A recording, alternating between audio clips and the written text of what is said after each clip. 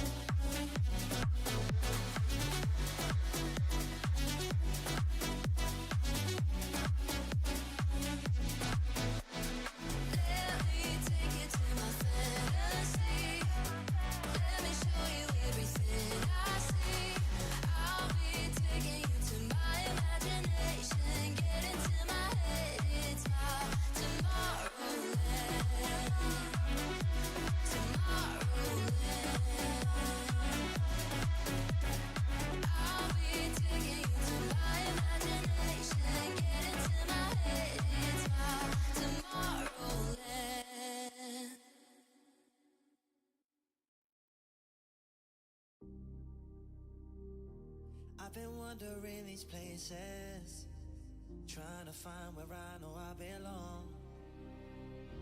And I've seen too many faces, now I know it was here all along. So don't try to deny it, you know we ain't leaving here alone. When I'm with you, I'm flying, I just want you here, that's all I know. Got me feeling, got me winning, I'm lucky when you're by my side. When I say it, I'm not lying. Then every time we touch, it feels like. Every time we touch, it feels like home. Every time we touch, it feels like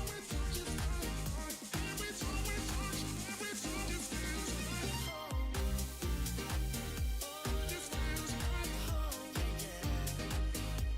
This feels like every time we touch, it feels like home. I've been wandering these places, trying to find where I know I belong. And I've seen too many faces, now I know it was here all along.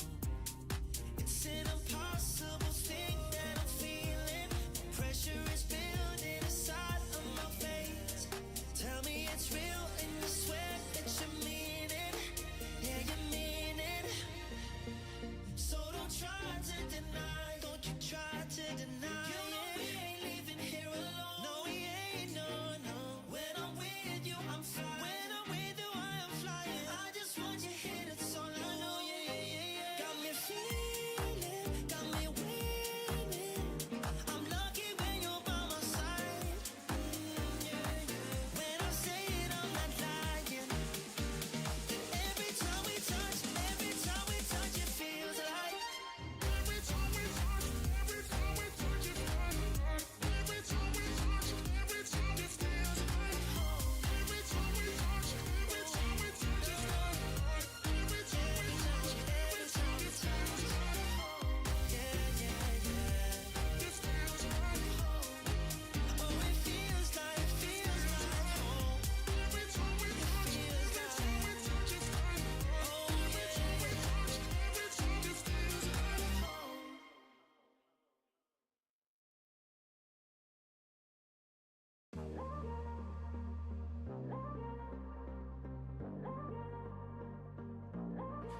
Being in love gives me a reason from ever falling down.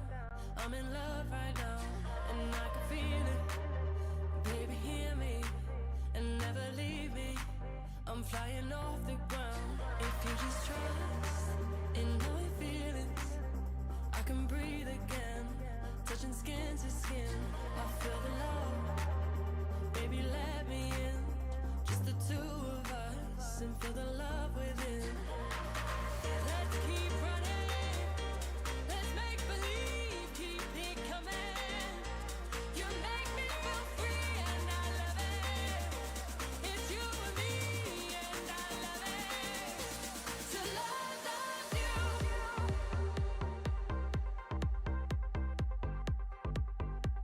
I want to love you.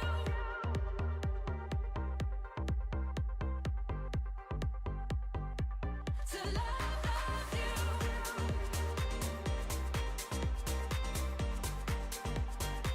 I want to love you.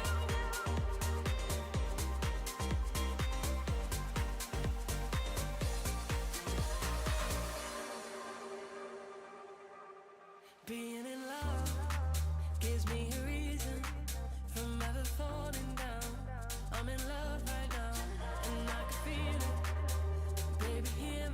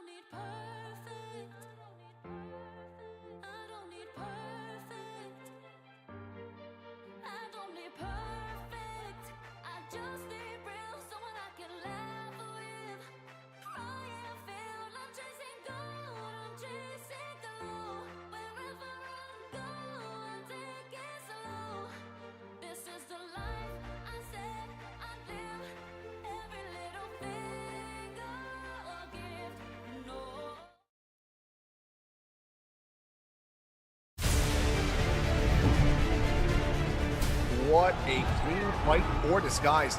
That will be the team kill. Liquid. Jefferson's managed to get Tree down. Play for point. Nice ball. It's just going to be an explosion of death in the hands of the Dallas Fuel. That was impressive.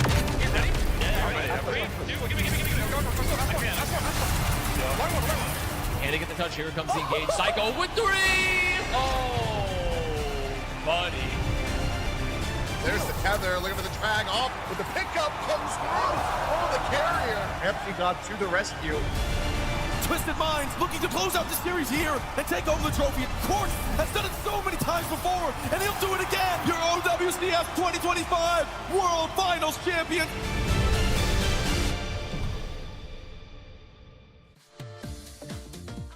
Welcome to the OWCS Championship Sunday. Zoe here, joined by Jake and Matt to, close out a really thrilling Stage 2 EMEA playoffs. Yesterday, guys, was insane.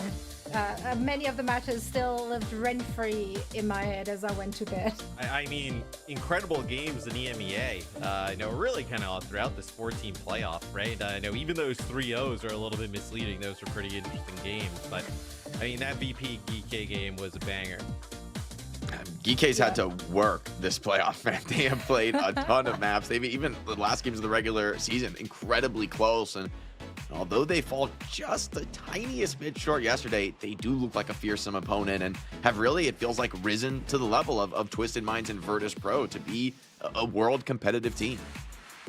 Yeah, I mean, you're saying GK had to work. VP had to work too. Something they're not so familiar with looking at their performance during the Stage 2 group stage, right? Like, no team really pushed them. Yes, Katsia took those 2 maps off of them, but overall, they were at the top of the food chain, but no more. I think GK played it so very close in that match as a whole, but then particularly on that last map, I mean, that OT fight that just went on forever and ever and ever was so close. So clutch. It was insane. It might have been the best map finish we've ever seen in the history of Overwatch. It's crazy that we could say that, and I don't think you're exaggerating, Zoe. I really believe it. These 2 teams, I've even seen pro players reacting to this, and nobody could read what would happen. It comes down to these tiny moments, everyone playing with no resources remaining, just using absolutely everything at their disposal to stay alive and in the fight, land in here. I mean, look at the timing on this. He just can't quite reach the TP. Icenom steps back 1 inch, keeps him here to keep the OT rolling, to get Psycho back. I mean, what a clutch. I mean, just tremendous stuff all around. So, I mean, you think back as well. Landon is part of Alcad. Wasn't it on circuit in the World Finals where he had that insane Baptiste clutch as well back in Stockholm? I mean, just crazy stuff on that map. Seems to find him in a lot of different ways. I mean, clutch gene was apparent in many a player yesterday, not just in EMEA, also the NA matches went the distance. I'm sure we'll be talking about those in a little bit, or rather a little bit later, because first things first, we gotta focus here on the EMEA, because VP, they clutched it out, they won their match, and they're now sitting in the grand final awaiting their opponent, which should be either GK or Twisted Minds, because Twisted Minds alongside GK and Virtus.pro have of course punched their ticket to the Midseason Championship and now continue to have an opportunity to get the EMEA Stage 2 crown. What a match this was. They came back with a vengeance in their lower bracket match against Katsia, a series that we usually see going the distance, but they came to play. It was a very dominant showing. Just look at these comps. So, I mean, we did Soldier that's 76 in 2026. I reached out to Twisted Minds. I did ask for a ranking, a rating on UB Soldier, and Quartz gave it a 9.5 out of 10. Pretty good. Yeah, it's pretty good. But I mean, look, with how Katsia was playing yesterday, right? I mean, the Xion Vendetta trying to play that into the cat, no, not a lot of resistance for Twisted Minds, and I think it would have been crazy to not see them there at the Midseason Championship. I mean, they've been so good, really for the last year and a half, almost 2 years. So it feels right with them qualifying. Yeah, it would have been an insane timeline to not have them joining us here for the second line, especially with what they brought to the table in Tokyo just a few weeks ago, right? Like how they grinded through the lower bracket there, ended up in the final, making it one of the closest finals we've ever had at a competitive Overwatch event. Now, of course, our 3 teams are set here in EMEA to join the international competition at the Midseason Championship happening in just a few weeks in Paris, France, at the EWC. And you can join us as well and cheer on your favorite players, your favorite teams, or your favorite talent. Looking at Matt, I know people come from all over the world to see cheer him me on, in person and cheer him on. That's right. Yeah. And you can do so for a little less money now if you're using the code you just saw on your They screen. run So, polls, make and sure outside to of seeing grab the your games ticket. and the just Matt is general up there, area, yeah. I'm number 3 in terms of why Yeah, people it's come. usually games, then a variety of different player names, then Yeah. Matt, then merch. Yeah.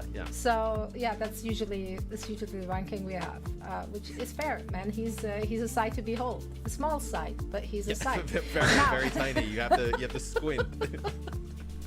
It's like a Finding Waldo situation. You have to find him somewhere in Look for the hoodies. production area. Exactly. Now, no, we're excited, man. Like honestly, I'm especially excited not just to see Matt, but the EMEA teams. They're playing on such a high level right now that usually, like this is a one team region, then it turned into a two team region, and now I generally mean it when I say all 3 teams that have qualified out of EMEA, they have a real shot to make a deep run here in the Midseason Championship against the international competition, especially against the Korean teams. I mean, I think this is real proof of the idea that, hey, some stronger teams together in the region, pushing each other to compete raises the level over time. Those squads that have the firepower to be able to match up and, keep competing as the level grows. I mean, they can now show up in the international stage with a lot of confidence. I think a lot of other regions are going to be looking at these EMEA teams saying, we don't want to catch any of these matches in an early round. Even, maybe you're the high seed from another region, you get the 3rd seed from EMEA. That might be a bit of a scary match to open the playoffs with. Yeah, and we're going to see all of our 3 qualified teams in action today, as of course, while they did punch their tickets to Paris, they still have to determine who's going to get the EMEA crown for this stage. Of course, VP made a good case for themselves all stage long, but they started to look like they can bleed here in the playoffs. GK playing them so close. GK now dropping into the lower finals where they have to face off against Twisted Minds. And one of those teams gets an opportunity to go up against VP again. And quite frankly, looking at the performance of those 2 teams and how they've leveled up throughout the competition, this could be a coin toss. Like, this is going to be a very, very difficult one to predict. So let's break it down. Let's talk about what we've seen from both of these teams. Obviously, Twisted Minds, we talked about their struggles throughout the stage. We talked about their initial struggles even here in the playoffs, dropping into the lower bracket there as well. What have we seen yesterday that should make us feel hopeful and confident about their chances to make it into the grand finals? I mean, for me, Jake, I actually think it goes a little bit further than just what we saw yesterday, right? They just kind of run through OWCS. But let's not forget, like, they were up 2-0 against GK in pretty commanding fashion, right? And then they just kind of, GK obviously makes a tremendous comeback. So for me, I think it's like, okay, like if Twisted Minds can kind of, get that mental right, not even they seem probably shocked that they lost that GK series. I think they're going to put together a pretty good performance today. Yeah, I mean, I think they definitely can show some more adaptations. They already showed some of that in the matchup in the lower bracket against Alcad, and with Tivent coming in and looking actually pretty nice on the Sigma. That's something that keeps the diversity, keeps the option space open for this Twisted Mind squad, which is something I think they need. Like, they have found some adaptations, some unique play styles that have worked really well for them so far on the stage, but in the playoffs, especially Virtus.pro and GK, they seem to have found some of the answers to some of those odd styles. And I think it's going to be, incumbent on Twisted Minds to be able to show you can compete on some of these top meta heroes. Like, to not play the Sigma right now, you can get away with it maybe a decent amount, but I don't think for the whole series. And for TMT, like, this is a moment where he's kind of called upon to have a big showing, but Ziad and Eisnam have set the bar ridiculously high in that character, and their teams behind them in the style overall. So for Twisted Minds, some soul searching about what they think their best odds are to be able to get this win, because you could also say GK, maybe they shouldn't have lost those first 2 maps. Maybe they are a really strong team right now. Yeah, being slow to start can really come back to haunt you in this format. Now, they have played it really close, those two teams, right? We saw them just last week at the end of the group stage in a 5-map series. Then we saw them again on day 1 in the playoffs, a 5-map series. Now, they're meeting again for a chance to make the grand finals. So, naturally, we have to expect a 5-mapper here as well, Matt. I do feel like GK has leveled up tremendously, though. I don't know if that's just a matter of them playing up to their opponents or if something else just really started to click for them. I mean, I think it's like they get Kellex into this roster, right? And it's a roster, although like last year, with Checkmate and Landon, you're just subbing those two players out for Alfie and Finn. I know, I think obviously Checkmate and Landon probably better, but like comparable players. And like we saw the success they had last year, right? So I think they're just kind of starting to pick up, and like maybe here at the beginning of the stage, right, it just took them a little bit to kind of get on the same track again. But now that they are, they're as dangerous as they were just a year ago under the Katsia name. Yeah. I just think also, like, individually, we've seen the players like really rise to the occasion. I think Ziad so far in the playoffs had a phenomenal game. Labda and Alpha Yi got a lot done for the team as well. Alpha Yi especially has been one of the main reasons in the upper bracket semifinals against Twisted Minds to like really turn the tide for this GK squad. Yeah, Alfie's coming in clutch, showing incredible flexibility with, the top flex players in EMEA. I also want to highlight Libda. I mean, there's a stiff competition in the hit scan role right now. It's Kedster and Quartz, and the other teams in the playoffs, so he's had to step up in a huge way. But his Bastion yesterday was lights out. I mean, the tracking he's able to showcase, the Sojourn coming out at moments, so he is going blow for blow with these top hit scan players. He's kind of been, I think, maybe just outside of that group for some time now, but I think he's maybe broken into it now with some of these recently great performances. Like, he did great work against Quartz of all players, and when you can stand up to who I think is the best hit scan in the world right now, you certainly are breathing rarefied air. And for the team overall, that's going to be a nice little bit of wind in the sails. Man, this is a tough one to predict, not gonna lie. Just based on how close they've played it against each other and just what we've seen over the last couple of weeks, I did something I usually don't do. You picked both teams? I'm going against Twisted Minds. I did pick both teams. Oh, okay. No, that's not my style. I'm not Johnny. That's also Jake's strat apparently adapted. But yeah, no, I actually went with GK. I felt more confident in their victories than I did in Twisted Minds, which always still kind of made me guess. Their initial fumble in the upper semifinals was just so baffling to me because I couldn't like put a finger on what actually made them lose the game. That I'm gonna give this to GK. I might just also be an absolute victim of recency bias and just so impressed with what GK showed us in the upper finals yesterday. So yeah, I have to agree with you. I went with GK as well. I mean, there's the recency bias of being able to come up with that win, but I would say it felt like in that series, yes, they had to pull the full reverse sweep, which, took incredible fortitude, and, they had no opportunity to slip up. They were able to execute.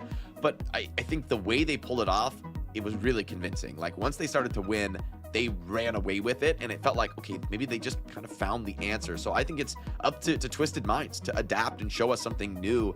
I don't think if they just bring the same looks as the last match, I don't even think it's going to go to 5. I think GK will dominate them in those same matchups again. So with Twisted Minds, they've shown adaptability, but I'm gonna have to see it to believe it. GK, I think they're the stronger team today. I went with Twisted Minds. I'm not gonna overreact to the GK map 5 win, not gonna overreact to like yesterday's game. I mean, the flashpoint in game 3 was like down to the wire, final flashpoint, and GK pulled it out. We were like 2 percentage points off of a 3-0 Twisted Minds. So I am going to say that they don't have some kind of colossal boom today if that happens yet again and they're able to kind of close it out. Well, we're about to find out as we're getting into our first match of the day. It's a lower bracket final winner moving on to the grand final to face VP once again. So guys, please take it away. Both of these teams, Matt, are going to be so hungry to get this win. For Twisted Minds, it's the opportunity to right the wrongs of a relatively lackluster stage, given their pedigree as a team. And for GK, this is the chance to rise above and to really stake their claim as, if you can beat Twisted Minds in a playoff elimination match, you could beat just about anyone else in the world. I mean, given the history, that's the standard that's being set today. Yeah, it'll be the Mauga ban here for GK. So we kind of saw a little bit later. No, actually, the Mauga ban for TM. The Bastion ban for GK, as we saw them kind of go towards Cap Bastion a little bit later in the series, did Twisted Mind. So here on the Antarctic Peninsula, pretty decent comp that you could potentially play. So with the Mauga gone, potentially we're going to see, whether it be like Sigma D.Va, right? If TVNT decides to kind of continue to play some of that D.Va into the SIG. Yeah, that's a tough matchup. It's one that he has played a lot, and I think for me that's been maybe one of the weaknesses of Twisted Minds right now is that D.Va is not that great in the meta. I mean, she's absolutely playable, and there's certainly good spots for her, but in comparison to like a few months ago, I think she's fallen off a lot. I think people are really looking towards Sig and Mauga, and even Ramatra we've seen can give D.Va some trouble in these matchups. So for TVNT, I know he's got the flexibility. He has looked good on the Sigma, he's looked good on the Zarya, but for the team overall, how to deploy that, whether to play the Cap Bastion, this is the challenge of Twisted Minds. They're a team that is doing something different right now. They're playing their own sim styles. They're playing the Cap Bastion where no one else is. So when you are boldly going ahead and sort of innovating your own strategy, the trouble is there's no one else to do a value test for you. There's no other way to learn than trial by fire. And I think that's what this playoffs match is going to be. I don't want to see TM really play the Cap Bastion here. Like, I think if TM can get into a sim mirror with GK, like that's kind of like TM's wheelhouse, right? You see kind of obviously the starting lineup here for Twisted Minds. It's really been Yubi for a lot recently in terms of playing time over Jwoo, where you kind of need his shot calling, right? Quartz talked about how much easier that kind of makes the job on the rest of the team. They're able to all focus, right? They kind of went with really, I think partially like where the team kind of hurts, right, is like not having Psycho this year, who seems to be the same level of like in-game kind of shot caller that potentially Yubi is, but maybe just like a little bit of a deeper hero pool, right? Where I think that's obviously somebody who played a big part in TM's success last year. Yeah, I mean, I think Psycho, definitely an even-keeled player. It's really valuable to have, those veteran voices on the squad when, you're in those difficult situations. You're trying to figure out what's going wrong when you're losing, and it's not easy to diagnose those problems. I mean, that is the ultimate challenge, really, of a game as complicated and as fast-paced as Overwatch. But I think you're right, like Yubi in-game to be able to kind of cut through that noise and to just give the team a single voice, a single vision, has been incredibly valuable for them as a team. It has sometimes, though, painted them into a corner where, if you're putting all that emphasis on what one player sees and what one player can read out of the game, maybe in certain styles that's not going to be as effective, right? And we'll see if the hero pool ends up being a risk here. Taking a look at the bracket overall, this is how we got to this point. GKTM here in the lower final. Only one of them can go on to stay alive. Still, both teams have qualified to the Midseason Championship, but you'd love to climb up and just get that one higher seed, just get that little bit higher place with how hard fought EMEA has been this stage. Yeah, I mean, we don't know how the groups are going to be a shakeout, right, for the Midseason Championship, but obviously having the higher seed generally always benefits going in to that event. So being kind of that third team in EMEA, probably the toughest time at that event. And to remind you guys, we got drops going on right now. Link your Battle.net to your Twitch, and I know, start earning. I mean, I am so close to that 15-hour loot box at this point. I got the 12-hour one yesterday. Good old Toronto Defiant Ash skin coming on in. Okay. So, like, I got all the other rewards. I mean, hey, that Mauga skin can pay off because you can play a ton of Mauga on live right now.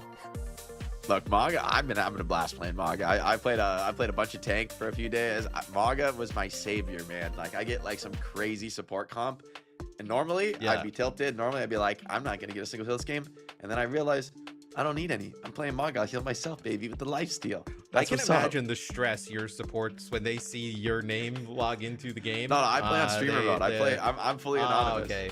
So they don't know who's yelling. I just like to flash I flash the Overwatch verified Overwatch League player spray, and people are like, "Who did that?" I don't know. Who do we have? And then you just you bind "I need healing" to mouse one shoot as well, so you can just kind of constantly spam. That's Mauga mentality right there. That is, I love that. Love that. I think we're just waiting for a player. Yeah, I think we're waiting for a player to kind of reset the router. Got an internet Do you know issue yesterday can get somebody resolved. ran a poll? They ran a poll. What was wetter, my face or your hair? Did you know they ever did that? Wait, for what? No, they didn't. I didn't. I had to joke. I don't know how you keep that hair glossy. I don't know what you're doing. Look, it takes a lot of work, a lot of effort. You gotta get some. I like the moisturize. I like Your skin looks great, man. You Thank you. look like a pregnant woman glowing. Zoe and I just jinxed each other. It's the first time I've ever heard that, but thank you. So we're waiting for one player to reset their router. I think just like connection issues, and obviously this game is super important, so you want to give both teams Oh my gosh. ample time to kind of be at full strength. But no Maga here in game number 1. No Bastion. No Maga, as no well, Bastion. which I think I don't want to see TM really gonna go over towards like playing courts. Like when they play the Maga, right? Just playing courts in like a Sojourn and like the Symmetra shell seems to work out pretty well. And then on the other side, right? I mean, he's able to play Cassidy too. I think the one thing you haven't seen from TM is like you would love to see them kind of work out some Xion in some way, but they just haven't really kind of picked it up yet. Yeah, they haven't wanted to play Xion. I think they also really haven't wanted to play the Flavor of the Month support comp. That's, I think, been the number one thing that is differentiating TM right now is they just don't really want to play the Mizuki Sigma style. They've really strayed away from it. They've tried it a couple times. It didn't look good when they did try it, and they haven't really gone back to it since. So it's hard to blame them because when they find their groove, playing the mobility game, kiting away with Quartz, giving him time, letting him work the angles, the success rate is incredibly high with that strategy, and so it's hard to challenge. But as we watched, especially GK and Virtus.pro yesterday going head-to-head, blow for blow on those, Sigma battles, just staying alive, those hit scans is not easy to get value against that kind of a comp. Yeah, let's take a look at just the bans for this tournament so far. So this is overall stage 2. So obviously Bastion and Sigma, the kind of go-to targets, right? We don't really see Mizuki a lot, really at all from Twisted Minds. So probably wouldn't see them kind of target that potentially in this series. And then obviously Jetpack Cat with all the things she can do in combination with the Bastion. So nothing too surprising here with the bans. I mean, maybe Sim kind of falling off, right? We used to see a ton of Sim bans, but maybe Sim, they're not as impactful as some of these other heroes at the top. Yeah, it's interesting that the Sim ban has declined a lot. I think the Sim ban is incredibly impactful. It's just that these top teams have all become confident Sim teams. For a while, it was just Twisted Minds. They were just doing their thing with UB on Symmetra, believing in it. And then, once you beat the world a couple times, these other top flex players, they start to take notice. Think about like what Psycho was able to pull off yesterday in one of that first team fight in overtime on Circuit. He gets 90% Sim wall. Truly, yeah. I don't think I've ever seen that before. Like, that is an ultimate. That takes an incredibly long time to build. You do not get that in one team fight. But I guess Psycho's built different. He does. Typically not, yeah. Same for Alpha Yi, right? They all look great on Sim. So I think these top teams, they're willing to take the Sim mirror. To your point from earlier, though, Twisted Minds, that's a comfortable mirror for them, and it's one that they need to be able to win, I think, to take home this series. It's so wild how Sim has become like a staple in a lot of these games, like for years, right? Like just really kind of not utilized at all. Just really now becomes a hero that obviously offers a ton of like ramping damage in some of these longer fights, which like Brawl tends to kind of lend towards. Then also just the extra mobility, right? The TP is so strong. The team play is incredibly, wild. What's possible, with that kind of mobility given over to characters, kind of shades of Jetpack Cat in a way. But as we're obviously vamping, failing for our players to get their internet fixed, we're going to throw it to a quick break, guys, to get that all sorted so we can get into the match and have it run smoothly. So don't go anywhere. Grab a drink of water, grab a snack, and be right back because you don't want to miss this match coming up next.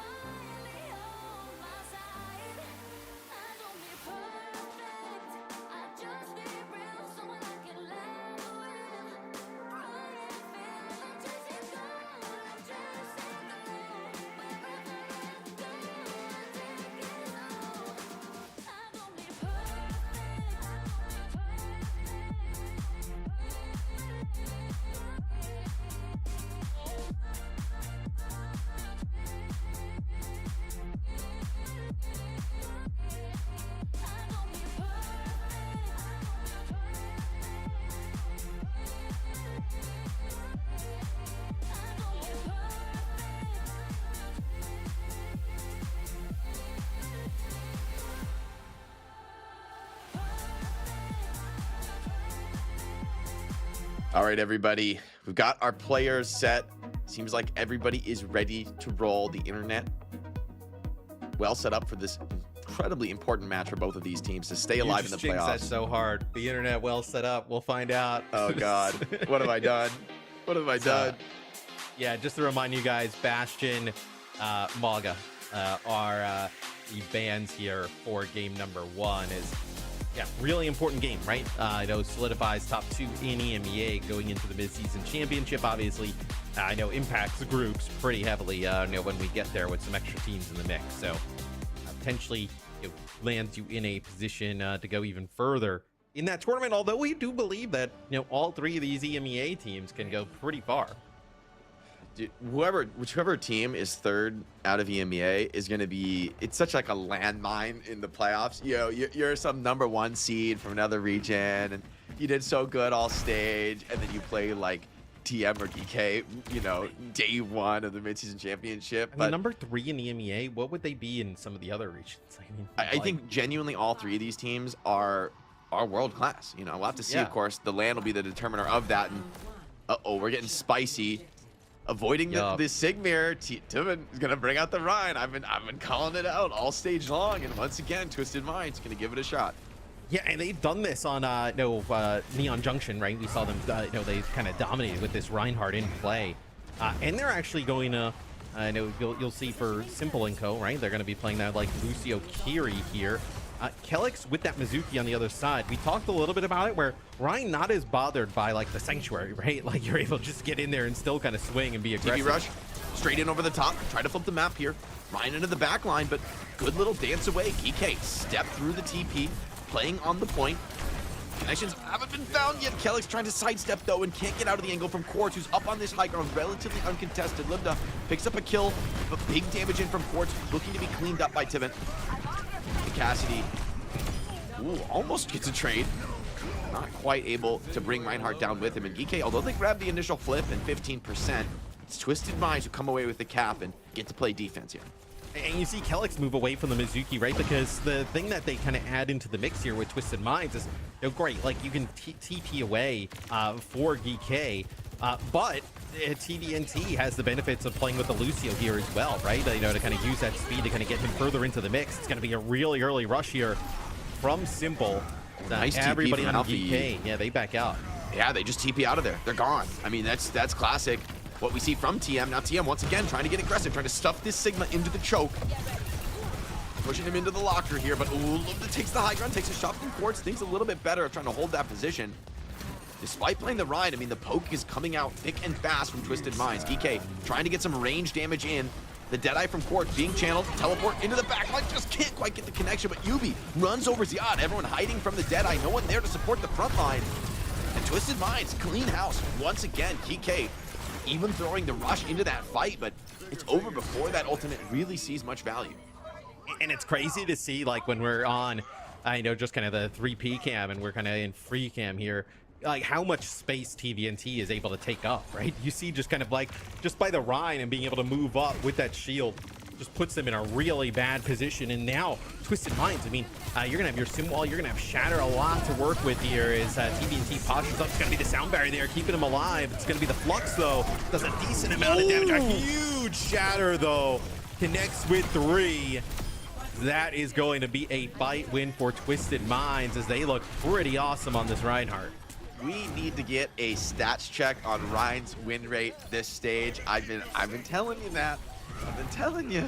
I got the read. This character is legit. Ziad to the Wrecking Ball. GK now desperation mode for the OT touch, but they are coming in forced to fight into a simple Kitsune rush. He's holding his nerve for now, waiting for the heavy commitment to come in.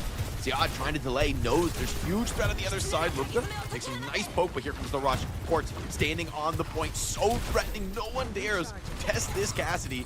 Not one that you expect him to fail, but hasn't found the kills just yet. But Subi drops, that'll be enough.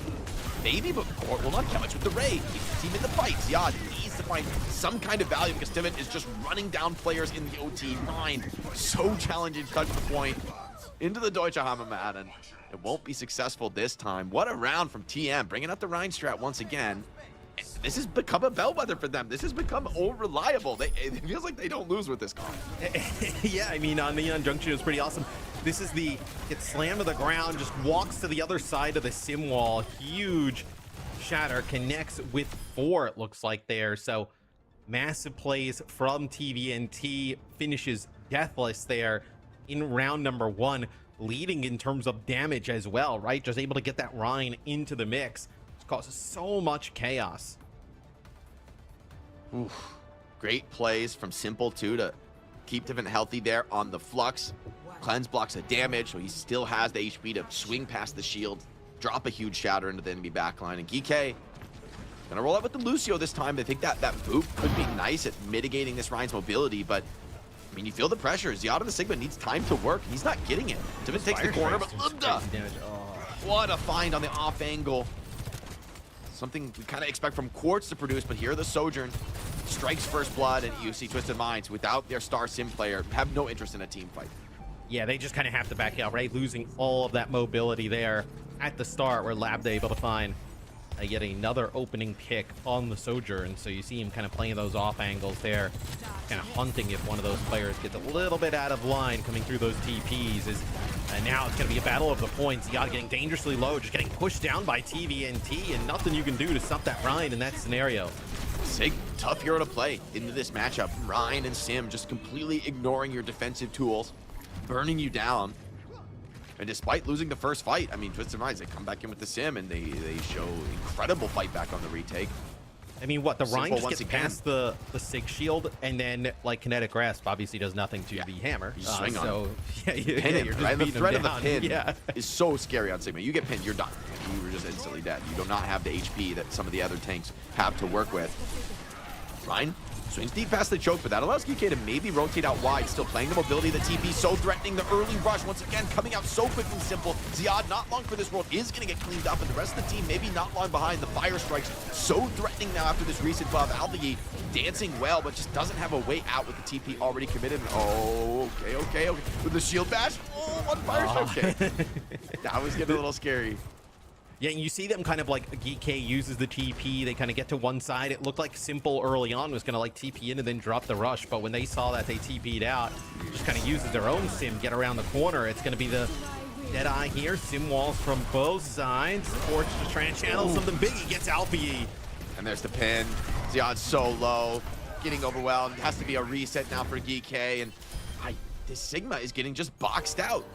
And Twisted Minds, man, when they start popping dead eyes and TPing around, you just know the fight is not going to go well dead. for you. Yeah, you know somebody's dying. Oh, I love the forward play with Shatter here. GK has a ton of ultimates, but they may not be ready for this. And at 75%, the next fight is potentially in question. The accretion is out. Oh, and TNT even finds the fire strike onto Kellex, ever grouping on the TP, and oh, the Shatter will break the back here of the opponents, but just the beat maybe comes out from Astro, nothing else needed. Ziad gets the Flux off, but he's so low. Another perfect cleanse from Simple ensures that Ryan is still healthy, ready to continue this fight. The rush is out, but so too is the Shatter, and on the floor, you cannot make much use of that attack speed boost. Lucio comes back in, but too little too late for Kellex and Althea. Twisted Minds, a resounding victory on the back of the Ryan comp. GK did not see this coming. No, and that's a GK map selection, right? They get rid of the Bastion early on, Maga out of the way, which Maga, right, would have been really probably the go-to for GK in that matchup, and they get rolled over by the TVNT. Reinhardt 24-0, 8k damage. I mean, you look on the other side, Ziad has had tremendous series, 3-7, not one you're gonna remember fondly. Is this has been all TM here in this first map. Truly, and I mean, impressive scenes from Quartz here. A lot of space to work with here in the Rhine comp, but heard some allegations that there's a Diva 1 trick on your screen. Doesn't look like it when he's hitting, what, a 4-man shatter. Next round drops a 3-man. I mean, team fight winning plays from Sylvan on the Rhine. And this is the kind of hero diversity that Twisted Minds, they need to keep up with the competition. They don't want to play these Sigma mirrors, but they find an answer that works well, that suits their unique look as a team. And with the swaps that the tank is able to bring here, Tevin is allowing the rest of the team to still stay comfortable and play in these winning matchups. Ziad, I think Orisa is the pick here for him, but it's just so out of the meta. It's kind of hard to see that in the moment with how good Sigma has been, how well you've been playing on it recently. But I do think the Sigma matchup is also really bad for well, Sigma into Rein is a pretty rough matchup for Sig. It's a little too easy for Rein to block your accretion just with a quick shield flash and then overwhelm you. And even the Flux is like, this doesn't hurt that bad on Rein. You shield while you're up in the air. You can even shield your teammates if you're all Flux together. It doesn't feel as terrible as some of the other tanks with their big health pool. And they're playing a Lucio, right? So a huge sustain ultimate like Sound Barrier for that Flux, right? Doesn't really make it as impactful. So curious where we will see GK take us in this series. So in the last game that we had between these two, right? It was actually Nepal game number 1.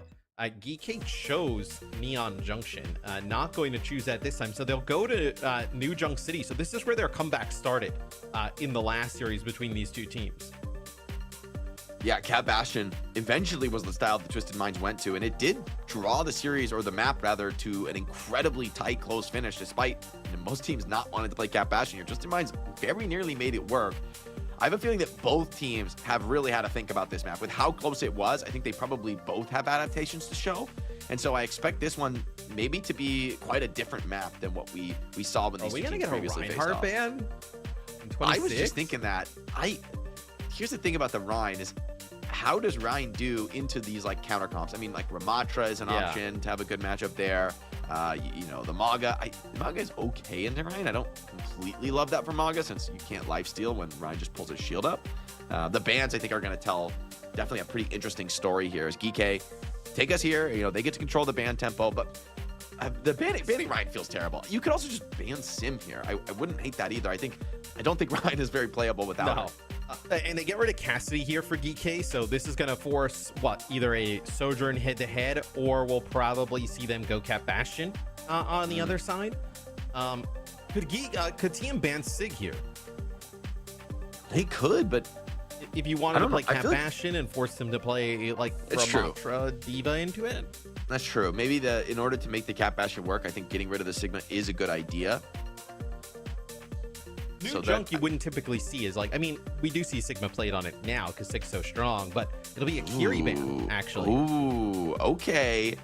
Twisted Minds maybe going to bring out like something interesting from Simple here. You know, the Ana, all right, surely not on New Junk City. To play Ana is just is a crazy maneuver. But what will the pick be from TM? Because Kiri is such a mainstay on this map. I mean, everybody is playing Kiri here, but for great reason. It's a fantastic Kiri map. Pretty much any flashpoint, you're going to feel amazing playing Kiri. Well, let's be honest, pretty much any map in Overwatch, you're going to feel pretty good playing Kiri. But yeah, at flashpoint, it certainly makes things interesting because there's no other flex support with that degree of mobility and dynamism that Kiri brings to the table. They're going to play Bat, maybe? Simple, Maybe, like we've seen him play BAP, we've seen him play, like, I mean, we like last year it was like a decent amount of Zen, right? But you're not seeing any Zen here on New Junk City. What if they keep playing Rhine, Matt? Like a BAP Rhine? I mean, there's no Cassidy, which does hurt. I think the Cassidy is great synergy with the Rhine comp, being able to take some of these cheeky little angles while Ryan's holding the front line and, you know, make plays. That's Quartz signature. Yubi is so great, I think, at finding the right timing to teleport Quartz into those aggressive angles for him to, you know, find those vulnerable side angles with nobody ready for the flank. But without the Cassidy, maybe that does slow you down a little bit. I mean, it's Quartz after all, so what? He's going to play Sojourn, but, you know, a little bit less of a explosive individual hero, and I think a little bit more of like, okay, we're going to group and play as a unit, which, you know, maybe it still works just as well. It's sort of, I think the Cassidy man is an odd one against a player like Quartz because he seems so resilient to you know, whatever hero he plays, he's going to have a good game. I'm starting to think as well, like, I mean, Funny Astro, we've obviously seen play like a ton of Juno as well. Like, is there any type of composition with like a, you know, Juno and then Simple on something else that we could see? If you're in game, you obviously have seen that we have the Fire and Tide bundle in the shop. Make sure you guys go pick that one up. It looks pretty awesome, and you get the bundle, you get all of those player cards as well. So if you like, you know, a bunch of the skins, just get the bundle, get the player cards as well. Why not, Jake? Right? Yeah, come on. The Mercy skin, that's my personal favorite. I've been open about that, but the May one is kind of growing on me.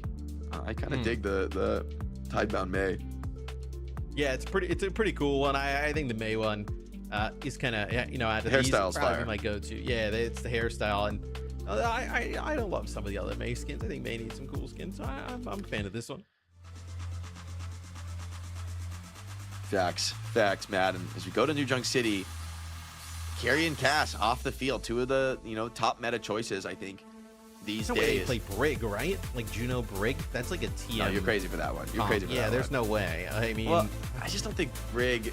The very meta is good right so now. there's so few dive heroes really being played. It just doesn't feel like Brig is a good look this meta. But I mean, honestly, Matt, I think the thing about Cat Bastion, while it can work, the first point is like so brutal for Cat Bastion. Yeah. I don't think it's really. The first point is like a tiny room. You're in the Thunderdome. There's no room to really maneuver. I do like though this look from Geek Esports. This is going to be a heck of a bunker to try to break down. And Tivin is going to run the Rhine, so with the mirrored DPS and support, it's going to be a really true test, I think, of how Rhine looks this meta. Theoretically good against Sigma, but with Bastion and Sim on the field, that is a lot of damage to break your shield. yeah, I mean the immortality field from Simple going to have to be pretty impactful. So it's a little bit of like actually kind of what we originally theorized, right? That it would be the BAP coming into play here. So it'll be without Cassidy. They'll actually ditch kind of, I know, any type of Sojourn play all that shield, together and gone. just go with the Bastion. Yeah, I mean, Oh, UB finds what? Lambda. Okay, some extra poke there, assisting Quartz and Astro, dropping Lambda, and now the poke advantage, even with the Rhine comp, shifts in favor of Twisted Minds. EK, they know it. They don't want to continue on in this fight. BAP in extreme trouble. Finn flanked by a committed UB push, and that should just be an opportunity to clean house. EK trying to slip away dribs and drabs and get a decent reset on. Tivin thinking about a chase, but a TP back from Alpha E will keep the team safe for the regroup, but that kind of a spam kill, it's a tough blow, especially because now you give this devastating corner to Rhine, where it's going to be so difficult to hold. By the way, hold on, TM are not interested in holding the corner. They're yeah, going deep into the spawn. yeah, they fake the TP, right? They put that TP down. They're going to go on through it. And they just drop the Ant Matrix in front. It's going to be that immortality field, but look at how far back it is pushed. GK, so deep back towards their spawn. So you will have an opportunity for Finn here, though, with an Ant Matrix of his own. It's going to be an aggression. artillery strike here. Yeah. Astro goes down though. GK feels like they're starting to get ready for some of these pushes. Ziad eventually drops, but maybe the damage is done. It's Tevin, Quartz, and Simple as a three-piece, but no tank on the other side of the field. Aggression though paying off right now from GK, overwhelming with player numbers. Alpha E picks up 2. Lambda will find the finish onto Quartz. And Twisted Minds, I mean, playing just with wanton aggression here, which I don't mind playing this Rhine comp, but GK, it feels like they were ready for some of those pushes now and have stabilized a little bit on this map with a great economy. Yeah, I mean, GK set up in a great position now, right? With a ton of ultimates coming on in. We'll see how they decide to play around this. It'll be TP and forward, yeah, right on top of the TPs window. down. That is really rough. Oh, but Finn goes over the top of it. And Finn's takes deathmatch out with the best one. of them. Yeah, no way he's going to be able to live. But still, I think the job is done already for GK. Yeah, fantastic work from him, staying alive, deep into that fight. Even the drone to just delay the inevitable, but after finding that kill on the BAP, it's all gravy, right? Anything else you're able to do is a little bit of a bonus. Twisted Minds doing decent in the ultimate economy, but I Despite think probably everything their comes down, opportunity. to the sim wall trade here is going to be so crucial. Who can get the better sim wall? Who can break the enemy's shields? And can Tivin find that big shatter that he's been looking for? He's been finding them all series long so far on that opening map, and now he's just farming up another window for Simple. Quartz instant burst right on through it. Yeah, down. I mean, you die so quick in the face of that. The beat now marking the flux. Helix still holding on to his beat, but down the Bastion, it's such a difficult fight, and I think they're wise not to commit here. There's just one chance for a retake. Helix slipped away from this fight, so he's going to be taxiing everyone back from the spawn, trying to get a retake on.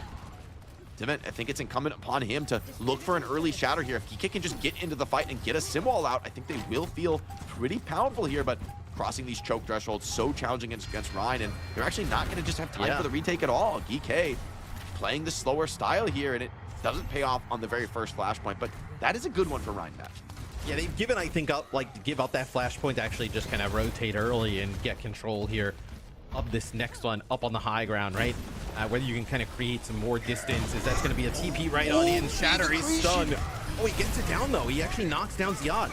Yeah, it's traded back and forth. Both tanks stunned, and with Bastion off the field, GK, they don't have a tank frontline, but maybe they don't necessarily need one here. Still staying alive with all the damage dealers. Simwell comes out from Alfie. That backs off the Reinhardt here from Twisted Minds, and without Quartz on the Bastion, the long-range damage threat minimal from this Twisted Minds comp. That frees GK up now to get very aggressive, harassing from all sides. The flip comes in, but they are flanked. They are surrounded, beset by attackers, but a big artillery strike.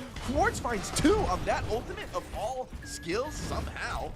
What a clutch. I mean, maybe they didn't have immortality field potentially there for GK, because that's like an Amp Matrix that dropped from Finn at the same exact time. They're gonna go try and shoot on through it, and Quartz just deletes them there. Gets 2 with the artillery. I mean, that is massive. We usually don't see many kills in results of the Bastion artillery strike. Now this is gonna set up Simple for an Amp Matrix that you're gonna be walking into here from GK. Simple is doing crazy work on the Batiste right now. He's got almost double the healing of Finn. That's why these Amp Matrixes just keep coming out. He throws them down, giving them out like candy on Halloween. GK said, no thank you, I'll leave your doorstep. But still, the clock runs down. Now Yubi's close to a sim wall. Yeah, I mean, they have to obviously back out, right? But still, I mean, it feels like every fight they've constantly been on the run is GK. So there's the artillery. Gonna back TM off of the point. It looks like TVNT trying to work his way up to a contest, but the shield was just dwindling away, and you have the sound barrier, right? So no need to kind of throw yourself into it. Gonna get the sim TP here. Gonna go straight to the point. You have a sim wall here, plus your own beat here for TM. May have to end up giving up the flip here. Ziad just getting boxed on the point here. Try to keep those heals running. A nice drone, but it's Quartz focus firing the backline. Ziad, though, doing good work with that sustain. Finds 2 on the fight. Alfie torqued up. It's him versus Yubi. 2v2 now on the point. Beat being held by Kellex, and maybe it's the perfect call. Alfie finishes the fight. What an immaculate performance from him on the sim. Yubi dancing well, but Alfie just a little bit too much HP. The support behind. And what a clutch fight from GK, that Kellex can hold the beat, that Alfie finds the confidence to keep the sim wall in reserve. Really keeps this flashpoint in contest now. I mean, absolutely massive, because now with sim wall plus beat and flux, you're gonna have the artillery again here for Labda. You're in a position to give yourself a fighting chance in this flashpoint. We did see this a lot like in point number 1, right? Amp Matrix comes out, but the sim wall responds in kind, even with the Bastion pumping damage through. It eventually breaks the sim wall, but it takes so long. It's just going to be a reset. Still good trade for Twisted Minds. Are going to be happy to have the sim wall out. Another TP forward aggression. This time GK wastes no time. Hard backing on. Nice little positional move from Funny Astro. Just dodges the flux around a cheeky corner. They've been thinking about stepping up to the plate, but the ults keep pouring on from GK, and now they're trying to actually move forward. They sense weakness, sense vulnerability in the back line. What a boop off the TP. Quartz dead to rights, trying to get tricky on that TP as he has so many times before. Nice shatter block from Ziad. Sick react from him. Kellex throws out the beat just to lock the fight in. I mean, Yubi has committed to sim wall. Surely this is going the way of GK, but hold on, Timon. He's still alive. He's still fighting somehow, some way. This fight is not done just yet, but as Alfie enters the fray, he'll be able to get it done. Well piloted by Ziad on the Sigma this fight. I mean, to block that shatter with a quick react shield, stay alive for some more deathmatch kills. GK are in a more open point. You really see the vision about how they aim to deal with this Reinhardt. Yeah, and I mean, Ziad was dangerously low at the beginning of that fight. They're just never able to kind of track him down. Maybe if Simple can live a little bit longer there, you're in that fight for Twisted Minds, but another flashpoint here as we're tied up at 1 apiece, where GK will rotate, get there first, control this high ground. 2 support ults available here for Twisted Minds. They'll take TVNT, take some damage, let Funny Astro kind of soak up all that healing, get that beat. And Matrix, very powerful here. Traded out. Kinetic Grasp should offer some level of protection. GK takes so much punishment. The beat in from Astro just barely keeps Timon alive. They're desperately trying to run this Ryan down. Ziad will find that, but that's just about all that GK can get out of the team fight. The beat is necessary, though, from Astro to ensure that you can take that trade into the Amp Matrix. But I think Quartz hit an Amp nade on like the entire enemy team. I mean, GK's health just evaporated at the start of that fight. And as soon as like that nade comes on in, you have TVNT going through the TP with no hope or thought of getting out. Just kind of giving himself up to the team. Space created, though. I mean, he's been doing amazing at that, providing opportunities for the team to succeed. But in the face of the sim wall, I mean, this is a brutal fight. But Yubi finds Kellex. That's insane. That should never happen. But a flux from Ziad finishes Quartz off. pin is good from Tibet. Astro finds another death match somehow. No way Twisted Minds can clutch this out. Shatter is just stuffed by Ziad, but somehow Yubi and Astro find kills on the extremities that, honestly, man, I don't think they should ever be able to get. Oh, it's crazy. And Twisted Minds snatched that win away. An incredible performance into the sim wall. That should not be a winnable fight. I believe the Shatter actually does connect with Finn there. Off to the side, where Finn kind of playing a little bit like where Quartz is there, where you just saw Funny Astro right by. He's playing in that area, and he actually gets knocked down, and they just kind of run right on top of him. It's going to be an artillery. Does break the TP. The next one actually lands on the roof. It actually doesn't land in that choke. It's going to be another Ant Matrix here from Simple. Kinetic Grasp blocking some of the damage. The Symbol further adds difficulty here, but Alpi somehow finds the damage to break through to the beat comes out from Kelix. It's only onto 2. Can he find something himself on the Lucio? Feels like he needs to as Quartz picks off mid. That'll take the legs from out from under this GK composition, and Twisted Minds gonna pick up their second flashpoint. Once again, you know, these closer range points seem to be solid for the Rhine.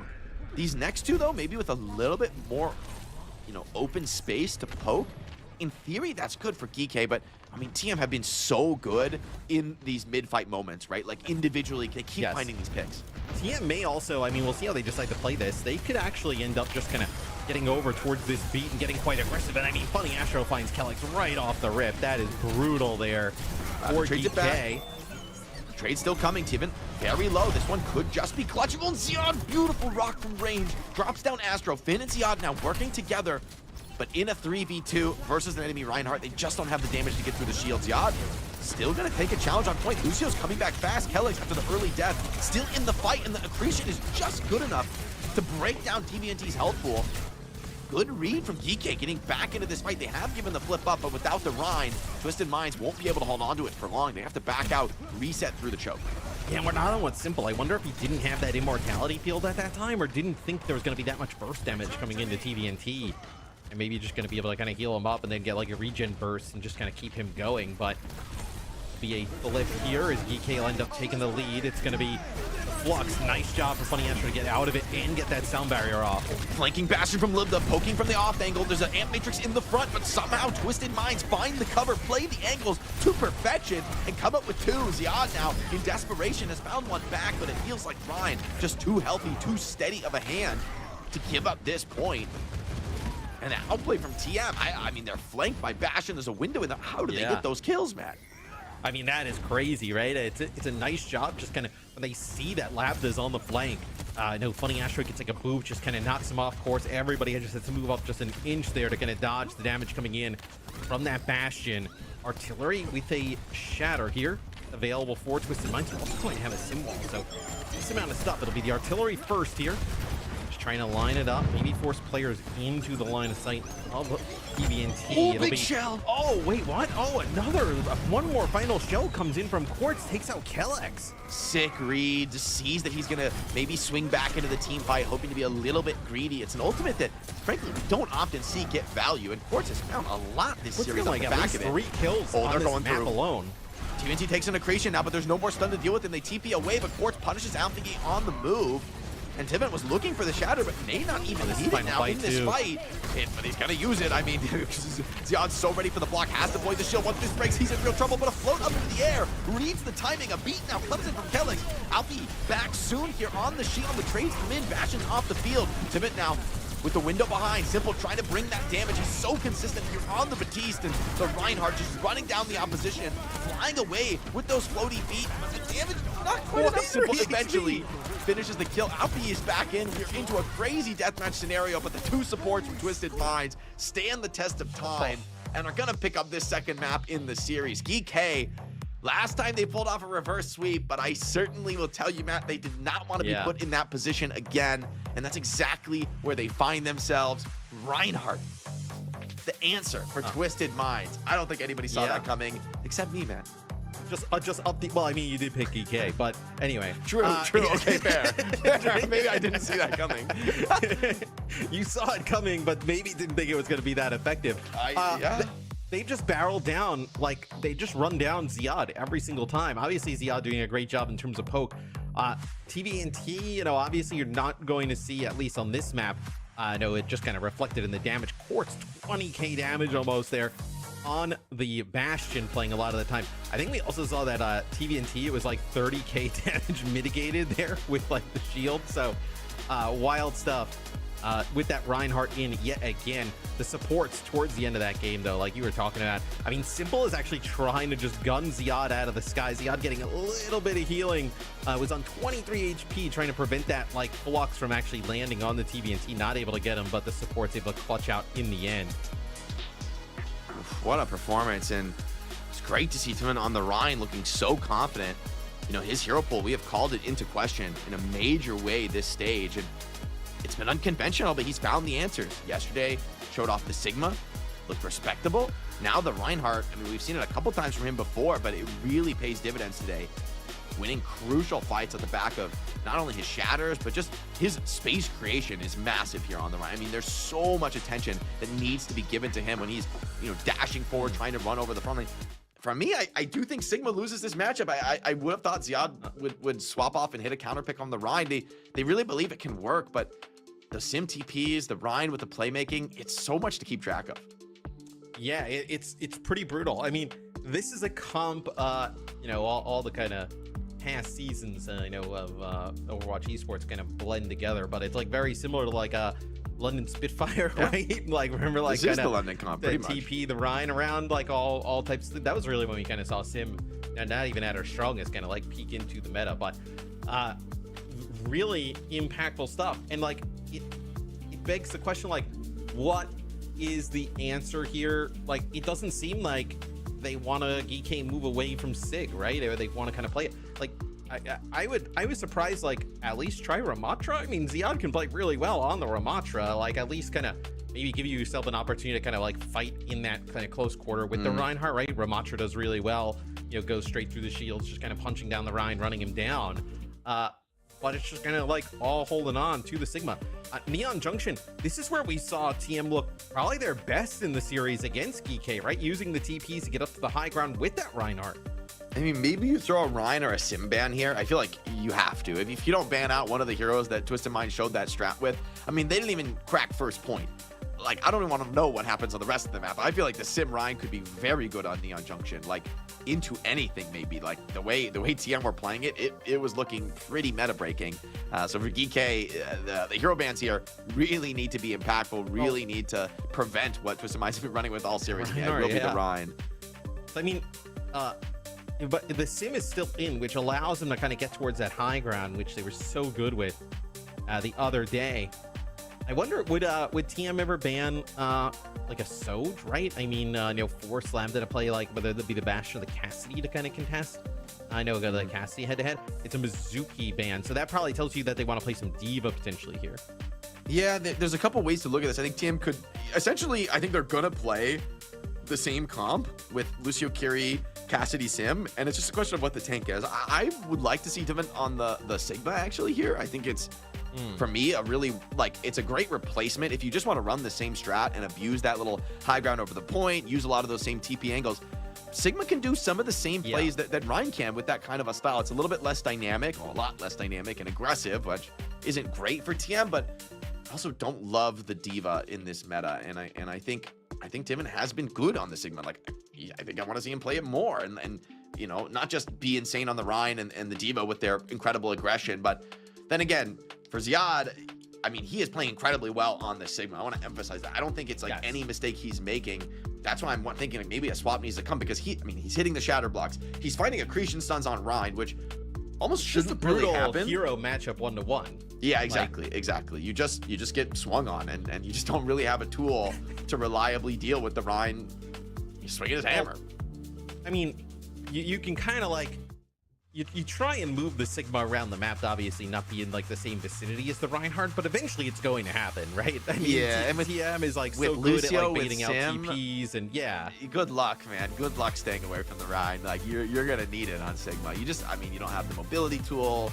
You just don't have the, you know, the raw frontline pressure that characters like a Ramatra bring to the table here. And with Rhine out, though, it's not going to be a worry for Ziad. I think this is actually a really good, you know, map pick and a hero ban for DK. This is gonna, put things in a more comfortable Sigma mirror, which is not a free win by any stretch of the imagination, but this is the matchup I think DK would love.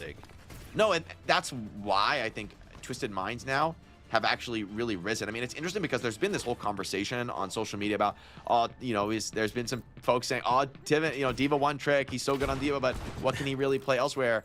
And he is absolutely laughing all the way to the bank right now. I mean, up 2-0 in the series, and if he can close it out here on the Sigma, he'll have won a crucial elimination playoff series without touching, I would say, his best hero. And I really think D.Va is maybe the best D.Va in the world, certainly in that conversation. Yeah. Now to be able to show this level of flex in playoffs is a fantastic sign for the Midseason Championship. Now he's the only Ryan in the world. That's true. So, I think there'll be more, Matt. I think the storm is coming. Twisted Minds just running back the strap, playing up on the high ground. The Sigma, though, the opportunity to get aggressive is not as realistic, and you see they're just playing more of a slow poking game. PK happy to take the mirror here, but we talked about this. The Sim mirror always going to be a comfort zone for TM. Ziad, though, finds the accretion in. They're starting to flip the map. They're getting that cap pressure in. Tiven trying to hold on to the point, but the angles are strong here for the attackers. Quartz can't find a way past the shield here. TP over the top, though. Maybe that creates some sort of opportunity. Alpha, though, focuses it down first, respects the mobility threat from TM. Now gets on top of the enemy Sim with the help of Kelix's Lucio, and a great read from Geeke. They break the back of the defense. Tiven on a flank angle, trying to make a play. Needed to shake something up here, but the play just comes in too quick. yeah, and that setup there on the high ground doesn't obviously work as well when you don't have that perma shield of the Rhine, who can just kind of stand there. They're kind of force that low ground, and then now over to the D.Va. So this doesn't surprise me with the Mizuki ban coming in from TM, right? Mizuki so just it's kind of like nuclear against D.Va at the moment. But with the Mizuki gone, look, it's still going to be pretty tough to play into, right? I know for DK, I know having like obviously the Sig accretion to kind of use into this D.Va, nothing that TVNT hasn't seen before. Gonna take a little flank angle here. Try to shake up the formation. The DK wastes no time. They flip the map. They keep this cart rolling. Tiven struggling to walk up on the D.Va. Nice cleanse to block the accretion. The rush comes out as well, but DK hold their ground. Deadeye rush in response. D.Va Matrix started to run low. A TP behind. Gets a big damage on a TVNT. The damage suit is going to be cleaned up. Yubi goes down as well, and this fight doesn't seem hopeful here for Twisted Minds. DK hold their nerve, double down on the ultimates, and clean that one up with comfort here without blowing too much of the bank. I'm worried now. I don't think the D.Va seems so rough into this matchup. Like this is a worry. What would you want to see them play? Would you want to see them play like maybe like Maga here with I'd like rather see Ram maybe? Ram or like, Maga? To try to play the or I don't. Maga, I also don't love. I think it's pretty hard into the Sig at times, especially when they can match the mobility and kind of kite you out. But we'll have to see. Ziad, he's been so sick on the Sigma this playoff. Simwall forces a back off from Geeky. If they can just get out of this, and they can with a beautiful TP from AlphaYee, fully kiting the Simwall, masterful. They're trying to double down. Twisted Minds know they really cannot afford to back off here. Quartz does find a Deadeye connection. Not many teams, I think, would have found the chutzpah to keep pushing here. But Twisted Minds hold their nerve. It's a great read, because I think if they do back off, the clapback push from Geeke is going to be immense. So Yubi with a great read. Beat, yeah. I mean, they most likely would have gotten the point. And you might be able to get a fight out in the spawn here to drain some ultimates and maybe even have a retake option. Twisted Minds, tough decision in the moment, though. Instead, they elect to back off. Maybe they can find another window to get aggressive, but that gives Geeke a bit of tempo now. And with all the ultimates in the bank, I'd be worried if I were TM. This second point called into extreme question. Yubi, though, wants to bring that pace, pushing into the flank with Astro, but Geeke maybe slipped the net here. TP through AlphaYee, great find. Twisted Minds in the wrong neighborhood. The cart crashing towards this second checkpoint. The early rush as well. Tiven forced to come in and take this touch, but he's not locked for this world. Plankton surrounded. Symbol out. Deadeye as well. Labda should be able to guarantee this. A big Deadeye shot. The beat keeps everyone alive. Now a better beat and a flux. Kelix, Ziad looking to lock this finish in. Tiven loses the suit. Still plays available. Can Yubi find something? He has the symbol, but he goes down in the thick of the fight. It's too much pressure in the OT contest. Yeah, as Astro eventually will fall. I mean, look, for Twisted Minds, pretty rough, in terms of their first point defense there. They obviously put together a few fights. They're also able to, like, at the beginning of that, it looked like Geeke was going to have a support ult advantage, but Twisted Minds able to farm up both support ults during that and then end up kind of matching it. It's just that flux is so massive that comes in from Ziad via TP that's just faked there by TM. It's going to be Yubi going aggressive here with the Simwall. So hard to catch this team. I mean, AlphaYee is playing out of his mind right now. Every ultimate is getting kited. Perfect TPs. Geeke is a very masterful sim team right now. And once again, Twisted Minds say, look, we cannot back down. There's no willingness to allow the enemy to regroup. They do get a trade-off, but losing Yubi is a pretty high cost, especially when EK are taking every opportunity to step back to the payload. It's positional chess right now here on Neon Junction, though. Kelix may just be cut out, does catch a bleed from the Cassidy, but barely has enough heal to survive through it.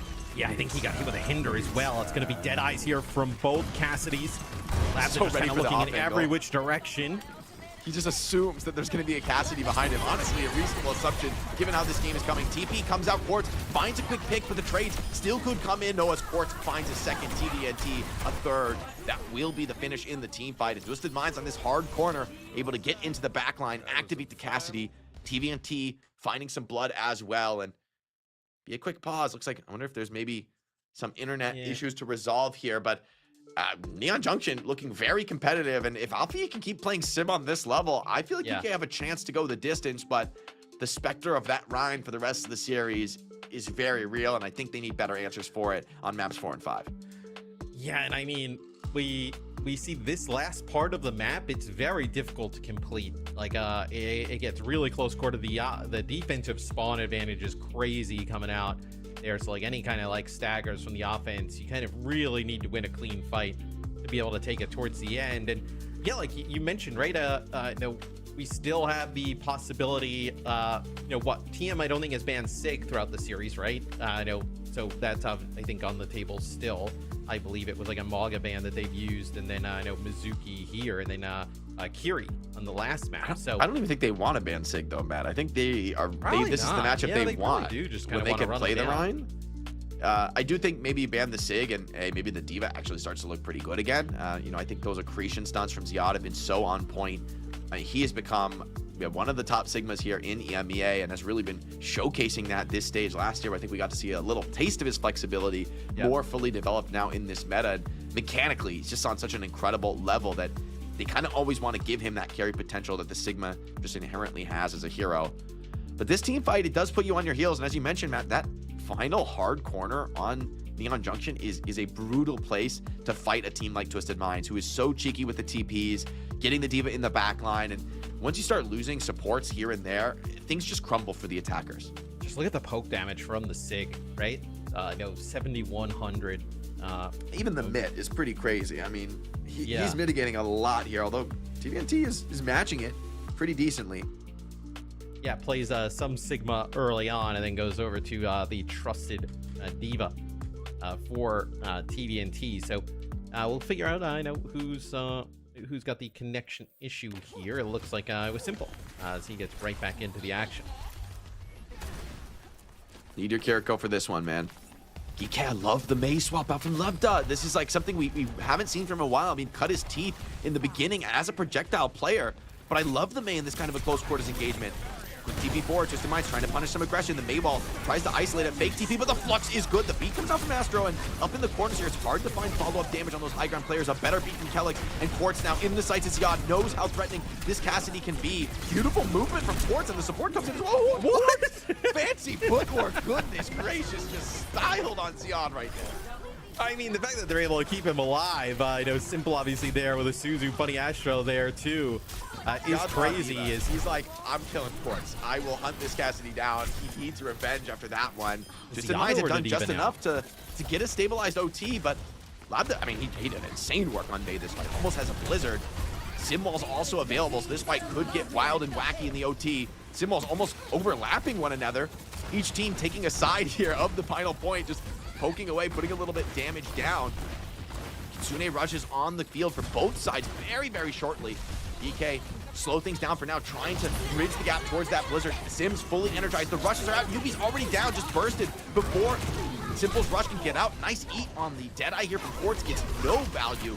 And DK, clean house here. They're going to cap Neon Junction with over a minute. A crushing victory on a map that I don't think we've seen finished yet, man. I mean, this map has been very defensively favored. So DK looking great to at least start the reverse sweep.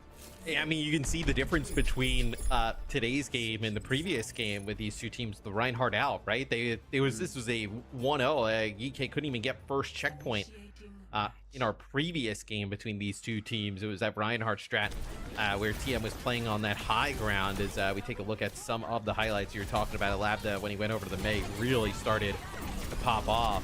And I think you just see kind of obviously things change with that Ryan out of the mix. So I think for defense, I actually think it probably trends even better for GK, right? I think like the SIG, being able to use the SIG on the defensive side of things, definitely going to be a little bit better for them, like constantly kind of poking from that high ground. We'll see what they decide to do potentially. Are we going to see, Cap Bastion here from TM?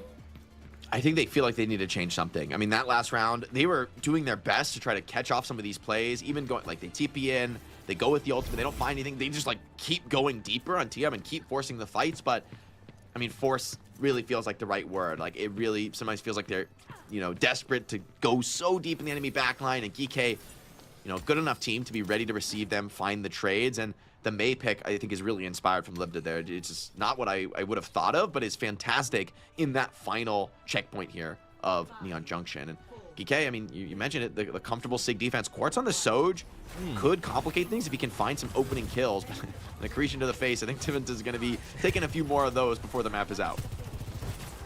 Yeah, we'll see Quartz, I mean, one of the best hit scans in the world. Yubi just rounds the corner, just gets two taps there by Finn.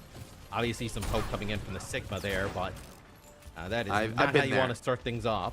I've been there. You're IGLing, you call for the swing, but, other players have to react, and you were already thinking it in your head. It's an easy mistake to make. Yubi, give me a quick reset. TP straight across here for TM, so gonna get through the choke as I think just the threat of Quartz here is gonna be pretty dangerous. A lot of nice off-angle shots here from Lava, though. This is scary. He's plinking away. No one's ready to deal with him. Timmon has to stay in the front line. There's too much pressure coming in. Ziad steps through the gap and just burns down the attackers. Twisted Minds, it's their turn to experience some of this signature aggression as they just get bowled over in the fight.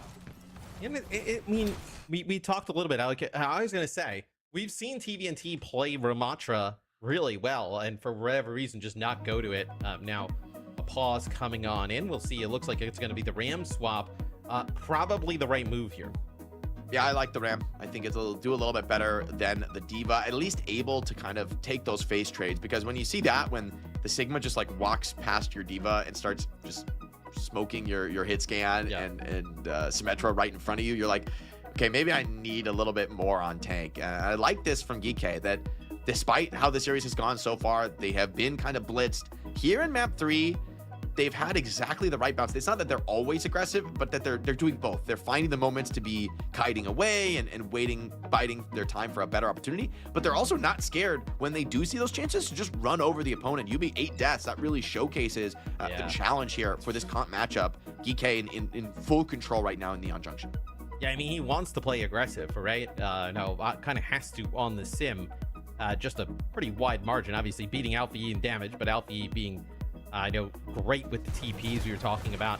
I know in round number 1 is we take a look. This is our previous fight. Just Labda just kind of going uncontested on that off angle on the cast. Yeah, I like that find. They that's honestly kind of reminds me of how TM played. They go so aggro in the front line with the tank and the sim, and then Quartz is on some cheeky angle. He gets like a few seconds to free fire. It's all he needs, right? Starts to pick up those kills, and the rest of them just come in. Crucially, though, they're able to win that fight without giving up any trades. So you really haven't made any progress at all so far as Twisted Minds. There's going to be a big ulti advantage here for GK. The clock is going to run very slim. It feels like TM are really struggling right now, and I mean, they could fall out in a full hold in Neon Junction, which, while it is only map 3 in the series, and you are still on series point, it does start to make you sweat just a little bit, right? If you have a very dominant showing here on map 3, it's like, okay, that's could be a momentum shifter if they have the right answer. If they don't have the right answer, they're just going down in map 4. Well, because there's not, like, if you think about the escort pool, right? So we have escort and push left. Escort's what? Dorado, Junkertown, Circuit. Like, those are all pretty good SIG maps. It's true, but I think Rhine, it's like, Rhine, you would say Dorado is not a Rhine map. I think maybe it's fair to say. Yes. But, I mean, New Dorado, with SimTP, it's like all bets are off. You think it's not a Rhine map? I mean, I think London Spitfire really showed this back in the day, that everything can be a Rhine map.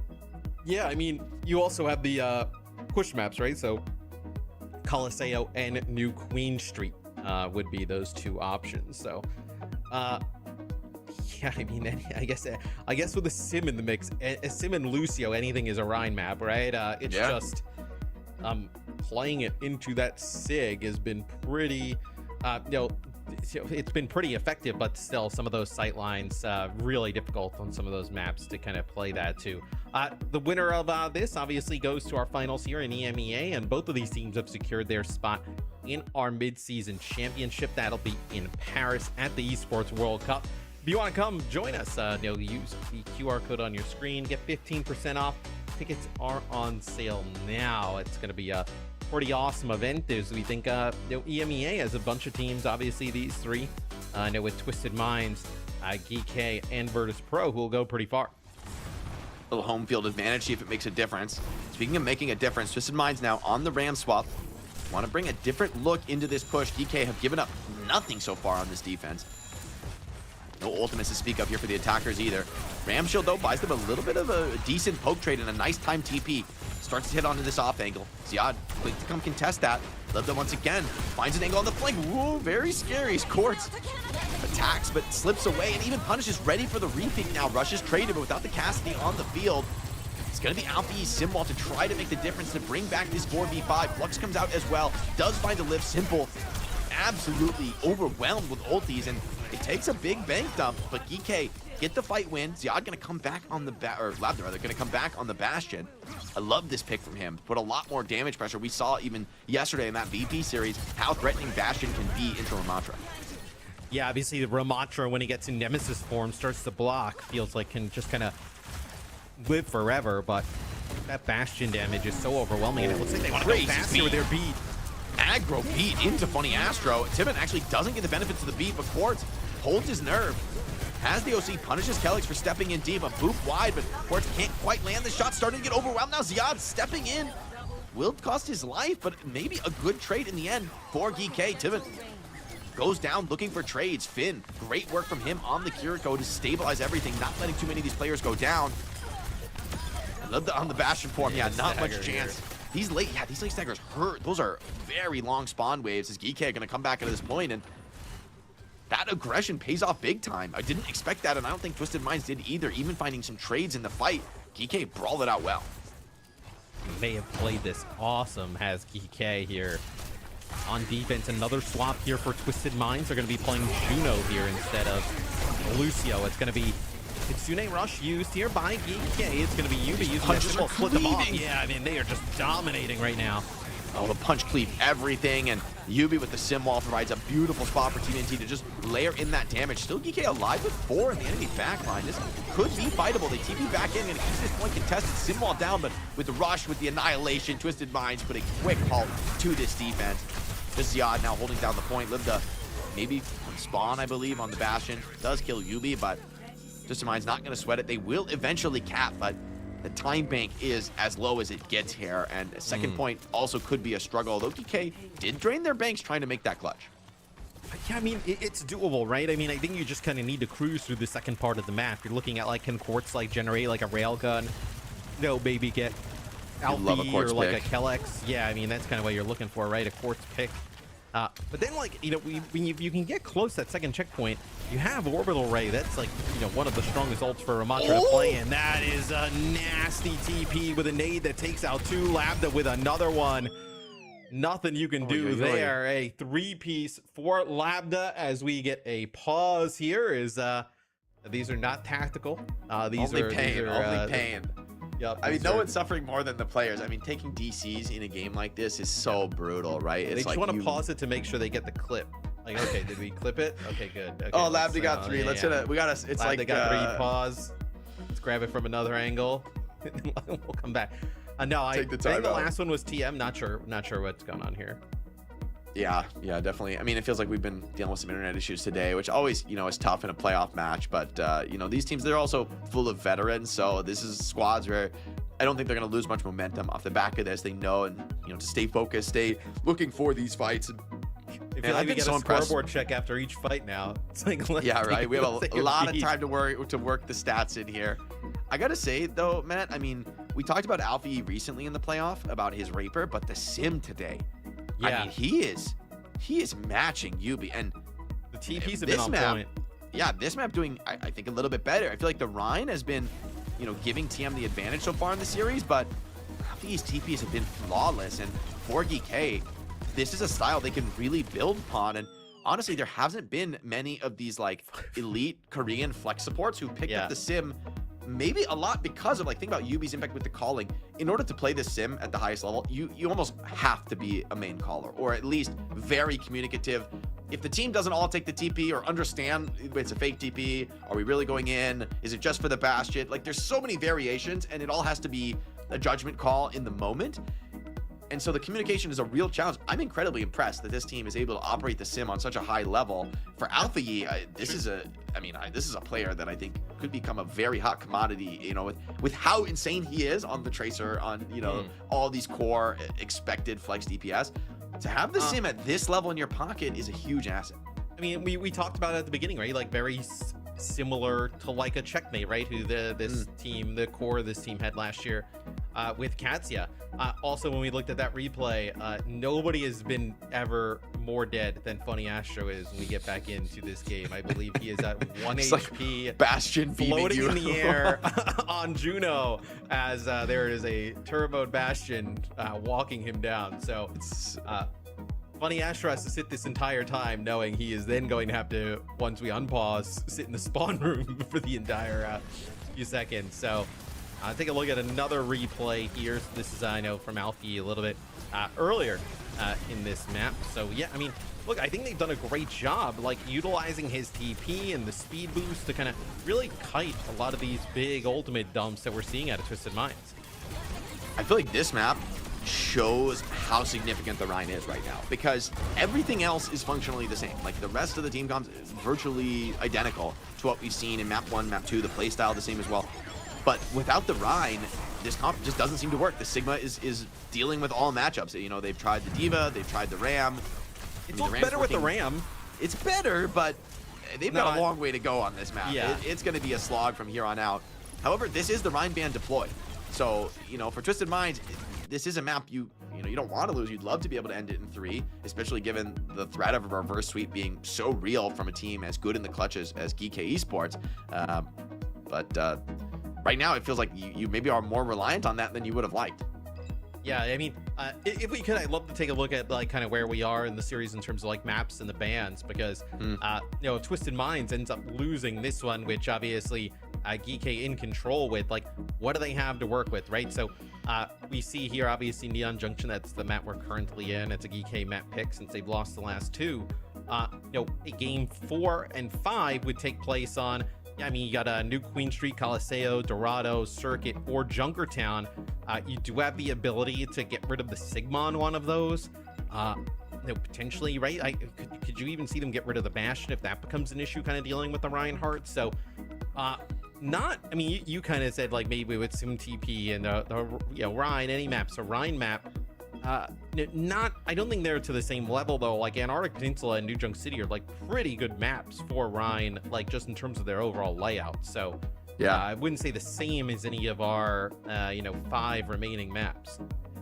Yeah, you know, it's interesting. I think with the sim, I think Ryan should play pretty well on both of the push maps, actually. You know, I think being able to come up to those high grounds with the sim TP could be pretty interesting. Coliseo does present a lot of these wide open long angles. I still think Ziad, it's like, I just feel like that tank matchup is brutal into the Rhine. Like, you just can't control the Rhine. That's what you need. You need damage threat on the Rhine so that he's scared to swing the hammer. He has to play slow and hold the shield, which ultimately, you know, doesn't work forever for Rhine, right? He eventually runs out of gas in those kind of long fights. He needs to find the opportunity to go for plays and look for pins. Or maybe it's the Orisa is like sort of the OG counter where you just spear the Rhine out of his charges, you fortify the Shatter, you spin and push him into a corner. You know, Ziad, we know he can pilot those heroes, but what will be their read? Maybe you could also bring out a completely different look, but the really big threat is that, like, because this comp is all fixed aside from the tank, you know, if you try to go some crazy, like you go Pharah, you try to, like, poke the Rhine, you know, do some weird dive comp, Tivin just goes D.Va and you lose. Like, he is so ready for you to bring out any of those cheeky little greedy heroes. So to have both of those, both Rhine and D.Va, it's like their counters are, in a way, they're kind of opposite choices. You know, you go to the you know, the as good as Orisa can be in that matchup, you go to Orisa and Tivin right to D.Va. So happy for it. Yep, sounds like we're getting Simple to maybe restart his PC at the moment. So once that gets all ready to go, we'll be able to jump back into this game. Some of our viewers were late on the drops, and they said, "You know what? I'm gonna fix that here, right now." Let Everybody's me got the uninstall opportunity. my graphics drivers real quick in the middle of the match. Speaking of drops, got to connect your Battle.net account. We could be sitting here vamping all day, and you won't get a thing if you don't connect the BNet, baby. You got to get these eSport loot boxes, the MAGA OWCS skins, the MAGA belt buckle with the OWCS. I'm a big fan. I'm a collector of these skins, the OWCS skins. So gotta have the latest Many people have MAGA said they looks. would watch you talk continuously for 12 hours for that esports loot box. Many people have said. I think maybe my mom is the only person to do that. It's like that's the only person be clapping in applause. But yeah, I mean the MAGA skins are sweet. Anyway, still think we got a lot of time left in the season, but those battle pass tier skips getting closer towards those and always come in clutch. So great time to be a Overwatch esports fan, right? We got a lot coming down. I know for the rest of the season for OWCS. I gotta do my support placements, Matt. I got my DPS placement, my tank placement. Gotta get the support games in. It's been a while since the Jake Mercy, the Jake break. We should hit a duo. We should hit a duo. Yeah, duo. I mean, that would go hard. You could play. I'll Mercy. pocket you. Play like Soldier or Cassie. I'll pocket you on Mercy. That'll be a good time. That'd be a good time. Yeah, me and Sideshow once we did a stream where we did a lot of losing, which is typically what those streams would become. But he would play Widow and I would play Mercy, and I would try and use my pistol, and I would come up with more damage than the Sideshow Widowmaker. I can't imagine why that didn't work for you, and I'm so sorry for all of your teammates in those ranked games. Yeah, there was one time we told one of the devs that's what we did. They were like, "Oh, that's fun. Like, was it in like a quick play?" And I was like, "You're like, yes, quick play. I only mess around in quick play." What a time! But guys, we're gonna take a quick break here. Allow Simple to kind of get his PC all sorted out, and then jump back into Neon Junction. We'll have that right on the other side of this quick break.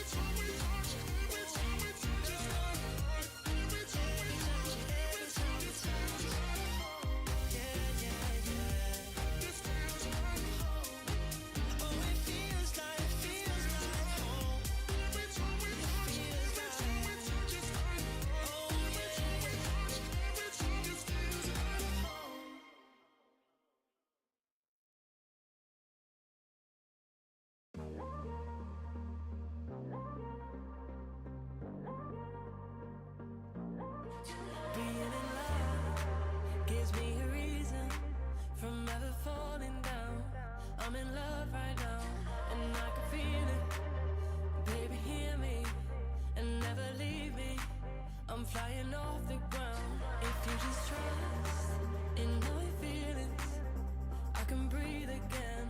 Touching skin to skin, I feel the love. Baby, let me in.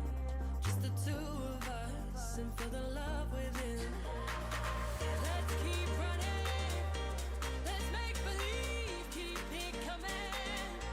You make me feel free, and I love it. It's you and me.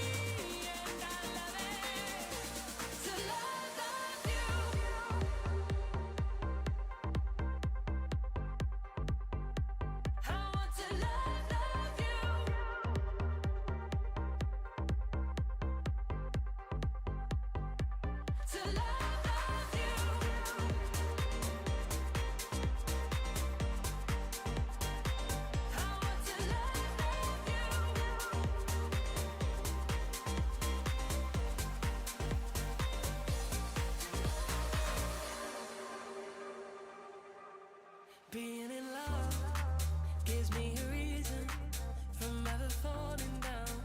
I'm in love right now,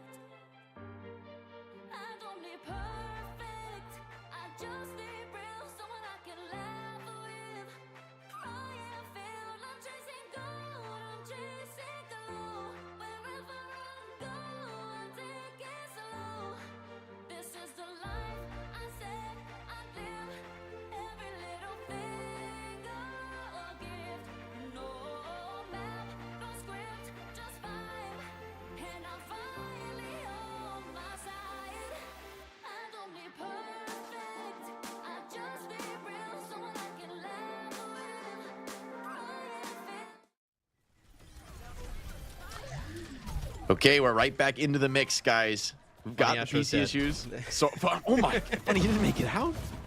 No, he barely made it through the pause.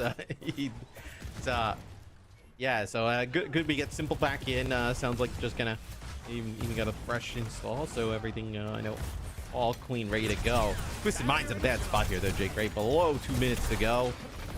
I mean, what, overclock plus orbital ring? Is TD&T now gonna go away from the Ram and just gonna go over and play Sig, mirror it up?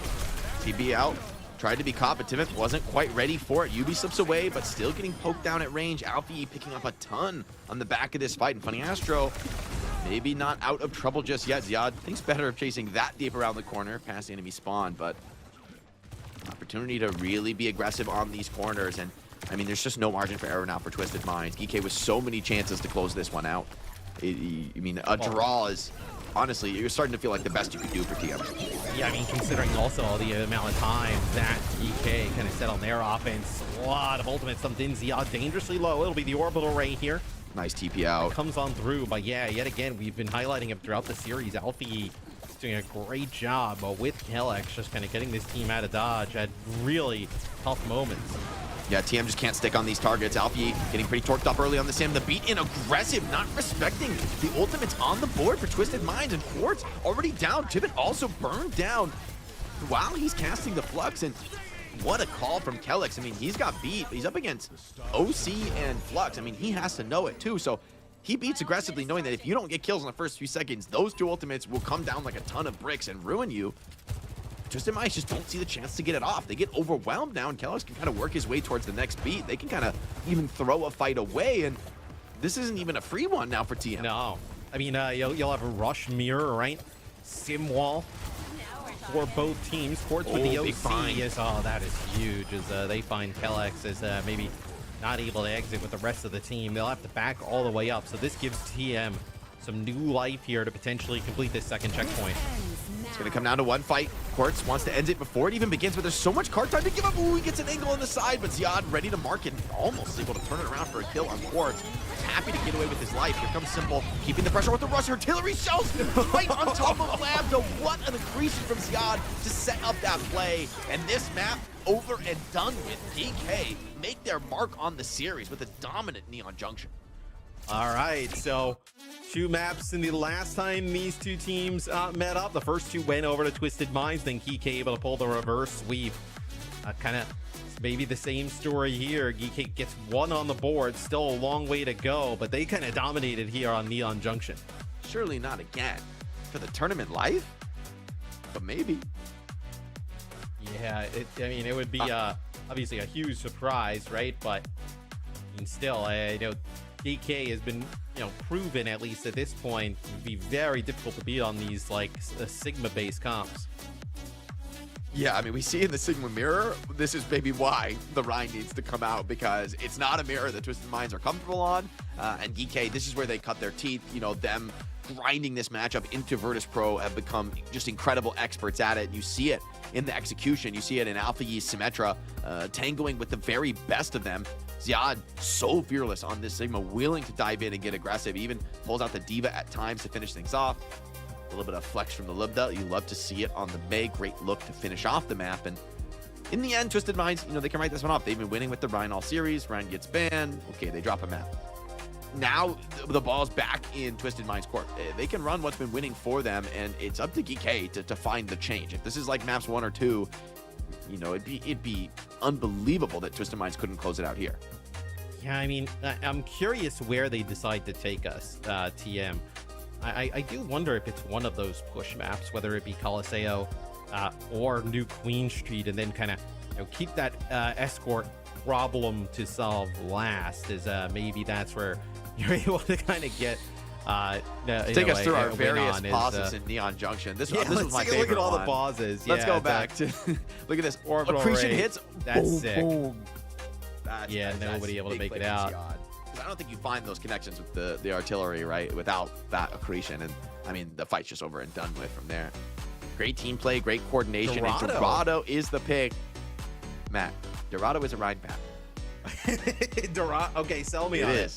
It is. I mean, every map's a Rhine map, but Dorado post rework is genuinely pretty playable for Ryan into the Sigma poke mirror, which I'm assuming is going to be the defensive look for GK, but it's hard to say. And also on defense, I think Ryan genuinely is insane on like first point and third, where if you just camp chokes on Ryan and like, it's very hard to get past them. They're like Dorado first point essentially funnels down to two very small choke points where there's the cart path and there's a little flank on the right side. And Ryan can easily mark both of those. So I do think this is absolutely winnable.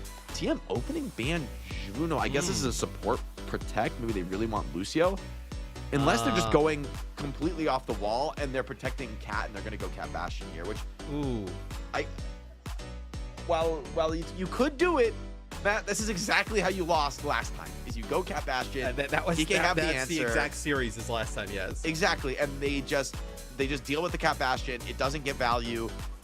Things slip away, and then I love the Diva ban because that's exactly what Tibet would want to play here on this map, to be able to play the verticality, you know, to play alone against Cat Bastion. So GK smell this out. They see that Juno ban. They see it's a protect for Cat, and they attack one of the other key combo pieces. And on a must-win map now, and we go to push after this, where, yeah, the escort, pretty interesting, but you can make it to map 5. You can get to push. I mean, that is starting to look pretty scary for Twisted Minds, right? They're starting to sweat, feeling another reverse sweep potentially coming on. But we're not there yet. Cool. Of course, you got to get through Dorado just to see the other side.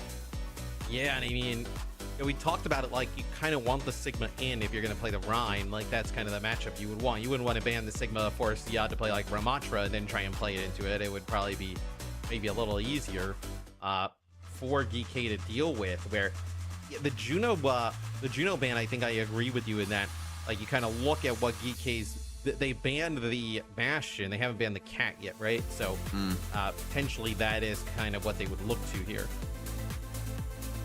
I wonder though, because Twisted Minds without the Diva, like, what are they going to do here? I mean, it's actually, I don't really see it. I wonder if the Diva ban is so powerful, it might even force them to back down from the strat.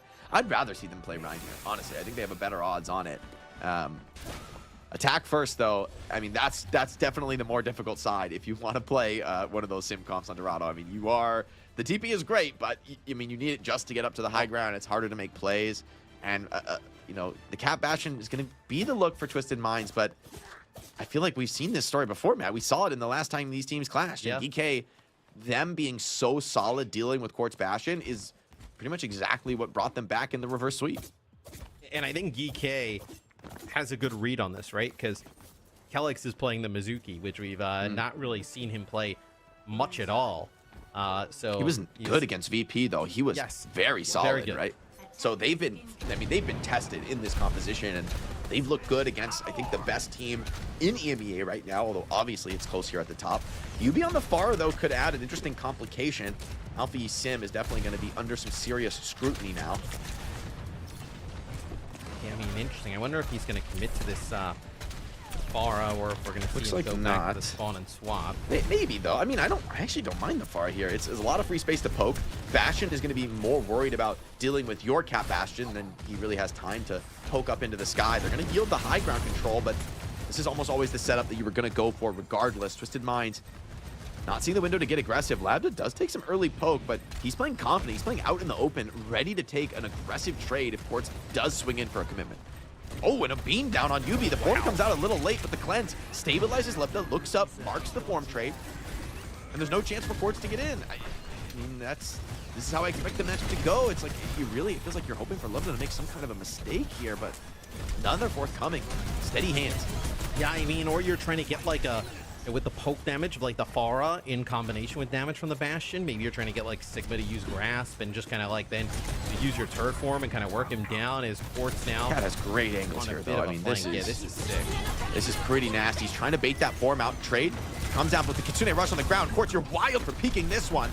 Gets absolutely burned. UB finds the sim, but I mean, Albi, the damage is done. The front line starting to get overwhelmed. Hold on, the Accretion comes in. Clutch kill from Tuva does take away that frontliner. They can find some late kills on these late spawners, but actually I don't think they can, so they'll be working without the tank. There's a little bit of a power play for Twisted Minds, but Tibet even going to get taxied. Oh no, it's actually Quartz getting taxied off the spawn, so you do get through to choke decently as the attackers here, but GK are still here with a big bankable. I mean, the Sanctuary here is going to be crazy from Kellex, right? Barrage, like, you know, a lot of just projectiles. Yeah, well, they lose Simple here early on. That is a large source of healing. They will end up losing Lab. That's a lot of the damage, though. That's going to be going down towards UB and Quartz up in the sky. Quartz, he's in the wrong there. He gets dropped off. Wrong neighborhood, man. I don't know how that happened. A little bit of a slip up, maybe, from Funny Astro and co. Leaves him behind, and that actually takes away what was a chance here for TM. I don't really see them fighting without Bastion. This feels brutal for Twisted Minds, man. I mean, obviously you had to go to one of these escort maps, but you know, kind of seeing this comp does not inspire confidence at the moment. Now everybody's on the flank here. UB's looking for the outside. If he could just get a barrage on one, take out maybe one of the supports, maybe the Bastion, if you can dare to dream it. The poke is good enough to force a form out, but the Flux coming in. Tivit now called into question. This rock goes a little wide. Fancy footwork from him, but with Mizuki coming into overwhelm, Simple just can't quite keep the front line alive. And cracks begin to show here for Twisted Minds. I mean, it gets some good pressure for once in the back line, and then it's the commitment to the Cat Bastion. It means Tivit just doesn't have the resource to take those trades. I mean, you have everybody else on the flank, right? I mean, UB, Quartz, and Astro on the flank. It's just Simple and TVNT there in the front line, and DK just says, okay, let's just run them down, right? And they just run them down with the Mizuki. They chain TVNT. Nothing you can do at that point. This corner is so devastating, and Sim is like got this little room, just a fortress here. Rush comes in, a chain onto TVNT, struggling to back down. Barrage from range does drop the Bastion and bring some good splash damage to the entire team. EK keep the pressure on though, dropping the Sanctuary, doubling down on the fight without the tank. Twisted Mind still gonna look for the clutch artillery shells, this time not getting much connection to speak of. Supports keeping each other alive, but Twisted Minds, they've destabilized the setup just enough for a chance. Finn though holds his nerve, stays alive in the Curie 1v1. Feels a little desperate now for Quartz as he's looking for connections on this Bastion. TVNT back on the Maga, but we are into OT. Labdado had to come up on the Tracer, so he needs to find kills, or else this Cat Bastion are gonna start to run rampant here. Still, DK held the line well so far. UB finds one. TVNT just barely staying alive.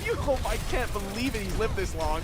And actually, he's gonna make it for the fight. The support from TM so clean. Staying in that overrun just for the damage resist. Well done. I mean, Maga's just, there are so many silly things that hero can do. As somehow they're able to break it this far. I think a little bit of it is kind of the way you said though, right? Labda having to come back on the Tracer, not having that Bastion damage. It's really, you know, what's allowed them to kind of hold on defense thus far. So TM in the final moments able to get that first checkpoint. None of that was easy whatsoever though. Movement over the top from the Bastion. What kind of response is this going to force? I mean, this is why they picked Dorado. There's so many crazy angles for Cat Bastion. If it doesn't work here, I don't know where it can work for. It's with that tank shell perk, putting a lot of splash damage down, peeking over the top, does just overwhelm Finn. Great little moves from Funny Astro, and Quartz with the aim to follow it up. He's going to clean house here, losing 2 players. The cart continues to roll, and Alfie cuts his losses. TP's out. Good rip from him, but even a better find from Quartz as they have full control of the map right now. It's funny. It's like you would believe that TM has all the makings to be a pretty elite Cat Bastion team, right? It's just you haven't seen it that much as thus far. It'll be the artillery here. Oh, I like the way he's using the artillery. Yeah. He's zoning him off the cart. If the cart rolls past this door, you're not gonna be able to hold it here anymore. Love that gameplay read. IQ from Quartz. QB though, called into question. The cleanse necessary, I think, to save him here. Rush comes out though. Maga so happy to fight on top of it, but the sim wall mitigates a lot of the fallout. Quartz now under scrutiny with the rest of the team turning to focus fire him down. The Bastion does drop. Traded off the field though by UB's barrage, but as the sim wall expires, it's trouble for him to stay alive and stay in the fight. Sanctuary comes out from Kellex. He's been farming those up post-haste this game, and it will hold the line here for GK Esports. That was maybe the best chance the Twisted Minds are going to have. I mean, cage fight is their only ult, but hard to see how you use it in this matchup. Oh, they get UV on the exit too. I mean, cage, right? You know, if you hit the barrage, maybe you're kind of thinking about that, right? No Sanctuary on the other side. I guess like Bastion, in terms of like, you know, with the perk that Quartz is taking with like those kind of artillery shells, can pump down a lot of splash damage in that, you know, area. That the cage can come in. I think they're going to be pretty slippery though to hunt down. Is this going to be aggressive from Quartz, putting some shells there into Lab. That there's going to be the cage. It's going to be a flux in response, which is beautiful there into the artillery from Lab. Sick play there from GK is that might be it. I mean, 10 seconds on the clock. Not even sure you're going to get a contest. I can't actually do it, but how long will they live? It'll last for long. Yeah, Yubi's back on the Tracer, coming on the Wrecking Ball. Looks like Cat's going to get the touch solo, leave Quartz behind. He knows this is a suicide mission, but, I mean, even he won't be able to make it in on his own. Good attempt from TM. They make some decent progress on the map, but, I mean, the vibes are not good, right? It feels like GK are so ready for this matchup. This is something they prepared for. They've already shown that they can beat this style. And we need to see an immaculate defense here. I mean, this is my personal favorite old combo in Overwatch. The flux into Bastional. It's just devastating. It's meaty, you know. Look at this, just boom, boom, boom. You know, like inside everything. The cage. And Yeah, there's nothing you can do. Yeah, you're already there's not so a hero low. in the game that survives that. I mean, it's not happening. I mean, Finn and Kellex, both pretty good halves there for GK. TM, so is there anything that would lead you to believe that TM maybe this comp on defense could be a little bit better? I think it's easier on defense, in fairness, because, well, actually, it's in some ways it's easier, in some ways it's harder. You know, the attackers are going to be a little more exposed to the Cat Bastion flanks, but the other problem is that TVNT has to hold the payload, and that's the real issue in this comp, right? Is like the Bastion isn't dying, but it's TVNT who's getting overwhelmed. Like Alpha Yi Sim is the difference maker. Yubi's on this far to try and create more space and play to their comp's strengths, but the Sim is just cooking your front line. If you don't get kills, you're on a clock, and that's a terrible feeling. You know, I think especially on Escort when the cart's being threatened. Alpha Yi looking for a cheeky little Widow opener, just ghost of a chance here. But yeah, the Sim, no change here for the attackers. GK, this has worked for them pretty much every time they played this matchup into TM. And the FAR, I think, is going to feel a lot worse on defense, actually. You really don't have as much time to work with, and the cart's just being forced. No one's able to really change that. Some spam comes in, you break the TP, but no one is able to come up and touch. And TVNT, he's scared for good reason. Quartz does swing wide on the angle, but you see how ready GK are. They just step inside of the room, get comfortable. And Bastion form isn't even committed just yet. The cart continues to roll. Yeah, I mean, it's really difficult to step up, right? Because he rocks the... Are you kidding me, Zion? That is sick. Okay, I've seen it. We're going map 5 here. Man, this is disgusting. Yubi trying to get into the mix. Does trade the Bastion out. Wait, hold on. The deathmatch is good from TM. Maybe GK also feeling, as I did, a little overconfident after that ridiculous rocket of Ziad. And a clutch from the remaining 4 from TM. I can't believe they brought that one back with a Cat Bastion of all comps. Nice pull. Ziad, I mean, the start of that, I mean, he has just made so many sick plays throughout the series, able just to get the accretion there on the courts, and you're able to deal with them. This is a huge opportunity here for GK. No, you have your Kitsune rush, but it's going to be matched with Simples on the other side, and TVNT put in serious work during that fight. Oh, Yubi spam is hitting. I got to take back what I said. He has been producing on far on this defense a little. Back flank. Fake TP up to the high ground. They're going to try and swing low ground through choked. Got to worry about the Yubi's barrage. Here it comes over the top. The cleanse is good, and Lavda just burns him down before the cleanse expires. The flux hits everybody, but the support's working overtime from GK. Stabilized the team fight, and Twisted Mind burned out of this one. It was a great attempt to the initiation. I mean, they connected like a dream with those ultimates, but Finn, the God cleanse, hits everybody and buys just enough time for Lavda to find that focus fire. Yeah, and the Kitsune rush was massive there for Finn. I mean, you hold on to it for Twisted Mind, so you have it for this fight coming up, but you also have Ziad getting dangerously close to that flux as Cat Bastion still the name of the game here for Twisted Minds. As you see Quartz gonna taking that high ground angle. It'll be a rush here. Sanctuary. TM on nice Sanctuary. Oh, it's gonna be a catnap that comes in from Funny Astro. Doesn't seem like he's able to grab anybody out of it. Yeah, Sanctuary just too powerfully defensive. Even with the rush on the field, it's actually GK who keep on pushing forward. Quartz finds himself on a nasty little off angle. Support's trying to just keep Alfie up and into the fight. Quartz working well, even without the Cat. He's in a power position right now. Funny Astro's free to make some plays of his own, but on the low ground, they're ignoring the Bastion, and it's actually going their way. Livda producing into the front line. Yeah, and I don't think, okay, he didn't grab Quartz there for a second, then he's able to get him out to the high ground, but yeah, this has been rough for Twisted Minds. I mean, even with those like even with these nice high ground positions from Quartz, it doesn't even really seem to matter. Funny Astro's got a touch, but it's so scary on the cat. You get burned down in a moment. The Mizuki chain and the Wrecking Ball. Love it though. Hold on, goes down. That's one of your key damage sources on the back of this rush. Just 3 players remaining for DK, and the roll is devastating them. They don't have the damage to clean this fight up. Hold on, Kelix and Ziad still fighting, but it just seems too much to ask. Well, wait, no, hold on. Surely you can't. Okay, of course. I mean, that was dangerously close as Ziad finds that kill onto TVNT, but it does feel, I mean, like, if Bastion, if you don't find that pick, it's like, that fight is just done. So Twisted Mind's there on a shred of a chance. This comp matchup feels 3 so minutes challenging as well. I mean, yeah, now you're on TVNT continuing to play the ball, I guess, close to minefield. How do you ball, deal with though, Sanctuary? Yeah, I don't know. I mean, ball also really difficult to play into the Mizuki with the chain. It's going to be the artillery here from Quartz. Okay. Does get Kelix. You also get Alfie with the barrage. It's going to be the turret form here used by Labda. You're able to clean him up. So another fight. Okay. Hold on. For TM. The Wrecking Ball, I think, is actually the perfect pick here. It's maybe the one tank hero who can actually stall the payload into this kind of overwhelming DPS. Yes, the Mizuki chain can lock you down, but at least you can kind of like spin around the card. It's not necessarily easy for Kelix to find that connection when your real goal is stall. And by continuing to force this payload in the low ground, it's giving Yubi and Quartz massive room to work. Still, though, this is going to be the tougher test. With Flux available to lock down some of these players, with the Sanctuary to force the payload, it's going to be a really tough hold for TM. Another TP straight to the payload, but Quartz has already popped the kills, and Kelix goes down. Oh, that the was Sanctuary a Sanctuary. there. They're forcing this so hard on the low ground, it is not coming up their way. TM are more than ready for every one of these TPs, and GK starting to get a little scary now. Dude, we had 3 minutes on the clock here. I mean, we're down, that's half the time.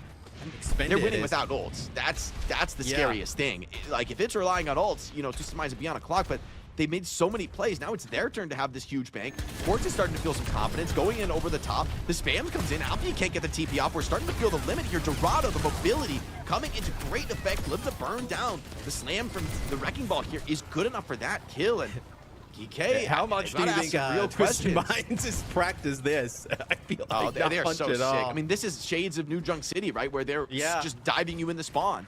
Alfie to the Tracer, though. I like this look. Someone who can force the payload on their own, because the card has rolled back so far now. This is maybe not even one fight territory any longer. Quartz gonna pop this artillery, try to get some good connections. It's a nice shell onto Lebda, but the support is there to keep him stable. And Tracer adding just enough complication to keep some of these players off of the back of GK. They swing in wide, taking an angle here. Now it's hard to find that Bastion connection. Quartz even takes a rock to the face. That's going to slow his roll for just a minute. Still over the top. Fight. They're trying to overwhelm. It is going to come down to it. Rush available for Finn. When will he find the opportunity to pop it? Holds his nerve for now. He's going to force into the OT. Bastion solo. The cleanse comes in just in time. Maybe baits Quartz to look for the finish. UV went in for it as well. Goes down without finding the barrage. A rock onto TVNT. Slows down this Wrecking Ball for just a minute. And with the TP forward, Kiriko with the cooldown reduction, just enough for Simple to get out and stay fighting. But Quartz absolutely still in this as he picks up Kelix. EK struggling now. The sustain called into question, and so too is the series. Twisted Minds, it looked so brutal for them in this matchup, but they have battled back. The pulse bomb, it's enough splash. He can't finish the plate. Quartz stays alive. The support keeps him up, but Lebda keeps on fighting. So sick in the clutch. He'll find 2, and maybe, just maybe, keep this team alive to send us to a Game 5. Unbelievable scenes here on Dorado. As TVNT eventually will expire, and we will get a 5th and final game between these two teams. Hey, just give me GK Esports matches. I mean, these are all bangers with them in the mix, as that got really dangerous. You know, the ball swap there from TVNT and a little bit of a desperation scenario to get a touch, but then continuing with it, it actually looked really strong there for Twisted Minds. The lab that comes up with some huge kills at the end, and not a pretty game here. I know a lot of just kind of death matching from both sides, but pretty epic one at that. I mean, Quartz 22,000 damage, obviously taking that, I know, artillery, I know that tank perk, right, where you're able to kind of get those splash damage. I know more of those hits coming in as lab that goes for a little bit more survivability there on his own Bastion. But what a game.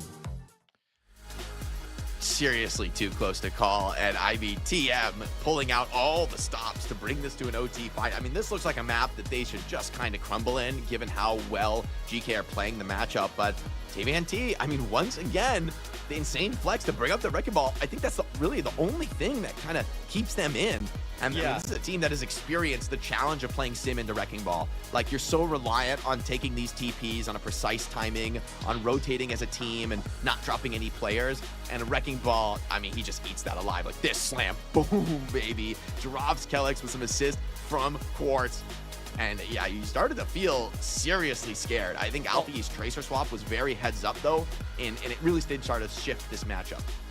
Yeah, and it's like you only have so many things to deal with, the Pharah and the, you know, Bastion damage, right? I know when you're kind of taking that splash going into like the TP, as you saw there towards the end, right? They end up using the Suzu, they don't have like a shield or grasp, and then all of a sudden it's like one of those Bastion artillery shots, and then a slam comes on in, and then another shot from the Bastion, everybody's basically dead. So can you replicate that again on a different map as PK looking for their second reverse sweep against Twisted Minds? I mean, I was like, oh, look, I picked TM because I didn't think there'd be a world where this would happen again. I was like, oh, you go up 2-0. Surely we've had all the amazing matches in the EMEA that we're going to get, Matt. I mean, we're so far out of the standard deviations here. Well, we saw another game quality after this. I mean, we can have a TM VP game or another GK versus VP game coming up. So EMEA is just blessed with games. Thank God these teams are going to Paris, because GK, these boys need a vacation, man. These guys need a full spa retreat, because they have been living on a prayer. I mean, how many times have they been in a final, you know, do or die clutch situation? They just eat it up for breakfast at this point. Twisted Minds say, last time New Queen Street, not our favorite map. We're going to change things up. We're going to go to Colosseo. I really am curious. No Soldier 76 today. Wait. Has the Sim been banned yet from GK? I'd love to see GK ban the Sim here. I think this is actually the moment to do it. If you get the chance, if Twisted Minds don't do a DPS protect. I don't think it has. Alfie has been playing it, I think, all series. And I mean, don't get me wrong, I've been singing his praises. He's been fantastic. But I think the Rhine is a very scary threat, and you can really take a lot of that away if you take the Sim off the field. Yubi, though, I mean, he's no slouch on the Tracer. TM could ban, like, they could ban Soj to protect it. Okay, they do protect Sim. Okay. I think they see that same threat. Banning the Bastion also, I mean, this, for me, very much says you want to play Rhine. Bastion has, like, enough DPS to actually just burn the Rhine down, through the shield. But this does also mean TM, GK rather, like, whatever they've innovated in terms of how they want to deal with this run, maybe they'll keep playing the Sigma. It is a decent map for Sigma. Ooh. Lucio? I was going to say, do you see, like, a Lucio ban? I mean, I think DVNT is playing Rhine. You've used both the Rhine and the Diva ban, so I mean, the Juno comes in as a decent replacement, but I really do think that without the Lucio, like, Rhine loves the fact that, people get booped in to his hammer, right? And Lucio can kind of, hit those weird flanks, boot people off the TP. Like, Lucio has a little bit more of the kind of dynamic playmaking attribute. It's more than just the speed, right? That I think, especially in the Rhine comp, you want everyone firing on all cylinders. And I mean, Funny Astro, for me, is, I think, one of the best Lucios in the world at, making something out of nothing and finding those plays. So I think it's wise to take it off the field. The Juno, yes, you can speed the Rhine around, but you are way more vulnerable as an individual in those kind of chaotic moments. Yeah, and we saw them kind of go to the Juno on, New Neon Junction, and it just didn't really kind of pay off. Matt, I've been getting so tongue-tied with the map names. Neon Junction, New Queen Street, and New Junk City. I swear, I always want to say the wrong one when I'm casting. Yeah. I'm like, on this map that has a name. On this one coming up. It's also like, Kellex, we've seen him play, obviously Lucio, we've seen him play Mizuki throughout the series, a little bit of Juno, so like some options for them to potentially go with that Sigma in place. I wonder, what did they play on New Junk City? They ended up playing the BAP there on that map with the Kiri gone, but I mean, you're going to probably have the Kiri in with the Rhine. There's no way you're going to sub the Kiri out and play like a you know, a BAP Juno or something like that. So probably it's going to be Kiri Juno, we'd imagine here for Twisted Minds. Yeah, maybe for both teams, and I'd love to see the Ramatra come out from Ziad. I mean, I'm scared of the Sigma, man. I'm not scared. I mean, the Sigma has been amazing. Like, he's piloting about as well as it can be piloted. I just feel like you need a little bit more of that raw punching power to challenge Ryan. Like, when Ryan goes for broke into your back line, everyone's making plays from TM. It feels like EK, they're trying to like bunker defensively around the Sigma, but it's so difficult to actually pull that off. Like, one person just steps one iota out of line, and you're flanked from all sides. It's so hard to stay alive. You know, obviously, GK, you also lose the Lucio for yourself, because like Helix was doing a pretty good job when like they were using the TP to get out, and then maybe they got TP'd upon, using the speed then advantage, you know, of the Lucio to kind of get the Sigma even further away at times, right? It's not going to be the same with Juno in the mix, right? And then obviously Mizuki provides no speed really to the rest of the team. So it's definitely one I think it makes sense, right? You know, Lucio and Ryan go great together. It also will have some impact, I think, on GK. Yeah, definitely. They're taking a bit of a sacrifice to deal with this Lucio now, but I have to see what the adaptations are. New looks required here. And also, I mean, the downside of the Bastion ban, right, is that's been the hero that we see time and time again to deal with Ramatra on the hit scan roll. It's just so much DPS, and you get like flanked by Bastion, even just solo Bastion, right? He easily burns you down. If you're blocking, yes, it's so powerful, but it only blocks one side. And as we've seen with these sim TPs, man, you cannot rely on a straight front to back in these matchups. So by taking the Bastion out of the equation, you know, whatever hit scan you go to could be lacking damage to deal with the tanks. Ziad, though, says, hey, maybe without the Lucio, the Sig can still work. Fearless confidence here from GK. They've lost this tank matchup the first two maps in pretty decisive fashion. They're going to run it back for this final one on Colosseo. See what TVNT can do. Can he keep finding the angles to make the Rhine work? Quartz also called upon to have a big game on Cassidy with Lucio's off the field. Juno, a much softer target. Yeah, and I think if you lose this early on here, if you're GK, you really got to kind of consider bringing in the Ramatra. Ooh, especially since the Ramatra does really well. TM are going to do the map flip rollout here. But oh, Loco's so ready for it. I mean, they're still scouting this out. They're going to go all the way behind to the back line, flip the map, and try and pull the cart away. This is one of the OG plays when Ryan's in the middle of the robot, though. If it unlocks... he's like, where is everybody? If it unlocks and starts rolling, it's really bad. You need to get this touch on Ryan, and actually, they're not going to get it in time. Cart pulls back away from them, and you got to step up now, close this gap, TP forward, everyone through. Snap flip once again. Sim called into question. The cleanse comes in, but Quartz finds the kill onto Kellix. The Cassidy strikes first blood, and without the speed, things are going to get scary. TVNT does get some hammer swings in, but Quartz does go down, so the damage dealer, it's really up to Yubi and TVNT to kind of carry the day in that role, but you can see Ziad, he just cannot hold the front line against this pressure just yet. Yeah, I think you're going to wait here for Quartz to kind of get back in action and pick the fight off yet again, but already really early on. I mean, you know, Kellix has to kind of play in the mix, right? Try to provide some of that speed there to Ziad as the TVNT take a little bit of damage there, steps up. So you're trying to build up towards some of those ultimates there as you're able to get kind of TVNT on both sides of the objective. Oh, this time it's GK's turn. They take the initiative. They're the ones to set the tempo in this fight, and it profits with a quick kill onto Quartz. TVNT, shield so low, beaming is Yubi, but can't quite find Lambda, and this could be the clean team fight that allow GK to take control of this map and potentially the series here. New Queen Street was traumatic for Twisted Minds the last time these two squads faced off, and I think if they go down to a brutal lead, it is going to be some PTSD here for TM.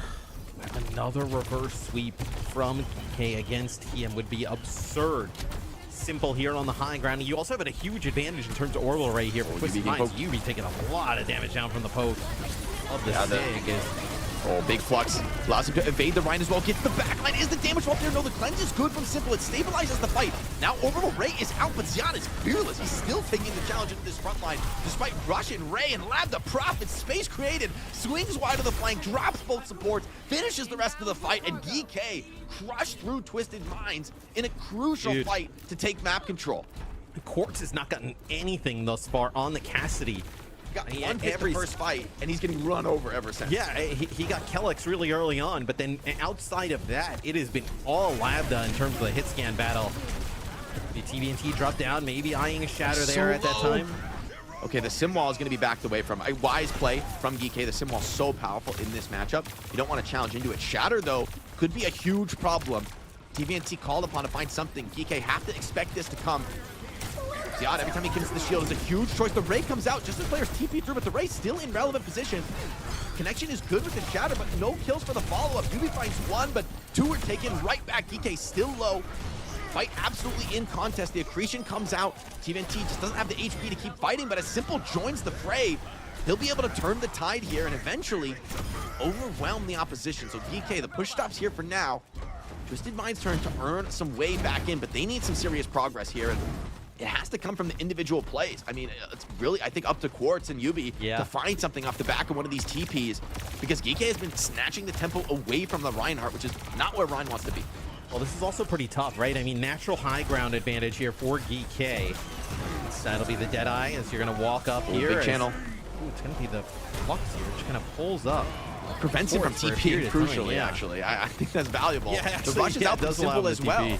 So a big ulti drop. I mean, if you don't get kills off this, you're going to be sweating. Twisted Minds, I don't think they can keep the aggression going as Ziad keeps this just intense regiment of poke up, grinding down the resources. But TVNT on the corner now TP's up to the high ground. They're looking to make a play. Bot flipped away. Kellex called into question. A shot comes in, but it's not enough for the kill. The team grouping around the Juno stabilizes him. Quartz with the heady, finishes off Labda. But the rush still here on the payload. The rock is good. It drops Yubi. Now TVNT so low, shield broken, surrounded. From all sides burned, and even ignoring the payload, DK clean the fight, clean the map. Even willing to take some of these trades, and a nice extra stagger onto Quartz puts them once again back in the driver's seat, and the Ryan has really struggled without the Lucio by his side. Yeah, and I mean, TVNT's so low there, and I thought for a second once they got him like to basically like 60-70% HP, they would have thought about maybe investing the orbital ray there, but they decided to hold on to it. That is a sick shot from Labda, the OC on and off angle. Now you get the checkpoint here. You will get towards that final part of the map here. Is Geeky looking to do really what I know almost seemed impossible, right? Can you kind of run, get, spot TM 2 maps back-to-back days and come back? Crazy work here. And System Minds have a huge bank, though. Very scary for Kellex. Fool takes a big shot, actually bleeds out to the silver bullet. Twisted Minds would love to clean this fight up with a minimal commitment. Ziad's gonna throw the last ultimate into this fight. Somehow gets a kill off the back of it despite the ray down from Astro. Twisted Minds obliged to double down, continue to commit, but he can't have control of this high ground. Ziad, a hard target, does take a pin, but supports are here with him. Shatter comes in, it's necessary to clean this fight up. It'll be a quad for TVNT, but that fight is way more expensive than it has any right to be. Great plays from Geeky. Yeah, it's I know you just walk away with it now for Twisted Mind with the Deadeye and Rush, right? I think it was a little bit surprising, right, to see Quartz fall at the hands of that Flux. I mean, you had the orbital ray rolling inside that close quarters area. So you have to be so careful. I mean, this spot though is like a pretty nice one for the Ryan to play from, right? Just kind of like trying to bait in under the underpass. They actually wrap around. Nice Suzu there, keeps Labda up. Oh, Kellex. He had dead to rights there, wide in the open, and the DPS for TM hit a signature flank. Everybody's so focused on the low ground payload. No one's ready for Quartz to hit the flank, and kiting away into open space against Deadeye doesn't feel amazing. The lead now called into question as Twisted Minds take the cap, keeping this Colosseo on the edge of a knife. Somebody check the Geeky players' heart rates, because come on, they have been dealing with insane stress, and I think they're gonna get as much progress as they can. Yeah, they're gonna TP Simple out. Yeah, everybody else kind of wrap down to the low.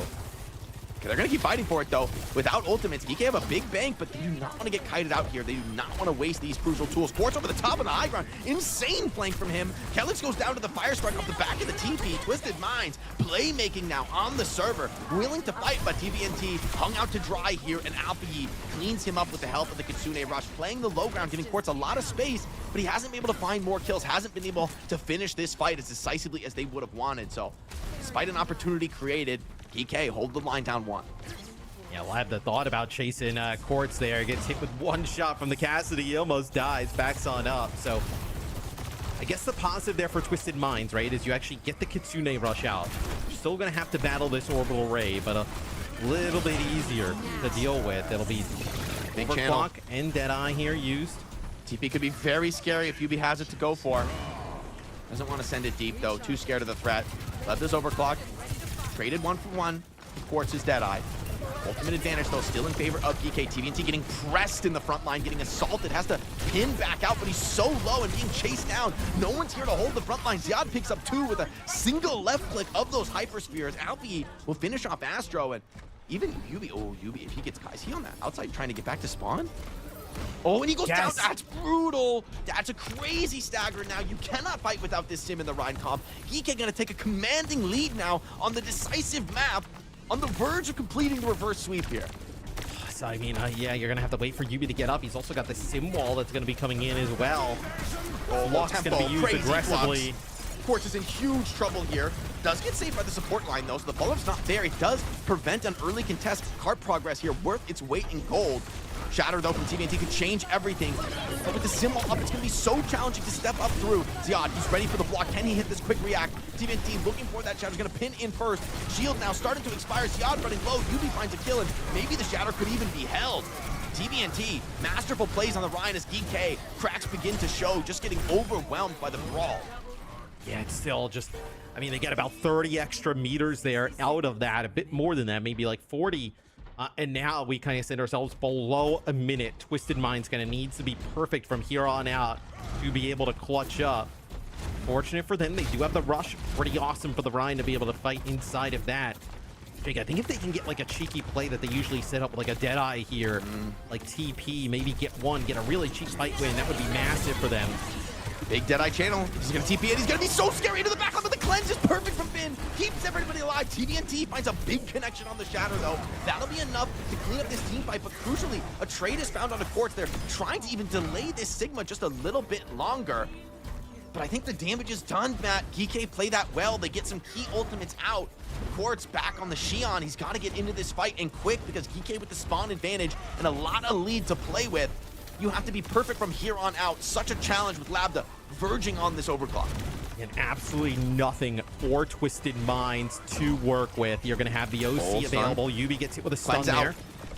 Oh, cleanse out. Ziad, he's so close to this Flux. You've got serious problems now in the front line. Shield, though, from behind, back into the fight. Telix goes down early. Lebda tries to take this challenge in the front line. Alfie holds the angle, but Finn grabs one right back. The Flux still killed out here. He doesn't get the connection. He doesn't finish the play. TP back up to the high ground. TVNT still fighting. Yubi close to a sim wall. Ziad needs to get out and fast. Telix onto the jetpack cat. Everyone just trying to stay alive. Okay, OC comes out. So too does the sim wall. TVNT so low in the Rhine takes shot after shot. Eventually, Labda finishes off that tank, and maybe, just maybe, that'll be enough to hold the line. GK looking to reverse sweep Twisted Minds in back-to-back series. The orbital ray, though, from Astro keeps the team fighting, keeps them into this OT contest, but Ziad rolling freely now. Finn stabilizing close to his own rush, and Labda cleans up the fight.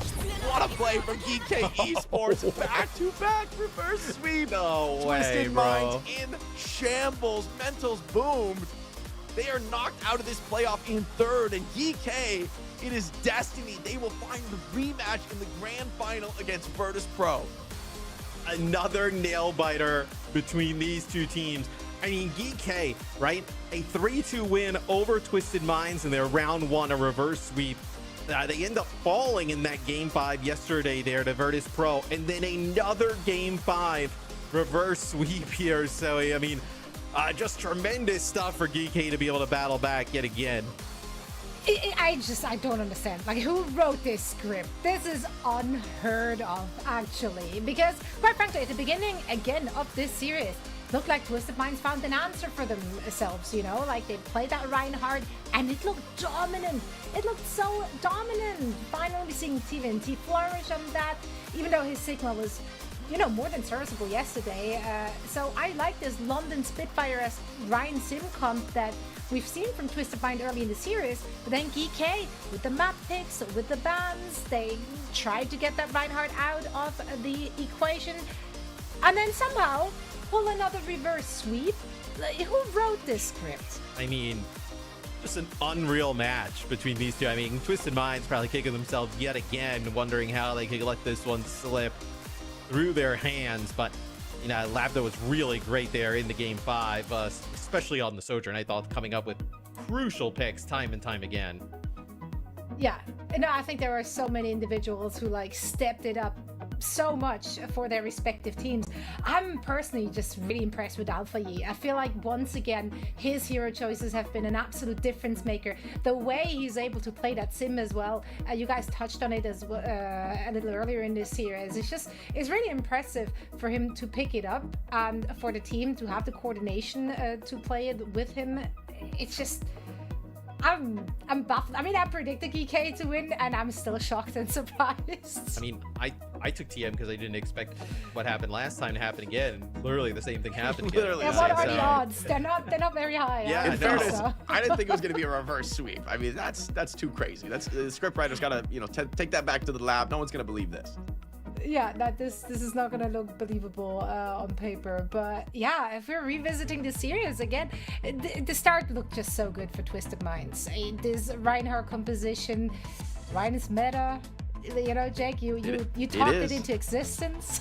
Like with the Lucio, man, with the full build, like, okay, maybe the Juno on an open map, maybe it doesn't quite work, but it's clear. I think this is a hero that a lot of teams are going to have to take seriously, you know, coming into the midseason championship. This could be a type of a comp that kind of comes back into vogue. I think Ryan maybe is one of the tanks we haven't seen in top level play in, I think, maybe the longest time. Like, really, it's been one of the most untouched. I mean, Ryan. I mean, it feels like haven't seen Winston like mainstay for a while. Yeah. I mean, Domino, right? I mean, newer tank, but not really ever kind of had like a moment where, yeah, it has been a very long time for Ryan to have any type of play.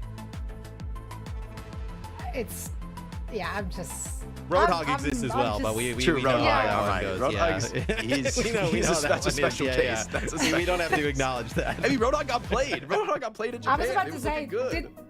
That's true. did see On Ilios playtime, well? so yeah, everything's possible in the world of Overwatch. Honestly, in this meta, I think there's a lot of room for skill expression and just some different flavors. I love what we've seen from both of these teams today. Of course, GK getting the dub here in yet another reverse sweep, because why the heck not? Now, we do have Finn joining us for a quick chat before he and the squad are making it to the grand finals. Finn, big yawn, because, you know, this was not hard work whatsoever. Congratulations, Thank you. Finn. Welcome to the show. You guys reverse sweep them not once but twice in this playoff. That's just crazy. That's crazy work. Talk to us about what was going on in the comms heading into map 5 in order to lock this one down. Like against Reinhardt. Against Reinhardt, like Jihad keep like getting close, so we keep saying, oh, just kite back, something, and we figure out map 5 against Linecom. I mean, it comes down to the absolute wire. And you guys, your team, over the last couple weeks, you have played crazy series. Like map 5 feels like every single time. And now, you know, going on to the grand finals, you get a rematch against VP in a series that yesterday was one of the closest ever. How do you guys deal with the pressure, the intensity of, you know, that level of competition every single day? It feels like you get on the server. I think like we first like every time we first map, second map, literally like worst game every time, every like match. So I think after lose 2 games, we lock in something, I don't know. But I think our teammate, everyone mental is so good, so we can keep winning like 2 lose, even 2 lose. You know, Finn, you guys had a tremendous game yesterday against VP. We'll see you guys play them again today. Is there anything you guys are going to like take from that series, maybe kind of bring into today? Feel like the adjustments you can make to get over the line? Oh, yeah, like we keep thinking like, I think more twist mind, more harder than Virtus.pro. So we so many confidence with against Virtus.pro. So maybe we gonna win, yeah. I love to hear the confidence. That's the attitude we need in the grand final. You guys delivered so many amazing matches already in the playoffs. We can't wait to see the conclusion. Best of luck in the grand finals. And once again, congratulations, Finn. Thank you. Love hearing from Finn. Yeah, I love to hear that as well, right? Like, if they really consider Twisted Minds the stronger opponent, yet they managed to make it look so dominant as well against Twisted Minds, that should be boding well for the grand finals. It kind of checks a little bit in the sense that like nobody's doing what TM is doing, where like we even heard when we talked to Smash of VP, and like he was saying that they were kind of like trading all these games. EK and VP kind of want to play the same stuff, yeah, right? So it's I mean, you kind of know that's what we saw what's yesterday. coming. Yeah. Exactly. Yeah, no, they find themselves in a mirror matchup like more than like for most of the series, really. So at least you know what's coming. You don't have to like also like head into the lab mid-series to try and figure out. Although that said, I feel like they managed just fine doing that against Twisted Minds here, right? Like they adapted within the series against the Reinhardt, like adjusted the way they play here, Jake. Yeah, they found the adaptations. I'm a little more skeptical than Finn is about like the adaptations against Ryan. I think the Ryan is a genuine serious threat. And although TM fall here and they're probably the last team in this playoff who is really going to give it a go, I think this is a hero we got to keep our eyes on. I think teams better be prepping it coming into playoffs because I think there's genuine threat that TM could beat the entire world using the variety of styles they've been forced to innovate this stage. No, I was gonna say, Jake, like they just find another style off of the Rhine comp, right? Like, you know, like for instance on that last map, if they're able to make like a Ramatra work with like a, you know, Juno Kiri in the mix, right? Like then all your kind of counters that you kind of had if you're GK are kind of like out the window. So could be very dangerous come mid-season championship then. Oh, absolutely. And it's Twisted Minds. They're not going to fly under the radar. I know a lot of the international competition will have their eyes on them and what they played here in the playoffs as well. So that Reinhardt certainly did not go unnoticed. They're coming third. But quite frankly, in EMEA, that could also be second or first. Like, they're playing it so close and so competitive. Like, I feel like at that point, the top 3 seeding is like inter-exchangeable and just depends on the day off. Now, we do have our EMEA Stage 2 Grand Finals coming up. VP versus GK, the big rematch. But first, just a quick break. So treat yourself to a baby, get comfortable. Maybe treat yourself to our Fire and Tight Esports bundle while you're at it as well.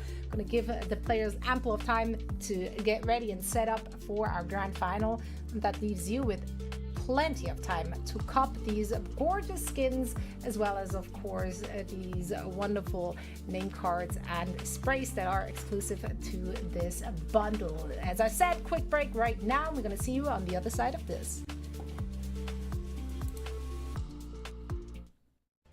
Yes, with FACEIT League. Compete for $50,000 every season to sustain your team's competitive journey. Progress through skill-balanced divisions until you hit the Master Finals broadcast and get scouted by the best teams. Your climb to OWCS starts here. Join at fce.gg/FACEIT League.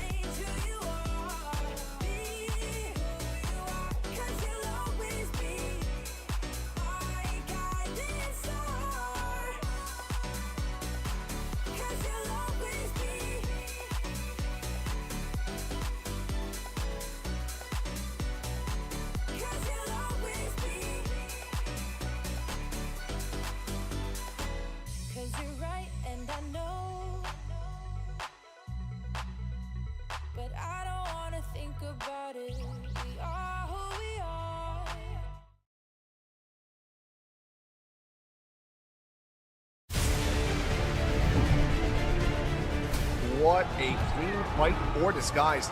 Is that will be the team kill? Liquid.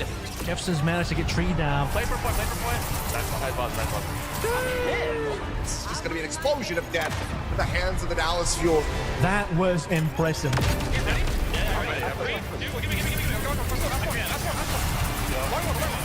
And to get the touch, here comes the engage. Psycho with 3! Oh, buddy. There's the tether, looking for the drag off, but the pickup comes through. Oh, the carrier. Empty got to the rescue. Twisted Minds looking to close out the series here and take home the trophy. Court has done it so many times before, and he'll do it again. Your OWCS 2025 World Finals Champion.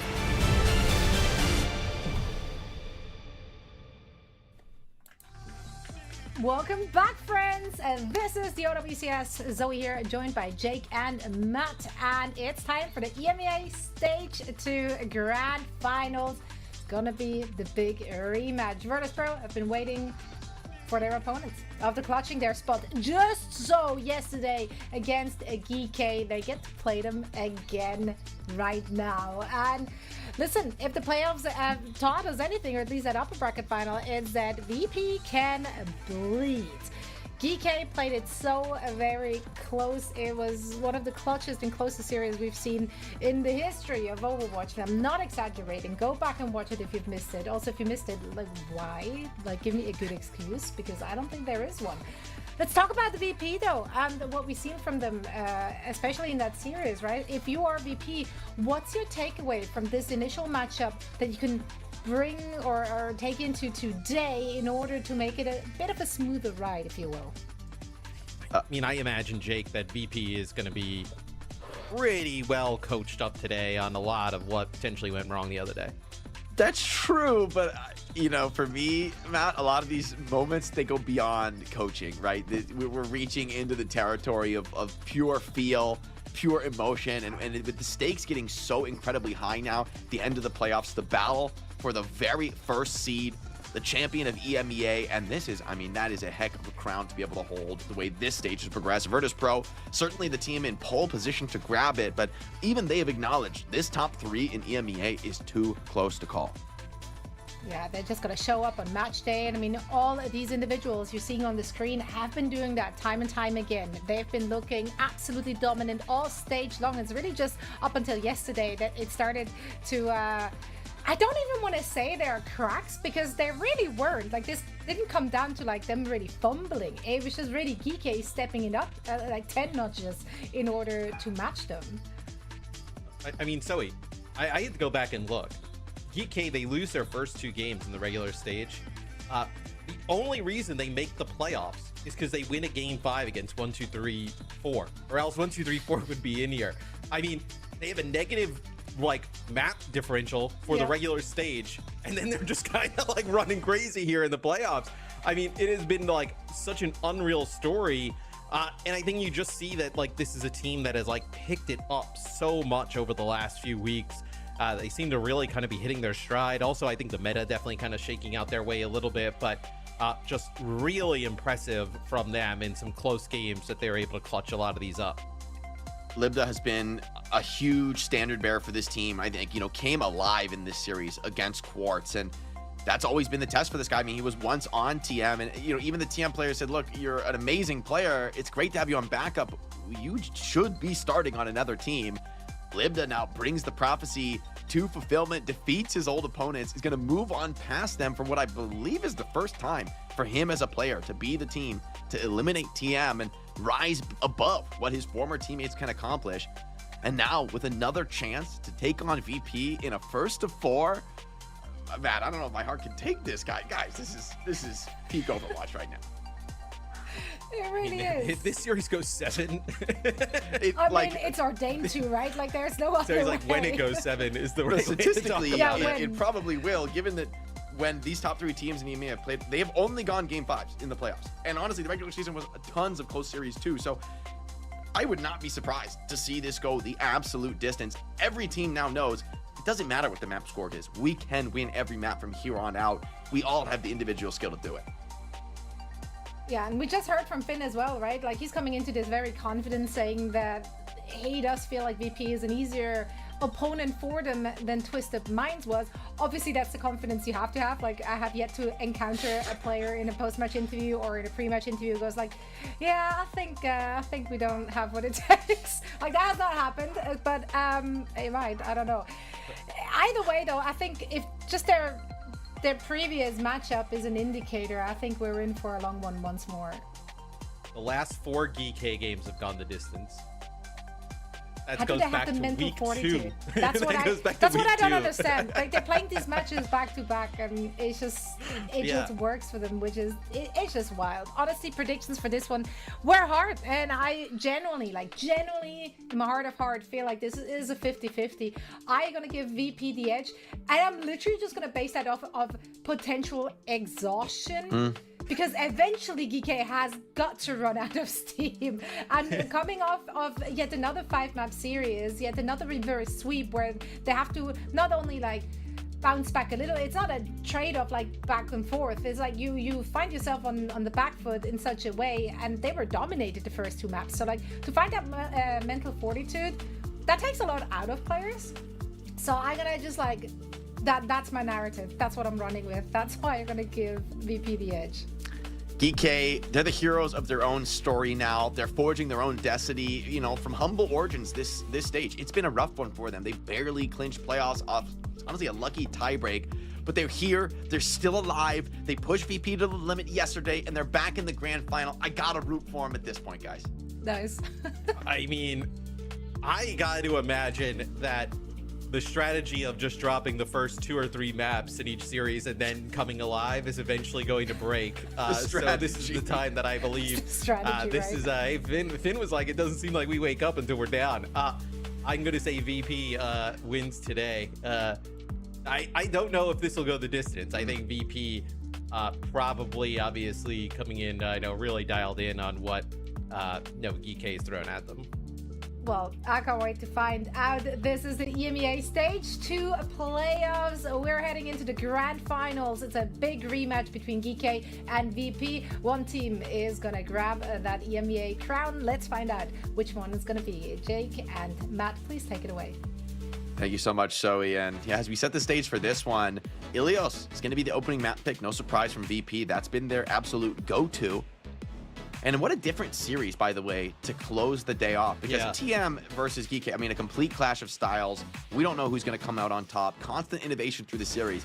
This contest, though, I suspect is going to be much more pound for pound. Who can push the limit higher on this Sigma style? And I got to say, this is the best playoff we've had in NA or EMEA since really OWCS started, I think. Like, with how competitive EMEA has been with these 3 teams. Is VP, map number 1, they will get rid of the Lucio themselves, and it'll be a Bastion ban here for GK. So see how this kind of plays out with Virtus.pro. Obviously, their support line able to do a lot of different things.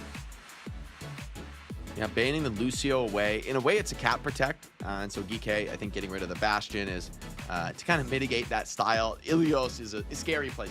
You can play the Sigma sort of counter style, but some of these maps, so open, so versatile. And VP, I think, has been the best team at some of these very aggressive dive looks.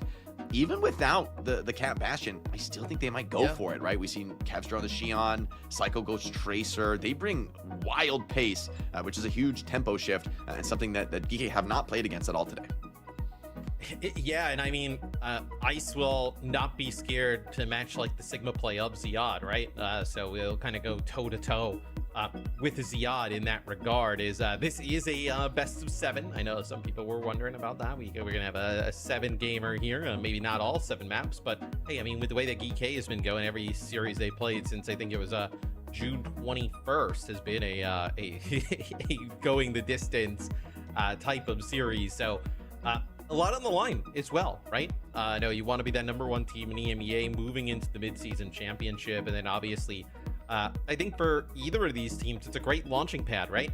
Virtus.pro, I think people were maybe down on them a little bit going into Tokyo, and they actually played really well there, and then kind of parlayed that into a really good stage 2. And then for GK, you lose the first 2 games of the stage, and then you battle back, and then you're able to find yourselves on top in the region. I mean, that would be a huge come up. Yeah, the coaching philosophy from Smash, it feels like we really feel the value of that. Virtus.pro just feel like a well-oiled machine, very few errors from them. And man, when they play these poke styles and you let Kevster and Psycho get a little bit unleashed on these off angles, it is a storm to try to weather here on the other side of the field. Also pretty awesome you're able to add Landon and Psycho in the offseason, right? I mean, like, two really world-class players who can play on like almost any team in the world if they wanted to. They end up joining VP. Seeing kind of obviously the potential with the rest of this roster from last year, and it's great to really see kind of Kev clicking on all cylinders. And then for GK, it was a rough stage for them in stage 1, right? Just like last year at World Finals, right? We're talking about how great Ziad and Labdar, Kellex is right there, with Landon, and so close to getting it done, not able to do so. And then it seems like obviously the team kind of fell apart a little bit, and they weren't able to recapture some of that magic in stage 1, but it seems like they're all the way back now. Yeah, and I mean, they had to work for it. They had to deal with the Wrecking Ball from 1, 2, 3, 4 this stage, Twisted Minds, throwing everything in the kitchen sink at their opponents, and then VP just setting a vicious standard here on the SIG comp. And that maybe, for me, impresses me the most. Not that you can find the way through some of these unconventional strats, but that you can take it to VP pound for pound on, a comp that they may be one of the best in the world at. That's a statement, for this GK team. And to your point, their trajectory through the stage has been ridiculous. In that game that I was talking about, that if they lose 1, 2, 3, 4, they're not even in the playoff. They go down 2-1 in that one as well. So they go down 2-1.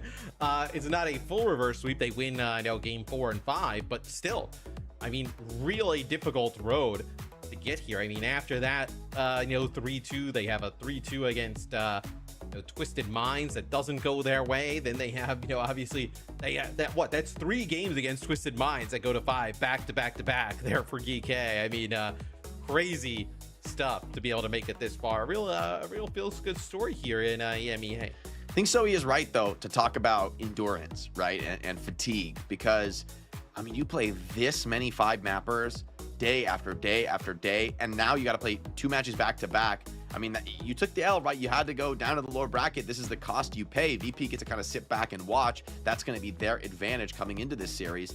I wonder, if this series really does go the distance. I mean, 12 maps of extremely competitive Overwatch in one day, even for a professional player, like back to back like that, asks a lot. What's that like in Overwatch? Because like Call of Duty, like, you could play like 30 maps a day and everyone's still chilling. I mean, for Overwatch, though, obviously a different, type of level of endurance in terms of like all the different abilities and strategies and things going on. The thing about Overwatch is there's crazy strategic complexity paired with very little downtime. So there's just like the nature of the game. There's always action on the field. There's always. Can you remember what's the most maps you played in a day? And like refresh. I don't know. Probably like a scrim, in right? a playoff. Yeah, scrims. I mean, you might like on a long scrim day. This is a lot of people behind the curtain. A 3-block scrim day is like the max teams like pretty much ever do, which is 6 hours of maps. So you might actually play 15. But let me tell you, by the end of block 3. It's running ragged, man. I mean, by the end of block 3, I imagine there's like YouTube videos up on the other monitor, and everybody's kind of like, it's getting sus. Yeah, you're physically playing, but maybe mentally not. But the adrenaline and the consequence in a genuine match, you can't really compare it to scrims, especially when these matches are as tightly contested as we've seen today. Virtus.pro, it's their turn though to come off a cold start, and for GK, if it's true that the slow start is their issue, well, they're plenty warmed up from that last series. We opened things up on Ilios well. Yeah, no, they'll end up playing Tracer Xion with a Diva here in the mix for GK, so completely different from what we've seen from them in previous series. It'll actually be VP who's playing Sigma. In this one is Kellex. I was going to say, this looks like is a brutal matchup. They're going to go back to the spawn. Yeah, they're going to make some changes here. They'll give up point control most likely. Yeah, but ooh, that hurts too, because I mean this comp, it actually really matters to give up point control. The Sigma comp is not a quick comp at retouching, and yeah, I don't think they're gonna be able to stop the opening flip. So this entire first fight is costing you bank percentage. Lebda, a quick kill here would really bring Fates back towards his team. They're trying to just go right up the mid here, but Izdam is laying into them with the poke, and Alfie drops to just this overwhelming frontline pressure. VP wastes no time here getting things started in the grand final.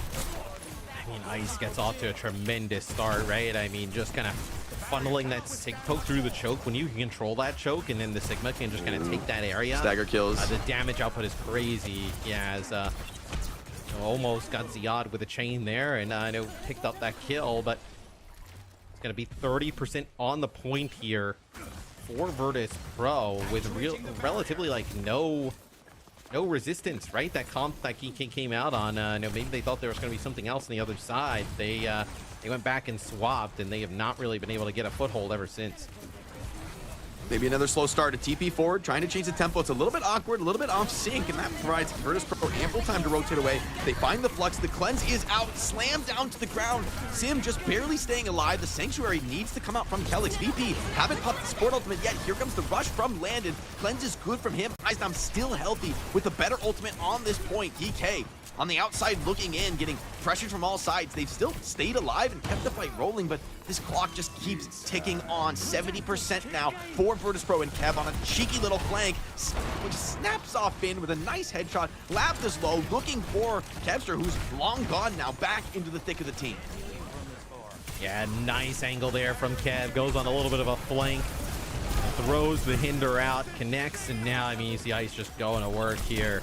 This has been all Virtus.pro, just absolutely dominant thus far. Finn gonna go over to the cat here, gonna get Ziad up on the high ground, but most likely here to get back to get a touch. That's kind of what Finn was looking for, as it'll be a Deadeye channeled here from Kev. It'll be Landon taking out Finn, and that should just put this one away, as this is just about as dominant as we've seen VP look. Yeah, you don't gotta be a pro gamer to tell me that this one is not looking good for GK. I will say, though, I don't want to overwrite the impact of this round. On the well of all maps, to go back to spawn and swap into a poke mirror is, I mean, it's a night. I honestly think that's really, really bad, because giving up the first flip, it's like this comp does not take fast fights. You really need the first fight to go long, you build into ultimates, then you can start to push the pace. But because the first fight is essentially given over for free, the neutral goes the way of VP. I mean, I truly think they should almost always win from that position. So for Virtus.pro, better picks lead to a tactical advantage, and for GK, it's going to shake the foundations to some extent. Hopefully they can write that one off. I think it kind of does a lot of ways come down to that opening rollout, but they need to bring it back here on round 2, or else Virtus.pro are just going to start to pick up steam. Yeah, and we'll see it'll be GK actually coming out with the Sojourn instead of the Cassidy, and that's going to be our only difference with the comps going into this round. So we'll see Ice take a pretty aggressive stance here on the outside near that mega health pack with Psycho, is then they'll start to kind of like poke down through this choke and work their way to the point.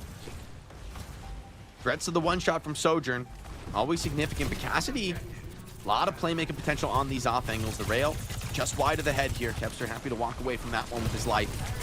Now push forward onto point. Nice little back angle from Soj, is just chipping down this Sigma in the front line, but the support is good onto Eisnam and stepping up into the fray. It's Kevster who swings deep, recognizes no one's watching that back angle, and he punishes on the Cassidy, striking hard and fast into the front line. Great work from the VP supports to just keep Eisnam stable in such a tenuous position.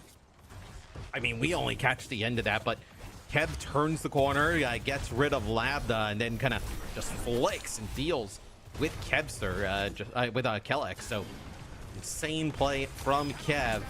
Really made the Cassidy look awesome. They're getting overwhelmed. A lot of damage here. Yeah, they're just getting bullied. Walking up through this dangerous territory, and I mean, this has been the signature from Eisnam all stage long. He does give you any quarter, any chance to reset the cooldowns. The damage going back the other way is going to slow his roll just a bit, but his dominance on the Sigma has him with that floaty perk earlier. Now lets him be so aggro on this map. I mean, he can be like poking you the entire walk up. And with Flux now in play, this is getting very scary for GK. It's another round where it's tenuous to whether they'll even be able to get a grab. Flux does pick up Ziad, slammed down to the ground. A good cleanse keeps him alive. Labda with the rail shot keeps this fight playable, but there's still more to say for Virtus.pro. They drop the symbol. They want to leverage this ultimate advantage and support. Massive work from GK. They've kept the entire team online. The Sanctuary continue to be deployed here from both teams. Virtus.pro, despite the player this, are going to keep pushing, keep forcing this fight off the payload, but GK still alive. It takes 5 ultimates to accomplish it, but finally they make their way to the point. Yeah, I mean, Kev's going to be back into the fight here as Ziad gets a cleanse there, gets a big shot taken down to the ground as they do deal with Ice Gnome at the moment, so they finally end up dealing with the tank of Virtus.pro. Sojourn of Lambda, a big reason why is finally GK able to win a fight. That one though, I mean, everybody just dumped everything into that. Yeah, the ultimates from 10 to 0 here. Luckily, Eisnom, I guess he had 9. He didn't Flux popped it in the previous fight.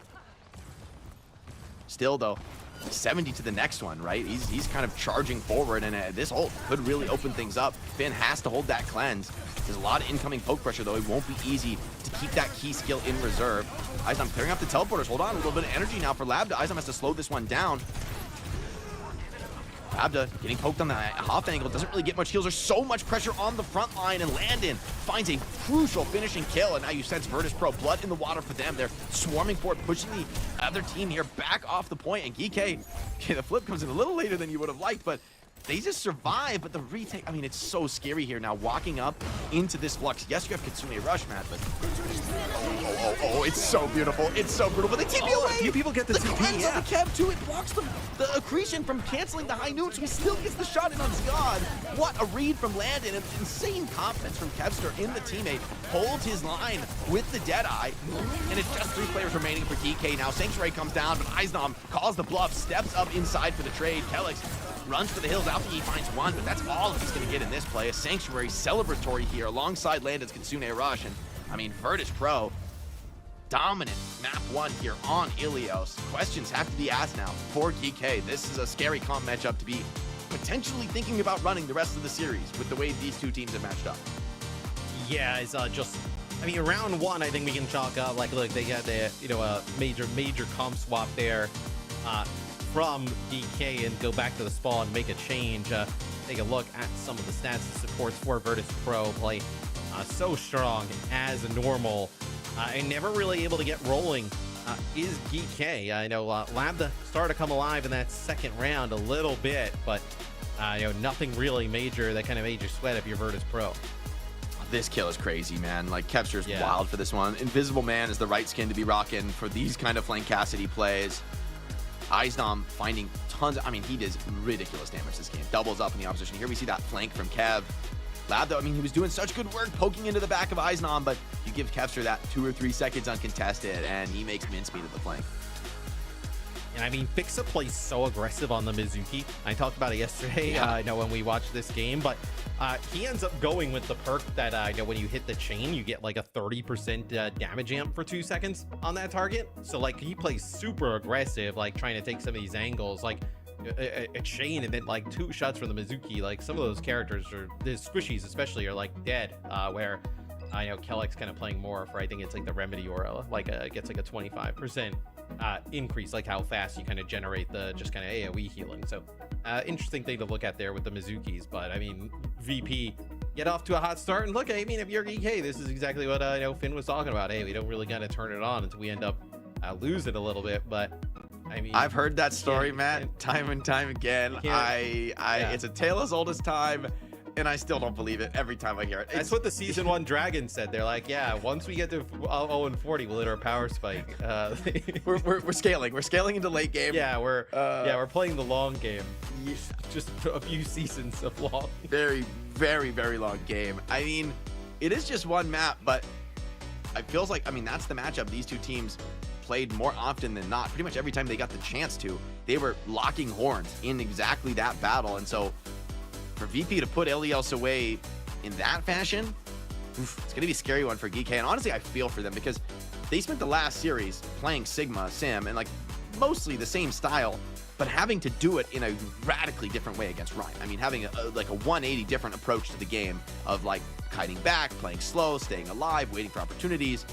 Where, I mean, now in the Sigma mirror, you have to completely change your style, and sometimes that's the hardest thing to do, to play the same comp in such a different way, just from map to map. But they've certainly gotten the wake-up call, gotten the message there on Ilios, and in the first of 4, they got a lot of time to turn things around. It'll be GK selecting Coliseum, which we just saw them win on, and it'll be deferring the ban. So it'll be Vendetta, will be the ban, and then it'll be Lifeweaver gone as well. So a little Weaver, Sigmar, a little Weaver ban here.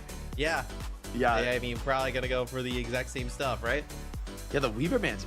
I mean, it's a confident ban. It's a ban that says, run it back, baby. Map 1 was an aberration. In fairness, I think Well was a little bit unlucky. Like, the way that map can go down, it could happen. You back out, you give up mid to Sigma Poke and Mirror.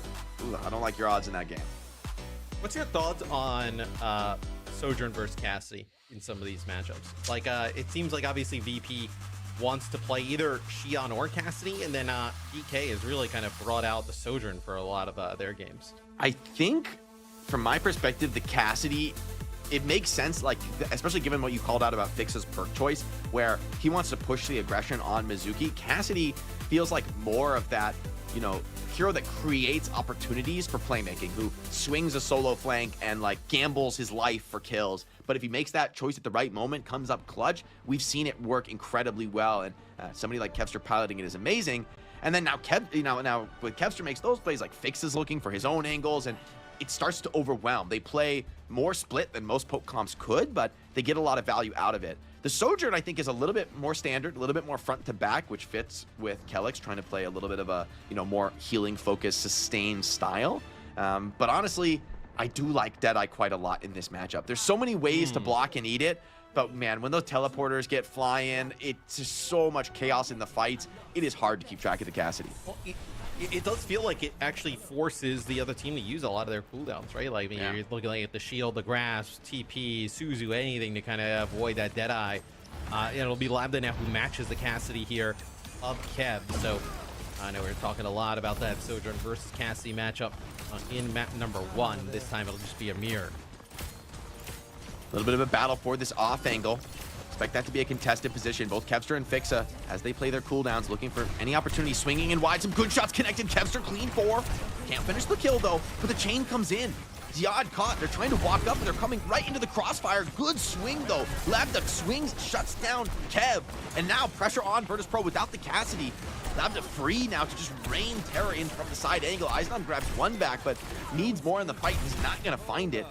Crucial shutdown here from the GK hit scan to just earn their team some kind of advantage in this series. They needed to win this first fight, man. It's a pretty nice adjustment, though, right? Because what we saw there was like Kev waiting for Fixa to have Mizuki TP up, and then once he's got it up and he's active, they both kind of swing, right?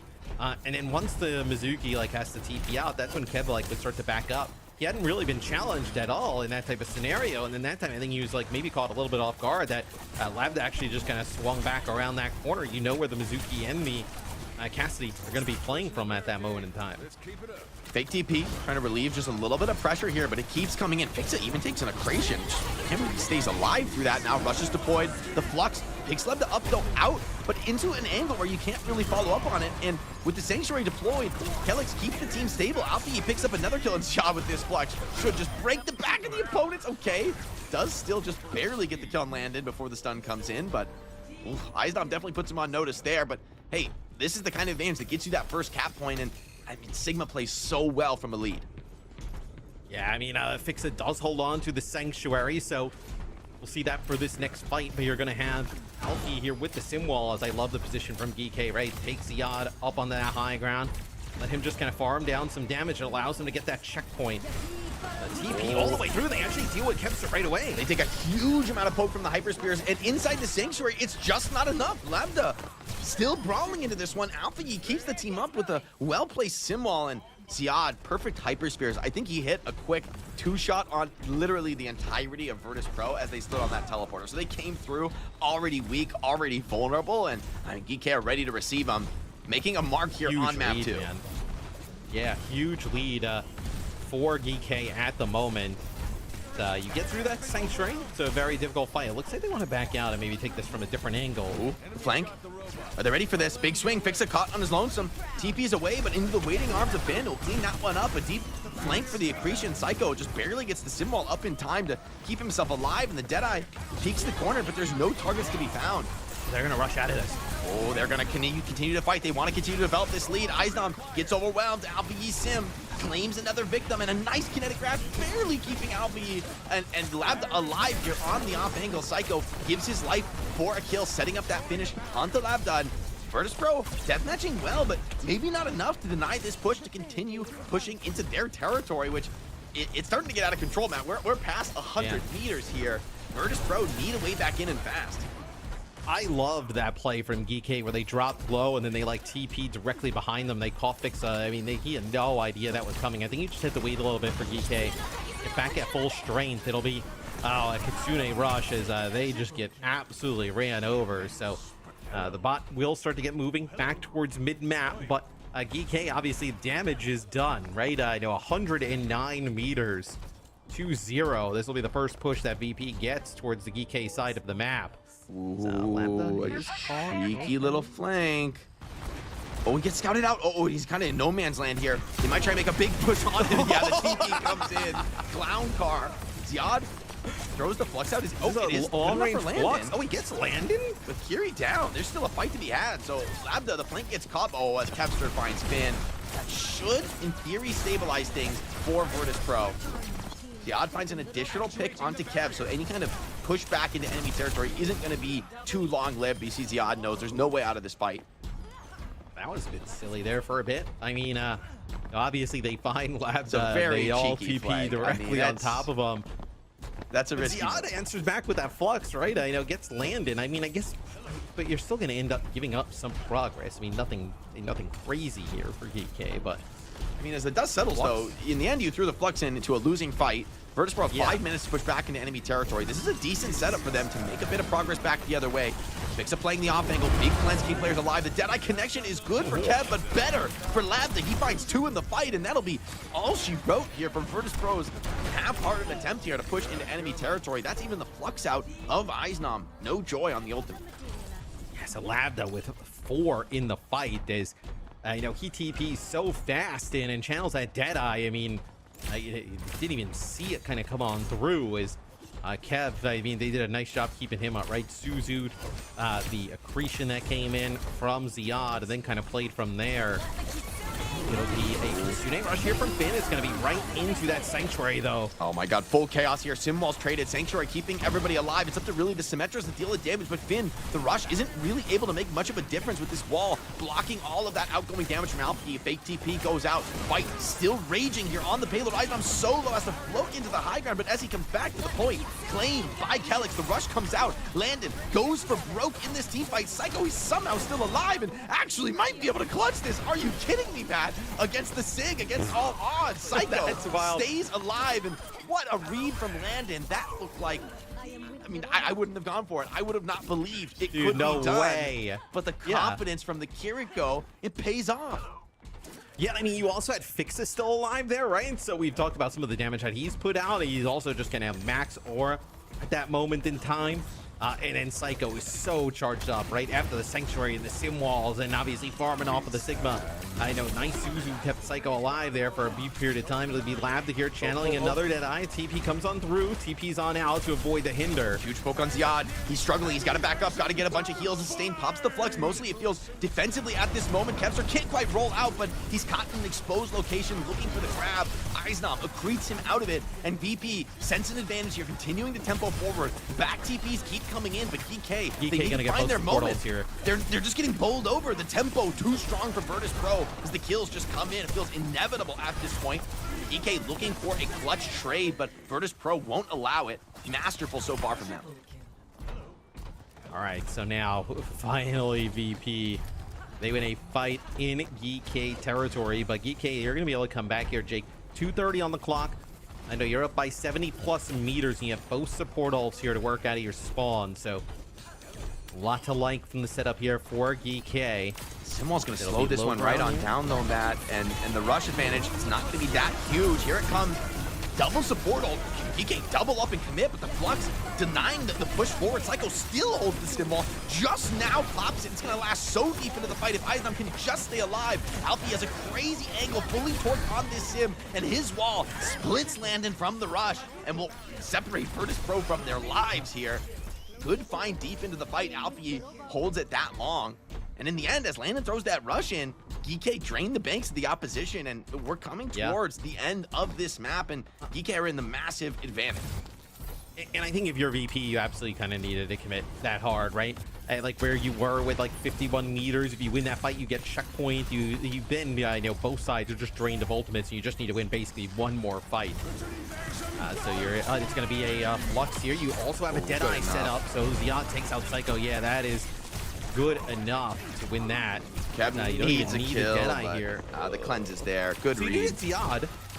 You do kill Ziad. Ice Stone very healthy. You still have FACEIT here as well with Landon, so maybe you can prevent some push, but still, you're just running out of time. Yeah, GK, they don't actually need to win a fight, right? They just need to stagger things out and not lose. And this kind of a chaotic trade is exactly what the doctor ordered here with just a minute on the clock. Virtus.pro, though, consistency from Eisnom keeps the team alive and gives them just that one last chance, one last lease on life. But the economy is just coming down like a ton of bricks here. High noon, tempo from Kev. He's got to snatch this away. It's really the only playmaking tool that VP have. Everybody hiding, zoned away in the corners. The formation is split, and Lambda is caught off. Good read from Eisnom. Sniffed out that Cassidy. It's going to lead to an opening pick. Now GK, tough decision for them. Are they going to continue to fight? Eisnom's going to force their hand here. Big slam, drops Finn to the ground. Doesn't have the cleanse apparently to stay alive through that. And maybe some more kills. They love some kind of a stagger, but Kelix won't allow it. Wisely gets the reset. This final fight's going to be absolute chaos. Rushes and Sanctuaries on both sides. No sim walls, thankfully, as it'll be Lambda here with the Deadeye. Gonna have to dodge this. The Sanctuary a good ultimate to do so, though. Sanctuary's out. It's going to defend. Deadeye, though, so scary. Where is this Cassidy's inside the Sanctuary? He's inside your homes. Again, grabs, drops the shield, though. Blocks the damage at the crucial moment. Out finds one. It's traded back. Kev with two. Keeps the team alive. Virtus.pro, just the supports and Kev now in a 2v3. Can they finish off this Alpha Sim? He's on his own teleporter. Basically, another support for him, and he keeps claiming kills. You cannot back down from the OT Sim, and that will cost Virtus.pro the map. GK Esports even things up 1-1, and if yesterday's any indication, these two teams want it bad. We could go all the way to 7 tonight. Yeah, we could be sitting here for a while, but it'll be a good time as GK, they clutch up there towards the end. FACEIT gets one, not able to take out Alfie. That would have been crazy. I don't think you would have had any help coming anytime soon, but we take a look at some of the stats as Ziad and Eisno really kind of playing each other even. Good games from both of the tanks. I know, really, pretty even across the board here, Jake. I know, even, you have obviously Finn like coming up clutch on the Kiri there. I know a decent amount of times, obviously providing a little bit more healing than Landon, but losing out in terms of the damage battle. Way too close to call. Like that's one of those fights, man. If that goes VP's way, we could find ourselves in another insane multi-minute overtime. But EK hold the line, and if it's any comparison, right? Coming back into this series after their brawl yesterday, this was how it went. EK took us to Coliseum. They even up the series 1-1. Last time the response was Hollywood, and for Virtus.pro, I mean, why change it, right? Maybe just run it back. You did win the series yesterday. Yeah. And I mean, Hollywood, they were dominant up on the high ground. This is just silly here. It's like the entire team. This is a little too creative. Suzu, everybody just like, A little too creative from Lambda. I mean, I don't think that kind of a Cassidy flank works. But you see, man, the threat of the Deadeye, so significant. Feels like both teams how you're able to just move the Deadeye around now, too, right? Like with how creative teams are getting, like with the Sim TPs inside of the Sanctuaries, outside, just channeling the Deadeye for an extended period of time. I mean, you would think that Hollywood would be the selection for VP, right? I mean, they looked really good on it. I mean, once they had that defensive high ground in the second part of the map, it was over. I mean, it got sweaty at times, though, on their offense as well. Speaking of getting sweaty, guys, these matches are way too close. We're getting serious broadcast length. That means you better have the Battle.net account linked up. You got to get these drops, get those esports loot boxes. We got tier skips, we got MAGA skins, we got everything you could want here for the OWCS fans. So make sure you get your Battle.net account linked up so you can start farming up these drops. You get a Jake Outlaws Junkrat skin, maybe? There could be an Outlaws Junkrat. Loot boxes, could be an Outlaws Junkrat in one of these esports loot boxes. A little Custa Valiant Mercy one. I mean, you got a few good options. Hey, Hollywood, that's the map selection that comes in from VP. I don't think it's much of a surprise, right? This is pretty much how the series went yesterday. It's going to get really interesting, especially if this one goes past 5, because right? That's where we kind of reach uncharted territory. When the map pool opens up, we see something new, we see something different. But also for VP, I mean, like, yes, they won Hollywood, but it was very close, right? Like, they almost got full held on first point, and things are going to get weird with both Kiri and Sim banned out. I think VP also banned the Kiri last time, right, to play the Batiste, but the Sim ban, I think, is definitely different on this map. Opens up some possibilities for both Alfie and Psycho, two insanely flexible, individually skilled DPS players who have been just tearing it up on Sim, looking fantastic, but now maybe able to show a little bit more individuality in terms of how they approach this map. I don't know exactly what they'll pick. Maybe the Mei, but maybe something out of left field. Yeah, I mean, this Sim Gone here is just really interesting, right? I know. It does make it harder to obviously access high ground in the second part of the map. Oh, yeah. Second point is going to be a slog for these poke comps because there is no easy ways through. Yeah. Both Sim and Kiri out, though, means Mei could do crazy work, right? Like, with no cleanse to deal with the Blizzard, no TP to get away from it.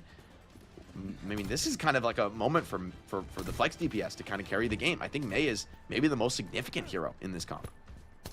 Yeah, as Alfie and Psycho, the two players to look at there is, you'll also see with Kirigana, this is going to be Bap, Mizuki. Looks like for both teams. So it'll be GK on defense first here. See if they're able to get a first point hold. Gonna turn the tides of how this one went yesterday. This is going to be a much different game, though, with the bans than we saw yesterday between these two teams. See what the look is. Oh, okay, I was thinking it might be a Zen. Yeah, I honestly wouldn't completely hate Zen here, but Mizuki just so effective. A lot of unique playmaking potential from this hero to create space, especially on the offense. Virtus.pro, they tried a couple wonky angles of attack yesterday. This time, they're going to learn from that mistake and just take things straight up the gut. But that lets Lab to just carve into them with this disruptor shot, farming up rails. A lot of cooldowns out now. Defenders look aggressive, but a beautiful wall isolates the push forward. Ziad, though, responds in kind. Hit scans now off the field, up to the maze to find the difference. But Landon, that Bapper, wins the duel against Span. That'll take the sustain out from under to the defenders. And Virtus.pro, this time it's their turn to annihilate that first point defense. Yeah, I mean, they get that kill early on onto Labda, and you were talking about how much damage he was ready to put down. The disruptor shot farming up a rail. Maybe he kind of got caught around the corner and taken out as VP. That will be first point as Kev making some changes. Are we gonna? Oh, are we gonna see Freya? I like it. We have not I seen like it a Freya lot. in ages, but she's really good on this map of obviously getting angles up on that high ground. Yeah, and you just need some kind of hit scan that can actually just play the game, Matt, because Cassidy on the low end of the choke here is a terrifying prospect, and the verticality already puts pressure on the defenders. Drone is out, and oh, that's an uncontested block. They're all coming crashing down. Eisnom dominates through that point. It does take an Ant Matrix to set up the play, so two ults, pretty significant ones at that, have to come out. But I mean, for VP, I think it's well worth it to establish high ground control on Hollywood second. I mean, always a hotly contested position on this map, and with no Sim TP, breaking the hold is kind of a terrifying prospect. So let's see how GK approach it. And you also see that for a brief moment when we're on with Kev, right? He's able to get like visibility over the Mei wall that kind of comes on down. He lands like 2 or 3 big, explosive shots. So doing some serious damage. Ice no has to be careful. I know gets the benefits of the regen burst. It'll be the bola shot there. It connects onto Kellex, it looked like. But able to kind of ward it off, but Finn dies. I mean, that is brutal. It's going to be the Blizzard here that comes on through. No way to escape it from Alfie. Nice sanctuary here from Fixa, trying to keep Ice Gnome alive. Keeps the fight going, but Psycho's Blizzard does freeze. Fixa in a crucial battle here on the flank, has to teleport back out, but maybe the damage is done. Labda zoned off. Here comes Ziad with a key flux. OC available from Labda, and that may be just enough to hold the line on second point. He gets 1 kill, breaks the drone, finds a second before he goes down, and DK, very scary to lose your BAP that early in the fight, but somehow, some way, they come out with the clutch. I mean, if they lose that fight there, they're in a brutal scenario, right? I mean, that's going to be second point taken by VP, probably above close to 5 minutes in the time bank to complete the map, and they would be rolling at that time. So and now you have an Ant Matrix here, and you have high ground, so an opportunity to win another fight here. I mean, a brutal walk-up. We've seen so many times teams stall out here. Mei is making her way to the payload, so it's going to force, alongside, I believe, Mizuki some kind of response. And you see the overtime gets pressure to Maywall here as well. A lot of playmaking to be had in this room, and Geeky now caught between a rock and a hard place. The payload moving forward. Teams attacking the high ground. What are they going to do here? They need to hold this point, but they got to drop as a unit. Great war split here from Virtus.pro. Flanking from all sides. The bat window, not long for this world. Pick up right out of it. Not even slammed down to the ground. Goes down too quick for that. And what an immaculate approach from Virtus.pro. I mean, just putting Geeky in a vice grip here on Hollywood. Yeah, I mean, they send Psycho down low, like you mentioned, right, to kind of put some heart pressure on. That drags some players down. You see they attempted to use the Maywall there to get Ice up to the high ground, but they are not able to do so. But, I mean, they kind of force Geeky in a really difficult position, right? They end up having to drop to respect that. You have a lot of damage coming on to Zion, not able to do so. Bola shot here. Gets the drone out. Now he immediately swings the pressure over to that tank line. Kev on this Freya, finding a ton of value. Ziyad's so incredibly low in the front line, and the Blizzard comes down, breaks the back of this defense. A clean fight so far for Virtus.pro, and they refuse to give any trades. Not even a stagger or a payload stall for Geeky Esports. Farther than either team has made it so far on Hollywood in the last couple of days. But Virtus.pro, it is an expensive fight, and breaking this last is not easy. I mean, such a sick defender position. I mean, especially when the other team has Blizzard and Sanctuary here to play at this show. You're going to have a Sanctuary of your own for Virtus.pro. Finn has to be so careful. Can't lose him again early in a fight. You're also going to have Landon build up towards the Zamp Matrix, so you're going to have nothing here to work with if you're VP. I mean, he's just putting on so much pressure. He's zoning him out of this entire corner of the defender hold, but Geeky Esports find a little cubby to play, and Zion pokes back the other way, drops Psycho. That's going to really neuter any potential aggression. Fixa knows he can't really teleport back, but the movement is actually good enough. Eisnam still up on this high ground, making things very scary, and Finn is in deep.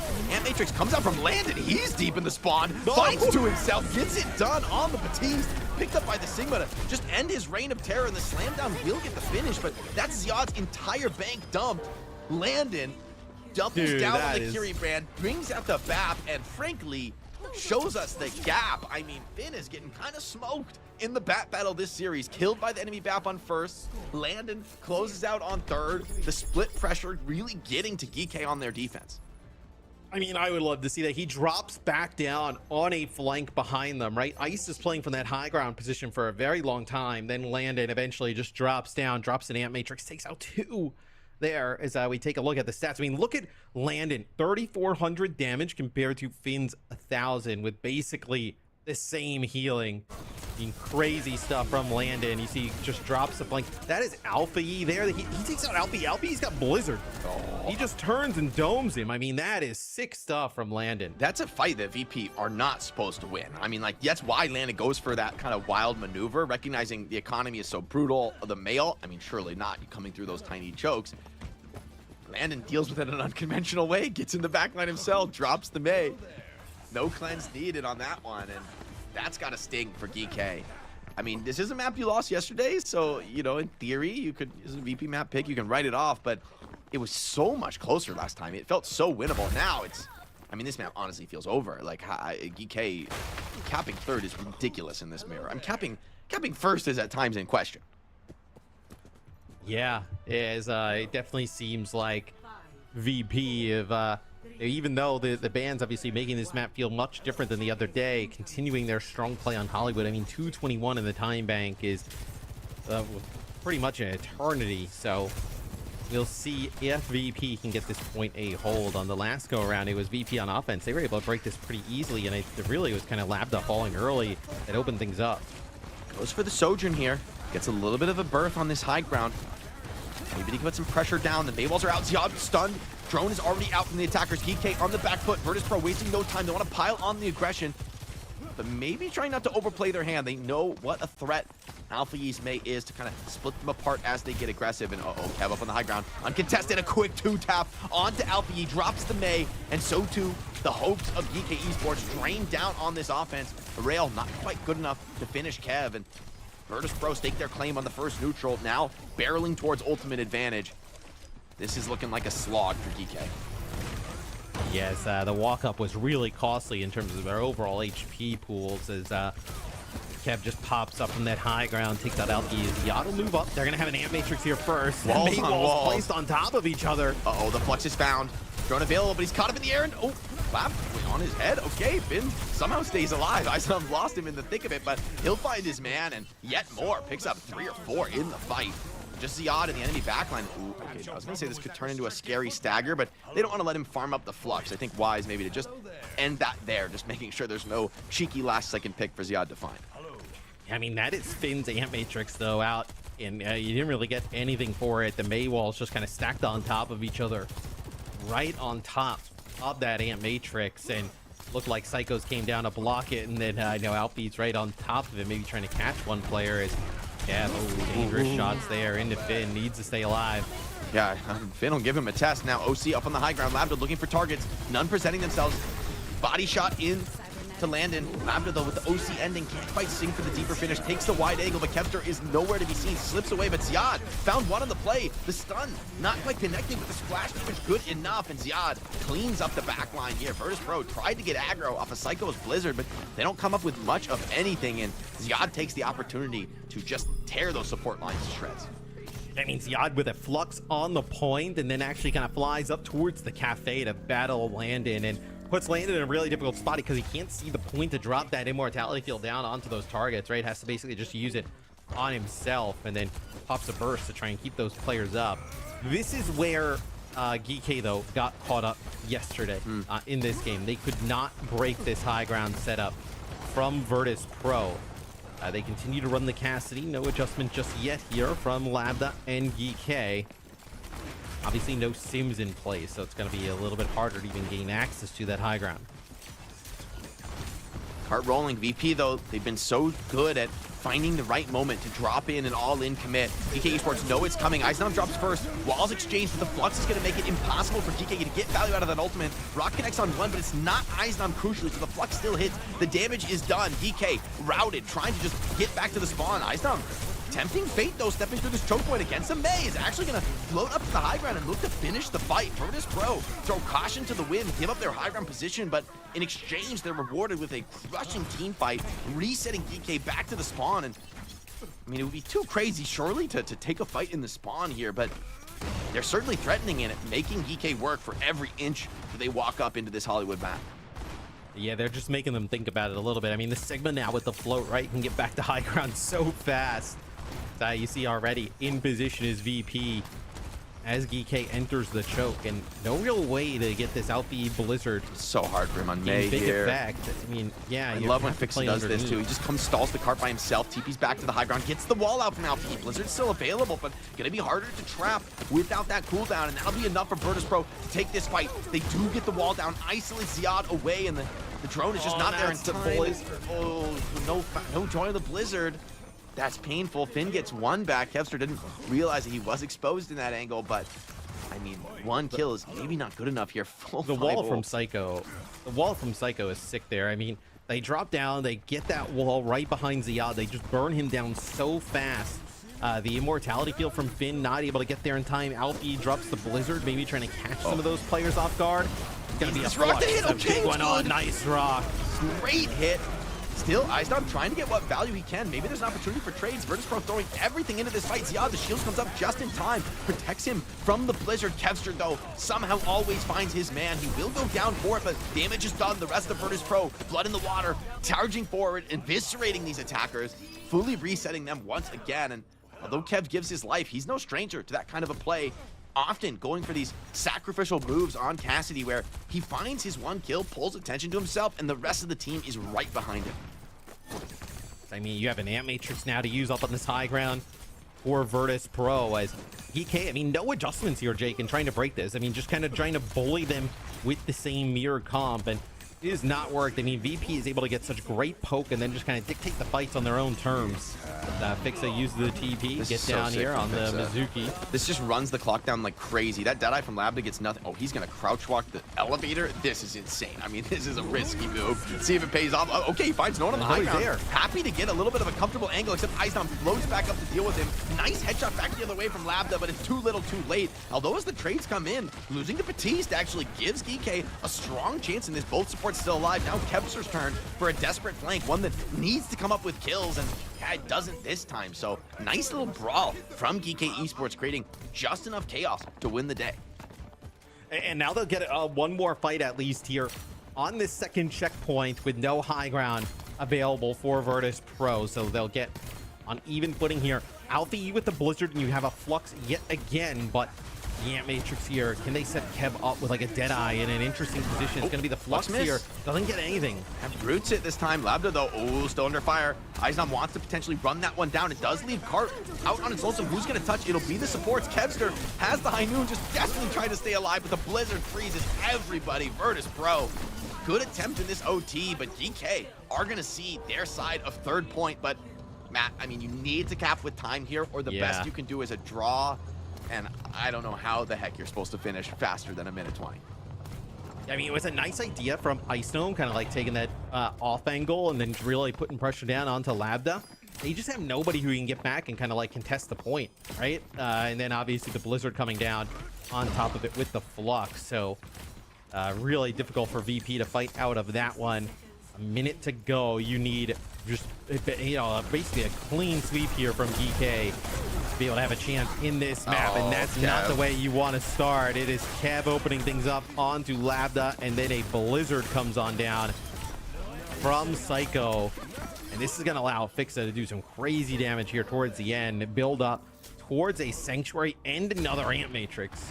Best you can do at this point is a draw for GK Esports. They still have to fight. I mean, if they could somehow hold VP to that outcome, it would be a massive win from this position.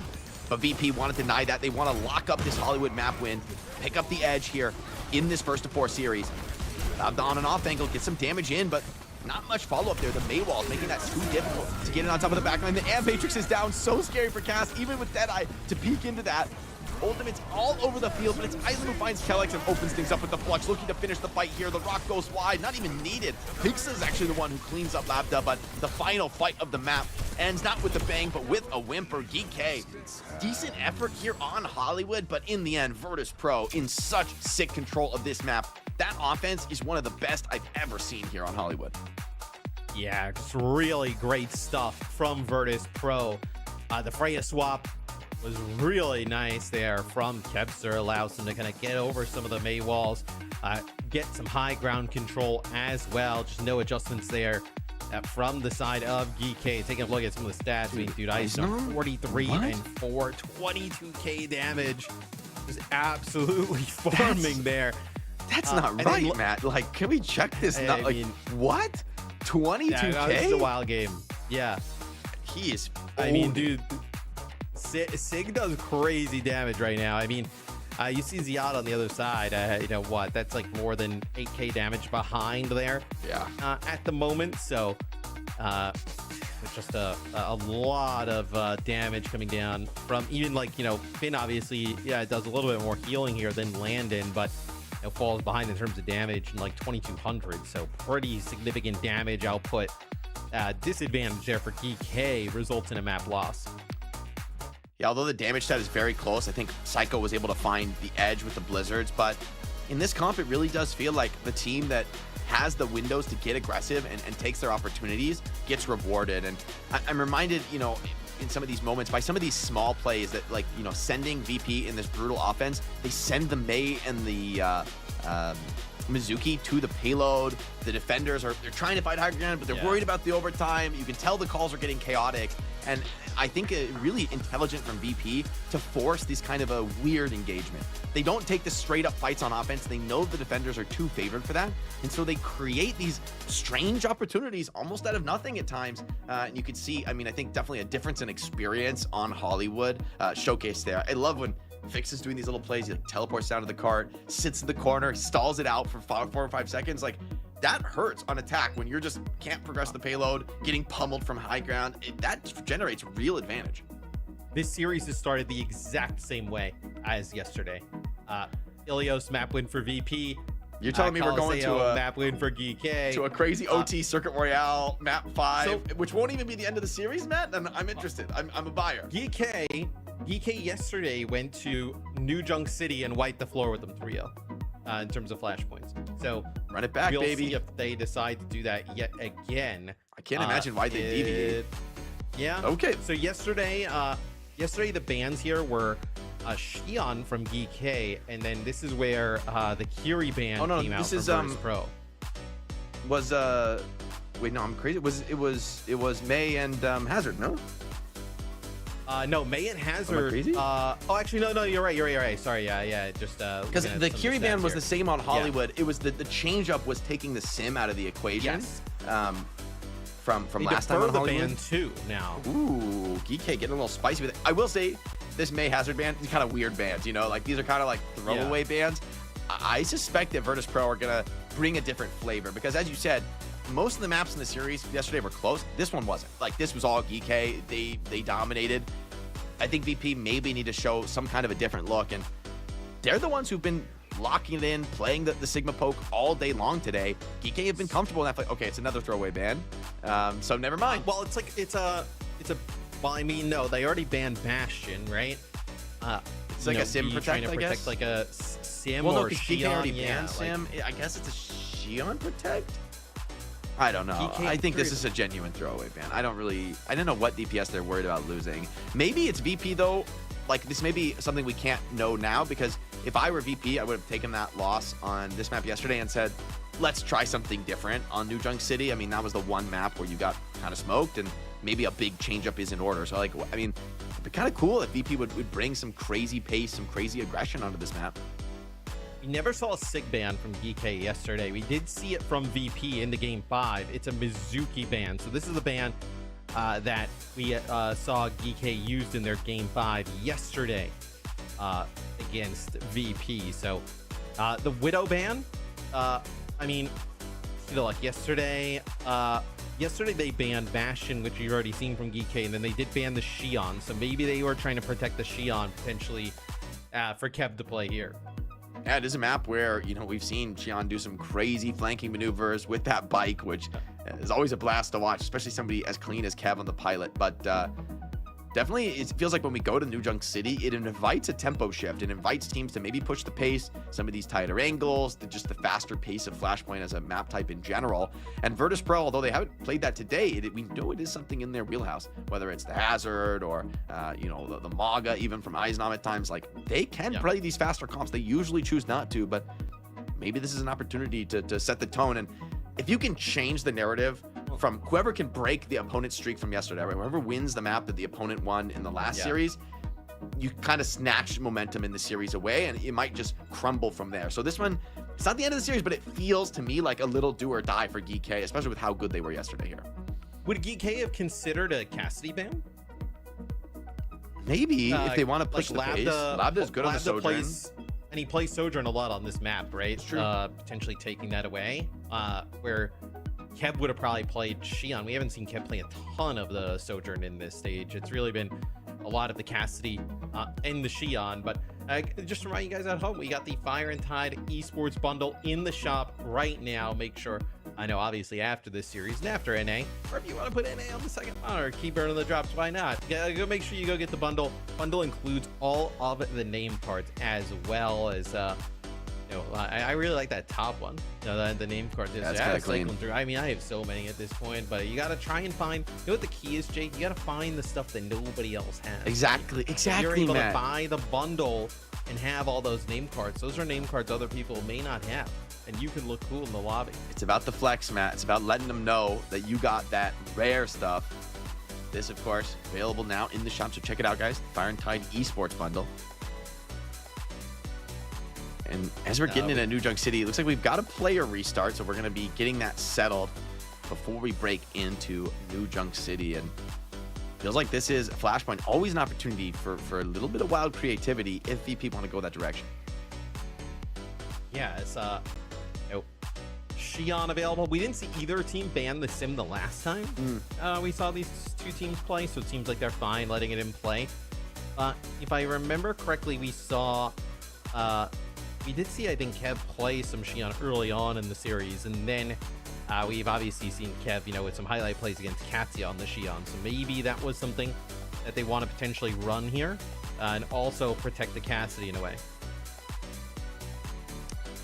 It's interesting seeing Xion rise so quickly into the meta after her release, and then maybe fall so precipitously as teams have started to really understand how to deal with her, being ready for the bike threat as it comes in, and even finding the moments to run her down and punish her when she's low on those mobility skills. Feels like Cassidy has been a big part of that. Both heroes available to be played, and New Junk City offers a battlefield where the footing might be a little more even. I think in a more standard map, the Cassidy feels pretty comfortable marking those off angles, but on New Junk City, you just can't mark them all. There's too many ways to get into the fight, too many ways. I mean, we saw this even from Alcad when they played VP, right? They brought insane pace on the Maga Xion here, and it actually worked even over VP. So curious to see if VP want to integrate some kind of element of that style. Without the Mizuki, they are going to be forced to show us at least something different here. Yeah, as we've seen Mizuki over the last 2 maps, really the entire time, but also on Flashpoint, we obviously Lucio come up, clutch. So probably Lucio Kiri. We'll see what ends up happening. The Widow ban most likely. I know you're protecting either like the Sim, the Cassidy, something along those lines, potentially even the Xion as well. So a few different options, as I know we had a little bit of a delay, and it looks like we're gonna have another little bit of Never mind. delay as the pause. Maybe hold. I'm holding We're that. good. We're good. Celebratory pause. We just like to keep the people at home on their toes. You know what I mean? And me. And you, yeah. Ooh, I like what I see out of VP right now, and I have been baited by spawn room picks many times before, but I'm here for it. And the Onron Vendetta. Hold up. I mean, this is talking about aggression. This is wanton aggression from Virtus.pro. This comp does not play slow, ever. It is a go, go, go style. Alpha Yi could be called into some serious question here on the Symmetra. Hard to stay alive. Okay, he's on the Reaper, which I actually think is going to have a much more comfortable matchup. So they both play the Onron, though, which is an interesting wrinkle, right? Most likely plays pretty well with the Maga, right? Yeah, with the fire synergy. Cardiac overdrive, yeah. Yeah, it's really nice with the fire synergy. You can both ignite for one another and set each other up. But a big stomp from Ziad absolutely deletes Psycho. What a find from the GK Maga. Comes in to assist Alfie, who's under pressure in the corner. And GK, I mean, it's a cheeky little comp from VP, but GK say, yeah, well, maybe I'd win. Maybe I'd win. Just dropping the absolute hammer on Onron. Well, obviously it's aggression that comes out from VP early on, and then like the counter stomp that comes in from Ziad, right? They try and put some pressure on Alfie on the Reaper, and they just stomp right on top of the Onron and the Maga. We'll see from Psycho's POV. Just a brief moment as GK controls the point here first. Sojourn with a lot of space to work with here. Labda could really profit from some early rail shots, and Psycho's getting kind of marked in the extremities. Does dash in, tries to get some ignites off, just barely connects to the Sojourn. Public enemy #1, but I mean, the support backs up. They respond in kind, and Virtus.pro, this aggression is not really working for them so far. I mean, DK handling it in stride. They have just played an entire series against Twisted Minds after all, so catching this team off guard is going to be a tall order. Aiznov does find one, and the shout keeps him healthy, but there's just too many players alive for DK Esports. And I wonder if like, obviously VP very good at some of these Sigma-based comps. I wonder if this is kind of like where GK can maybe find a slight advantage, right? Playing some Maga, forcing some Maga on the other side, right?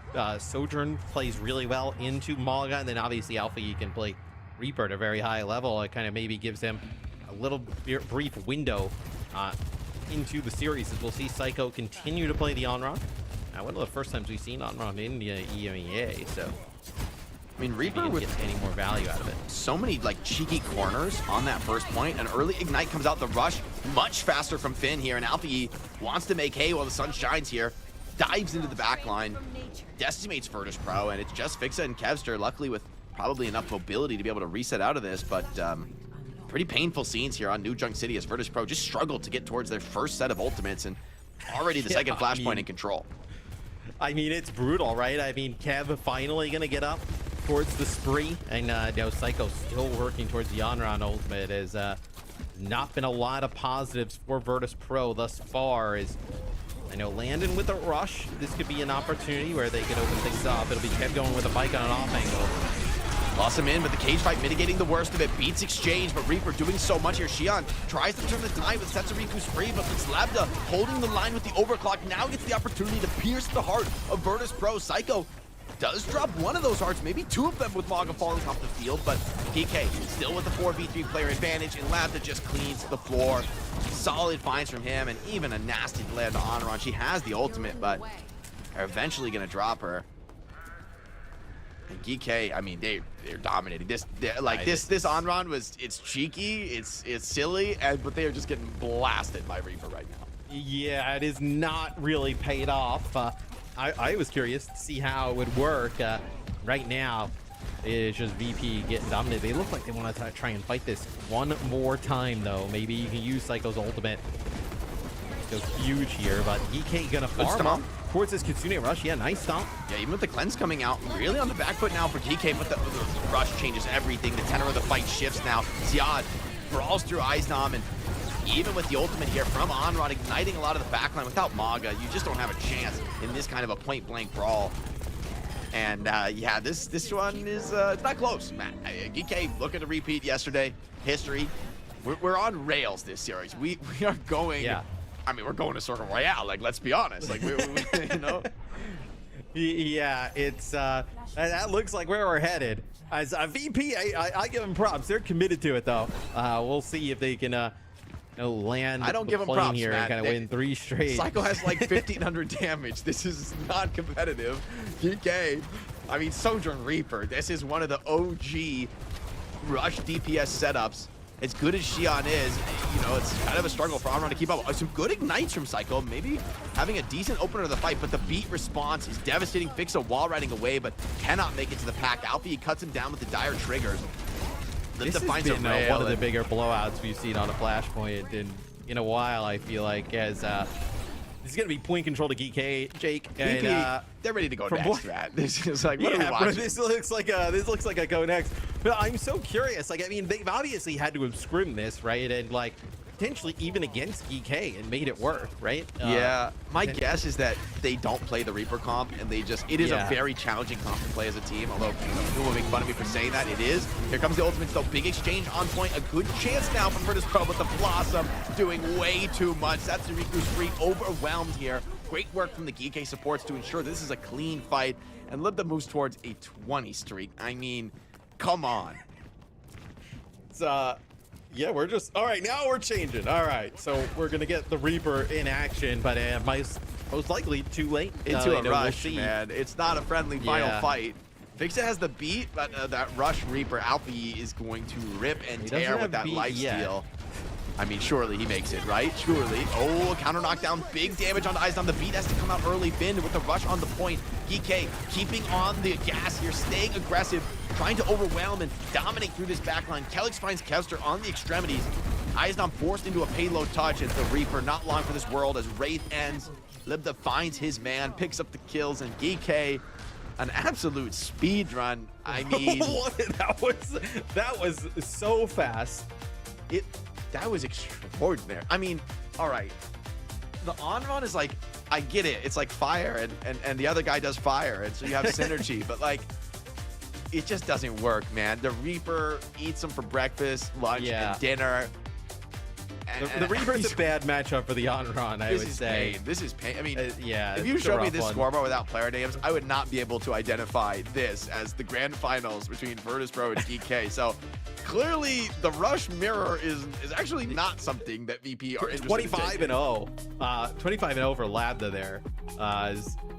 No, I wonder, like, if you're GK, you have to think about, like, can we ban Sigma and just play like this, like, Maga rush? Like, I don't know. Like, we'd obviously see VP make some adjustments, I think. No, not come out and play like Xion Onron, but I think they need a mirror, man. The Sojourn Reaper, they're iconic classics, and like Xion looks great when you're up against a less mobile comp and you can kind of get deep into the back line, throw a bike in on the supports. But in this matchup, every time you flank on Xion is time that the opponent is just send it down mid, run at you with Reaper and Maga, and you don't have the luxury to kind of set up the fight how you like. Things get too chaotic, I think, for Xion to really get into the mix in time. It's a little too much on the rotation, and Sojourn is just laying in rails. On run, I don't want to talk about it. That was rough. That was painful. I gotta know though. That had to have worked in some type of scrims, right? And maybe you gonna pay it off, but not ideal. Do we see them go to circuit? I mean, this is a mere 5 maps to start things off. I mean, circuit yesterday we saw no SIG as well. Obviously, a comfortable margin of victory on circuit. So VP are going to be very confident. Last time, I'm not shocked to see it come out again. I do think though, this is going to be a very different circuit than last time, even if the same bans come out. Last time, remember, it was like GK opened with the Diva. It completely fell flat. Their defense really crumbled from there. And then on the opposite side, it was Lebda to have the read to go to the Bastion first. Kevstra had to follow suit, and it was their turn to put on a blistering offense. So I'd expect both defenses, if we get the same ban phase, to be maybe a lot more prepared this time. For VP, though, they also don't have to ban the Sigma if they wanted to see a very different kind of a matchup here. No, and I think it'll be a different ban phase, right? Because we've already seen GK get rid of the Mizuki, right? We've already seen Mizuki gone. And this is obviously some of the moments from this match yesterday, right? Same map order, same scores, the upper finals going into this. We will have extra games. I wonder if you do see, has VP banned Bastion? That could be quite interesting here. So the payload was successfully delivered there towards the end. Do it for cargo, baby. Do it for cargo. A ban so deferral. VP, okay, they banned. Well, it's interesting because GK can't ban Bastion, right? Because it's already been gone. They wouldn't do it because no, they obviously got the better of it yesterday. They banned Cat. That's a confident ban. It's a run it back type ban. A sim ban taken away. Okay, so Virtus.pro May. Yeah, well, I actually think it gets kind of complicated now because Kiri is still in the mix. So I suspect the Kiri Mizuki support line is going to be, confidently chosen by both teams. Maybe May still the best, right? The wall is such good utility, and there's not many DPS who can really do much when it comes to, fighting the Sanctuary, fighting on top of the Kitsune Rush. And in fairness, for VP, with the Sims off the field on Hollywood, they looked much more comfortable, and, maybe opening the individual playmaking quotient when there isn't quite so much of that burning pressure on your front line. Psycho, maybe it's confidence in him on the May. See what Alfie can do. He hasn't really played much May so far at all this season, so see how this one plays off. It's going to be slightly different with both Sigma and Mizuki on the field on circuit, unlike what we saw in that incredibly close nail biter yesterday. So we will, we get a game 5 here, right? But this is a first to 4. Winner of this does go to series point, but with how these two have battled each other over the last 2 days, you'd expect we get a 7th game between these two teams. As EMEA pushing us to the limits here today. And both of these squads, they know each other so well, so the mind games are going on a crazy level at this point. They're baiting us again. Wait. Hold. Are we paused? Any holders? We're holding. We're holding. We will we'll figure out kind of what goes in there. Sounds like little internet issues, so we'll have some time here for you and I to talk. I don't know what we're talking about other than the fact that we saw really close game between these two teams the other day on this map. Everybody kind of talking about how crazy the end was. This looks like, though, with the bans and how the series has gone, may end up playing a little bit differently. Both teams now, an opportunity to reevaluate, and taking the Sim out of the mix does put some questions on both teams now. This has been a map where Sim has been, back in the day, this was a Widow map. Now, Circuit is a Sim map, I think it's fair to say, right? This hero defines the meta, all these long open sight lines that were once an opportunity for Widows to show that incredible individual skill. Now it feels like the Symmetra teleporter opening up new angles for attack is really the key test for these elite teams. But with Sim off the field, it slows the game down, it opens things up, and maybe those hit scan players can be put back in the driver's seat. Kevstra versus Labda has been an absolute heater so far this series, and onto Circuit, I think we'll have to see more of that. Can you play? Look, we probably expect VP to play. Are you going to play Cassie May Sig?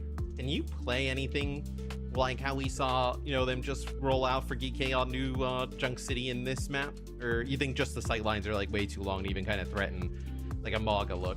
I do think without the Sim, it's very hard to play those rush styles. Generally, I actually think the rush can be quite good on this map, but sim is the linchpin of it, right? Speed is nice, and it maybe can be enough, but honestly, you know, you kind of need the opportunity to recover. The sim wall is also ridiculous. If you're playing a rush into a slow comp, you drop that sim wall down, and all that poke damage, all that pressure is just fully relieved for basically the entire team fight. So, yeah, without sim, you think you'd be really forcing it. I feel like this has to be a poke mirror. And I mean, in fairness, GK, they haven't shied away from it. You know, VP are, I guess, up 2-1 in maps on the poke mirror, but it's been close. It's been contested. The scarier thing is how Hollywood went, right? And with sim off the field, I expect to see, you know, kind of roughly similar styles, or at least Landon more than likely gonna not play the Batiste. So some of those backline Batiste nightmares can at least be put to rest here for GK Esports.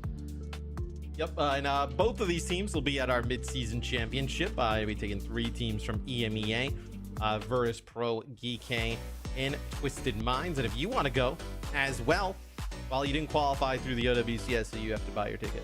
But we can give you 15% off, though, if you scan the QR code and use OW15. It's going to be an awesome time out in Paris. Go sightsee, have a great time, watch some great Overwatch. It'll be an awesome week of games at EWC. I mean, hey, we're going to see both of these teams there. Imagine this match on LAN with a huge crowd. I mean, that would be awesome to be able to get, as you know, maybe we get that deep into the tournament out there. Yeah, a little bit of home field advantage for EMEA. And honestly, man, I don't think that elite competitive Overwatch has ever been this close, this competitive.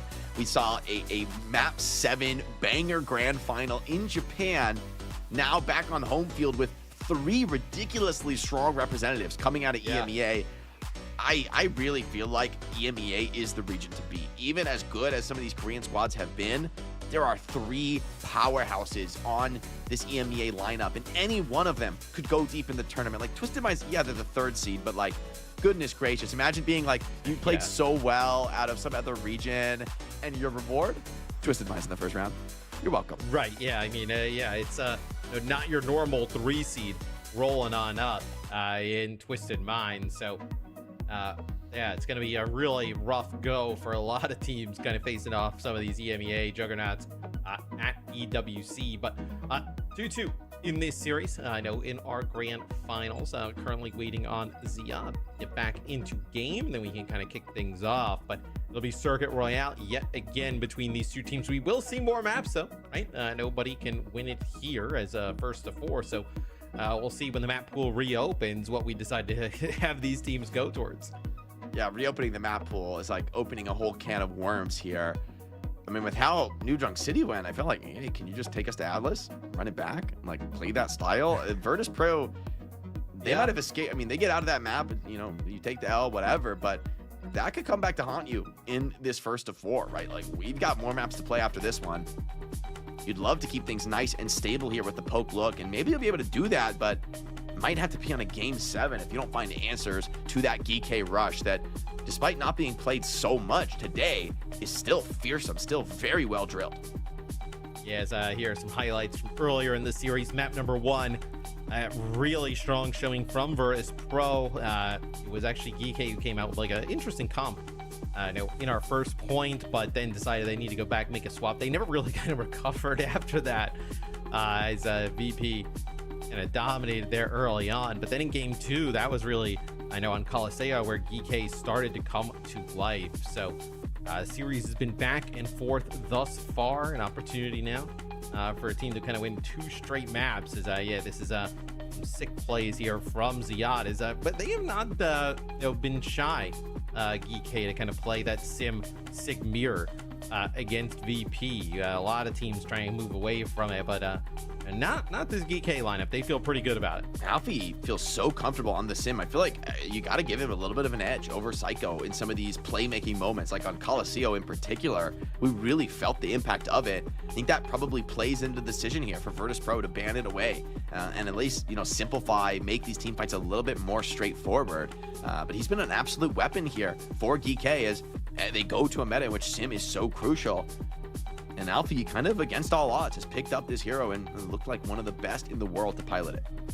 And Hollywood went pretty similar to yesterday as well. Some sick stuff from Landon on this map.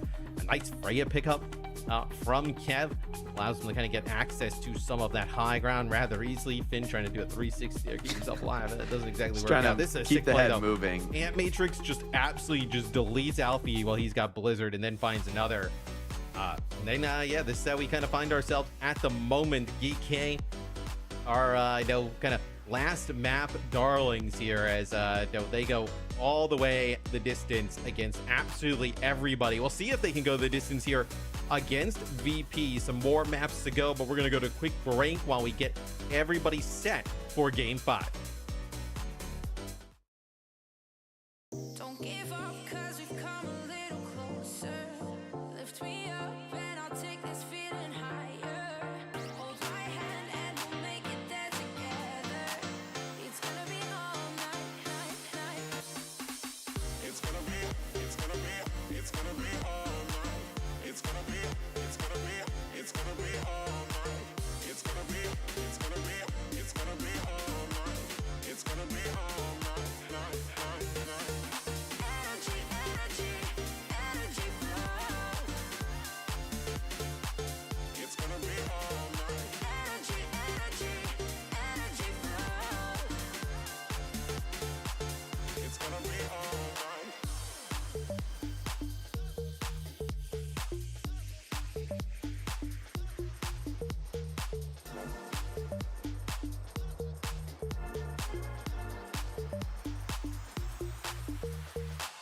Don't give up, 'cause we've come a little closer. Lift me up and I'll take this feeling higher. Hold my hand and we'll make it there together. It's gonna be all night, night, night. It's gonna be all night. It's gonna be all night. It's gonna be all night. It's gonna be all night. It's gonna be all night. It's gonna be all night, night, night. Energy, energy, energy flow. It's gonna be all night. Energy, energy, energy flow. It's gonna be all night. It's gonna be all night. It's gonna be all night. It's gonna be all night. It's gonna be all night. It's gonna be all night. It's gonna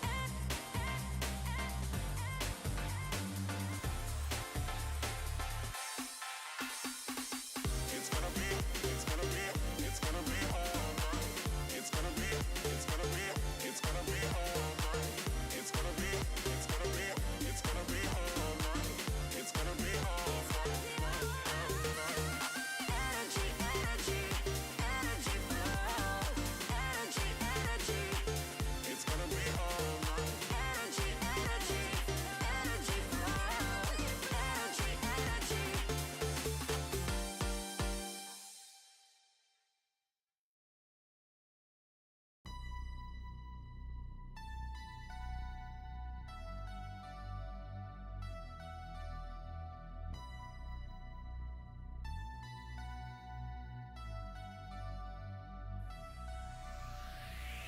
Broken pieces on the floor, like you've been walking on shattered hopes. I can't believe I didn't see, but now I make you nothing but a memory. I take a step back so I can move on. Been on the wrong track, you're not the one, no, no. I take a step back so I can move on. Been on the wrong track, you're not the one, not the one. We've been blinded for too long. Now we cut those strings so good, and we gone. You got me real close. Time to run. My broken heart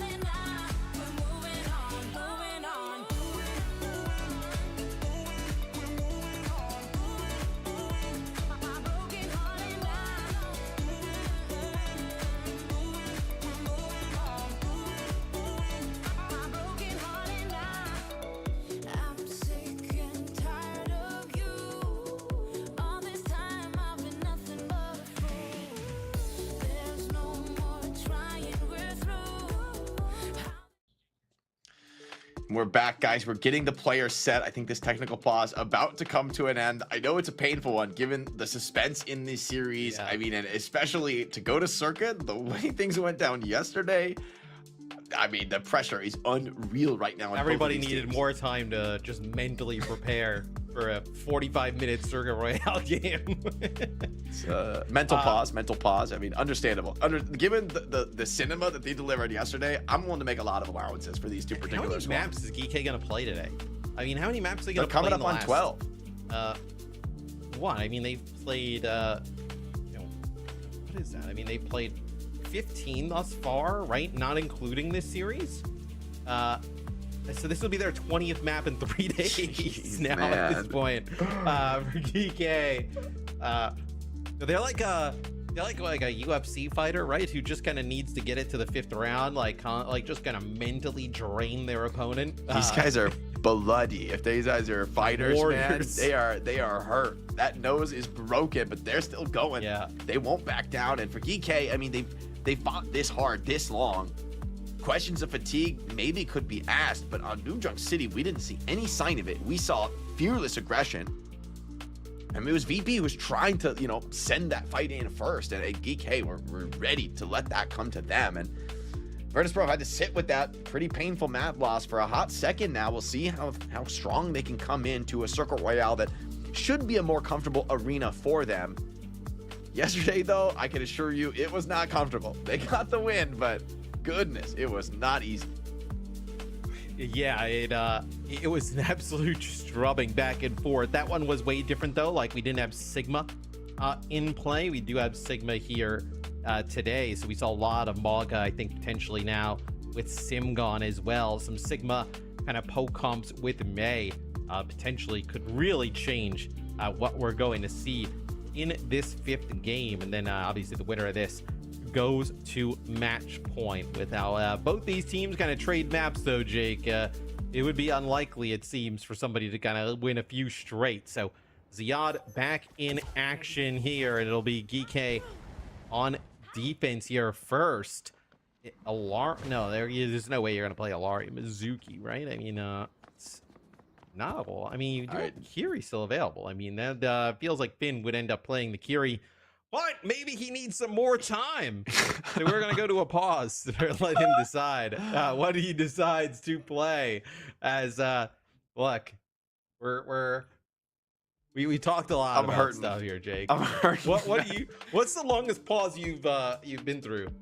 I've seen some tough ones, seen some big internet DCs.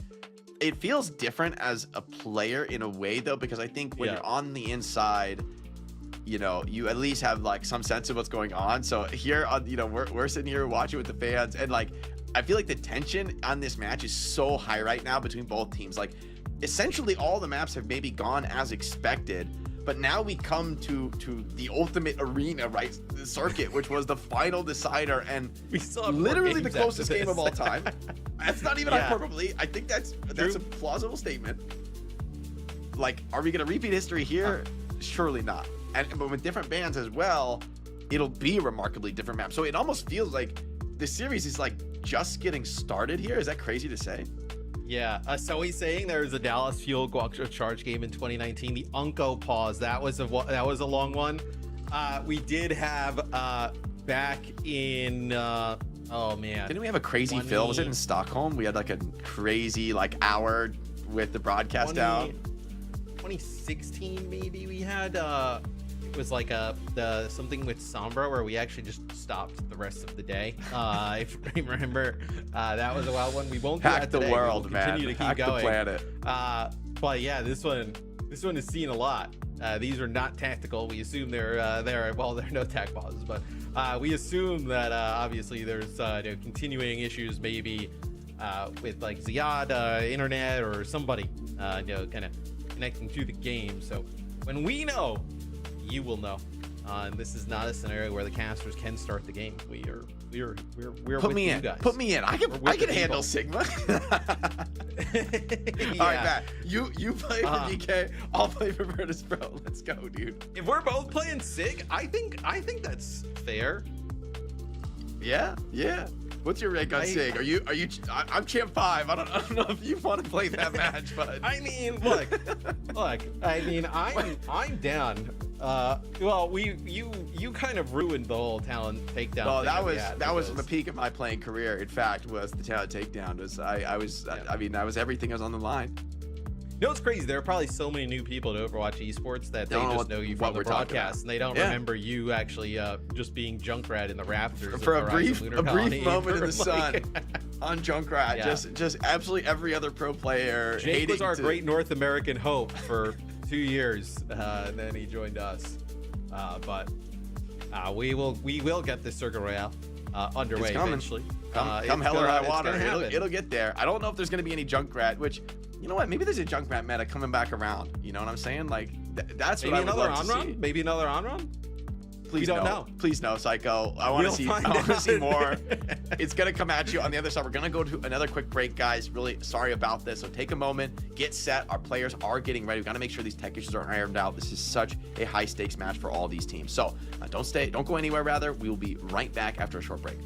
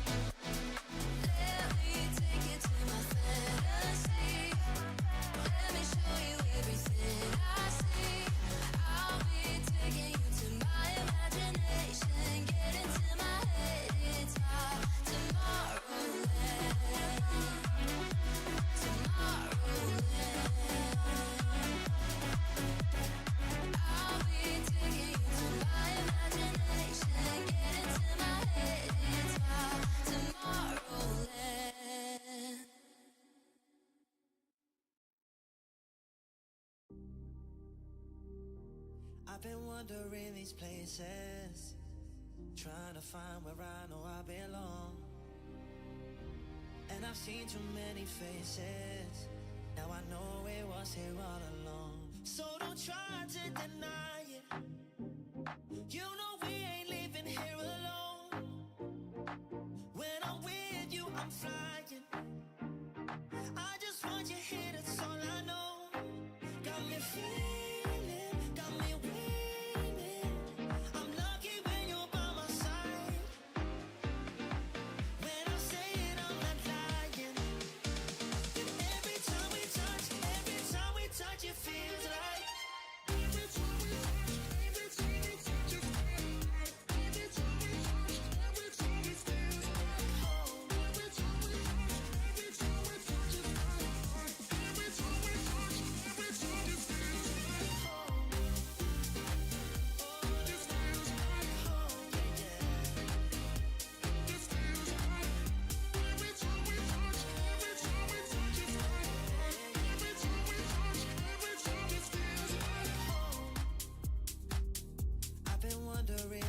faces, trying to find where I know I belong. And I've seen too many faces, now I know it was here all along. It's an impossible thing that I'm feeling, pressure is building inside of my veins. Tell me it's real and you swear that you mean it, yeah you mean it. So don't try to deny, don't you try to deny. You know we ain't leaving here alone. No we ain't, no, no. When I'm with you I'm flying. When I'm with you I am flying. I just want you here, that's all I know. Yeah, yeah, yeah, yeah. Got me feeling, got me winning. I'm lucky when you're by my side. Yeah, yeah. When I say it I'm not lying. That every time we touch it feels like. Every time we touch it feels like. Every time we touch it feels like. Every time we touch it feels like.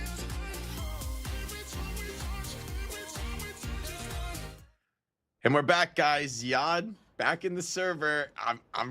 It's getting scary, Matt. We were talking about some doomsday scenarios. Yeah, there's in some the wild pause stuff there. thrown around. We were talking Wild about stuff going Haku around. coming in on tank if you can't resolve this, and I mean, that would be, no offense to Haku, but in this game, that cannot happen. Yeah, it looks like just maybe Ziad like dealing with some like just internet issues. So seems like those are resolved at the moment. So we'll obviously kind of continue the game. We'll monitor that. It'll be DK on defense, happily playing the Sigma poke. Is okay. It'll be kept playing Forest. We're gonna ditch some hit scan altogether here. Ooh, some creative look here from Kev, showing the flexibility. Definitely another option in Libda's wheelhouse, but the Sojourn, not the best hit scan at looking up and poking down on this bar. You feel that frontline pressure start to come in. Aizdam, though, gets isolated by the Mei wall and struggling to break this setup here. RVP, a nice rail, puts Kevster on his heels, but in the front line, that cost Labda his life. Had to swing in deep with the slide just to connect that shot. Shield blocks the accretion, and Aizdam looks to clean this fight up. Ziad's still fighting, though, and has the support behind him. This one is getting chaotic, as we know these Circuit Morale fights are known to be. Psycho finds kill after kill, though, and eventually gets this car rolling on the offense. So this is going a full minute, though, man. Yeah, and I wonder if you're going to continue to run this far. At least it looks like they will, with Kev staying alive throughout it. Is GK, very long fight there to kick things off. You'll get Ice Gnome back, and you're going to get one more fight here before we get towards that second checkpoint. As you see Labda kind of looking up in the sky, trying to put some pressure down onto Kev. Trying to dig the Pharah here. Feel that poke pressure coming in. It's disrupting these formations. Ultimate's now starting to come online. Here comes the rush. Kevster finds Libda before the rush can really come into effect. The Flux pulls players out of the sanctuaries, which are both traded here on the payload, but the player advantage comes in. The Blizzard on top of the payload. You've got to keep this OT rolling. Alpha full frozen after he gets his Blizzard out, and a celebratory for Barrage for Kevster cleans up this first point. I wonder if that doesn't portend maybe a swap back here to another hit scan on second, but Libda's over to the Freya, so some changes, trying to adapt to a VP that, I mean, luckily had plenty of time to cook up this strat. Yeah, and I wonder what you decide. I mean, like, Freya is, I know, decent against the Pharah, but like, maybe like, I thought we could have potentially seen like a Cassidy here for Labda, or even like, Bastion obviously in play, but it'll be Ice Gnome here, going with a Flux. It'll be Ice Block there for Alpha Yi, as Ziad gets low, but gets back to the rest of the team for some support. Nearly gets isolated by a Mei wall, but Aizdam finds Fixa. The chaos this far has introduced is leading to so many of these poke kills. Virtus.pro, with a style that it feels like only they could really implement, have found just pick after pick. We're not really getting proper team fights here from the defense. No. Who find themselves on a massive back foot, trying to retake into Pharah. Not an enviable position, and with the ultimate bank running so low, it's just Labda to try to be the hero, and Kev goes to the Tracer just to get to this fight in time. Oh, this Mei wall could be nasty. Ziad gonna have to walk out, gonna have a teammate there with him. And you do get Alfie as well. Ziad doesn't take a lot of damage there, so Thankfully Oh, the for Juno. DK, you're going to be able to get a touch. Juno's just getting assaulted here in the back line. Kepster pulls a rotation over to him, now onto the Mei, who doesn't have the rest of the ice block. Alfie, he doesn't even see the flank coming. Virtus.pro picking apart their opponents from the back line here. Profitable engagement for Kepster as second point goes down. And where's the GK Esports from the matches today? They have fallen flat on circuit. This is scary. This is VP with the confidence to get creative with absolute maximum pressure on the line. And I think that Juno, I'm worried for Juno. I don't love the Juno against the up. Tracer, yeah. I mean, and it's Kepster too, right? I mean, so good on Tracer. Gonna be able to kind of find those angles to really make Alex's life some hell as Alfie will try and get across here as Finn takes some serious damage as well. That's from Ice in the choke. That's going to be the Kitsune Rush used by Finn. It's going to be the Blizzard here from Psycho up on the high ground. Oh, Pulsebomb just barely survived with a teleport, but here comes the Rush trying to overwhelm Virtus.pro, keeping this fight rolling, but actually it's DK who come away with all of the clutch kills. Landon, the Rush not getting nearly enough value, and maybe that raw strength right up the front with the Sojourn just does too much. VP can't hold that choke, which is pretty hard one to break. Impressive for Geekhead. And Kepster gets boxed off the Tracer now, has to go back to the core hit scan, recognizes his team just needs that frontline damage. Yeah, this playstyle right now feels a little bit more suited towards VP. Kev gets a hinder there to Alfie up on the high ground as Fixa working with the Cassidy still, as it'll be a Flux here used. Doesn't get it. Actually, not even going to get Ziad, yeah. Yeah, Ray is forced out from Calyx though, had to assume that Flux would connect. Punches back, Fixa has been getting cheeky all day, but hold on, it's Ziad called it a question here, just barely saved. Way too close for comfort here. Kepster does grab a pick though in the chaos, and without Alpha E's May, if Psycho needs a reset, but can't quite find it, Lambda finds an additional kill, maybe more on the cards for Ziad. That'll mean this power play will be short-lived for Virtus.pro's offense. Man, if you're able to get a hold here for GK on defense, that would be extremely impressive. It was just really that power play from Kepster early on that had opened things up. And now I think with it being Cassie on the other side, this is easier for Lambda to play that Sojourn, right? A little bit of a better matchup for the Sojourn, like a Pharah, but Kev finds Kellex. Now it's going to force the OC out. This is trouble. Lambda's not finding targets. He's not being presented with any opportunities. They're showing a lot of respect to the Sojourn. Finally has to go in, but it's pure desperation. Psycho, Fixa cut him down. And now Geeke off the respawn, and they are walking into the Lion's Den. Virtus.pro fully stacked and ready to commit. You need some kind of a final hold for Geeke to salvage what's been a rough defense. Yeah, I mean, we said that yesterday, though. In this exact scenario and matchup, it'll be Kev getting to the high ground here, putting some shots into Lambda. Lambda just trying to juke his way out of trouble. They do find Psycho. That's a huge pickoff. Flux needs to find kills. Icedown wants to equalize this. It's a 4-on-5. The mail is out from Alfie. Is anybody gonna be frozen by that? It seems that Virtus.pro have backed out for now, but Ziad charging right up the front, getting so low, starting to get overwhelmed by this backline, but tucks now into the corner, stabilizes, and maybe has done enough to run this clock down as Alfie starts to pick up these kills in the overtime fight on the payload.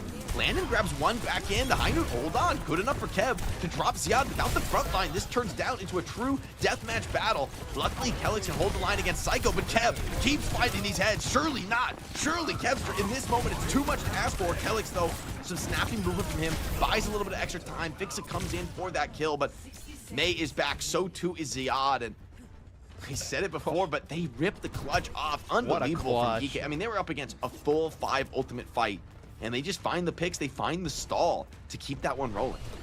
I mean, do you see how much space that Ziad created there? I mean, able to kind of like to wedge himself into like one of those side rooms and just really just lock off Kepster for an extended period of time. I know Alfie are using the May wall as well, just kind of deterring players from moving on forward. It'll be VP rotating around here, trying to take high ground.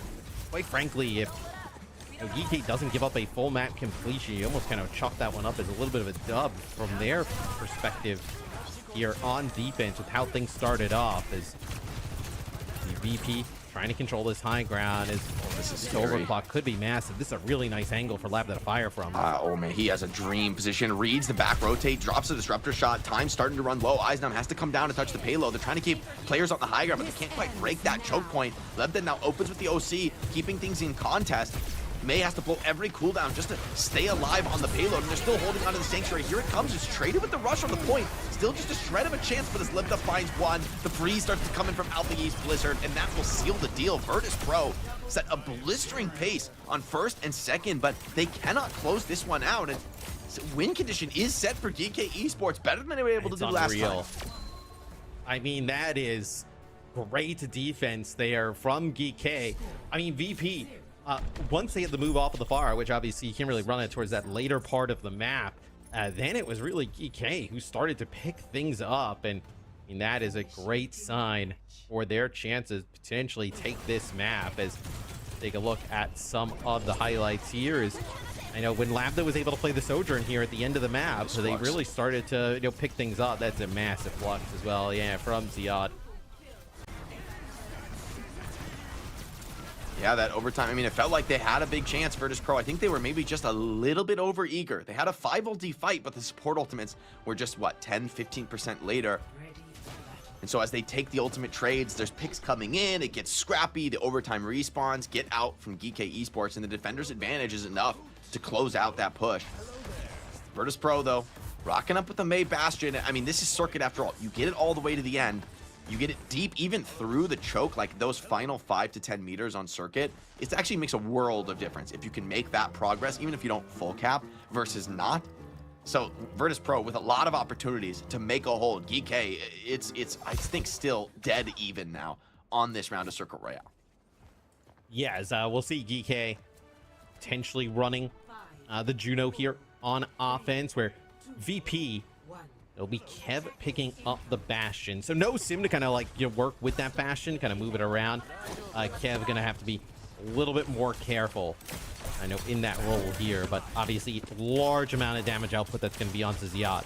And usually we don't see Bastion in the Sig comp. Look at Libda on a cheeky high ground angle. It's going to be hard to mark him. Bastion trying to put some pressure down the other way, but he's going to get his opportunities. Lays a rail into Kevster, backs Bastion off for the moment. VP, though, sticking to the corner, and it's actually GK Esports starting to get poked out in the front line, but Libda presents huge problems up on the high ground, looking for the pick, but he gets a nade to the face instead. Still, Maywall good enough from Alpha E, gets the trades out, and attackers should be able to get this one rolling. VP just trying to get as much ult charge, as many stagger kills as they can find, but finally the attackers get some motion on their side. Definitely an interesting choice to see Kev on the Bastion, not conventional in the Sig mirror. Yes, we'll see now if they can kind of turn this into a fast point A take.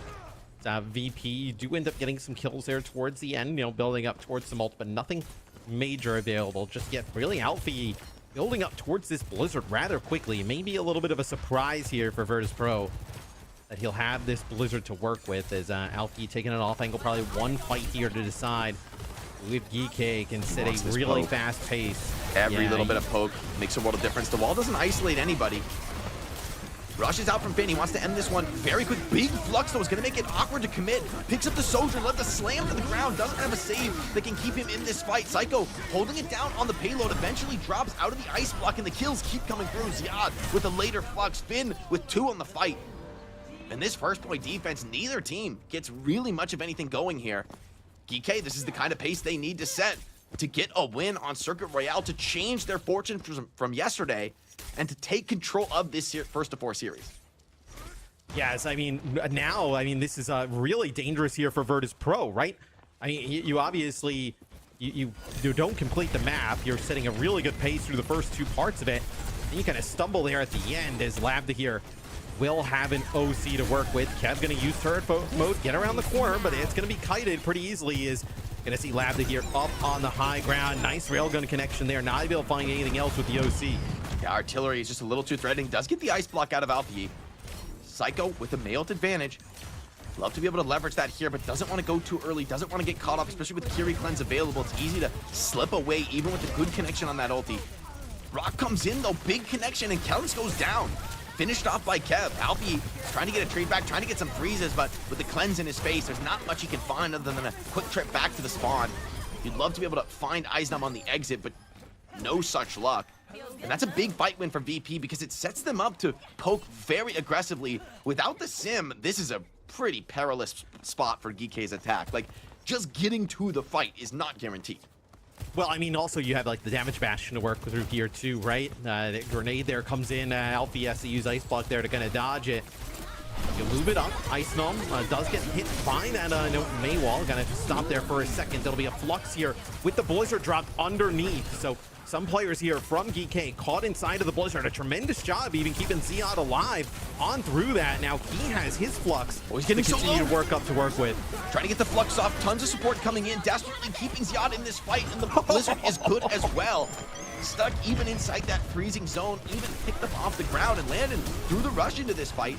Doesn't feel like there's much hope for VP as they really don't want to give up car progress. Somehow, wait, hold on. Kempster with the rush. They're fighting a 3v5 and they claw 1 kill back. I've seen enough to know this fight is not over yet, Matt.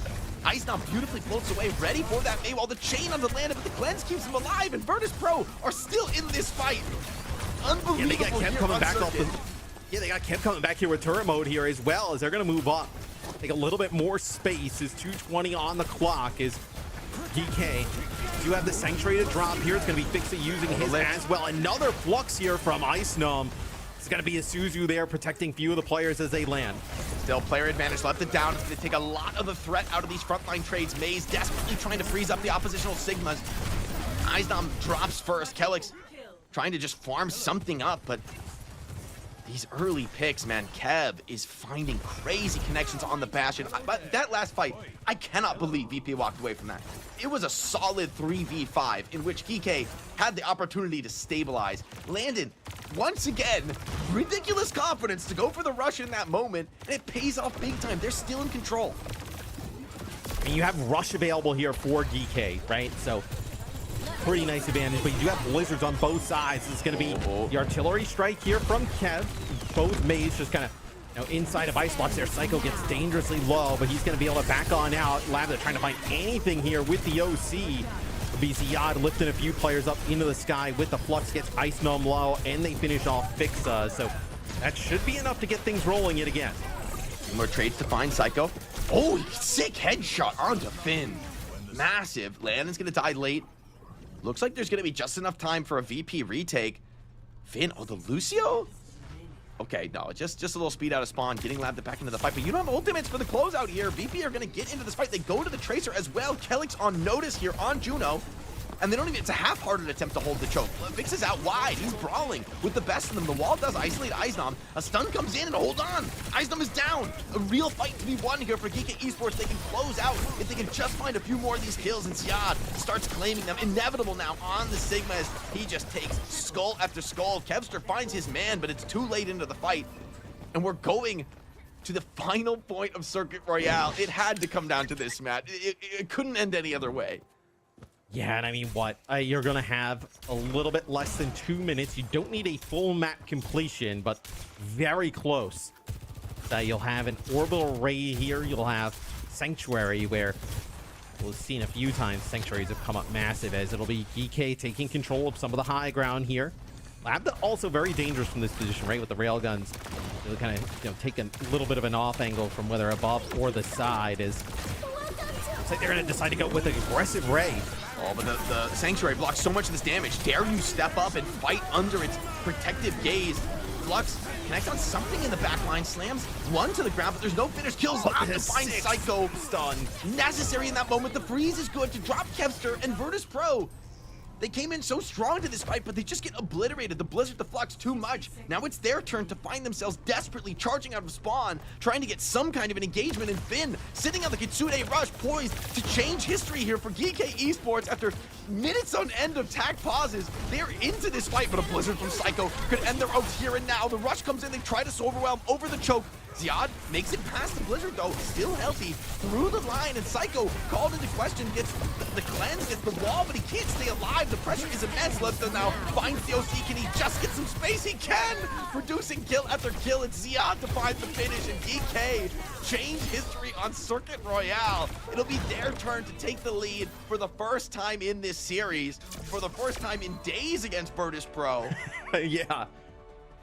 What I mean, dude, the stun from Ziad, he ends up using his own Flux, and then Ice kind of sees in front of him. They're using his as well, stuns him out of the sky, then lands. They're able to find some kills off of that. Landon gets a rush towards the end. Just nobody alive on VP to get a use out of it. And that is GK able to put themselves on game point here. This would be a massive upset as Ziad making some crazy plays there towards the end on the SIG. Do it for Cargo, baby. Do it for Cargo. They deliver that payload. Get the job done. What a Alfie stat had a line. crazy game too. I mean, Alfie finishes 40-9 on the May, almost 16k damage, and then honestly, both Sigmas having crazy stat lines really throughout the entire series. It's a big pace change from Hollywood, where the May came up all VP in a really dominant map. Kevster showing really sick flexibility in this comp, but the straightforward, up the front execution here wins the day for GK Esports, and now it feels like this is their series to lose. They're going to be in control from, well, I would say here on out, VP are going to get another map pick to potentially force a game 7, but with the pool open, it's anyone's guess as to where they'll take it. Yeah, I mean, where, you know, obviously we're kind of like in an uncharted territory going into a game 6 between these two teams. Our first few maps are the exact same set we saw yesterday between the two. So now we're kind of in uncharted territory, and also you start to run out in terms of the bans, like an impactful bans throughout the rest of the series, as this will be a VP map selection. So I mean, kind of looking through maybe some of VP's I mean, dude, VP doesn't pick a ton of maps, right? I mean, you kind of look through a lot of their games, like, yeah, obviously they're just kind of blowing people out. Some of like the comfort picks, like a Runasapi, Surabasa, not in the pool, so it'll be curious to what they decide to do. I mean, what, you have Atlas in there, right? I know as a potential option, new Queen Street. We'll see. I know maybe it's a control map. I mean, what, like I think Nepal is in there, and then Antarctic Peninsula would be the other one. I mean, this is one of those scenarios where we're past the threshold of practice, of preparation, and we're into that realm of pure instinct. Virtus.pro now, maybe for the first time in this stage, with their backs against the wall, falling behind in a series that felt like theirs to win, given that they were able to win it yesterday. You'd think surely they could clean it up today, but it's GK rising to the test on what, the 20th map in just a few days. I mean, an insane slog from them in playoffs, having to do so much in Atlas. Is the Atlas, okay? Yeah. I thought this was the one map they wouldn't pick, given how dang good GK were on New Junk City. I guess at least, you know, you can come to Atlas as Virtus.pro with ban control, but I'd be scared if I were them. This is a lot of confidence, you know, given that NJC match being probably the least close map of the series so far.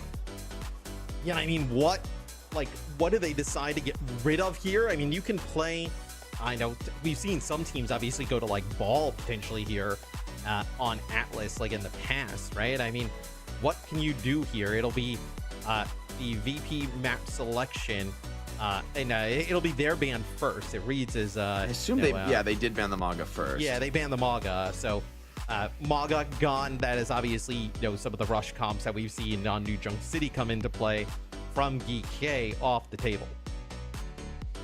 Yeah, I mean, you had to address that comp. That's the elephant in the room. Understandable, the Maga, the centerpiece is going to be what's called into question, but GK, there's still a panoply of rush options available to them, right? As we said, we're getting deep in the series. These impactful bans aren't so easy to be found, and you can kind of run it back like a Diva or a Matra in a similar spot. It'd be tough to see how that plays out, because Atlas, we've barely seen it played. It's new into the map pool for playoffs only. So even for a lot of these teams, the preparation is going to be pretty thin.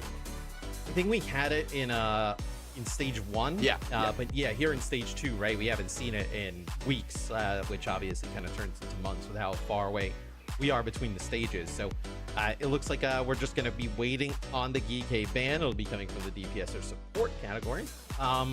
And trying to think, I mean, what we've seen, so hard to a lot predict. of May the last 2 maps, right? Yeah, it's really difficult to kind of think. I imagine Sim comes back into the mix here in a pretty big way.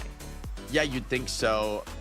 I really have no idea what GK want to attack now. I mean, this is where it comes down to that feeling. What style do you want to play? For Virtus.pro, I will say with Maga banned out, there's like just the little, you know, there's a little angel, maybe it's the devil on my shoulder saying, pull out the hazard, play something crazy, bring the pace. And okay, GK, I think they actually maybe sense the same kind of a threat from VP. So they banned the Xion, which I think has a fantastic synergy in that style of comp that it's been deep in VP's pocket for quite some time. Might have gotten a little dusty, but you know they have the individuals to pull off those high-paced comps. I mean, hey, they're already playing double flex DPS on circuit.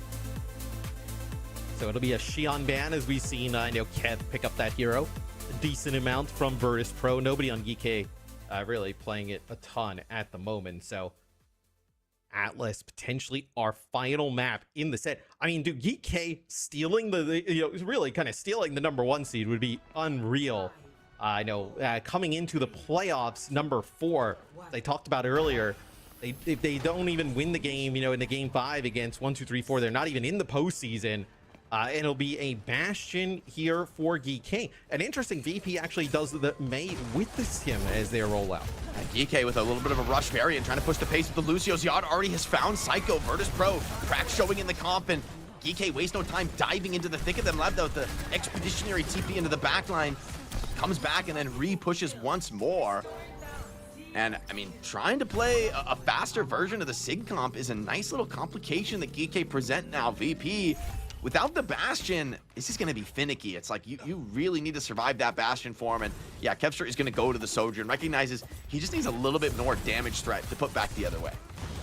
Yeah, I don't think there's a way you could kind of continue to play that May. So I think it's a good swap here for Virtus.pro, as obviously with the Lucio in the mix, it's a little bit of a wrinkle here for GK as they get control of the choke. Kev trying to take an off angle there. Sim turret's just going to slow him down. It's going to be another Bastion nade coming on through. Kellex takes a huge shot there, and they finally do find Labda, so they end up getting that pick off. Now they're able to move forward. Yeah, this is where the Mizuki starts to feel so nice. Alfie, though, goes for the clutch, commits with the Sim wall, has double support behind him. Psycho also energized, but without the benefit of that wall, it's tough to challenge into Alfie. Pops the TP, and actually, somehow, GK, with 3 players, they come back into this fight. They give the point flip, but I think it's well worth it because I don't think you're going to be able to hold on to it for long. Kevster senses the same. He's going for a bit of a desperate play here, trying to find a pick. Fixa following in his footsteps, gets punished for it. And GK, it's tenuous, but they hold the line. Yeah, it was just Fixa there who ends up kind of getting behind enemy lines and getting the flip. It's Libya Kitsune rush here and sound barrier used by GK, and they lose Alfie anyway. Sim's off the field now. Up to the rest of the team to make the difference. Virtus.pro back up from the front line, but maybe just flip the map into some point control. It would be amazing for them to get an early flip, and with Ziad falling, forced to step through the disruptor shot. It's even going to be a stagger onto Lipta. I mean, he's going to eventually pop himself with the grenades, but that's going to take a hot second. Has to wait his cooldowns. If he eats the nade, imagine if he eats the Bastion nade while he's trying to kill himself. That would have been pretty hilarious. But that was, I mean, dude, both support ults invested there by GK. That gives VP a real chance to be able to kind of take this first flashpoint, which obviously seemed unlikely just a little bit ago, as Alfie ends up falling even when using both of those ults.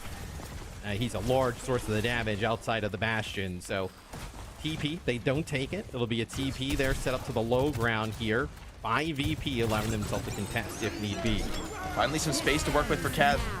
Gotta dodge this flux, gonna be picked up, slammed to the ground, and a teleport away. Lena just barely survives that one. Kiriko, thanks for lucky stars here, needs everything to get through that ultimate combo, but Alfie eventually punishes the lack of CDs. Moment of weakness, but hold on. Sanctuary comes out from Fixa. Surely this is enough to stabilize the game. Fixa keeps the fight rolling, and Virtus.pro eventually get the job done. I mean, Landon, it took everything and the kitchen sink to bring down that Kiriko. It was just too much resource from GK to clutch out. I mean, he lives on like a sliver of HP. That was a flux plus artillery strike combination, and he like kind of like Suzu's in TPs away, able to keep himself alive, and now we end up in a mirror matchup between these two teams as Labda and Kev both going to be going over the Sojourn, as Ice takes a lot of damage there early. It's going to get healed up as Landon trying to farm up towards that rush. Oh, Finn has it first, though. Big tempo lead. GK, they've been so quick at pushing these edges before, but point's not quite open just yet. Will they deploy it? Cleanse needs to come out first just to keep the Sim alive and fighting. Alfie, the benefit of the attack speed on this Kiri rush is just too much to deal with. Fixa making plays on the outskirts, but his main group was pushed back so far by the ultimate trade. He is eventually going to go down. Finn finds another, and yeah, when support's off the field, it's up to VP to just desperately try to escape, but it doesn't seem like they can. Good for Finn, actually, to hold the line and not go down in the trade, because now GK, they can attack this entire walk-up from Virtus.pro. Yeah, just kind of get a lot of poke damage. The ability for maybe even Labda to connect the railgun shot, take somebody out as Psycho will move up here. See if they'll drop a TP, move on forward. Is on with Kev. He's going to find an off-angle disruptor shot here, just trying to gain more charge. He's going on a wide flank. Is put some damage down on his Ziyad. Hey, it wouldn't be this game without never mind. never mind. We're cool. Hold on. We cool? Never mind. A little. We're not cool. We're not cool. We're trolling. Okay, it looks like we have a pause yet again. So it's going to be about 60% on the point there for GK. As look, I mean, GK got off to a really good start. It's some nice swaps from Virtus.pro that allows them to kind of get back into that first flashpoint and be able to take it. But I know here sitting at 60%. I believe it's like kind of Ziyad and Co moving back towards the point. Nobody like in real risk yet. And I hear we are going to get back into the game in just a second. So shouldn't be too long before we kick this one off yet again. I hope you guys can hear this at home. I'm just gonna do a little bit of that for the betterment of the people in the broadcast. I think it's fair to say we kind of need it today. Yeah, I mean, Virtus.pro are fighting for their tournament life right now. For the first time this stage, really being called to the test, and the scrum bucks are starting to pay off, right? GK, we've been hearing that they've risen to the top. They've risen to be an elite competitor here in EMEA, and a win over VP, solidifying the 1 seed after what, a 2-3 regular stage would be absurd.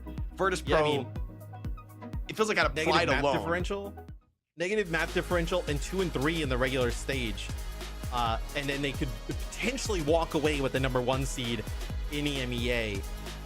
Into the mid-season championship. So these are some of the highlights from the first point as we are waiting to get back into the action here. Okay, we are going to unpause. Kevin on an angle with the rail. How ready is he? Okay, the shot goes wide. EK in point control. OC comes up from Kev, trying to force some kind of response from the defenders. Gets actually a double ulti out of DK, so little sloppiness from then. Ziyad trying to grab a flux just to pull something back. Gets a connection, but no real damage from it. Baiting out a strong response. Virtus.pro, though, coming with the rush. Ziyad forced into the thick of the fight and just gets melted by Psycho, full beaming. 3 for Sim on the fight, and EK get kind of outplayed there, I gotta say. I mean, Kevster rips the OC. It's both, like, you should not be both the Sim ult and the Sanctuary. It really just needs to be one or the other, but they come down on, like, the same instance. So just could happen, right? But those are the margins of victory that Virtus.pro have to work with. Finally, they have some kind of an edge, but it's a scary one. I mean, well, VP, I think, has like a great setup here, though, right? I mean, Simwall, Flux, plus Sanctuary. I mean, Finn here with the Kitsune rush, and you have Labda with the OC as Labda opens things up, takes a huge shot from Kev, and then the Disruptor shot finishes him off. Sick solo kill. Yeah, you can't even invest anything else. I mean, for GK, I mean, that is your OC done and dusted. It is Sanctuary used there for Virtus.pro, but still, you'll take that as they're able to push up now through the choke, potentially trying to win their second straight flashpoint. A forward fight might be a very good look. GK may struggle to get the OT touch. They've got 20% to give, but that clock runs fast here on flashpoint. Virtus.pro signaling some intent to get aggressive, but they back off, playing a longer, slower fight. Gonna try and outvalue this rush from Finn. Sim, while zones players away, so desperate to try to walk up into this. Even with the rush on the field, the Flux ready for anyone to come contest, but it goes wide. Alfie reads it coming in. Dance as well. The ult's starting to run dry here for Virtus.pro. Rush 2 about to expire, so this one is gonna come down to the deathmatch. Kevster could be the difference maker. Gets a big shot on Ziyad, finishes his plate. Alfie so close to the symbol, but he goes down before he can find the chance to meaningfully drop it. And Virtus.pro go up 2-0 on Flashpoint. As if there was any other possibility here, Matt. I mean, game 7, it has to be. Yeah, we got to get a 7 maps between these two teams. As both flashpoints thus far, GK gets off to a really good start, a commanding lead, and then VP flips it and just kind of dominates the rest of that flashpoint as one more for VP to send us in a final map. GK Theory, reverse sweep starts here. Are you buying? Are you interested? Are you interested? I don't know. I think with the way that we've seen Virtus.pro play thus far, I mean, they definitely don't want to give up that #1 seed in EMEA. that easily, as they'll TP opposite side high ground, put a lot of pressure there on the Ziad, forcing him low. That's going to force the sim wall out here to open things up, but I think you're okay with this if you're Virtus.pro, because you can wait the sim wall out and come out with both support ults. If you can wait the sim wall out, Landon barely survives. Eisenam on slivers of HP does just the same. The Flux comes out, but Ziad, not much impact from it. He's the one starting to drop low on this Sigma. Oh, but Eisenam goes a little bit too deep, a little bit too far. The damage focus fire is good. And somehow, someway, Geeky even hold on to the point control through that fight. Virtus.pro on the verge of flipping it back. It looks so good for them after the ultimate trade comes in, but Eisenam just gets decimated from like full HP in a matter of seconds. He goes for the Flux, and then he gets hit with the railgun shot, and then Alfie is so charged up on the sim, just looks up and just kind of beams him down as he's like kind of in that close quarter area, not able to get really high verticality away from the sim. So sim wall available here, but you do have Finn's rush. You see as a railgun shot comes in there from Lambda, almost takes out Psycho. Yeah, Ziad in a lot of trouble. Gonna back up. He's gonna use that kinetic grasp and dodge the accretion. Oh, Lambda able to dance on the shield wall here, still able to find his target. And without Psycho, this flashpoint done and dusted. Finn with the rush, overwhelmed. Even gonna be some late stagger kills. You shouldn't make too much of a difference. Just a chance to farm up a little bit of those next ultimates. And GK, that was a convincing flashpoint. They come into the next one with much the same situation, a great ultimate bank and better position. Starting to get a little scary for VP. That map 7 is not guaranteed here, Matt. No, I mean, sim wall available, right? And you're also going to get high ground here for Lambda with this OC. I mean, you couldn't ask for a better position to be in. Eisenam going to take some damage on the walk up, going to use the grasp, getting that over health, just going to move on out. It'll be a TP up to the high ground there, just gonna put a threat onto Lambda, and it'll be the OC used here by Keb. Simwall in response as Flashpoint opens up. Just looks like EK going to get control first. It's gonna be Landon here dropping the rush. He's gonna go right into the flux here of Ziad. Lifts up Psycho, takes out one. The OC here from Lambda. Trying to look for an angle, doesn't really find much of anything, but I think the damage already done there, Jake, early on. They get that kill on the Psycho. So that allows GK to get control of the flashpoint and hold it. Now build up to, you know, they're going to get to about 50% here, and they're going to have double support ult coming into this next fight. Looks good for GK. Finally, though, VP have at least accomplished the mission of draining the bank. Double support ultimate, yes, it's nice, but it's not quite as offensively minded in this comp. Can be kind of hard to go first. TP forward to the high ground. Eisenam takes control now. Virtus.pro trying to change the tenor of this flashpoint. The cleanse is out. Free Flux. Not quite good enough, though. Somehow, Finn slips out of that one, but Psycho has found his target. Drops Kelly, gives his life for it. Lambda starting to clean up. So too is Alfie. He needs to go down, but the rock just can't quite connect, even with Fixa finding that kill. Too little too late to mark this flashpoint. Gary's still in this, but I mean, no way, right? No way. Okay.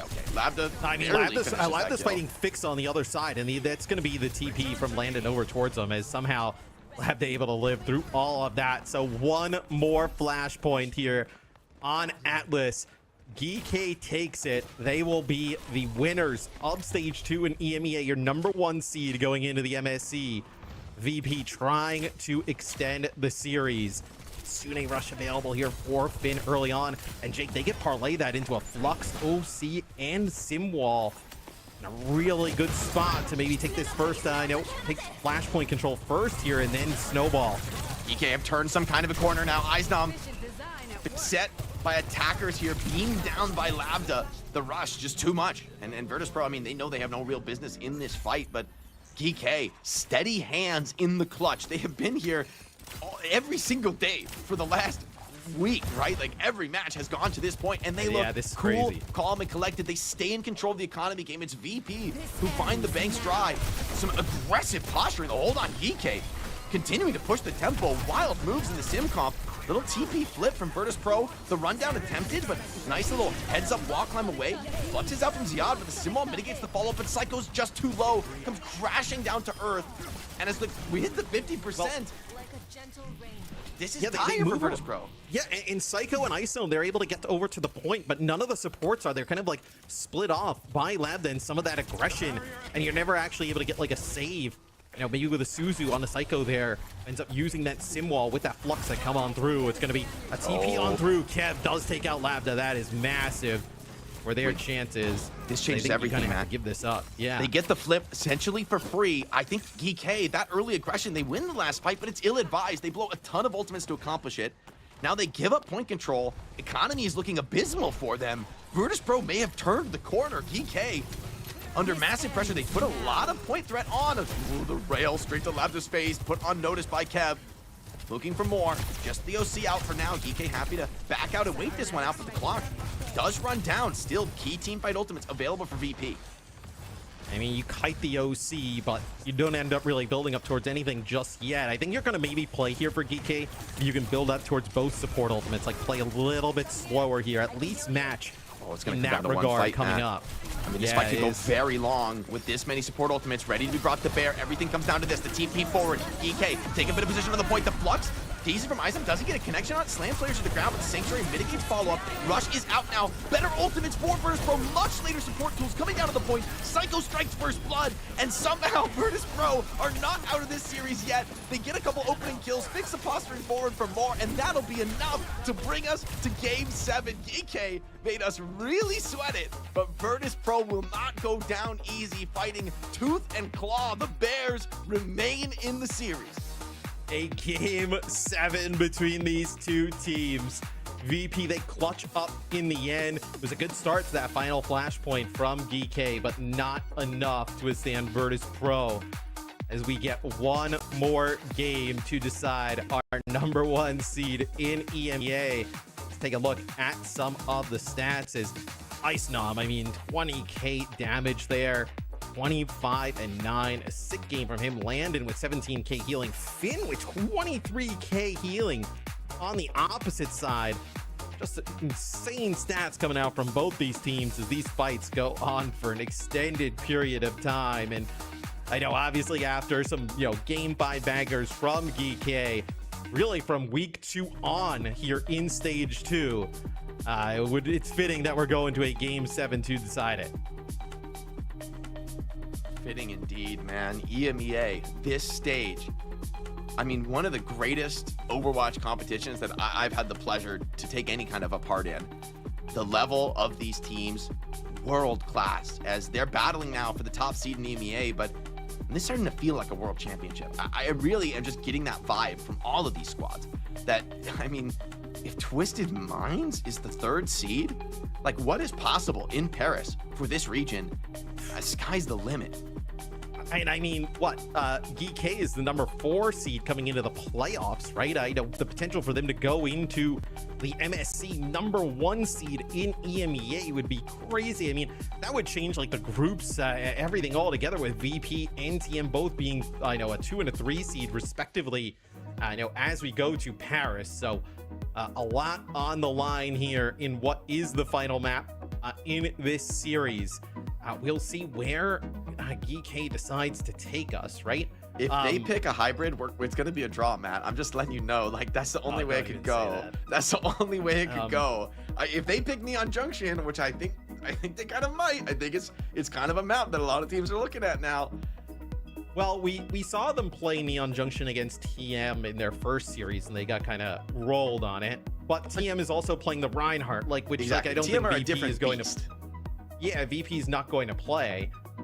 And we did see them actually go to Neon Junction today against Twisted Minds and win it. I know they banned that Reinhardt in play, so maybe we do get a Neon Junction Game 7 to kind of take us there. That would be really an interesting pick from GK, but one that does seem somewhat likely based off of what we've seen from them. I mean, GK, the rush look has been very good for them. It's scary though, because this series has been very much decided by the Sigma battle, and to go away from that now, a little bit terrifying. AP is the pick. I mean, Antarctic Peninsula, a control map that's really been growing in popularity with the top teams. I mean, I think after this rework, a lot more option space, a lot more room for playmaking on the map, and certainly a strong one for SIG. Right? I mean, didn't they get to pick I think because they were coming from the upper bracket, I believe they got to pick that first game against TM, but Yeah. this was the first map we saw in the Twisted Mind series way earlier today. As today has been a long It's like a one in lifetime EMEA, ago, but a man. You great sure that was one. today? Yeah. Yes, as that one TM though, they were able to dominate, right? Playing a lot of the Reinhardt. So it'll be GK taking us back here. It'll be a Cassidy ban. So that is something that Kev has really picked up through a lot of the series. And then it'll be D.Va gone on the opposite side. Got that warm up on the Sojourn on Atlas, so I'm not too worried for Kev, but it does limit some of the individual flanking options that we've seen Kevster be pretty sick at spotting those opportunities, claiming them successfully when they come up. But Labda, I think, definitely wants this to be a bit of a Soj mirror. VP throw the D.Va ban in. I just don't think there's much left for them to ban at map 7 in the series, right? Like you just don't have much left that really impacts the way things are going. With pretty much every relevant tank and support already being banned out at some point in this series. At this point. Yeah, I mean, GK does have a winning record on this map throughout the stage, so also something to look at. But I mean, this has been a all-out slugfest. I mean, if GK is able to get this over the line, right? Game like max maps possible played from week 2 on. They have just played, every series has gone the distance. I mean, they played so much Overwatch, and here in the playoffs, right? We saw 5 maps from them earlier today, and then now going to 7 here against VP, trying to take the #1 seed in EMEA going into EWC. It all comes down to this. No draws on control, Matt, and thank the good Lord, because let's be honest, the way GK's series have been going, it does feel like maximum possible maps is an expectation for them at this point. They're going to be somewhat comfortable in this spot under pressure. They're certainly no strangers to it, but for Virtus.pro, steely-eyed right now, a veteran team that has finally, for the first time in this squad's history, really claimed what it feels like the top slot in EMEA. The stage overall, that's certainly been the story, but in playoffs, it has been hotly contested, and by none other than GK Esports. Ready for battle. So I wonder as well, I mean, it's GK potentially hovering over a Mauga Rush, which we've seen them play a decent amount. What does Kevster play, right? It looks like here playing the Soj, we've seen play Xion a decent amount when Cassidy is gone as well. So it's going to be Mauga versus Sigma here, it looks like. It's odd. Finn probably just uses the ring and then switches over to the Kiri, so. Yeah, probably for both teams here. Reaper as well. Okay, all in aggression for GK. See if this catches Virtus.pro off guard. They're going to see the Mauga and know something's up. Kevster with the mobility on the Sojourn is going to be a pretty hard target. It's ignited by Ziad, but posturing, playing to just threaten the possibility of a dive. Virtus.pro respecting it for now. They use some TP rotation. Shades of TM here, keeping the range long, forcing this Mauga to cross open space. He does so, but as the point opens, he's forced into an aggressive posture, dives forward, the TP comes in, it's a little awkward, but Kev just barely slips back through the TP. Once again, keeping the distance, GK struggle to connect on the rush, the cooldowns, off cycle. Reaper, no Wraith form, does get stomped though, hold on, Kevster, Ziad, ridiculous connection into the back line. The Soldier should be uncatchable, but Ziad does the impossible, stays alive behind, finishes off Eisnom, maybe eventually gets cut down, but the damage is done, the point is flipped. And Psycho on the outside looking in can't come back into contest. Yeah, and somehow he's able to find a stomp on Kev. It looks like Kev takes like the TP and then slides up to the high ground, and then Lab is there and then just kind of looks back the other way, and then as soon as he turns, he's got a Mauga just stomping right in his face. We're gonna get another fight rather quickly. Ziad taking a ton of damage. And the dive in, this time Kevin shrugs off the play, a little spin move from him on the Soj, gets run by Alti. Oh, the finish, it just can barely come in. The damage split from all sides. Lab that takes out the Lucio, and this kind of rotation kiting style from Virtus.pro, not possible without the help of that fast green man. And Landon finds a couple trades, but I mean, GK are happy to take trades. They do not care. These heroes all have fast rollouts. Yeah, and I mean, dude, they are not able to deal with this Mauga here at the moment. I mean, Ziad able to just kind of use that charge, get in and out, and make it so difficult. The sim damage is obviously great as it ramps, right? But when Mauga's just getting in your face, not really much you can do about it there. It'll be a cleanse there that keeps Ziad alive as the rush comes in early here from GK. Yeah, rush and counter rush. A couple players on Virtus.pro taking big hits, but the supports keep everybody alive and fighting. Those 2 kills, Kiri and Reaper.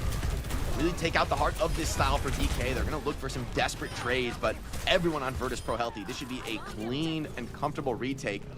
It is the rush out of GK, but Virtus.pro, this is the veterancy I was talking about. Just a couple key ultimates, they get the flip back, and they still have a bank with which to fight. And an OC could be massive here for Lambda, though. It's also a cage fight. It's how much value you can actually get off of that, right? I know so much mobility from the Virtus.pro composition is you see just using that speed boost of Kellex, just trying to get in position. It'll be the OC up on the high ground here from Lambda. It's a chance for shots, but now with the beat coming down, not much hope left for the OC. Cage fight is out. Ziad low, life stealing up, but inside of the Symmetra ult, it's so hard to get that lifesteal connection. Somehow Ziad's alive, though. His teammates are the ones picking up the trades, but hold on, Icedom's still healthy. Kevster still fighting. Fixa under the Withering Fire, but he keeps the point and control the rock. Bails out his Lucio, a full kinetic grasp. Just Alfie dancing alone on the point. And VP, what a clutch after some nice openers from GK. I mean, beat, cage fight, and you had Death Blossom OC used there. GK now will make a change. They'll play the Vendetta here. We've seen Vendetta in some versions of comps like this, but it's kind of fallen out of favor maybe over the last few weeks. Is be up to the high ground. Nice connection there. Stomp is good. Eisnam in trouble now. Getting thralled, but the OC makes it kind of scary to continue this push. Ziad, no fear in his heart. Strikes forward into the thick of the fight, but Kellex has to come in, join this kind of a trade, and although you find a couple kills, Sigma, the last man standing, pretty much an uncontestable hero in these low numbers fights, and Eisnam has been finding the way through to play that comfortable style. GK, now it's their turn. I mean, earlier today, they were the ones trying to kite away from TM. Now it's VP's turn to slow things down, ice these games out. Finn needs this rush to keep this fight just barely winnable for GK. I mean, Ziad takes so much damage when he goes on in, Jake. It's very difficult to kind of keep him up for an extended period of time as Ziad makes his way to the point. The Cretan does connect. Nice connection there with the blade there from Alfie. He is getting very close towards this rush. It's going to come down from Finn, but at what cost? The Gravitic Flux comes in from Icenum as this is going to be 0.1 in favor of Virtus.pro. His Sigma just way too good here. So sharp on the Sigma. I mean, really, really clean. Never caught out of position by these aggressive postures forward. Everybody ready. And you think back to the fights GK won. I mean, those are not consistent ways to win fights. Like, fighting a stomp on the Sojourn is like, feels like it's not something that should be able to happen. Ziad working overtime despite the overwhelming DPS brought to bear against him. But yeah, this, you know, moments like that's the most painful moment in a Reaper's life. You're like, I am rapidly healing the enemy Sigma. It's going great. It's going great with my very strong ultimate Death Blossom. Fixa with a really good round, right? Now able to stay alive entire time pretty much. Also able to kind of get everybody into position as GK has been all about aggression here early on. VP will be the hearing with the Lucio yet again as they're going to try and roll out with this Vendetta one more time at least, see if that kind of turns the tides maybe a little bit better than the Reaper. Virtus.pro giving space. They recognize the threat that this Vendetta poses. They need to keep the formation strong. Ziad senses an opportunity, goes deep to the backline. The cleanse forced out. Alfie ready to come in and connect the TP away, but Psycho can't quite take it himself. Maybe booped off with the teleporter. A split formation yields an opportunity for DK to look for more cleanups. The big damage comes in, crit after crit, raining down on Eisdom's head. Alfie dominates through this fight, picks up 3 for the finish, and GK take first control. The retake now feels a little scary. Psycho goes over to the Mei, but how this will work in the matchup is anybody's guess.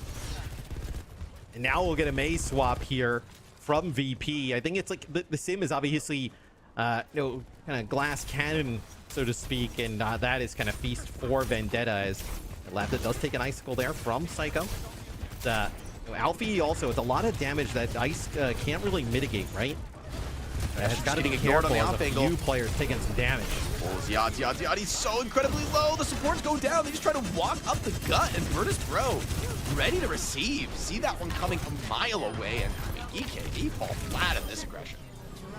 Yeah, I mean, you can't exactly just kind of... It's something that GK did in the last round, right? They just kind of like face roll on in, and it's for VP, a team this good, right? It's kind of easy reads for them at that moment. I mean, Ziad can dangerously low in the start of a lot of these fights. I mean, put Finn and Kelix in really rough positions. Try and keep him alive as Kev gets back to the high ground here. We'll end up with an OC. Is Sundering Blade available here, and it's going to be the Kitsune rush from both sides. Oh, but the damage comes out so fast from this Virtus.pro squad. EK have no time. They can't wait any longer. The Flux does finish the Maga, going to take away half of that massive health pool, but the beat is stabilizing Virtus.pro just enough, and as the Blizzard comes down, fully frozen is the Maga. In his cage fight, so he lasts a little longer, and that's just enough time. Alpha Yi wants Lab to fight 2 apiece, and somehow, some way, the frozen Maga did just enough to set up that team fight. And I mean, when he pops the OC Lab, I was like, this fight looks over pretty much, but he comes up with 2. Alpha Yi still alive there on the Vendetta. Very difficult hero to take out. And it looks like VP, they want to fight this rather quickly. They think they have an advantage coming back off spawn. They send somebody on the flank, but no one can be found. And Alfie now pulls a bit of attention to himself, but Lab does go down, gets found out. Kevster needs to find more though, because with Landon dropping, the sustain is going to become an issue. Alfie takes a big rail from behind. Ziad finds a couple, and Alfie's making so much space. He may eventually go down here, but the job is done, and they won't even find the Vendetta as a consolation prize. Good punish there onto Landon's Kiriko, vulnerable off the TP, and a nasty stagger. Kevster, wait, wait, the double slide, he's out! So clean, and Alfie tried to chase! Come on! Mistake! That gives Virtus.pro an edge! You tried to stall out Kevster! That is a sick Maywall there from Psycho that ends up protecting him, and then also traps Alfie in there as, oh, what a blunder there from GK. The veteran stays alive. The team bails him out, saving Private Kev, and this mission is gonna pay off. And I just want to isolate Maga. Alfie in kind of alone now. With Rush on the point though, it's a challenging thing to fight into, but with Flux, with OC, Virtus.pro so threatening, can they find the kills? Kevster under pressure, assaulted, but the deep dive succeeds in that 1 kill, but cannot win the team fight. EK down to a clutch 2-some. Kelix and Alfie, but Lucio just has to go back and hit the taxi. So they do get it to 99 though, right? You get it to 99. You end up with Sundering Blade plus your beat, most likely going to end up with a cage here as well. The Blizzard Rush, man. Yeah, Blizzard Rush is quite nasty. Ooh, this cleanse from Finn has to be picture perfect. He cannot get that ability forced. Everything rests now on the Kiriko, on Alfie, to find something from nothing here. The Sundering Blade, the tool to work with now, deep in the backline. Ziad in, cage fight comes out. Blizzard, immediate response from Psycho. The beat from Kelix, though, comes out of nowhere. Somehow charged that one up in this fight. Ziad, frozen, fully, super low, eventually goes down, despite the point flipping against them. Oh, EK, you came so far, but it's not to be. Virtus.pro hold their nerves, sticking with the Sigma comp to the bitter end, and it is a bitter finish at that. GK have brought us so incredibly deep into this series, but it'll be Virtus.pro who walked away victorious. Calm and collected into the final moments.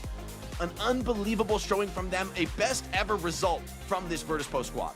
I mean, the unbelievable plays from Virtus.pro to bounce back into that, keeping Kev alive when Kev kind of like looked like he was going to be staggered out, and Alfie goes in for the kill. That turned the tide in that final Antarctic Peninsula, and VP are the stage 2 champions of EMEA. But barely so. I mean, what a back and forth, dramatic pauses, the flashpoint reverse sweep nearly spoken into existence by Jake. This was a map 7 banger, and it had to go down that way, didn't it? Every EK game goes the distance, so yes, I mean, what a wild series. So many different comps, different variations. I mean, we saw, like, you know, on run, we didn't really see much jetpack count, which was nice. And then here at the end, an interesting kind of composition that comes out from GK and just does not work out in the end. I mean, dude, that stagger, if they just stagger Kev normally, right? I mean, who knows what happens after that, but still, I mean, you lose Alfie there, and that's basically like the point flipping the other direction, just giving them full map control again. I mean, that was rough.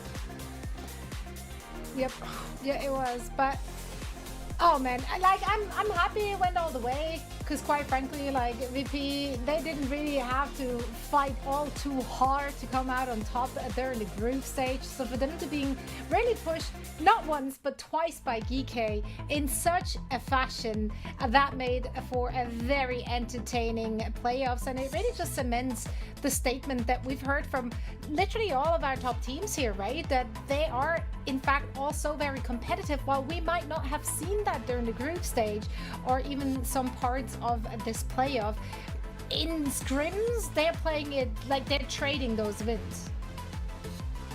I mean, you see it here, so it literally doesn't get closer than this, and I think real rivalries now going to be building between these squads. They'll have to go to Paris to settle that battle for teams looking for the rematch. But Virtus.pro started so strong, it was, you know, almost unbelievable that they could keep that pace, keep that level of fight, and force to the absolute limit. I mean, getting nothing for free in this final series, but they get the job done. So cool, calm, and collected. I think the Sigma was the right look here to finish off the map, but maybe a little desperation from GK trying to bring this fast-paced style on the final ultimate moment of the series, trying to just force something to happen, anything, but VP deny it. I mean, Izdam on the Sigma this season has been inspirational, a generational performance from a young tank player who is rapidly now, I think, rising through the ranks to be one of the best tanks in the world, one of the only true solo tanks and a 5-man roster among teams at this level. Yeah, and he's not a one trick, right? Like, he's shown so much flexibility. He can swap in and out whatever is needed for this team, which makes him just such a valuable player. I mean, he's really kind of grown over the last like year or so. And then also, I mean, VP, this is a team now that going into Paris, they should have a ton of confidence, right? They come out of a region that's like an absolute bloodbath with this top 3.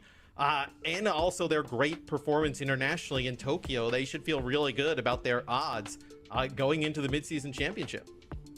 Yeah, no, I mean, I think the competition will have their eyes on them. They've not shown many cracks in the armor, quite frankly, even in those close matches against GK yesterday and today. It's not really any obvious flaw, I think, that was on display there. We talked about it already as we were heading into this series. This was more like GK really playing it very close to them.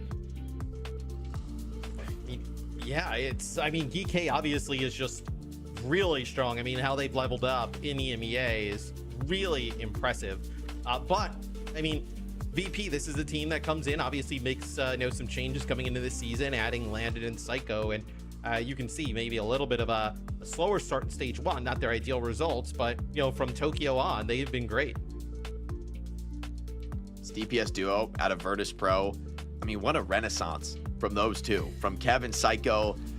I mean, they've been playing Overwatch longer than I have, right? Like, from the very beginning, two players who, I mean, Kevster had a tough year last year. Things didn't really go his way. I think a lot of people wouldn't have put him in the conversation really anymore as, okay, that world beater type player. Psycho, for the most part, riding the bench on TM. I mean, a really intelligent player, clearly respected by his colleagues, but still not having those hard results that as a competitive player is what you're really gunning for every single time. And now the EMEA crown is theirs, back on the head of two incredible kings of the esport. And yeah, I mean, just what a moment for them. Yeah, indeed. Like, every single individual has been playing at the highest of the levels, and if you want to see them live and in action, make sure to grab your tickets for the Midseason Championship. You get to see VP, GK, as well as, of course, all our other teams that have qualified throughout various different regions. So plenty of players and plenty of teams to cheer on. You get 15% off if you use the OW15 code that you see on your screen right now. So use that QR code and join us. This event is going to go down very, very soon. It's just a few weeks from now. Most of the teams have already punched their ticket. There's only a few regions, I think, that still have 1 or 2 more slots to hand out. I want to say that sounds so free, but no, man, it's been competitive. It's been such an exciting time for all of the regions, really, and all of the teams, as the meta has shifted so dramatically. Yeah, I hope we keep this meta. I know, obviously, for a mid-season championship, I think it's been really fun with like a lot of like Sigma in the mix, like huge gravitic fluxes. We've seen numerous different hit scans, some sim, some May, a lot of different stuff. viable here at the moment. In combination with stuff like, I know Maga comps, Reinhardt, it just feels like a really good meta here at the moment. The Ryan here. Gotta get the Reinhardt in there for Jake. Get the Ryan in, yeah. Thank you, Matt. I was gonna say it if you didn't, so it's better. Yeah. And if you're the Dallas Fuel, you know, you're going to be rolling out on that Winston on the ball, like keeping the dive alive over there as well in NA. So that will be on display in a little bit as well, as they are trying to get into the NA Grand Finals currently in the lower bracket. Now, of course, the day is far from over, as I just said. We're starting over in NA with the lower bracket match between Team Liquid and Dallas Fuel, and afterwards the winner will be playing SSG for the crown in our NA region. It's another region that throughout the stage has looked, well, top heavy, one team heavy. SSG has just been absolutely dominant. They continued that run pretty much in the playoffs, although that said, Team Liquid has really stepped it up about 20 notches. Yeah, I mean, NA has been pretty fiercely contested. I feel like Team Liquid having some better results as of late, but it's been a struggle for this team, right? All stage long, right? Having to make a lot of adaptations, changing a ton of stuff, bringing in some new players. Like, they've started to gel, but they got to get a move on because the Midseason Championship is coming right around the corner, and the global competition, now it's not just, you know, Korea you got to worry about. The EMEA teams are heavy hitters. Even some teams from, you know, some of these lesser known regions, like, hey, maybe Varel from Japan, like, they could do better than people are giving them credit for here at the Esports World Cup. And they're always a crowd favorite as well, right? Varel as a team, no matter when they make it to LAN, people are cheering for them. But yeah, NA, they know that there's a little bit of a gap regionally as well between them and the rest. So they're very eager, like, to catch up to that. We're hearing that the NA teams are scrimming more and more EMEA teams, especially now, of course, in preparation for the Midseason Championship. Matt, what are your predictions? Because we gotta get to say goodbye to both you and Jake in just a little bit. Who do you think is going to take the NA crown? Ooh, NA. I mean, I think SSG is poised to take NA. I think, you know, whoever kind of wins that game is going into a really rough game against SSG. And I think looking at the Midseason Championship, I am so curious. I think these three EMEA teams are going to go really far. Oh, couldn't agree more. And we do now finally have Psycho joining us for a quick post-match interview after this phenomenal 7-map bangers. Psycho, congratulations. Welcome to the show. First, how do you feel right now? I mean, first of all, thanks for having me. I mean, I actually feel amazing. You know, I mean, I've won stages before, but this one just feels extra special this time around. You know, with how last year ended as well, with me being removed from Twisted Minds, this one just feels extra good. Yeah, I mean, man, the performance was extra good as well, but they made you work for it. Not once, but twice. You played such a close match. Was there anything you guys were able to take away from yesterday's match heading into today's grand final? I mean, as you guys saw, we played pretty much the exact same maps until like the extra maps. So, I mean, I think it was just sort of like a handshake agreement. You know, we're both comfortable on our maps. We both won our map picks, except for Circuit Royale. So, yeah, I mean, I think we were just very confident in the Sig Sim mirror. The Malga mirror, we tried changing things up by me going Anran because we got destroyed yesterday. Obviously, that didn't work either. So maybe we just have to review that for the Midseason Championship. Yeah, I felt like you guys, even with the backs against the wall on Atlas, you know, there's that one moment where, you know, GK seems like they're going to maybe close it out. They get just a little too aggressive, and you guys, I feel like you still had that very kind of calm feeling as a team, like you were reacting really comfortably on that final map. So I'm kind of curious about, you know, this team internally, right? You have so many veteran players. Eisnam, I guess, being the youngest player on the squad with the least experience, but one who's obviously has ridiculous potential. What has that sort of chemistry process been like building this team up from relatively humble beginnings through the start of the year? Yeah, I mean, I said it last interview as well. Like, especially the bootcamp before Japan, we just leveled up like crazy, you know? And then Scrim started going well as well, so our confidence builds up. And as soon as we came back to EMEA for stage 2, like, we had actually the best scrims I've ever had before. And last week, we were almost spawn camping at like every team, you know, GK, Twisted Minds. But then going into this week, GK started stepping up a lot. And, you know, scrims started getting closer. Then they start getting the confidence boost. So I'm super glad we were able to clutch it up here. And I have to give a big shout out to Ice. He really stepped it up with the comms as well, going back to your question. And Landon, obviously, being the veteran he is, he's always there with the comms as well. But everyone just did an amazing job today. Psycho, I have to ask you about a play in Antarctic Peninsula. Kev look like he is being staggered out for an extended period, and then Alfie chases. You're able to save him with a Maywall. What is going through like the comms and everything, and as that happened, and like that felt like it turned the tide of at least that point. Yeah, it's true. That was like super crucial play in order to win that map. And I remember Kev was like, "Oh, I'm getting staggered, guys, but I have double slide. Maybe I can make it out." And then I just see him double sliding out, and you know, just like that, I wall Alfie, and we win that fight for free.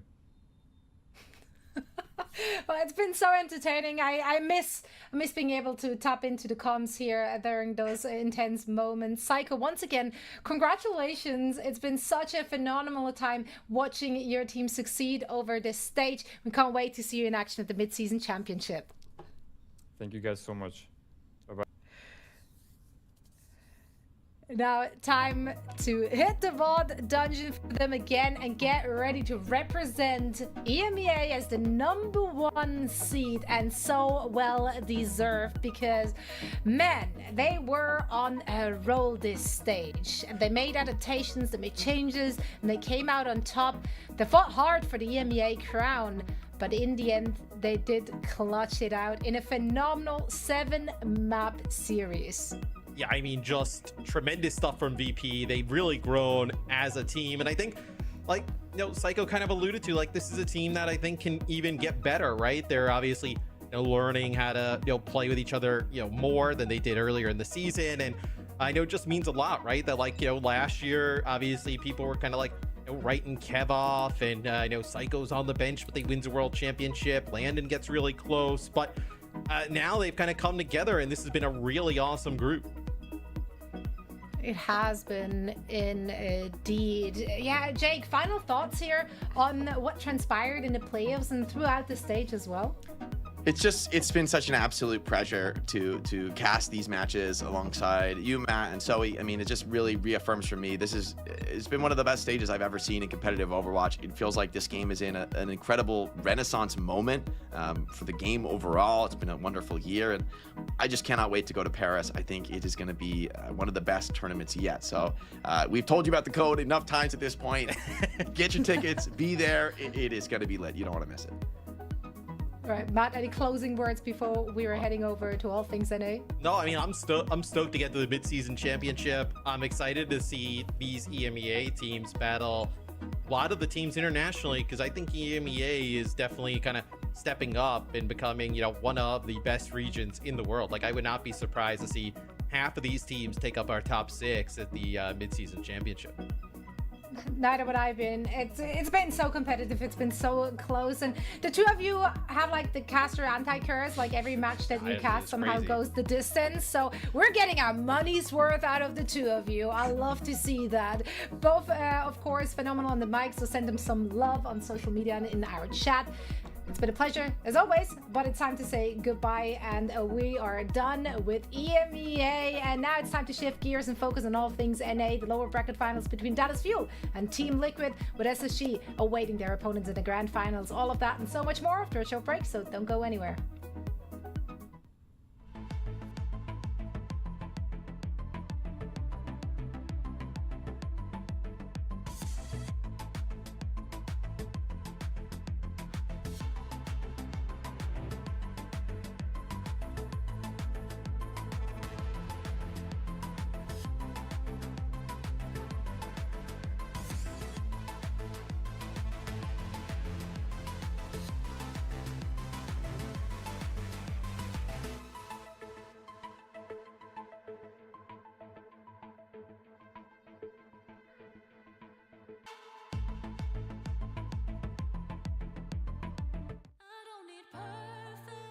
OWCS with FACEIT League.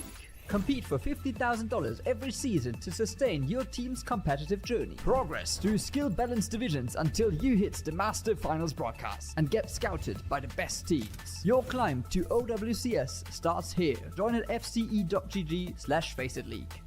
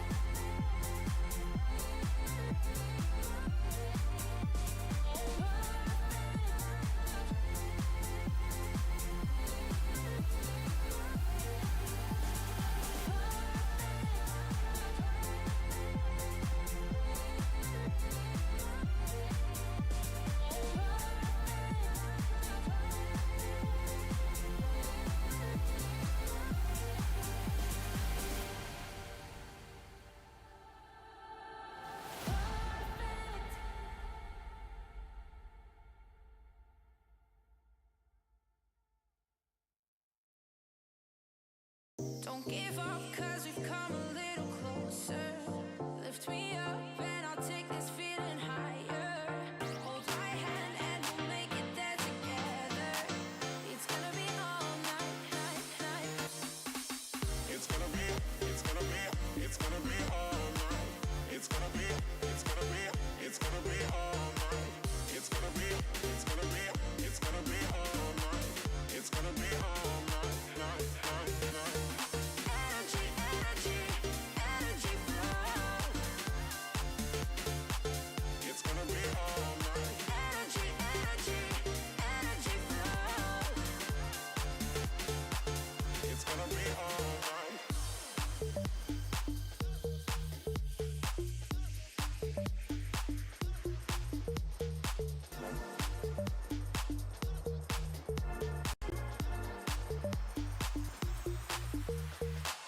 Don't give up, cause we've come a little closer. Lift me up and I'll take this feeling.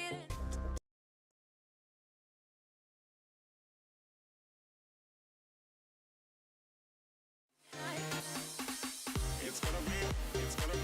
It's gonna be all night. It's gonna be all night. It's gonna be all night. It's gonna be all night.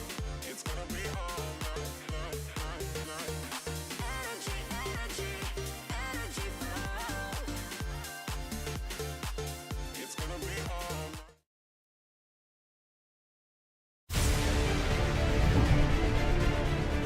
What a clean fight for Disguise. That will be the team kill. Liquid. Jefferson's managed to get Tree down. Play for point, play for point. Nice one, nice one, nice one. It's just going to be an explosion of death in the hands of the Dallas Fuel. That was impressive. Can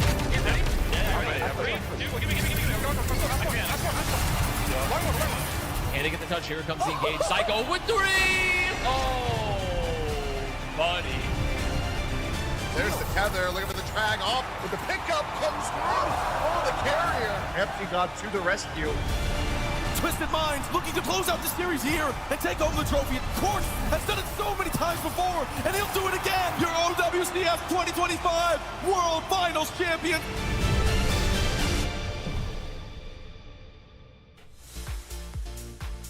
Hello and welcome back to all who have joined us already for all things of the OWCS in EMEA. We're here to close out all things NA. Zoe joined by Jack and Johnny, and we are ready to conclude our playoffs. Yesterday's matches had a little bit of everything, I feel, right? Like we had a one-sided lower bracket semifinal with the Dallas Fuel taking it with ease over Lunex Gaming, a 3-0. But then the upper final between SSG and Team Liquid. Team Liquid definitely showed us that, you know, their previous performance was not a fluke, that they have leveled up and that they can take it to the big guys. Yeah, it's funny. I was looking back at Stage 1 playoffs. These are all the same teams that were in playoffs. It was just the Dallas Fuel that got knocked out first round this time, not the second round by SSG. It's so close to being like a mirror of what happened last time around, but yeah, this is one turning up a little bit different. SSG in the finals again, though, but they look much stronger than they did in Stage 3. Stage 1, sorry. Not Stage 3. We're not there yet. Not quite there yet, but soon, honestly, like time flies when you're having fun. I'm sure SSG was having a lot of fun as they've dominated throughout this stage and quite frankly have continued this dominant showing here in the playoffs as well, Johnny. Yeah, honestly, it's been a glow up for SSG, and the hero pools have been so impressive from them. Sugarfree talked about it yesterday. They just feel like they have the upper hand against all of these teams, and Liquid, they just ran out of compositions, out of heroes. And at the end of the day, SSG, they secure their spot in the finals instead. But Dallas Fuel, they managed to qualify in the end. So the top 3 that will advance to the Midseason Championship, they've secured all their spots already. But like mentioned in the EMEA show as well, you need the #1 seed to get going come major tournament. Dallas took a bit of a detour there in the lower bracket. We did expect them to come through the upper bracket after that first match. Regardless, though, which seed they're taking, there will be one of the teams representing NA, and you can go and cheer them on live in person in Paris in just a few weeks from now. So make sure to grab your ticket, use the QR code, get 15% off here as well using the code OW15, and we hope to see you there. Now, I'm sure we're in for a treat. All those teams are coming to play. Of course, when it's interregional, we always see different compositions, different kind of metas evolving right throughout the different regions. So that makes the LAN finals just always one to remember. Here in NA, though, I feel like if we're looking at each of the teams, they have quite a clear identity. We kind of know what we're gonna get from those teams, especially with this first one, like Dallas Fuel. If we're talking about them, they have locked into their strength, which, okay, I almost said weakness, but yeah, it can be a weakness, right?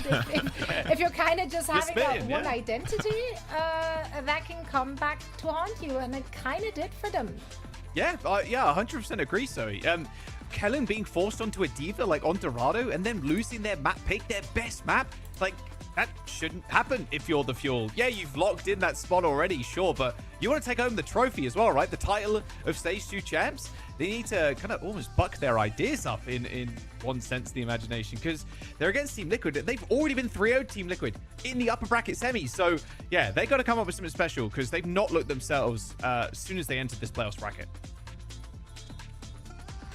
And Johnny, if we're looking at our position here, Team Liquid, obviously major glow up for them. It took some time for this team to find their stride, implement their new pieces.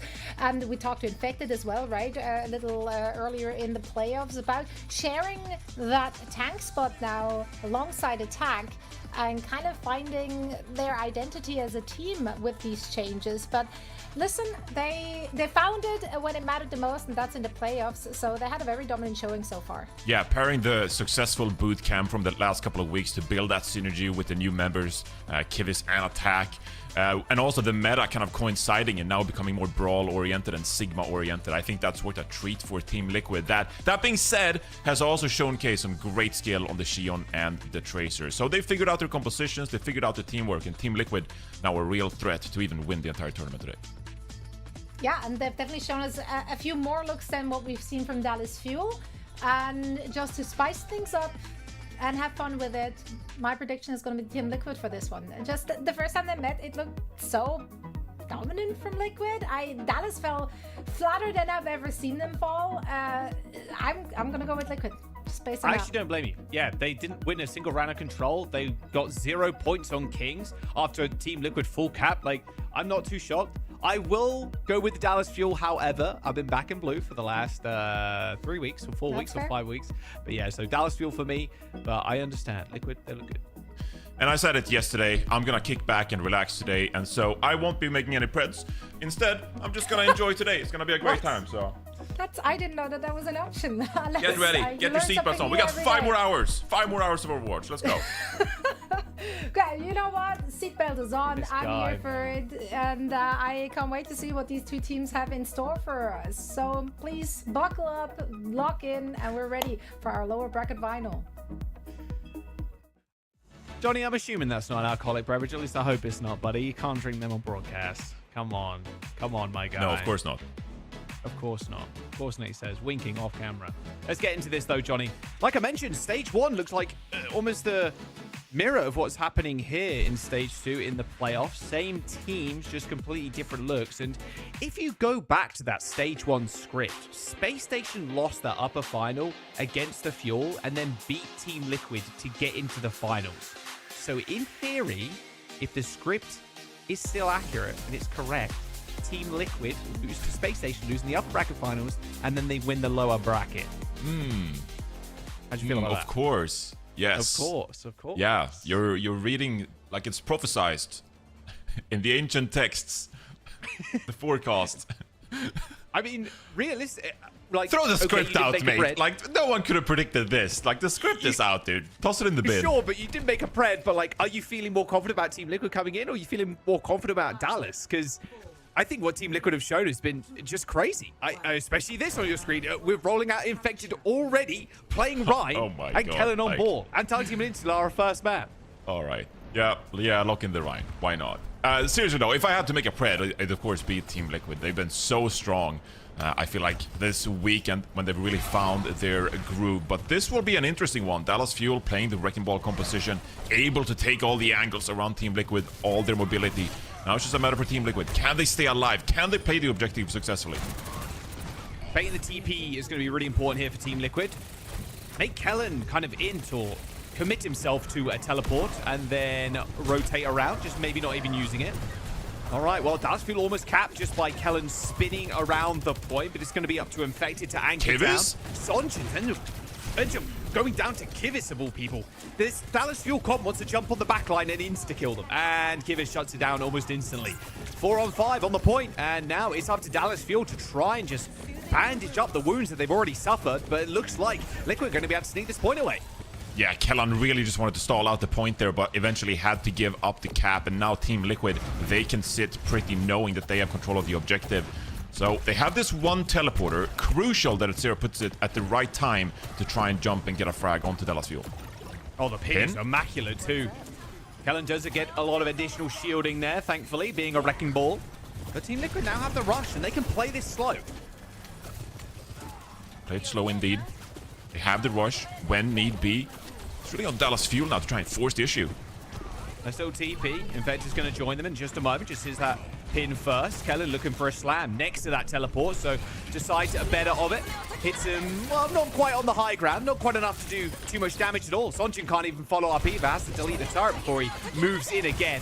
Here's the return rush from CJ. Sonjin in the back, forced to recall, has the pulse bomb still. High noon for Tree on the point. Infected very low, and in fact, everybody from Team Liquid kind of suffering right now. Zera does end up going down. Chronic overclock. Sound barrier from Vega, though, does hit forward. Vega and Tree just end up running over this front line.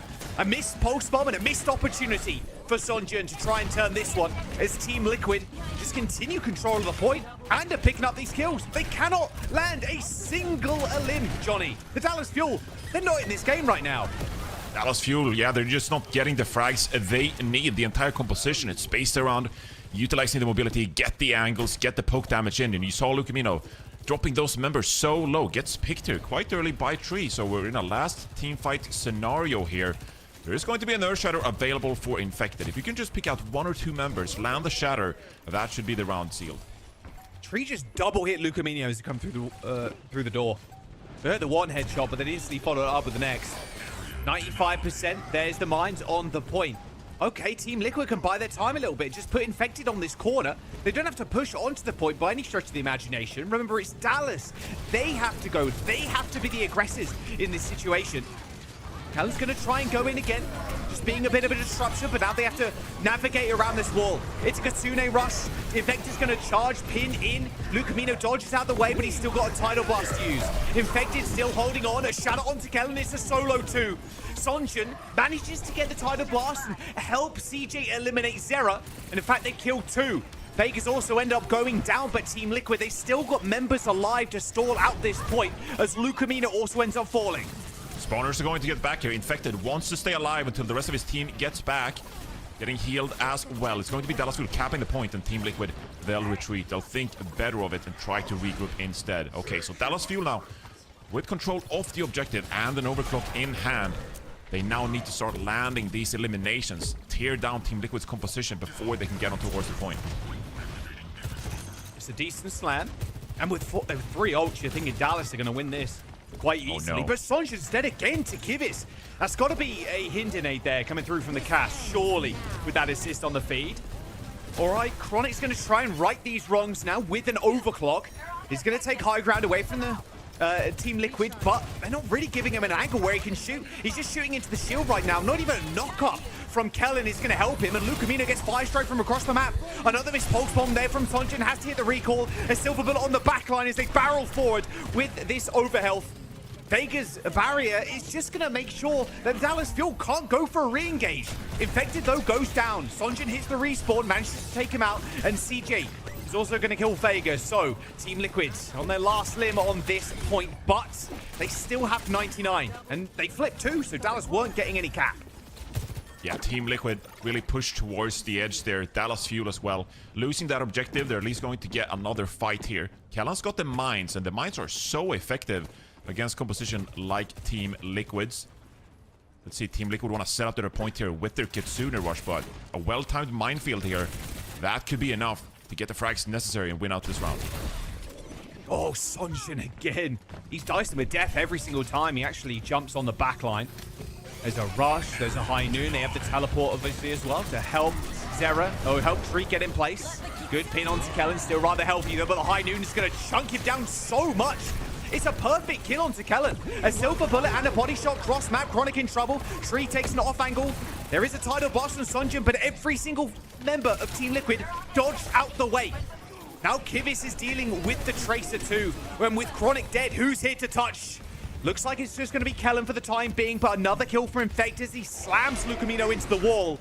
Now they just have to buy their time again as Dallas Fuel struggle to get a retouch. A bash from Infected too as he tries to pin down this Tracer. A shatter in his back pocket for the final few members of the field that need to touch, but he doesn't even need it. Hits it down, a victory cry from Infected as they claim the first round. And at the end of the day, it came down to the pin from Infected onto Kellan. That combined with the Deadeye from the Cassidy, that was enough for Team Liquid to get rid of the tank player from Dallas Fuel. It makes it so much easier to have a control of that objective and close down the round. These shots from Tree, that's clean. Look at this. Look at that tidal blast too. Gets negative value. Oh, Tree lands another nice double shot. Dallas Fuel a little quiet here. I mean, they've been talking about their approach. They fully recognize they like to lean on their individual skill, their ability to pick apart these kind of Reinhardt compositions, but it's been pretty quiet so far. We haven't really seen Sonjin, Chronic stand out in the kill feed so far. Team Liquid, good job playing around this teleporter, playing around this Rein shield, and just playing the objective. I mean, Sonjin, if you want to rely on individuals, he has been so good throughout the entirety of the stage, but what's that, 3 times? He's been picked off early by Kivis and the rest of the Team Liquid. A very early kill on Lucamino, and well, Sonjin's in the back again, playing a little bit more tentative this time. Wow. Just these rotations from Liquid, they're just clean. Dallas Fuel's comp, they want to split up. They want to play angles. They want to have Kellen go in and be the distraction before they end up picking up everybody else. CJ also falls. I mean, man, Dallas Fuel not logged in. I mean, Team Liquid, the way they're moving around the map right now with Vega's speed boost, with the teleporter, and just positioning Tree to make sure you can land those headshots to begin with onto Dallas Fuel. Team Liquid playing some beautiful Overwatch now, and Dallas Fuel, they just can't keep up. All right, so far, look at Tree's ult charge too. 85% on the high noon. Sonjin again is going to have a tough go of it, trying to get into the back, booped away. Oh, Vega! Wow, caught a stray kunai, re-engaged from Sonjin after he hit a recall. That kill on Vega was kind of ridiculous. I wonder how many players actually from the Fuel ended up shooting him at the same time, because not expecting to die that quickly on the Lucio, being so far away from everybody. I wonder if Lucamino hit a couple of primary fires with the Wu Yang onto Team Liquid that caused them to drop so low, and then you combine that with the slam from Kellan and Sonjin diving in, of course. That is the kind of the damage you need to shut down some of these support players for Team Liquid. But it feels like when Lucamino has been trying to set up so far, Team Liquid has been quick to punish him. You see here, Dallas Fuel now control the objective. Kellan, quite a bit of poke damage here. It's going to be alright. Almost gets charged as well. They don't get quite close to the shadow. He's not going to be as big of a threat as he wants to be right now, but Tree definitely is. Doesn't need an ult to do damage like that. Sonjin already dead. Mines on the point. They're cleared so quickly. Even outside of this rush. Tidal blast now onto Kellen too. The knockdown. Oh, it's good onto Tree. The knockdown damage combined with him just rolling through him, and it's an insta-kill onto the Cassidy. But now they have to deal with this wall. Navigating this is going to be tough for Kellen, and yeah, decides against staying around on the point for now. Sojourn with the OC from high ground. Chronic's already got Zera. He's going to look for the second. A fadeaway shot to Kivis. And they continue to control point. And this has been a very different second round. We're finally seeing some of these star players for Dallas Fuel pop off. Chronic that time with 2. Previous fight, saw a couple of frags from Sunjun and Lukemino together. So now Team Liquid, they're facing some stiff competition here. Stick? The stick? Oh, the Suzu's not there. Yeah, I wonder what happened to Suzu if Kivis has already used it. Terra ends up going down. That's a solo pick. Team Liquid are in a spot, though, that they can win this fight. They're on the point. High noon as well. Oh, and the body block is just unreal. They managed to kill Kellen. Thanks to that slam Deadeye combo and then him blocking everybody from trying to save him. But Tree, he paid for his dirty deeds with CJ hitting a kunai across the map. A good wave, but Zera and Kivis still come up with kills, but now Lukemino in the 1v1 versus Vega, taking the game over in his own right. Zera on the Tracer, a mean force to be reckoned with as he's put himself on the point, stalling more time for Team Liquid's percent bank as Infected gets back just in time to get another touch. Yeah, they're just trying to stall out for Kivis and Vega to get back. The support players not here for Team Liquid right now. But as long as they have a control of this objective, that is going to buy them enough time here. Dallas Fuel taking a moment here to reset. This tidal blast onto Sunjun or Kellan. That could be the key for victory here. Felabas, he's in the back already and he's going for enemy number 1 right now in Tree, but a good Suzu stops those knockdowns coming through, but Vega ends up going down anyway. A railgun shot, thanks to that slam from Kellen, put Vega in a vulnerable position. It can be said for Chronic, though, and Sonjin, who are very low right now. As Kellen now tries to go onto the point, Johnny, but Infect's just holding on to this off angle. It's a 3 versus 2 scenario right now. Lukemino going in for the dive, but Tree again finding these headshots. Ridiculous. Good little roll there away from Tree, but still picked up by Sonjin. But Team Liquid have held on to this point so far. Lukemino, last desperate attempt over onto the cat to get back quickly now. The touch will come in from Sunjun here, just to buy some time, but Team Liquid, they have the Kitsune Rush available to them. They should be able to close out this map.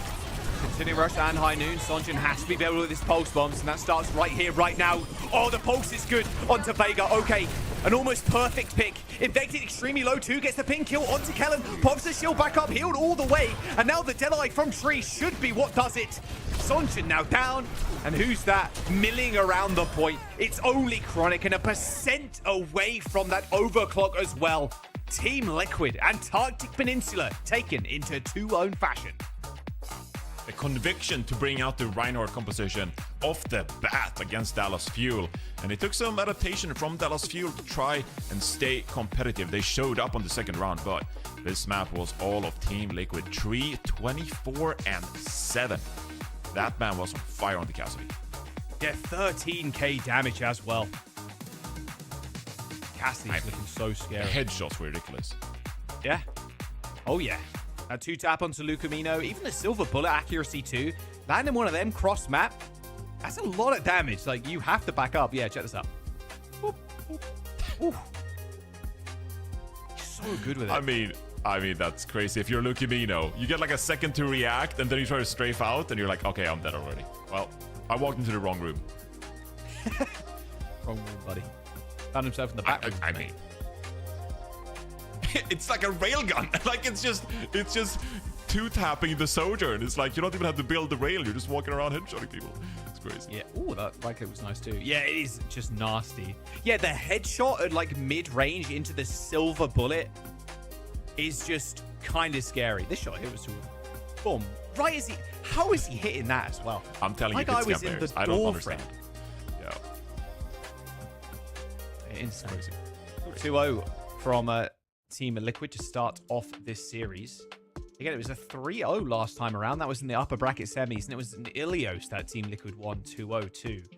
Are we going to get the same as the EMEA? They had a 5-map into a 7-map banger. I'm hoping so. The Dallas Fuel, they're looking a little bit alive, but Team Liquid, I mean, if you're putting Tree in a position where he can succeed like this, having the support of not only the Rhine putting a shield up for him, but the TP as well, like, if you're not succeeding on Cassidy from that position, then there's something wrong. All right, Charles. I have a flight in 6.5 hours. Please no pauses. Oh, okay. No pauses. Okay. Please. We can go 12 maps, but please don't pause the game. Like, at some point, we're gonna run out of time here.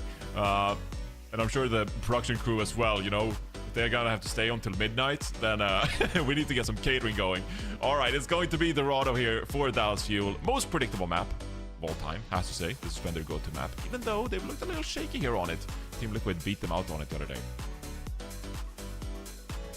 But you just have to go to this map, though, is the thing. If you're going to lose control, you're going to this map, because if Team Liquid lost there, they're going to circuit. So you're forced into this if you're the Fuel. Cap ban for the Fuel, no Cap Bastion. Most annoying thing for those kind of comps to deal with that they like to run is that Cap Bastion, because there's less people to dive on if you're Kellen, if you're the, you know, Tracer or whoever. Last time, Team Liquid, the Winston ban. All right, that just put a stop to what I was about to say here. You don't really see the Winston ban come out. It's the Dallas Fuel. It's Kellen. It's Kellen. You gotta respect Kellen. Surely he's not gonna play anything else. It has to be Wrecking Ball.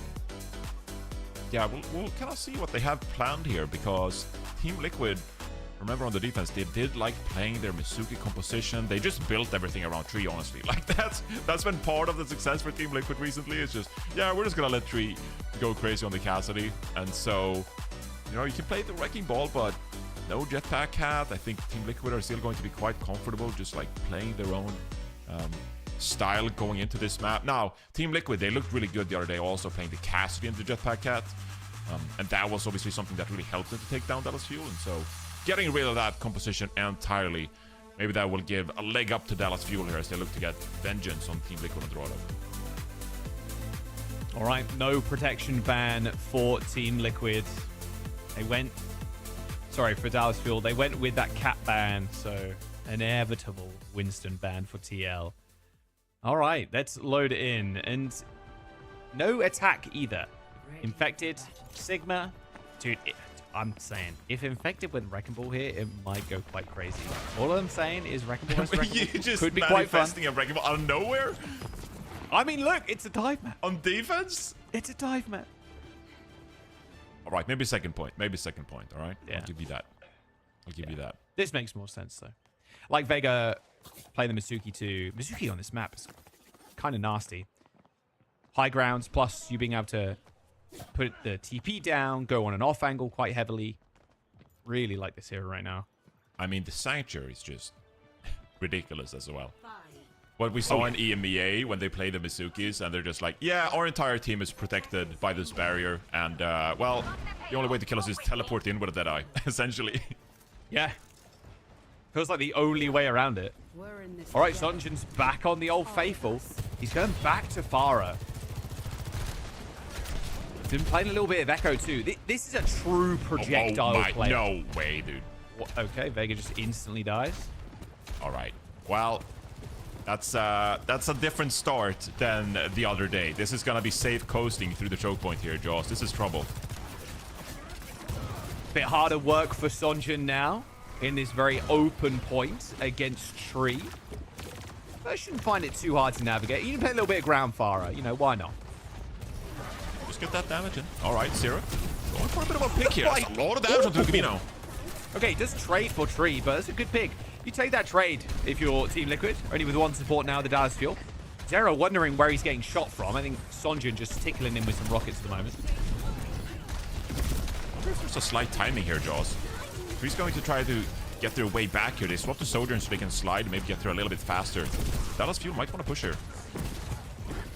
Yeah, getting Zero on the off angle. Ooh. Wow, the spam. Okay. Yeah, spam from Lucamino. I heard the little splashes come in and then the hyperspheres from Kellen.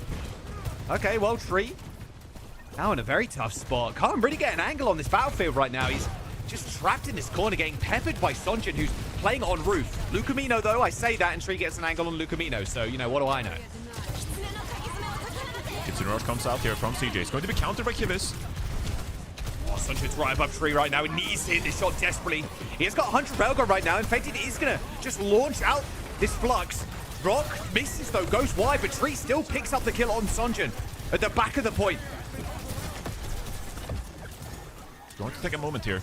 just to reset Dallas Fuel without Sunjin. Lukemino feels like a little bit too exposed in these fights. Now playing the Wu Yang instead of the Alari. And theoretically, you should be able to sit back, get that poke damage in, but it feels like Lukemino's getting picked quite a bit here. Dallas Fuel, 4 ultimates coming up here. It's a great opportunity for them to get this first point captured. Yeah, they got Flux advantage, they got Barrage as well, and they have Tidal Blast. So if Kellen does go pretty low, or is there anybody else? There's the Barrage on Kivis. Oh, Zera has to get out. Has to get out with the spree, by the way. Sonjin's already got a couple. They're playing the orbital rate. Sonjin, easy lurk for Zera in the sky. I think that's about the fight done. Yeah, the Flux with the Barrage. Tidal Blast to save himself there. Lukemino popped that as soon as Zera found an avenue to get to him. Those ultimates yielded fruit for Dallas Fuel. But I still think you saw a little something there with how much pressure Team Liquid put onto Lukemino. How many resources they were able to commit there just to get on top of this Dallas Fuel backliner. That just showcases how much they think this Wu Yang is trouble. And Lukemino, if left untouched here, like the damage is quite underrated. Oh, nice little boop off this high ground. Kellen is going to have to retake the stairs. Just wait a moment, but it does give Infected and the rest of the Team Liquid to actually get up the high ground. Yeah. Okay, it's been sniffed out real quick. Wow, okay. Heads up, work there. Overclock on both sides. Oh, the Juno. Mince feet, I think, for Chronic. Nah, it's just such an easy shot. You're playing in the window. You got no chance. No chance whatsoever. Oh. Wait, can they stagger this? Maybe not. She does a lot of damage. Okay, yeah, Chronic does get the kill. It's a decent stagger still, though. You're going to force last fight here. CJ's got the Kitsune rush up. There's a good opportunity for Dallas Fuel to get this second point as well. Team Liquid, desperate to get these ultimates going. They haven't quite had the objective control because they're not really playing around the objective. They need their damage players to start popping off here. Yeah, there's the early rush. Kivis has got his, though. He's 1% away. He's going to have his. Aces on the point. Nice Suzu timing, too, on Infected, who's close to this Flux. Now they're just waiting for Infected to get this online, and playing in the rush is going to be so easy. Sonjin in the back, though, needs to land a direct hit, but Kivis turns his head. A little 180 from the Kiriko, helping out his own DPS to try and secure this. Infected used the Flux, too, to seal the deal. Dallas Fuel going to have to re-attack this one now. Yeah, it didn't work out for Sunjin. Made a committed flank, but couldn't get the pick they were looking for, and instead Team Liquid hold on here. 3-0, very much capable of making these plays, finding the picks required if Kivis and Vega can just focus on keeping Infected alive on the card for now. A lot of ultimates on the board here for Dallas Fuel once again. A minute 30 to get the second point. But they've got Flux Barrage. They got the same ult that they won first point with. Flux Barrage, Tidal Blast. Okay, hang on. Infected? What? Okay. Wait, Infected just walked through Church and then insta-kill CJ. Okay. Spree for Zera. I think the fight's already done, though. Kellen's out of sorts too in bank. Out of position completely there. 60 seconds to go. Heroic plays for Infected to win that fight instantly. Yeah, honestly, Dallas Fuel, obviously, they have to set up their positioning somewhat. Like, they need to get on top of this high ground, and ideally you want someone on the left side, someone on the right side. We can just get these multiple angles going. At the same time, you kind of have to escort in Sunjin there as well, because the Far are quite vulnerable here. So while Dallas Fuel are setting up, Team Liquid always poking and prodding, looking for these opportunities just to get some additional damage onto Dallas Fuel and maybe another pick. Oh, give us this 1 HP, peeping that in the HUD. Surely it's just a simple fight here. Flux? He's going to get dodged. Not entirely sure, but the orbital ray is going to push them forward. Now Sonjin's still trying to find an off angle, playing with his team right now, not on any sort of flank by any stretch of the imagination. Tidal Blast as well to help him get in position even further, but he's going to get shut down instantly. The peel, the back off from Team Liquid there, the retreat was just perfect. A second or so to go. Dallas Fuel get touched. No chance for a team C9, but now Kivis with the rush. Chronic falls to an execution. Now Kellen, the solo player in the front line, trying to hold this down for the Dallas Fuel. The Flux for Infected is going to end it all. Kellen goes down to the railgun. A nice little dodge there from Lukemino, who rides the wave to the point, but he rides it to his demise. The Dallas Fuel just unable to crack the defense of Team Liquid. Yeah, there's an interesting kind of discrepancy between these compositions, like, because you look at Team Liquid's composition here, they're playing the Juno and the Kiriko, bound to get a lot of value. All that healing being done as we take a look at Tree. Doing some nice railgun shots here. So the support liners of Team Liquid always doing plenty of work, getting lots of value, and then just the damage players of Team Liquid as well, stepping up. Zero's finding frags, Tree's finding frags. Meanwhile, you look at Dallas Fuel and it's like, okay, well, how much playmaking potential does that Pharah have on second point? Can't really get too far in. You're very exposed, quite prone to getting picked off. And then Luke Camino as well. Can't really get into a good position to get that poke damage in. You have a couple of good engages with the Tidal Blast, but it feels like Dallas Fuel, they don't really have the composition right now to play to their fullest potential. It feels like they're struggling against what Team Liquid are bringing.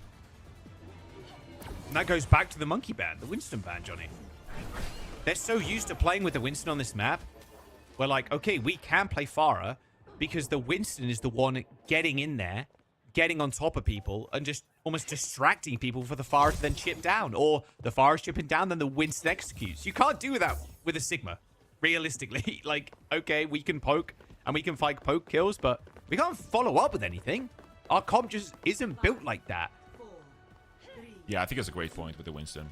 And I mean, you saw SG yesterday, they decided, okay, well, we're going to double down on the objective. We're just going to play with the Mei instead and just bunker down on the front line, and that worked beautifully for them. Better luck next time, Tree. But Team Liquid here, they're just getting a lot of value from their damage players, stepping up to the plate. 3 and 0 are the heroes once more for Team Liquid, and now Infected's pushing the cart. We'll get the Mizuki. Aura heals here as well. Dallas Fuel now playing the Alori, now playing the Echo. They have to find something to start getting these frags onto Team Liquid. This is the only map they did well on too. Oh, not even a railgun. Sanchez just flops over into the sky. Like, you can't let kills go that way that easily. I'll go back to my point real quick. This is the only map they did well on, John. They got 3 points versus TL's 4. They didn't get any points on Ilios. They got no points on King's Row. Like, it's definitely a Dallas Fuel here that is kind of struggling with their identity. They're struggling with the compositions and what suits their playstyle in a meta like them. This is not really what was their claim to fame. Like you said, it was a lot about the Winston here. And Sunjun's back. It's okay, Sunjun's not back. Sunjun, back to spawn you go. He's got to change. H key has to be pressed at some point, I think, for Sunjun. I don't think you can play Flyers right now. Not with how Team Liquid are playing, and not on this map without a Winston, without a tank that distracts in the front line. Kellen's going to hold this one down on the point. Has got Flux. However, this rush, it's going to be hard for them to really deal with. Infected oversteps, though, past his own shield. Falls over anyway. And now Kellen can pop this Flux with impunity. There's no rock to disrupt him, but still Team Liquid are surviving somehow. A nice little hint from the chains, but they need follow-up. They need kills, but Sonjin's dead again. The trade should be good enough, but the Sanctuary gets popped, and Sarah can now light the backline on fire. He's already thrown a bike at Chronic's face, and again, Kellen on an island, alone on this point, as Team Liquid have reinforcements coming back. Infected's now got 5% towards this ult. Captive Sun connects, finally, with somebody. Zera dies, but Dallas Fuel still not at full fighting strength. Yeah, Team Liquid committed quite a lot there, actually. Thought they could go ahead and win the fight here. Flux, yeah, they dodged indeed. No one's captured by it, and so Team Liquid are investing a lot of resources, but not finding the ultimate value they need. Sunjun is going to utilize this duplicate. Doesn't seem like they'll get the Flux here in time, but yeah, Team Liquid, definitely a little risky. They're investing all those ultimates. You know, love to see it, but didn't work out that time. On large part because of Luke Amino's captive zone. Okay, Sonjin don't instantly die challenge. He hasn't got dupe anymore either. Oh, nice double up with Chronic. Got Tree down so low there. Railgun, sticky bombs. And there's only a minute remaining here. So it's looking a little bit, I would say, dangerous for Team Liquid. They missed their Flux, so the Flux timing is going to be off as Kellen is nearing it. He's going to have it in this next fight. Plus, they've got a rush too. Yeah, Dallas Fuel with his Kitsune rush and the Flux as well. They're going to feel quite comfortable here in the front lines. Team Liquid, can Tree cook something up here on the Sojourn? Just open things up slightly. Sunjun has to be so careful not to die here with 30 seconds to go yet again. Tree's been very reliable though at opening fights up. He's got overclock. They've got a spree. Now they've got their own rush. 20 seconds to go. A wide swing, in fact, from Tree to try and get a pick. But there's both rushes almost activated at the same time. Spree from Zera. In fact, Tree's going to pop a goal as well. Kellen with the flux, but he whiffs. Kellen whiffs the flux. He gets rocked too by Infected. Infected just walks past the shield. And that is not what you want to see. You need Kellen to hit those. That was what they needed, indeed.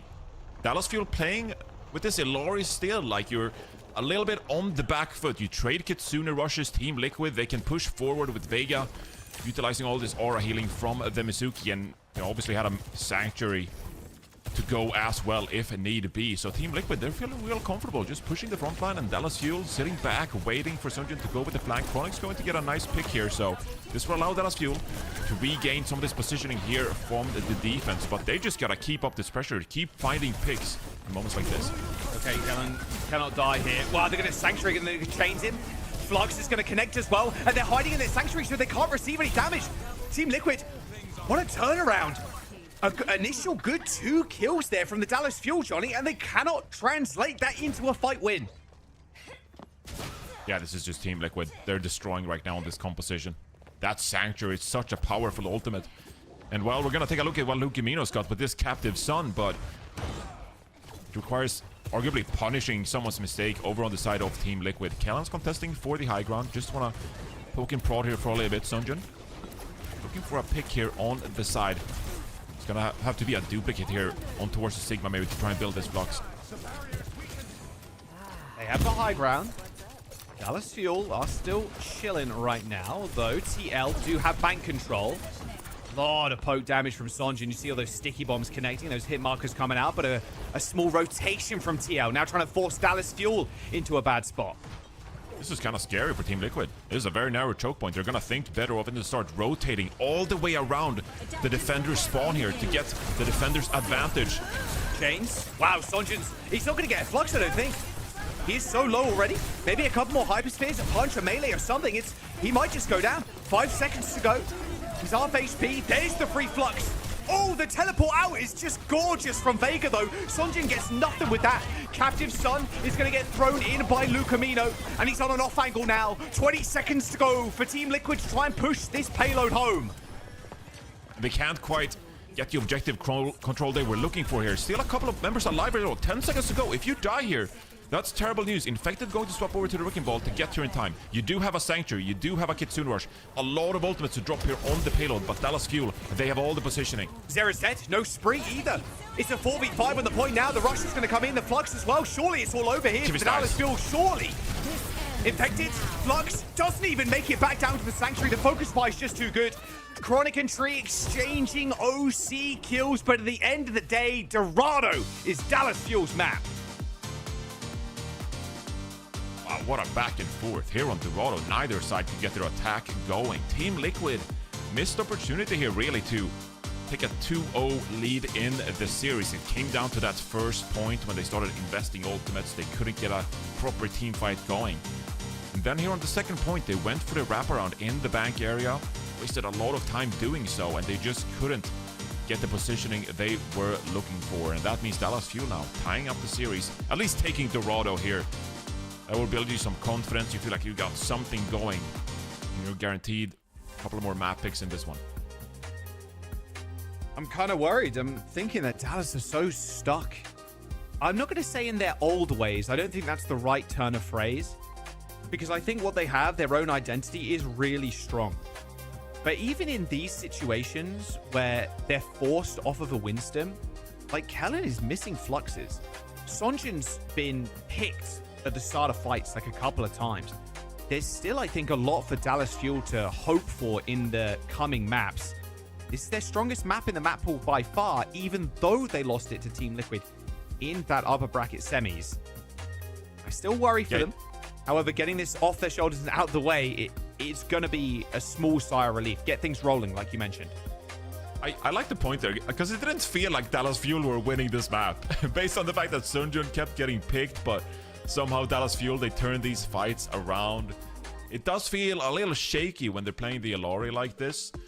But hey, they got a map win. You gotta give props where props are due. It's kind of an interesting philosophical question. It's just like, This is their signature style, playing more poke heavy, playing the Illari, getting Sunjun over onto these projectile heroes. We're just like, okay, well, at what point do you just decide to abandon what has been so good for you for the past few stages, right? It's a real difficult thing for them to do. I think that Dallas Fuel, they're still staying competitive enough, though, to the point where they can feel real good about the compositions they're bringing in. Feels a little bit awkward in time.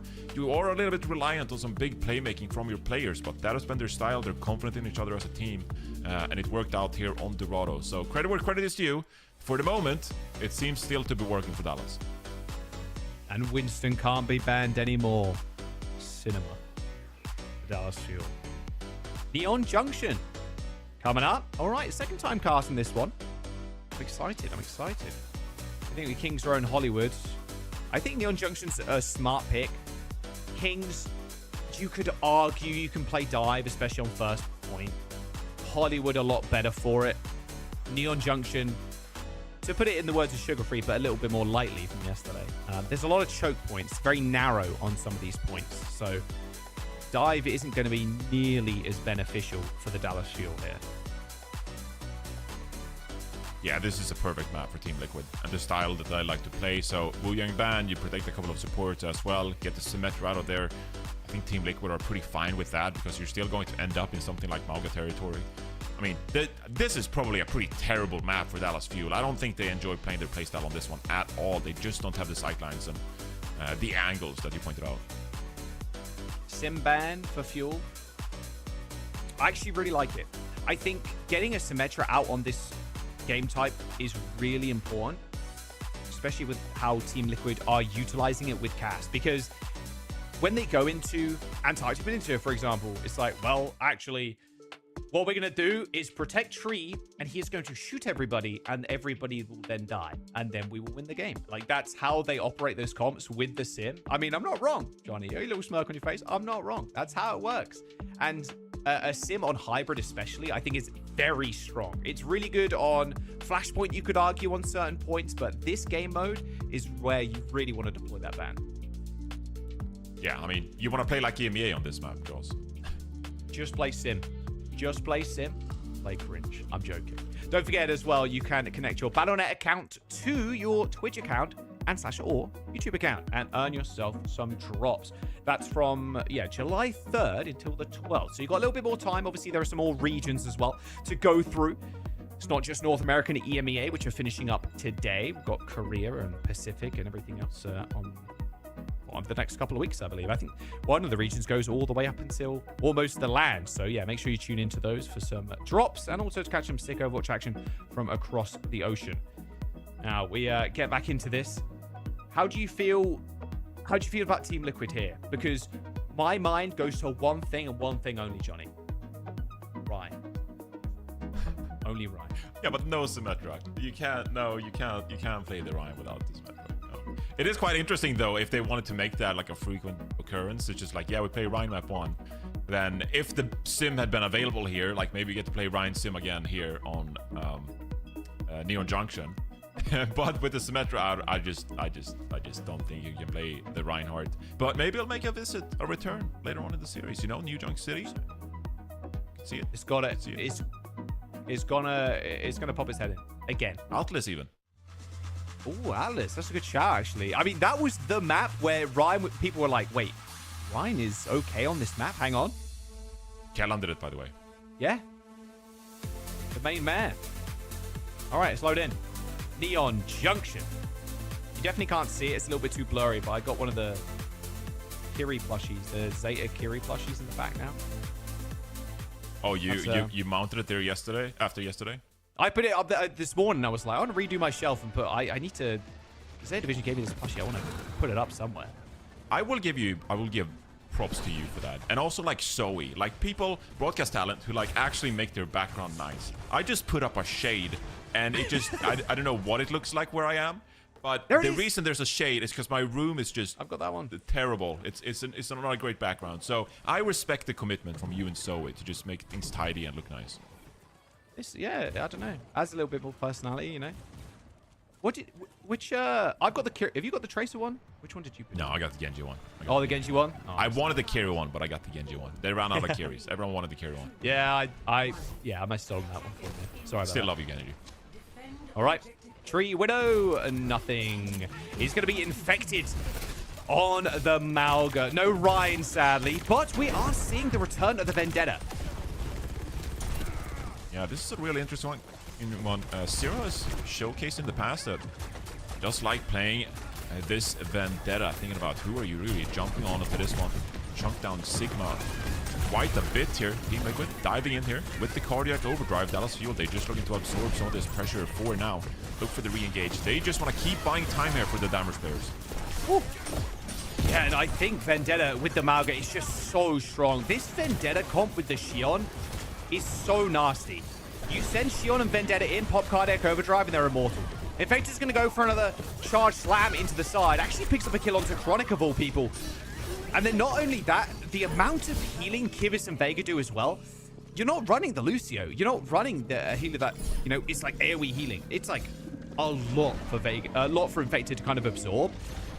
Dallas Fuel need Chronic to hit 2 taps. They need Sonjun to hit executions to get picks. Otherwise, it's just not happening.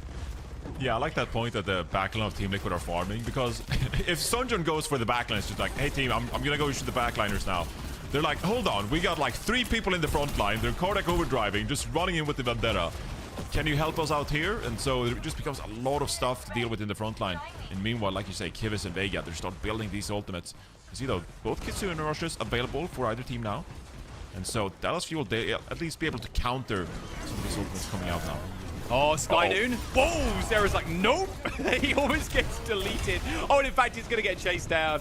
Vega succumbs to the Sky Noon. Tough to dodge, even on the very small streets of Neon Junction. Whoa. Camino loves the cat. Who True doesn't? cat player. All right, now that's a loaded question right there. Let's save that one for a different show. Nothing wrong with cat players, man. All right, 4 support ults, 2 tank ults. Here we go. This cage from Kellen's going to be... this cage from Infected is going to be rather nasty. Especially if Zera's going to be in there too. Really early rush. Wow, Kivitz got deleted there too. No rush jacks, however, the orbital ray is going to be decent for this heal, but Kellen with this burst damage from the Flux ends Vega's life so fast. A good response from the Dallas Fuel as Kivitz died basically off rip. Used rush and that was it. Didn't have anything else. I mean, you gotta say, that was Team Liquid investing both support ultimates there, so the next ultimate cycle for them is going to be quite far away. Now you're essentially just looking to see if you can catch someone with the cage here. There's going to be another Sky Noon available for Dallas Fuel. Always poses a big threat here, so Team Liquid risking here, losing a lot of time on second point. Spree for Tree, but we've already mentioned how it might be quite tough to get into the backline against the Cassidy. Plus, Sonjun also playing on this off angle, waiting for Tree to make an entrance. Both Trees available. In fact, as Tree launches a bike in. Slowly but surely. Now Infected tries to make his move. Sky Noon over the top. Chronic's using the tree as well. But oh, the Sundering Blade from Zera shuts him down completely. What an awkward moment that was.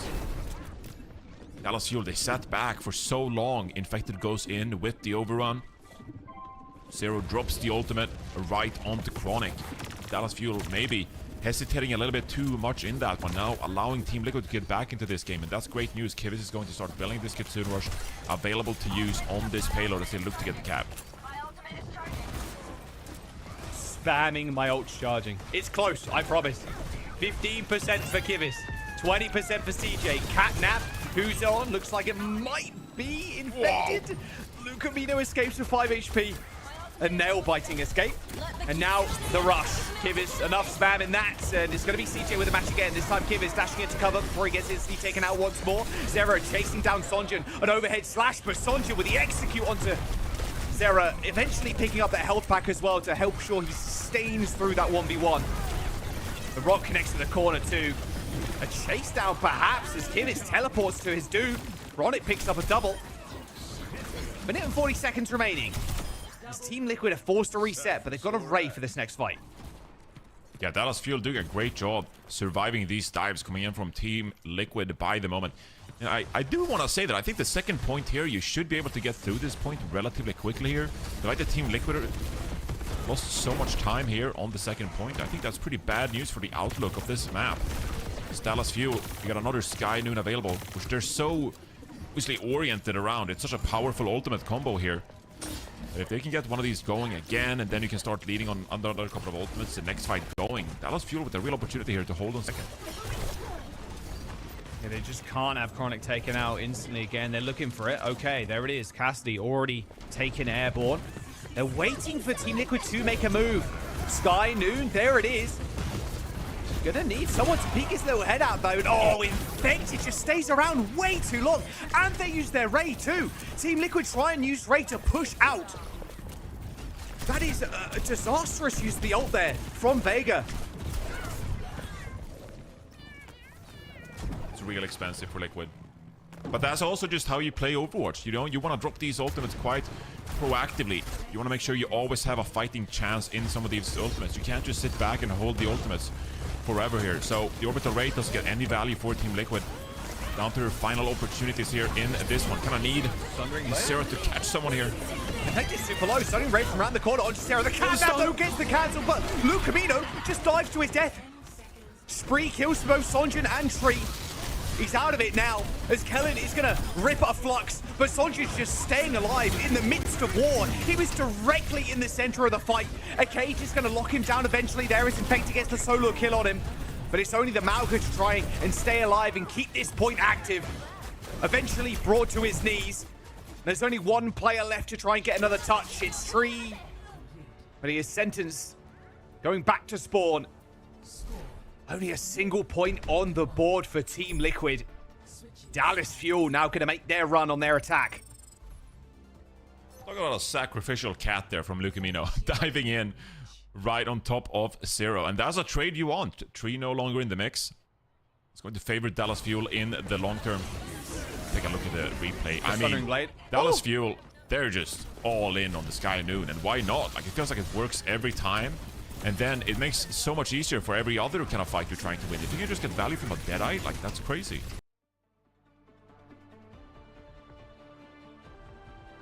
I worry now for... I mean, Team Liquid, only a single point? That is rough. On a hybrid, too. You're almost... I don't know if you feel this way, Johnny, but you're almost expected to finish the map on most hybrids. It feels I feel like on this map, like... you should at least be able to get to the choke point on third. And then maybe you can hold there yourself if the opponent comes in there with 2-3 minutes. Like, you're able to make a stand there. We've seen it a couple of times this weekend. But to not capture the second point, this is now a real great opportunity for Dallas Fuel to get ahead of this one. On a map where I felt, you know, Team Liquid were favored. Playing this Malga style, having really powerful supports in the Kiriko and Juno. Just not able to make it work. And instead it's with Dallas Fuel coming back real strong after taking an 0-3 loss to Team Liquid on Friday. All right, well, Chronic back on to the Cassidy. Like you mentioned before, Johnny, if you're hearing the replay there, I apologize. We'll be back to live audio in a moment. Might be us. All good. Looks like we're back to live audio. There's the stomp from Infected. Good kill onto Chronic already. All right, you just gotta start winning one fight at a time here. It's gonna be a long defense for Team Liquid if they want to get back into this series. And Dallas Fuel, so many opportunities here for them. Look how low they are already. Lucamino's chasing them down, chasing Sarah all the way past the choke point. I mean, I will say, okay, underrated flanker, the cat. When there's low health players, dashing towards them, hitting them with the cat crash, and then just going over the top of them. Don't try it home. That's like encouraging aggressive Lucio behavior. It's like, low, you can kill them. If you speed boost in there and you start like hitting, you know, a couple of primary fires on a melee, like that's a lot of damage. It's like, okay, well, you know, if you're Lucamino and Cat, that's one thing. Don't start doing that in my rankings. All right, a very quick cap for the Dallas Fuel. Vega just scouting out, making sure there's no one on the high ground. Sonjin on a small off angle. Audio in the left-hand side of the ear here. So knows there's someone around this corner. Bit too many people to stay up there, though. He ends up using the dash of the bike to try and get away. Now no CDs left, but the heals are going to come in anyway. Oh, here comes the spree for Sonjun. No, actually just gets completely denied. Wow, that was an ultimate time. Definitely looking for it here. Kitsune Ursa just waiting to be dropped. Chronix with this Deadeye. Here they go. Oh, Sky. Oh, Kivviz. Wait, he got the rush off, but was it actually enough? Catnap as well for Lucamino. Kellen is already pulled Flux, is now hunting for players around the point. And they've lost Infected. Infected so far behind in terms of ult charge. Dallas Fuel making good times as that pulse bomb. It's not it from Zera. It's going to die quite late here as well. It'll be one final fight here with CJ having the Kitsune Rush advantage. And that could be what's pivotal here in the outcome of this next fight. And Dallas Fuel going up 2-1 in this series. Tree has the spree. Can you find a little something here? Mid-fight, maybe just wait for some of these resources to be drained from Dallas Fuel and then go. They're going to go. They're just going to go. Going immediately. Yeah, Spree's going to get shut down though instantly by Chronic. Way too early. They're playing on the rush. Every member from the Dallas Fuel now pushing forward, and Infected's going to go down. And Team Liquid found out the back of a Wendy's, hunched over a dumpster. Like, that was just destruction from the Fuel. Johnny, that wasn't close. That was the Fuel leveling up in a massive way. You gotta say the Cat Noon, or the Sky Noon, whatever you want to call it. It paid dividends for Dallas Fuel here, and Team Liquid, they just kind of look a little bit lost. Just weren't able to keep off. There's so much pressure on you to start winning some of these team fights when you don't have that tool available to yourself. If you're Dallas Fuel, I mean, if you can get a pick every time you get the Deadeye up, that's essentially like, 5-6 team fight wins over the course of a map, and that just makes it so much easier to win the other team fights that you need to be able to secure a map win like this. So Team Liquid focusing on this Vendetta look, the Xion Tracer look, just wasn't able to work out for them here. Yeah, what do you think of this Vendetta? I mentioned at the very top that I really like the Vendetta Xion with the Mauga, but the Sky Noons, the success rate is so damn high, apart from this one. Apart from this one, where you get shut down by the Vendetta. It's not even played. But it's pretty damn good. It's a look that we've seen from the Dallas Fuel a ton. And you know what? Kellen's Sigma also looking really good. And against Infected, that's a hard ask, in all honesty. And Infected too, you can see why they put him in for this map, because they want him to play the Mauga and being able to switch off to the Sigma at kind of a moment's notice. They don't have attack in for that map. But the Dallas Fuel, they're on map point now. SSG is waiting in the finals for them. They haven't faced SSG in this bracket. So there's a very good opportunity that we see a Dallas Space Station finals again. That was the same thing we had in stage 1, where Dallas Fuel, they kind of sweep them. It was a 4-1 if you can remember. Yeah, it's been quite a remarkable series so far. Dallas Fuel, the way they're up 2 maps in this series. Dorado, it felt like they were like, just getting about the edge very narrowly, just making things work by their individual play. And then on this one, just relying on the Sky Noon. And it makes you wonder, like, Team Liquid, do you want to try to mirror this now? Because I feel like they've also been so good on the Cat and the Cassidy in the past. And now this time around, they decide we don't really want to opt into it. They're going to pick Colosseo here in maybe a spot where you would have expected the Flashpoint to come out here. They're thinking maybe that if we win this series, we're going to go to map 5. We don't really care too much about the choice between New Junk City and Atlas. Like, essentially, they play roughly the same. But Colosseo, we much prefer that over a map like New Queen Street that maybe favors Dallas Fuel a little bit more here. So Team Liquid going for the Colosseo pick. Try to get a couple of map wins here to get promoted to the Grand Final. I think, at that point, you're like, what's our best map out of these 4? We're going to pick it. Guarantee our best chance of going to a map 5. It's going to be Dallas with the second ban. We'll wait for Team Liquid to see what they want to ban first.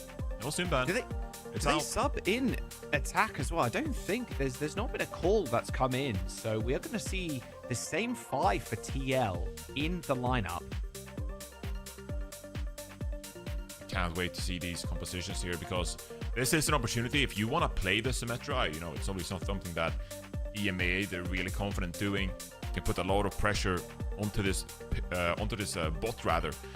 And then when you get towards the high ground, that's when it gets quite difficult. Like, how can you get up onto the opponent's high ground? And a Symmetra, I think, just makes life so much easier in that regard. So maybe Team Liquid can start building around that now, and the Symmetra ban has already been deployed by Dallas Fuel here.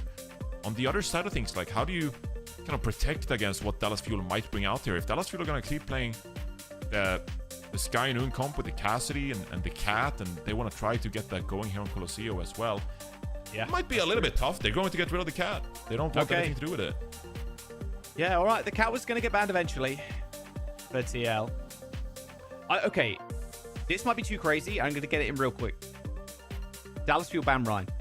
Because Rein Sim on this map... Hold on. Let me cook. Let them cook. Dallas Fuel, they could ban Rein. Because what else are you looking to ban that you're scared that TL are going to play? You also play the Xion. And then Sonjin could play like the Flyers too, like classic projectile player. You play the Cass, they play the Cass. Like, it doesn't... Okay, the hero pool for Infected in Kellen, yeah, it's a little different. The Cass is not a bad shout, and it's going to come out. Yeah, because... All right. The way the way I'm kind of thinking about this is obviously you can't ban support, and so Team Liquid, they're pretty safe there.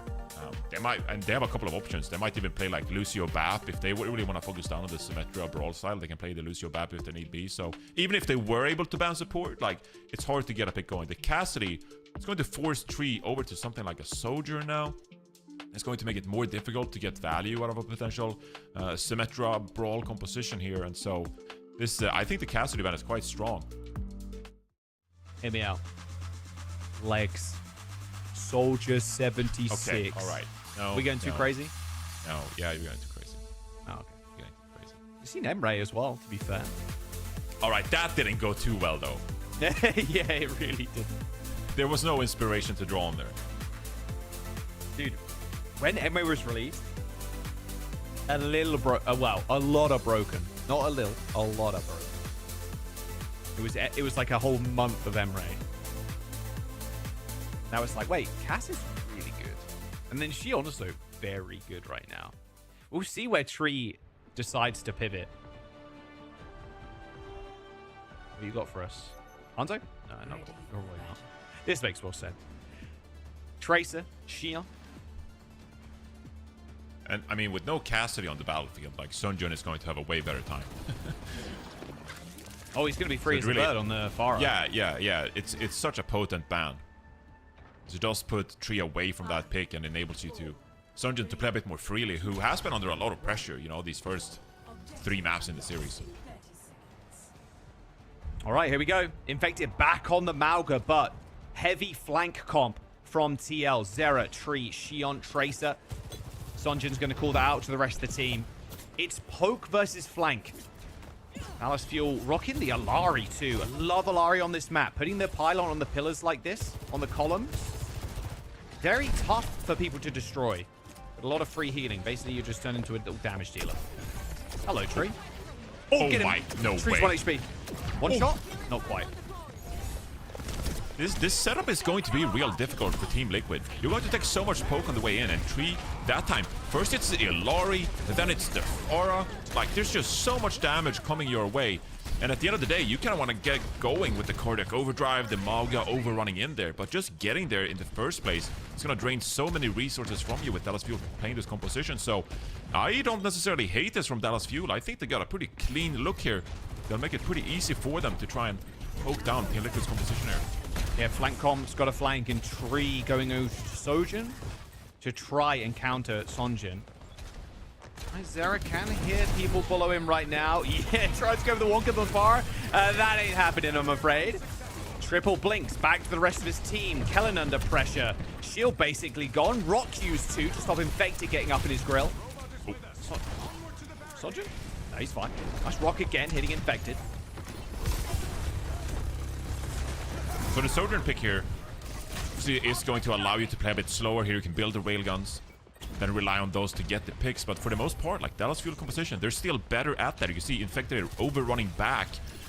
Essentially going to let Dallas Fuel take all this space, and then maybe they can commit themselves with this new overrun here.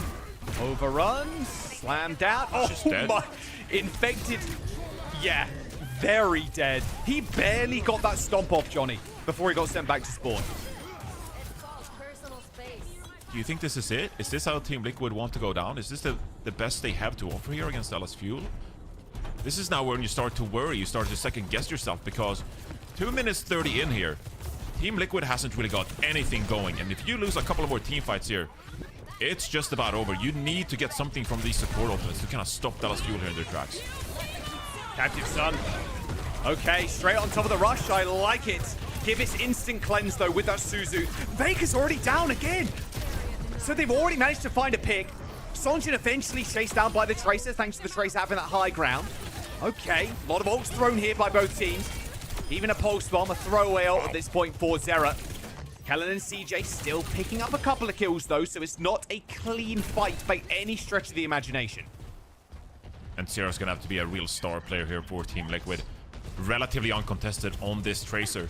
Should quite freely be able to get these flank angles going, get into the backline, put pressure on Lukemino, Sunjun. But they'll need to see more of that throughout this Coliseum if they want to claw back, get this lead, and stay alive in the series. Zero with another one. That's got to have been a one clip. Oh, the disrespectful barrage. And he kills Zera too. You can't ask more from a barrage there. A double kill, and you basically reset bot, Johnny.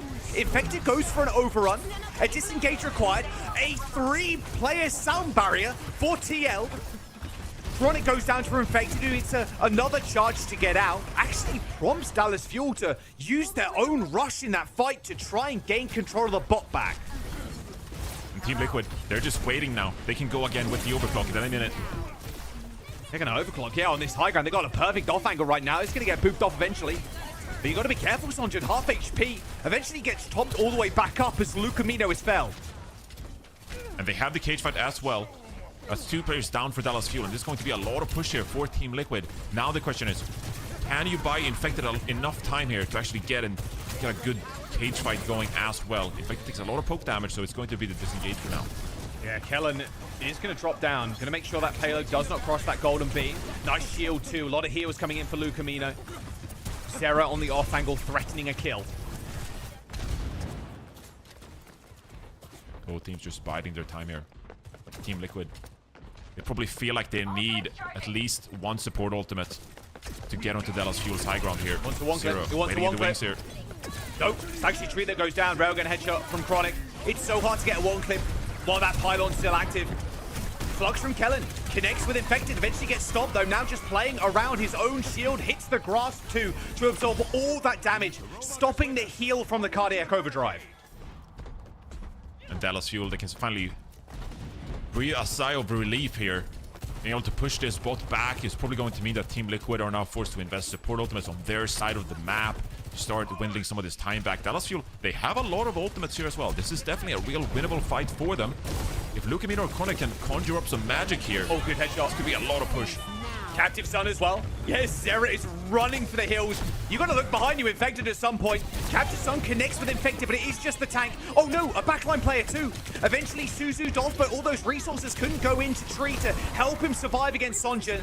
A nice little outburst as well from Lukemino to create space between him and the Tracer. Checkpoint is the Dallas Fuels. Infected comes rushing back in. There's the sound barrier. 4 players from Team Liquid. Bathed in the green glow, but Dallas Fuel with a perfectly timed disengage. Get out of there. Oh no, that is terrible news for Team Liquid.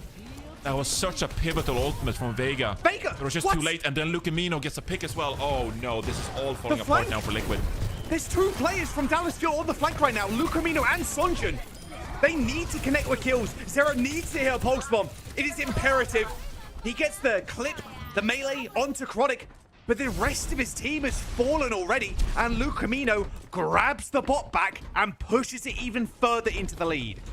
I mean, Zera's really trying to keep Team Liquid in this one. Gets a crucial couple of frags there. Infected's on the Wrecking Ball. Vegas on the Alari now. This is Team Liquid. They're throwing everything at the wall here. Sunjun Great position here. Look at this damage already coming out, and Zero does find another crucial pick. Zero has been on fire this map. Just hasn't been enough. Finally gets shut down. Yeah, but here comes the barrage here from Sonjin. He's been baiting the team to shoot at him. Oh my goodness! What is that? What? Okay, Infected messes with the best there. Sonjin ends up using barrage in his face.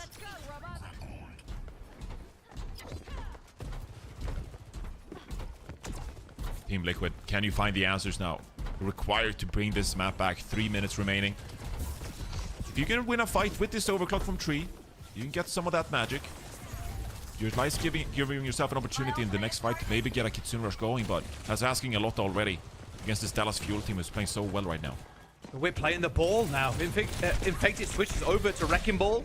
Sonjin really low, has to recall, but can play around the safety of his own team. Gets the Suzu 2, pokes around the corner. Did that connect? No, it didn't.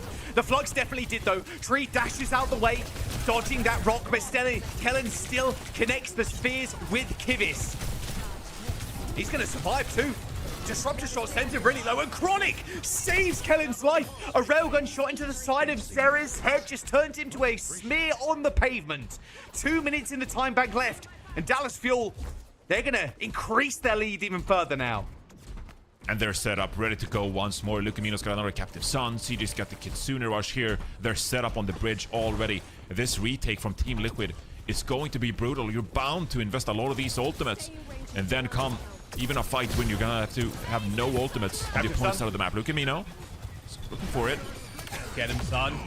Oh, and it's good too. He connected with the other Alari. That Suzu has to come in. Lucamino's already in there. A nice little stun. Well, the Captive Sun connects with Vega. And then a melee kill onto Kivis. Both supports down. Team Liquid trade for kills, though. Chronic falls. 1.5 minutes remains as Team Liquid supports just spawn in. But Dallas Fuel are inching closer to victory. They're just getting even more push. 112 meters already. And they don't even need to utilize the Kitsune Rush if need be. If they can get one of Team Liquid's ultimate out, that's all you kind of need when you got the lead like this on push. That's big though. That means you don't have to invest in ultimate here from Team Liquid. Tree as a crucial opening. Yeah, but only 60 seconds to go with no checkpoint.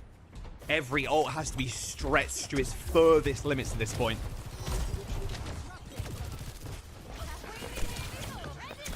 Oh, spawn. Oh, that's a good Zera start. lands the stick. That's a really good start. And now, ideally, you don't use any ults. You bide your time. If you're Team Liquid, hopefully find another pick.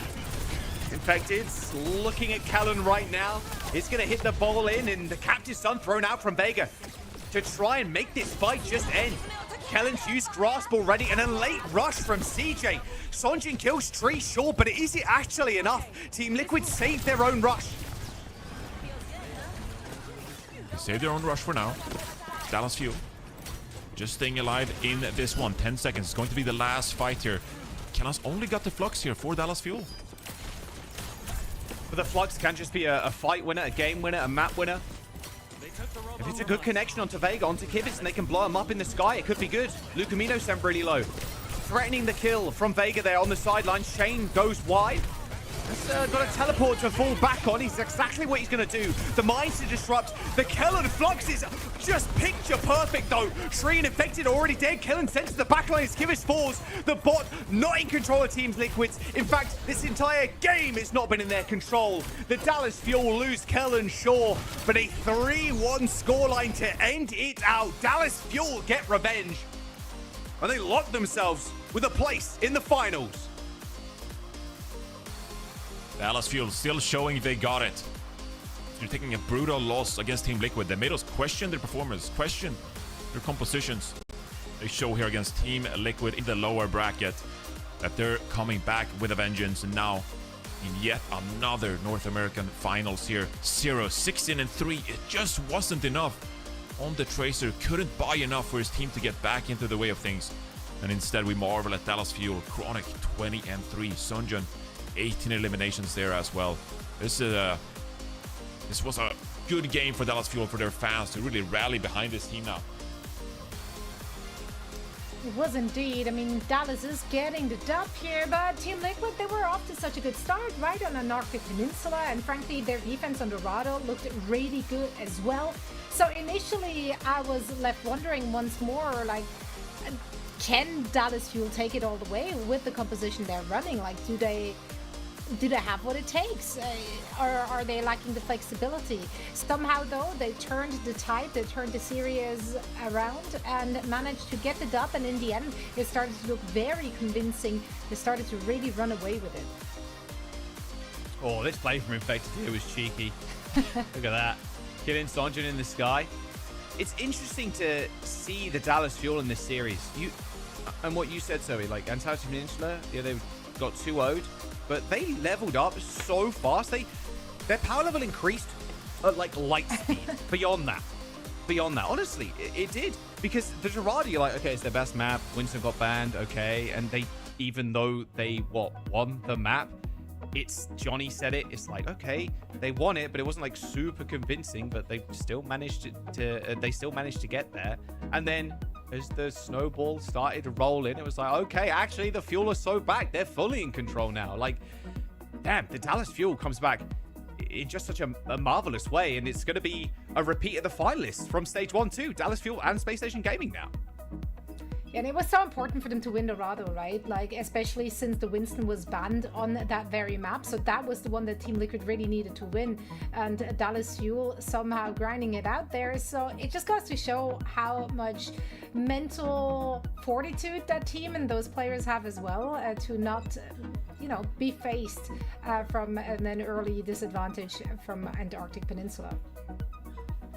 Yeah, I think for Dallas Fuel here, the way that they were able to get away with this series victory, like, it was such a great showing for them, and they proved that they're able to overcome difficulty. I think that's the biggest thing. It's just like when you face an 0-3 loss against Team Liquid, and then you're still able to come back, play your own style, and get this series win. I think that was so impressive from Dallas Fuel, that they doubled down on their confidence in their own game, and they made it work. Yeah, because on paper, like, there was no real reason to be that confident after going down 0-3 against Team Liquid with exactly those kind of compositions. But they showed us that individually they just have what it takes right now. We do have Weeds joining us for a quick interview ahead of their grand finals match. Weeds, thank you so much for joining us. Congratulations and welcome to the show. I'm sure there is a huge weight off of your shoulders, especially since you guys got the revenge after meeting them in the semifinals, being knocked into the lower finals. Do you feel like there were specific things that you learned about this matchup in your previous showing that you were able to work in today? Yeah, I think we just played really terrible last time we played them.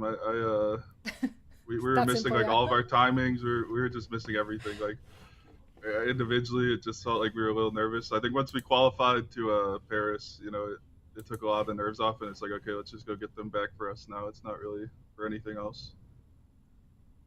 It's interesting you say nerves there. Do you think that'll play a big factor on stage in Paris? Because that's a very different venue. It's going to be obviously live in front of an audience too. A lot of the players have played live like that before, obviously, in Tokyo and stuff. But you guys just, if you're nervous going into a playoffs and online, maybe that plays a big role there too.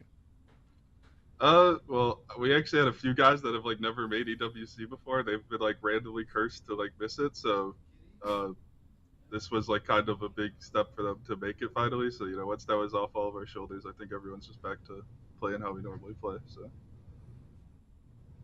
All right, so just one more matchup to go here against Space Station, and I feel like they've kind of like solved the entire region. They've looked rock solid here against all of these teams. Do you have a little something planned for SSG and what they specialize on here now? I don't think we need to do anything special. I think our game plan can win versus any team. What we do, we don't really change up too much. We just do it how we do it, and if we're gonna win, we're gonna win on our strengths. We're not gonna come out with something random. So. Love that. You know what? You carve the hill out, now you're dying on the hill, or you're going to win on the hill. We're going to find out in the grand finals. We thank you so much for taking the time for a quick chat, and best of luck in the grand finals. All right, thank you.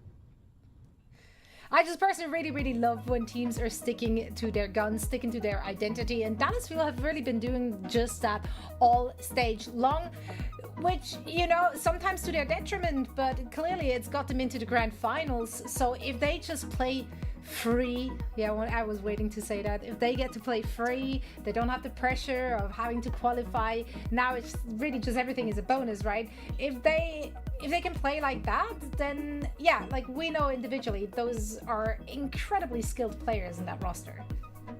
Well, SSG have solved a region like Johnny just said, so it's going to be tough.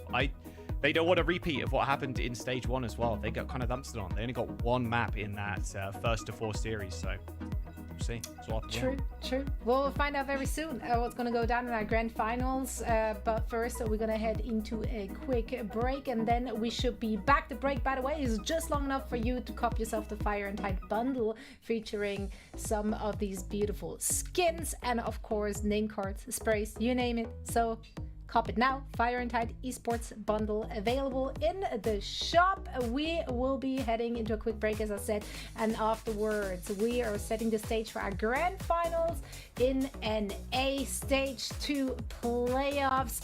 We're about to crown a champion. You don't want to miss it.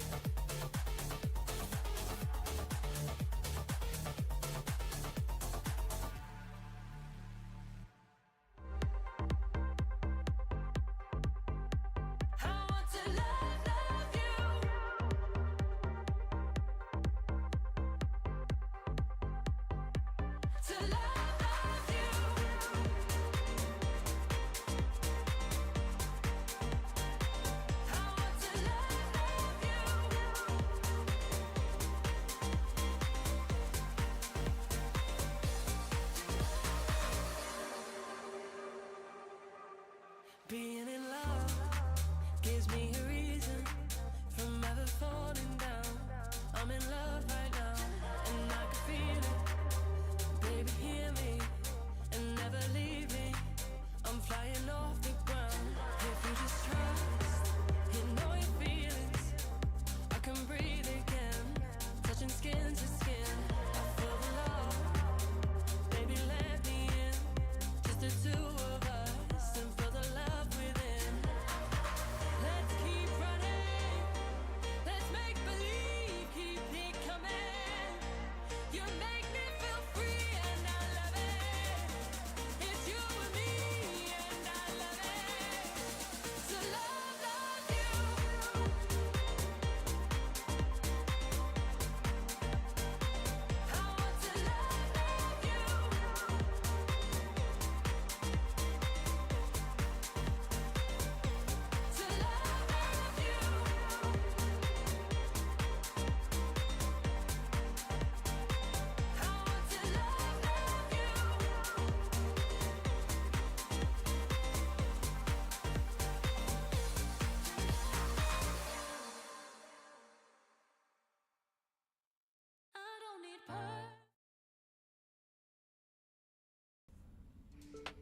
Welcome back, friends, family, acquaintances, all of you. It's time for the NA Stage 2 Grand Finals. SSG and Dallas Fuel will be battling it out for the crown, and we're gonna have Jack and Johnny on the mic for it all. We're here to set the stage for these two teams. Now, as we're looking at the bracket, guys, it's been fairly smooth sailing for SSG thus far. I mean, a few ripples in the water, maybe against TL, but nothing major. They stayed course in that upper bracket. Okay. The bracket looks not very competitive. I promise you this region's been really thrilling and super competitive. Team Liquid 3-0ing Dallas. That was super surprising. That SSG Team Liquid went 4 maps. That was probably the closest 4 maps we've seen in quite some time. And then we had the match we just saw as well, Team Liquid versus Dallas Fuel. Great to see Dallas Fuel coming back in this one. But the bracket doesn't do the region justice, I promise. No, it EMEA, really they got a bunch of maps, like it looks pretty and all that, but I promise we have fun too. Oh, the apologists. We love to see it. No, but it really was like, yeah, the score lines do not do it justice. Like, yes, it looks like SSG just kind of rolled through the opposition, but Team Liquid, I think, was the team that made this bracket very, very interesting for all of us to watch and to enjoy. Alas, it was still SSG that ended the series in a fairly dominant fashion, and they're coming into this very, very confident. I mean, they always are, right? When we had them in interviews, they're like, I was never worried, didn't even sweat. But rightfully so, Jack, because they have been looking extremely dominant on every single role. They just always seem to be a tier above the rest. Yeah, they want a perfect stage as well. Dallas got a perfect stage in stage 1. Like, why can't we do the same?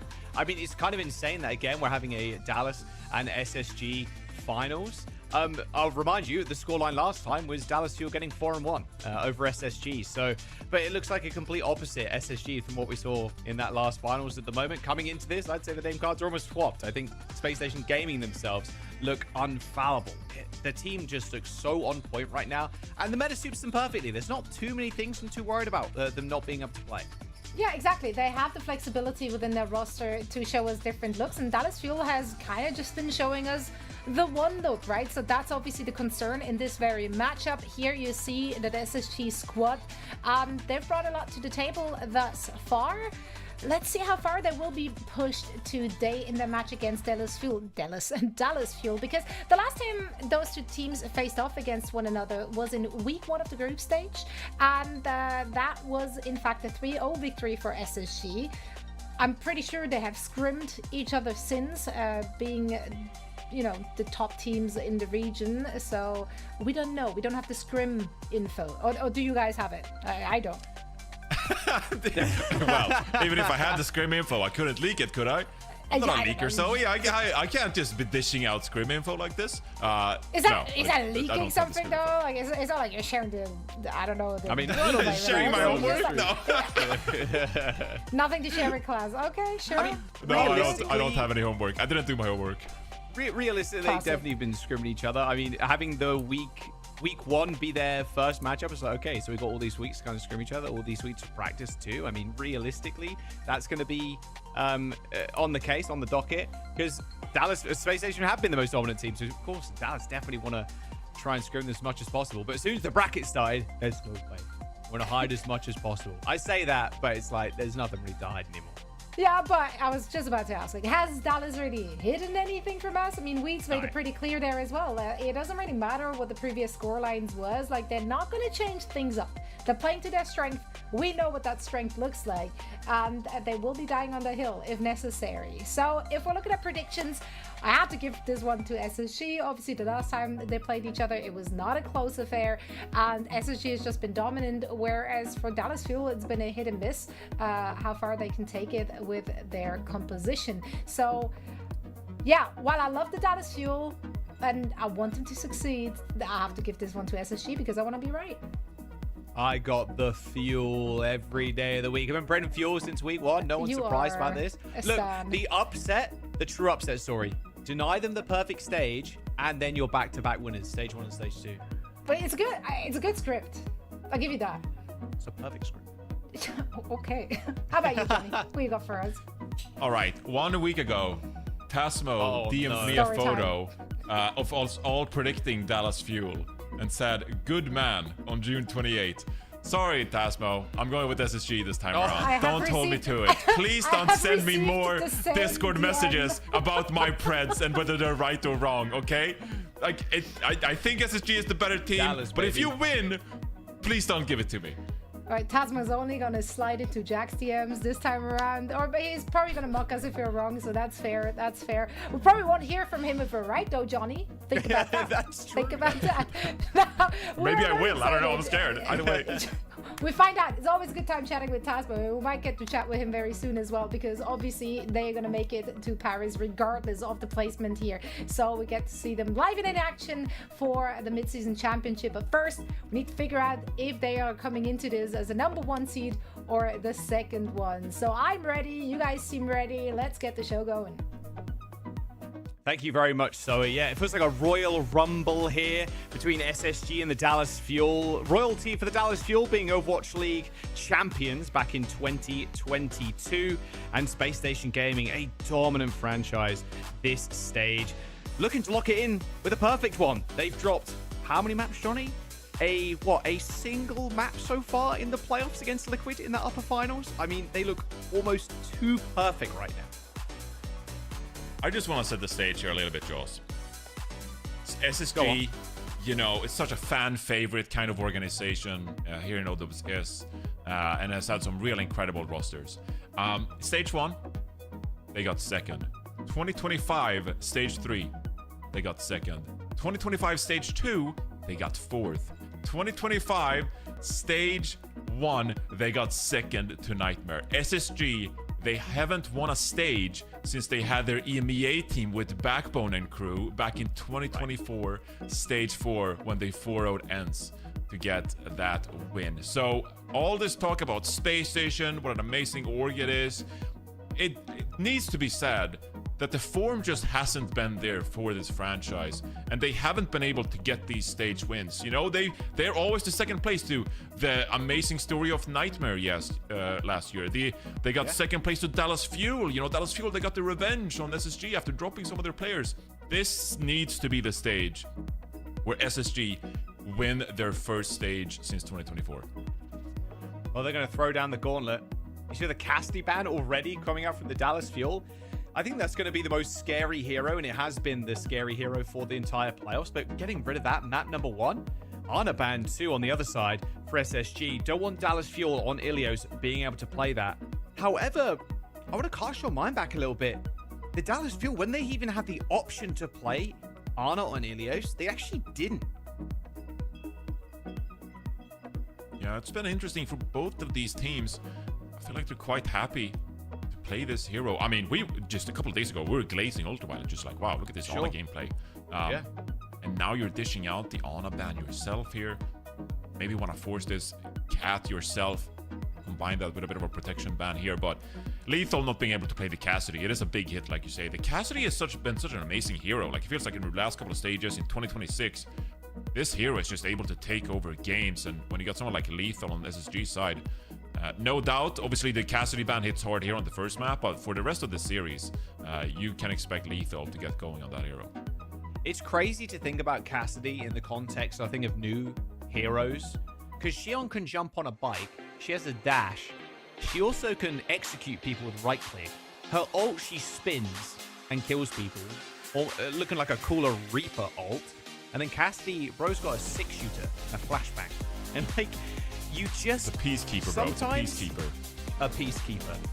Sometimes it is just about hitting consistent shots. And honestly, he's looking like vintage Sire player out there. The hand cannon, just like boom, boom. And like, it's decent at shutting down Xion sometimes too.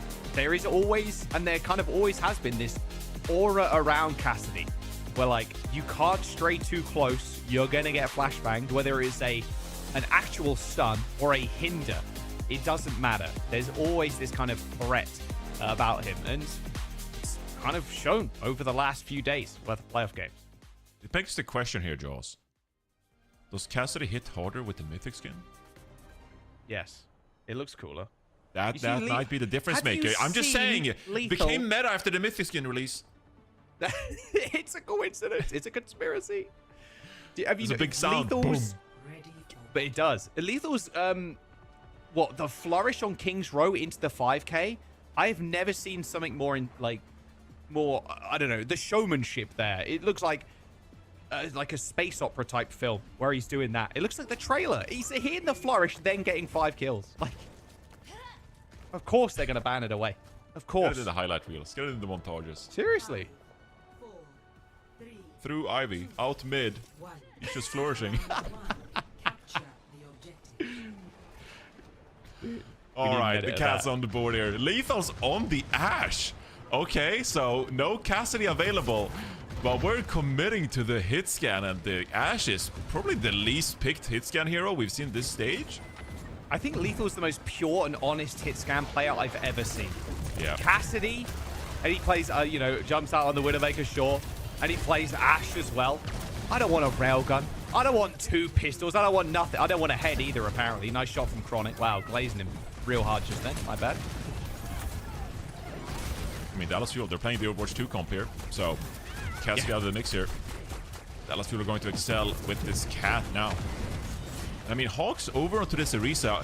This has been a Space Station Gaming team that just big picture-wise, they talked about it yesterday. They love to make the hero adaptations at every opportunity they get. They always want to play Counterwatch and get the upper hand. So Dallas Fuel playing their comfort here with Chronic over on the Sojourn, Kills on the Sigma here. How do Space Station react to this? The cat is so low. It almost looked like Admiral was using Sugar Free as kind of a body block tool there, swinging in front of Sonjin. Well, they do end up killing Kellen. Very easy fight after that. All kind of falls apart for Dallas Fuel. I mean, Hawk is just up here with the cat now. We're just holding the high ground as the Orisa player. Hawk is going to play quite freely here. Chronic gets a pick onto Sugar Free here, so Hawk has to be quite careful here. Probably gonna have to use both cooldowns on this disengage, and that's just going to give even more opportunity for Dallas Fuel to get even more picks as Hawk decides to back out of here. So that's one pick alone is going to purchase Dallas Fuel probably a team fight here. Yeah, that was Chronic getting 2 opening picks instantly, like literally off rip. So a very like nothing burger of a fight for Space Station Gaming. Clean up for Chronic's good. Yeah, and there's the point flip. I mean, you gotta say the mobility is really in the hands of Dallas Fuel here. And you can see now Kellon's being put on towards the high ground here. Space Station Gaming, they're playing the Ashe, they're playing the Bastion. Those hit scan heroes, they don't have that same level of mobility. Kind of both rely on Admiral to put them in a good place here. So Chronic has been charging up these railguns so far. He's been hitting headshots and made all the difference for the moment. Lots of ultimates on the board here though, Jaws. Can try for the cat now. Straight on the Bastion. Oh, dipping him down into the death box. Goodbye, Sugar Free. Very consistent as Lucamino. There's another one. Oh, it's his turn now. Doesn't like Admiral. Doesn't end up going down thanks to Kellen. So they end up actually trading at the end of that. And Dallas Fuel are in a good spot, although Terror Surge on the point from Hawk is going to net a single kill. And now he's got the Spear Spin. Chronic gets bathed in that Suzu, luckily, and dashes away from Hawk. Can't quite pin down the Sojourn, and Dallas Fuel remain in control. A lot of pressure on SSG to get back. Hawk's going to swap over to the Diva here. 88% Sugar Free over onto the Tracer here as well. Sojourn looking to capitalize with maybe a spree here early. The execution first. Hawk on the Diva. It's going to be much harder to get around this now. Bob gets deployed. Ultraviolet already dead. Flux insta-kills Lethal. This fight might just be over. There's a flying Bob in the skies, by the way.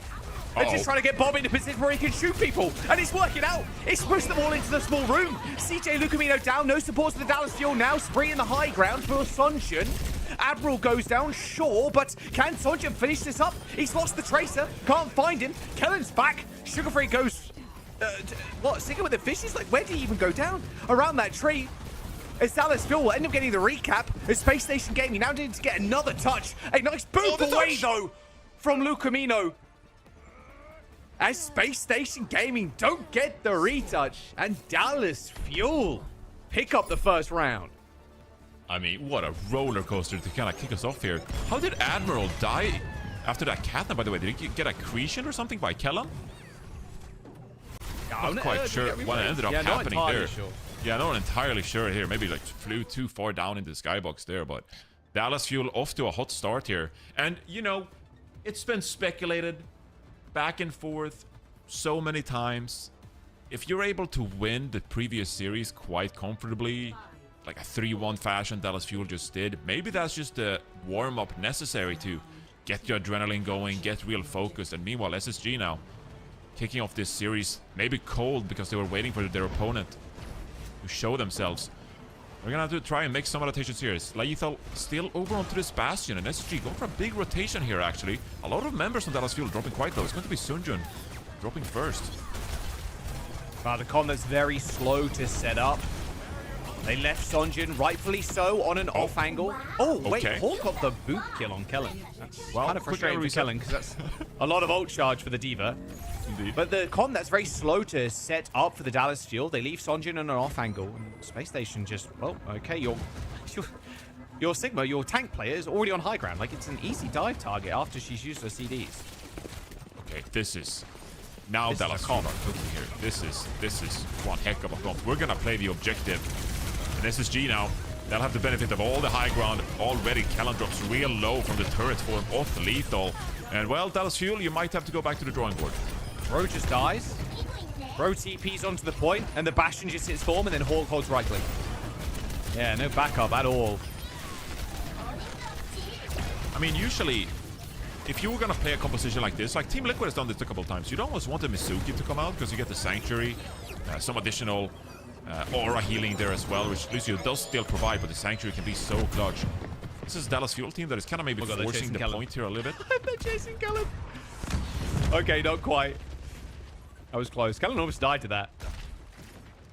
All good, no worries. Shifree on the Pharah, so this comp very susceptible to Pharah. If you want to be on the point, that's great, but we're just going to pound you with rockets the moment you touch the point or even try and transition to the point. All right, we see another overrun come in. Chronic on and off angle, punishing high ground players here, but they dip into cover pretty easily. Now the turret form comes out. Cardiac overdrive already popped. Now the rush. Lay it on top. Good shot from Sugarfree. A direct hit from across the map. Catnap. Who did it grab? Well, they're just trying to get one player off the map, but Horde actually gets spooked. It was the Lucio. Wait a second. Lucamino still ends up dying, though. Unfortunate kill, but it's all good. We've still got the Cat. We've still got the Bastion. And we've still got this high ground control. 83% for Space Station as Dallas Fuel get a cheeky flip. Kellen drops real low here. It's going to activate the Cardiac Overdrive, but a nice disengage here from Ultraviolet's Kitsune Rush. So Dallas Fuel, they might have to give up the Cat there, but getting that ultimate out, that is a big win for them in the end. They have plenty of ultimates here to win this fight, but SSG has been in control. Soundbarrier hits 5 for the Dallas Fuel. Chronic already on the point. That overhealth already gone. So much spam coming in from SSG already. They get the point flip, but here comes the artillery barrage from the Bastion. Suzu used really early. Chronic in trouble, has to slide away. Sonjin goes down, and now to the skies goes the Bastion. Chronic trying to tag the Bastion, but however, it's a little bit difficult, especially with Sugarfree in the mix too. There's going to be a barrage in the hands of the Pharah too. The cage comes out for a Kellen, but it was his own demise that he sought. Space Station Gaming, get a cap. And there's no touch here for the Fuel. Maybe, just maybe, Sonjin can get there, but it's looking also unlikely. They're chasing him out, forcing his cooldowns early. And Space Station tie us up on Ilios. Yeah, SG looked so comfortable in that round. Really felt like Dallas Fuel didn't really have great composition that they were fully confident on, and instead tried to force the objective with the Mauga. But if I'm SSG in that one, I'm looking at the composition here of Dallas Fuel, and I'm thinking like, okay, if we survive the initial Cardiac Overdrive, like we'll have a lot of poke, great angles available for us. And at the end of the day, we're gonna come out on top, and the execution was there from SSG. Pretty clean round from them. Don't like the comp swaps at all from the Fuel. Going for the point hold comp against the Cat Bastion. It's just so, and the Diva too, it's just so tough. They're going back to Mauga though. Yeah. I don't mind the Mauga too much at the end of the day, but on a round like Lighthouse, you know, you don't have the same level of sustainable tools that maybe, you know, historically like a Rhino composition would have offered to put more pressure onto the objective time there. So SSG now, they're fully capable of winning out this Ilios here. Hawk drops real low here. Suzu comes in actually, but does drop the mech. Yeah, probably denied the Risu too. Whoa, they're lifting him to safety, and they managed to evacuate him. Should be able to build up to this ult, but actually no, Sonjin hot pursuit on the Tracer, perfectly timed too. I think Hawk just got its ult back up. Dallas Fuel here with the point cap. Gonna have to wait now, SSG, for Ultraviolet to get back into this one. Now the big question is for Dallas Fuel, Chronic and Sojourn, can they conjure up some magic with those Xion and Tracer as SSG look for the walk up here? If you can just get out the teleporter from Ultraviolet, get out the Susu, that should be an opening for you to get this dive going. Looking for it here now. That's the teleport. Bastion's taking the missile form as well, Johnny. No minigun for Lethal when he hits form. But there's no Bastion on the other side, so it's like, who cares? Ultraviolet ends up going down to that overrun. Crit stop, headshot. Now Sonjin trying to force more CDs, this time out of Sugar Free. Know where he hit him from. Just hit him so hard and fast that Sugar Free just fell over. Yeah, SSG here. Lethal has gone ahead and picked the tank perk, which obviously when you activate it, it's so potent that just, you essentially one-shot people with it. But if you don't get those shots going, like, it gives Dallas Fuel a real opportunity here to actually survive in these fights and give them more opportunity to find these picks. Sonjin here looking for something with the pulse bomb. So the CP already, and the Wraith form's already been used. There's only a Suzu to get out of this Kiriko now, and there it is. Teleport's going to be up, and there it is, and yeah, goodbye. Okay, teleports straight onto Hawk, who instantly dies. Wow, Dallas Fuel, they're making this round look easy. This is 75%, and they're still chilling with ults. Like, there's 5 coming up for Fuel. Yeah, Dallas Fuel, they're going to keep holding early here as well. They have every opportunity to go whenever they want now because of their mobility. And these ultimates available. Ultraviolet takes the 1 clip. And the Susu is forced to use. Suzu? Yeah. No, UV needs help. Okay, Hawk comes in. But, oh, disaster for Lethal. And then CJ randomly rips 2 kills. That's map. Dallas Fuel demolish, dismantle Space Station Gaming on well. 2-1 is the final score. But that was 100-0 on the last round. What a weird Ilios. What a weird Ilios that was. SSG looked dominant on the 2nd round. Dallas Fuel completely uncontested on the 3rd round. And well, they're gonna go ahead and close things out there. Look, we talked about Hawk's Diva being a really useful tool for SSG against both Team Liquid, but also Dallas Fuel in this one. But it was pretty quiet. Like, Sugar Free couldn't really get going on that 3rd round on the Reaper. Got poked out quite early and were forced to disengage, utilizing the Wraith form. Lethal as well. Couldn't really land anything with that tank missile perk. And Dallas Fuel, that bought him enough time to just hunt down Ultraviolet. And so pretty clean from Dallas Fuel. Didn't seem like they were too hotly contested there.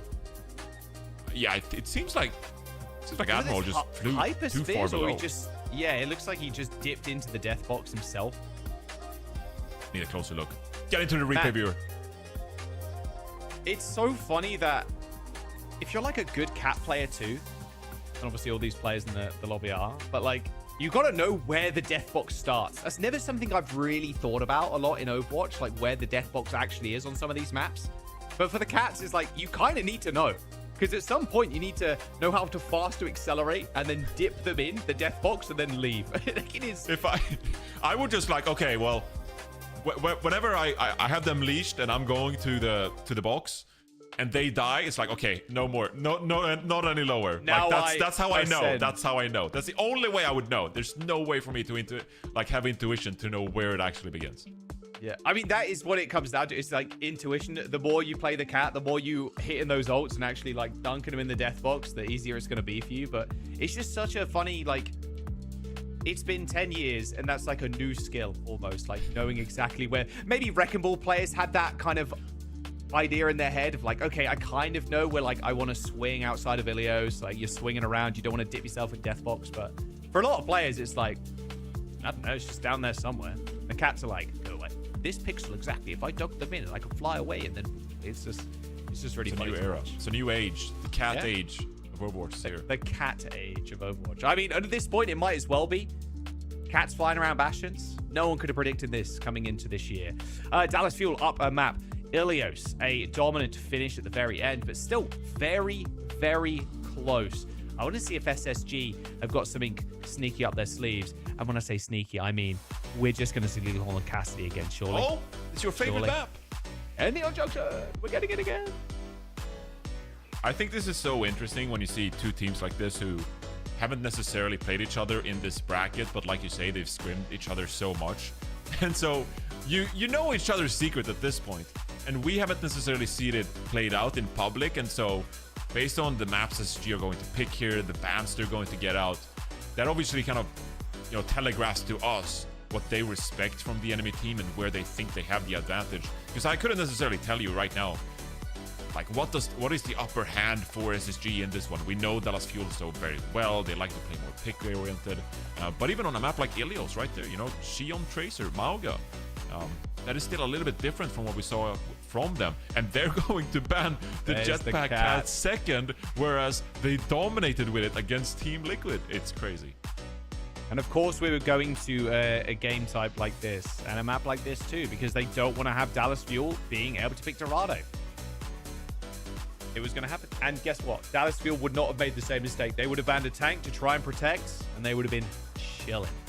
Now the Sigma ban for SSG. Don't hate it either. But, like, where does Kellen pivot to from here on this map? It's got to be the Mauga, sure. Mauga mirror? Yeah, that's what it feels like it's going to be. I mean, Dallas Fuel... Cassidy's too, like... Yeah, with the Cassidy ban first on Ilios and now the Cat ban on Neon Junction, you can kind of like, okay, well, we obviously respect SSG's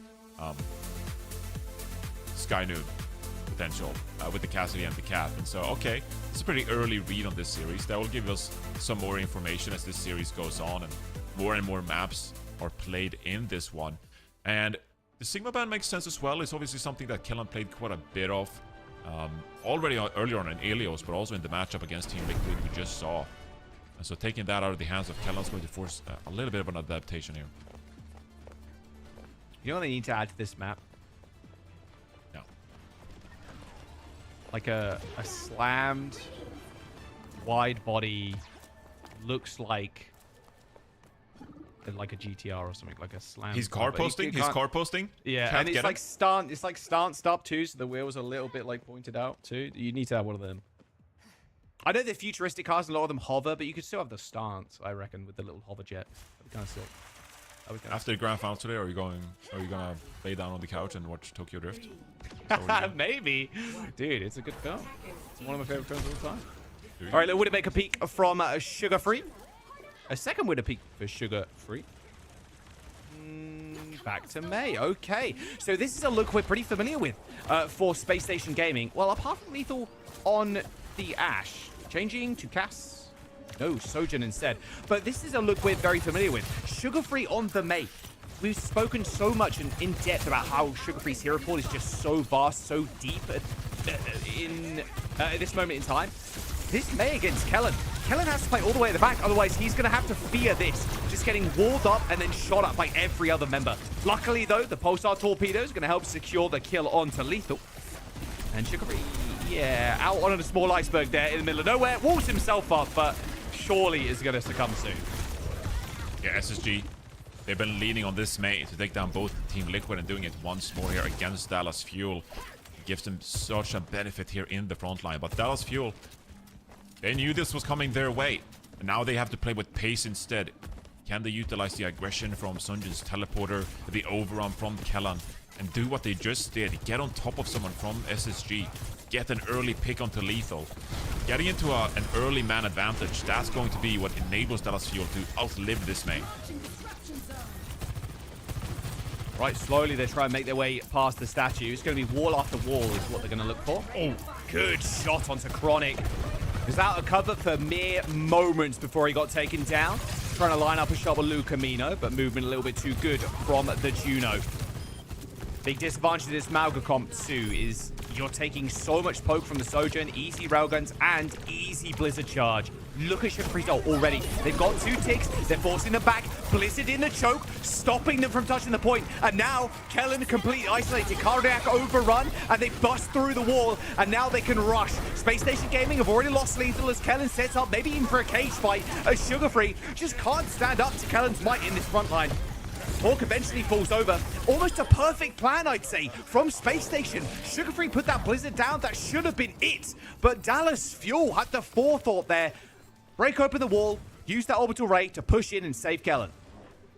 And also the discipline from Dallas Fuel, recognizing there that Kellan's going to overrun across the Blizzard, get the point touch to buy enough time to wait out that Blizzard, and then they end up trading well in the Kitsune Archers themselves. That's 2.5 minutes gone for SSG here. They still have an Orbital Ray in hand, but Lethal's gonna have to open things up with this overclock. The wall from Sunjun, though, is going to be pivotal.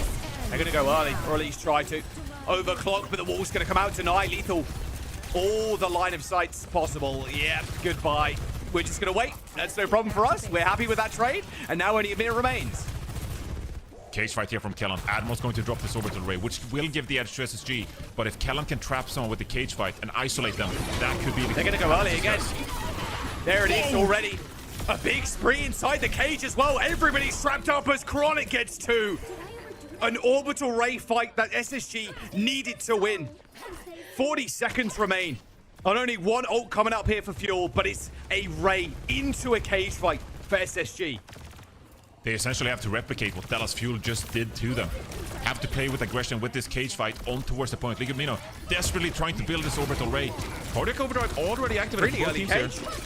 Early cage, instant Ray though. That was so perfectly popped. Cage is going to get deleted. Hawk now on the point, and he has to be there. There's 15 seconds to go. The Reaper's already used Ray Form to try and get away. Pulsar Torpedo sent downtown as the Sunjun Reaper teleports forward and picks off UV. This is a full hold potential on Neon Junction. A victory rush and a victory lap for the Dallas Fuel. 83%, Johnny. 2 ticks for Space Station. That's all they're going to get. I mean, Dallas Fuel, they played that perfectly. And Chronic here with the spree inside the cage fight. SSG, with their own cage fight, they didn't really have that same aggression. It came out a little early, like you said, but also the follow-up just really wasn't there. You're kind of hoping that Sugar Free is maybe able to pick apart the enemy Mauga. Then the Orbital Ray comes online for Dallas Fuel. The aggression from Dallas Fuel playing this Mauga was just brilliant. Honestly, they understood the game plan and the win condition so well, and every player came in clutch for them on that one. And now SSG, it has to be said, just moments away here from going down 0-2. Yet another grand finals. 2 deaths as well. If you want to carry on the conversation about the number 2, almost called it a letter. I almost called the number 2 a letter. 2 deaths for the Fuel on their defense. Space Station, they're pulling it back out. They got the May on defense, but this time Lethal on the Bastion. No cat, of course, it was banned. So just a plain Bastion against the Dallas Fuel. You really have to be perfect with these forms. Hawk on the Ram. We got Kellan on Mauga. Double sniper to start out. A little scout. No headshots though, as they go for full flank. A Genji against the Bastion, mate. I mean, who's checking you? Yeah, it's a rare sight. I mean, SSG, they're playing a pretty cooldown reliant composition here. Big cooldowns from May. The turret form, like you said, Hawk's Nemesis form. The Dallas Fuel now, they can take these angles. They can pick their poison. When do they want to engage here? Kellan's already going for it.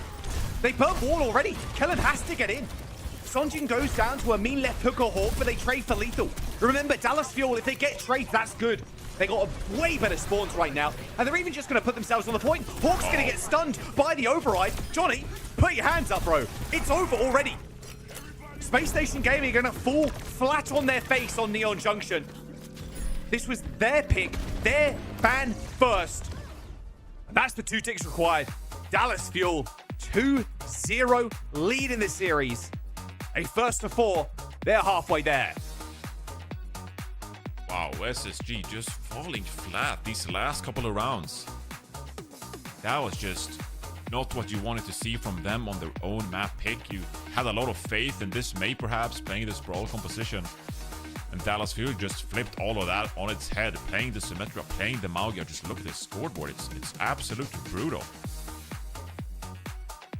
Sunjun dying twice. Chronic dying once. Kellan almost sitting at 10k damage. Bro was farming. I mean, that was one of the deaths. Oh, by poor Chronic. And I want to bring up something that we saw in this fight, Johnny. Or even this fight and the fight previous. the tempo in which the Dallas Fuel are playing too, they are taking fights like an extending pass statue, where SSG I don't think are even kind of ready for that. It's like, hang on a sec. We have the mate.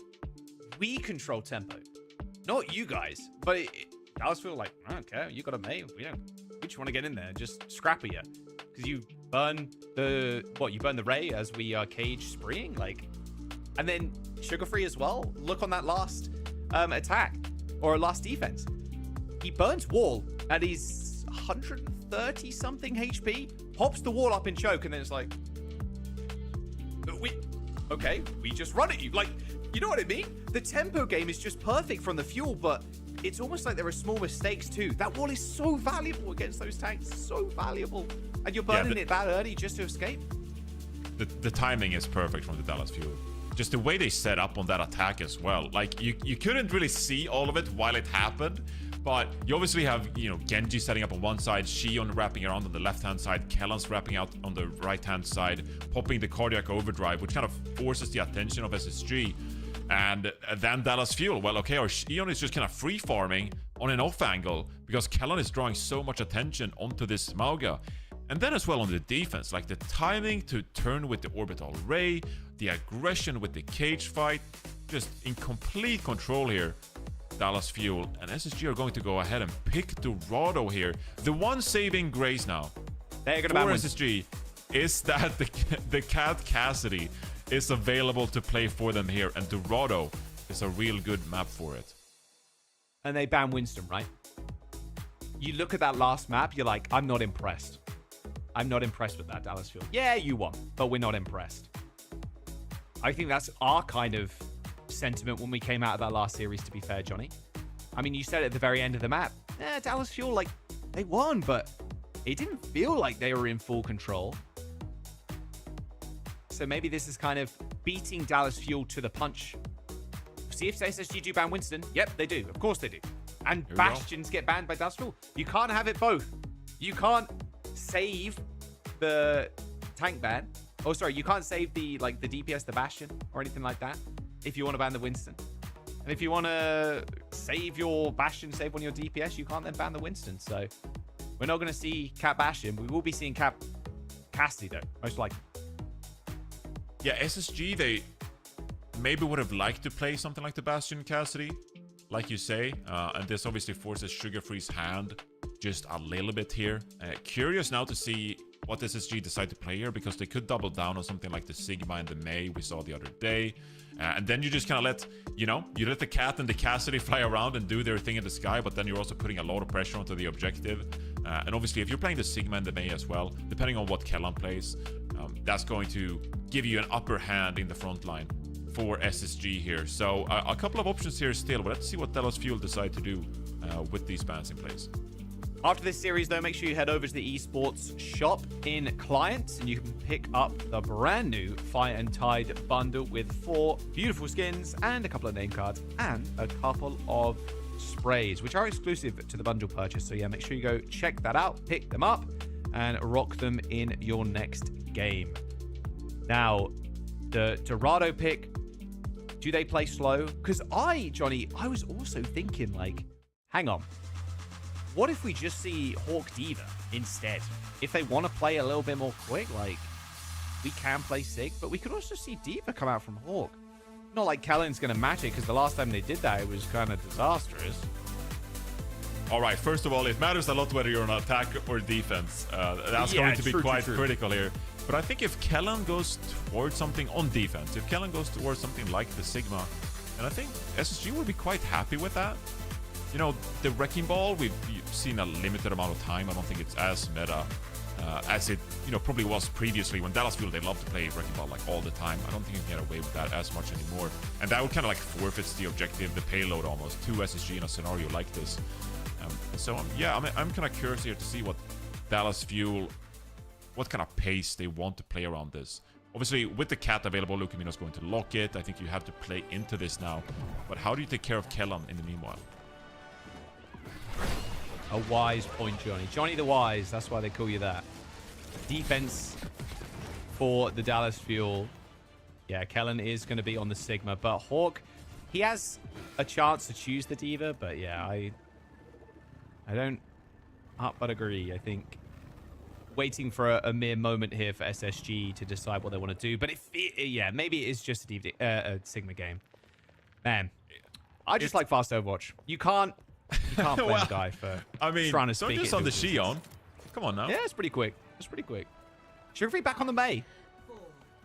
Yeah, I think here on attack, there will just be so much court pressure. So great for SSG. But I think Sunjun is going to be the real interesting hero to keep an eye on in this matchup now, because as Sunjun is not going to play on the court as much with Kellan, it kind of becomes a question of like how much Sunjun can help out in this Cat duel to an extent here. Oh, here they go. Lethal and Admiral on their own little adventure. As they are going to get slightly... Okay. All right. God. Okay. No fear. Which Bastion is better right now is the Dallas Fuel. I just want to say, by the way, go on, play like Dallas Fuel in your rank lobbies. Like, just swing in from the rooftops. Just go aggressive. Go make pace. In there. No fear. Yep. That's how you need to play Overwatch. I love That's seeing how you it. improve, honestly. You die, you make a mistake, hey, you're still learning.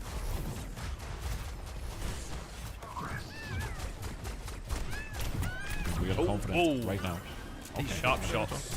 Just push the cart. We got a Mei and a Sigma on the payload. Just push the cart. My favorite PMA tank. Let's just push the cart, guys. My favorite PMA objective gamers. voice user. Objective gamers. I too love being a payload princess, but for the time being, it is being contested. We're trying to set up on an angle on the Sigma. He's going to get shot in the side, however, by Sonjin. Here comes Sonic. Has already got High Noon. Sky Noon dropped into cover. Oh, lethal. A little flashbang and a headshot on top. Thank you very much. Now Kellan. Goodbye. A very frosty demise. Almost got that. Flux too. Bit of unfortunate timing there for the Dallas Fuel. Playing SSG at their own game almost. Yeah, it has to be said that this is going to be a long series, Jack. This is a best of 7. And already 2 critical bans have been deployed from Dallas Fuel area. If SSG is able to play like this, play their own game, very much have the possibility of bringing this one back. Lethal, I have been dropped. High Noon, Sky Noon, over the top, and where are they? All in church, carrying inside. They're going to try and get at least somebody. Good catnap combo. Knocks Kellan to the ground as he was using the grasp. Instant kill onto the Sigma. There's going to be so much objective time here. Dallas Fuel, they're forced to wait. They're being pushed back here. Even SSG doing a great job now. Oh, there's a collision! Oh, what a rock! A rock like that could wipe out the dinosaurs again. Hey now. Come on now. Poor dinosaurs. Dallas Fuel's got 4 ultimates here. SSG, like, they've already pushed so far. Like, they just need to win one more team fight, and they got the objective here on second point already. There's lots of time. Dallas Fuel put a stop to it here now. Kitsune Rush is deployed, but a nice disengage from SSG so far, and they're still pushing. Although, Lucamino contest coming through. Straight. Oh, not the Lucamino contest on the cat. Well, the catnap. Who's it going to be? It's going to be Sugar Free. Flux. Oh, good wall. Really good wall. The Flux does connect with at least 2 people there for Kellan. That's going to signal the end of that fight. All right, but that was a bit of a feel-good fight, you know. You got the Flux out. You're able to drop the Kitsune Rush there as well. So Dallas Fuel, they reclaim this ground. And obviously, what we talked about earlier, now they have the Sky Noon available. So does SSG here, but Dallas Fuel have the positioning here for now. I don't think SSG, they're sweating too much after that fight loss because they still have ultimates and plenty of time in their bank.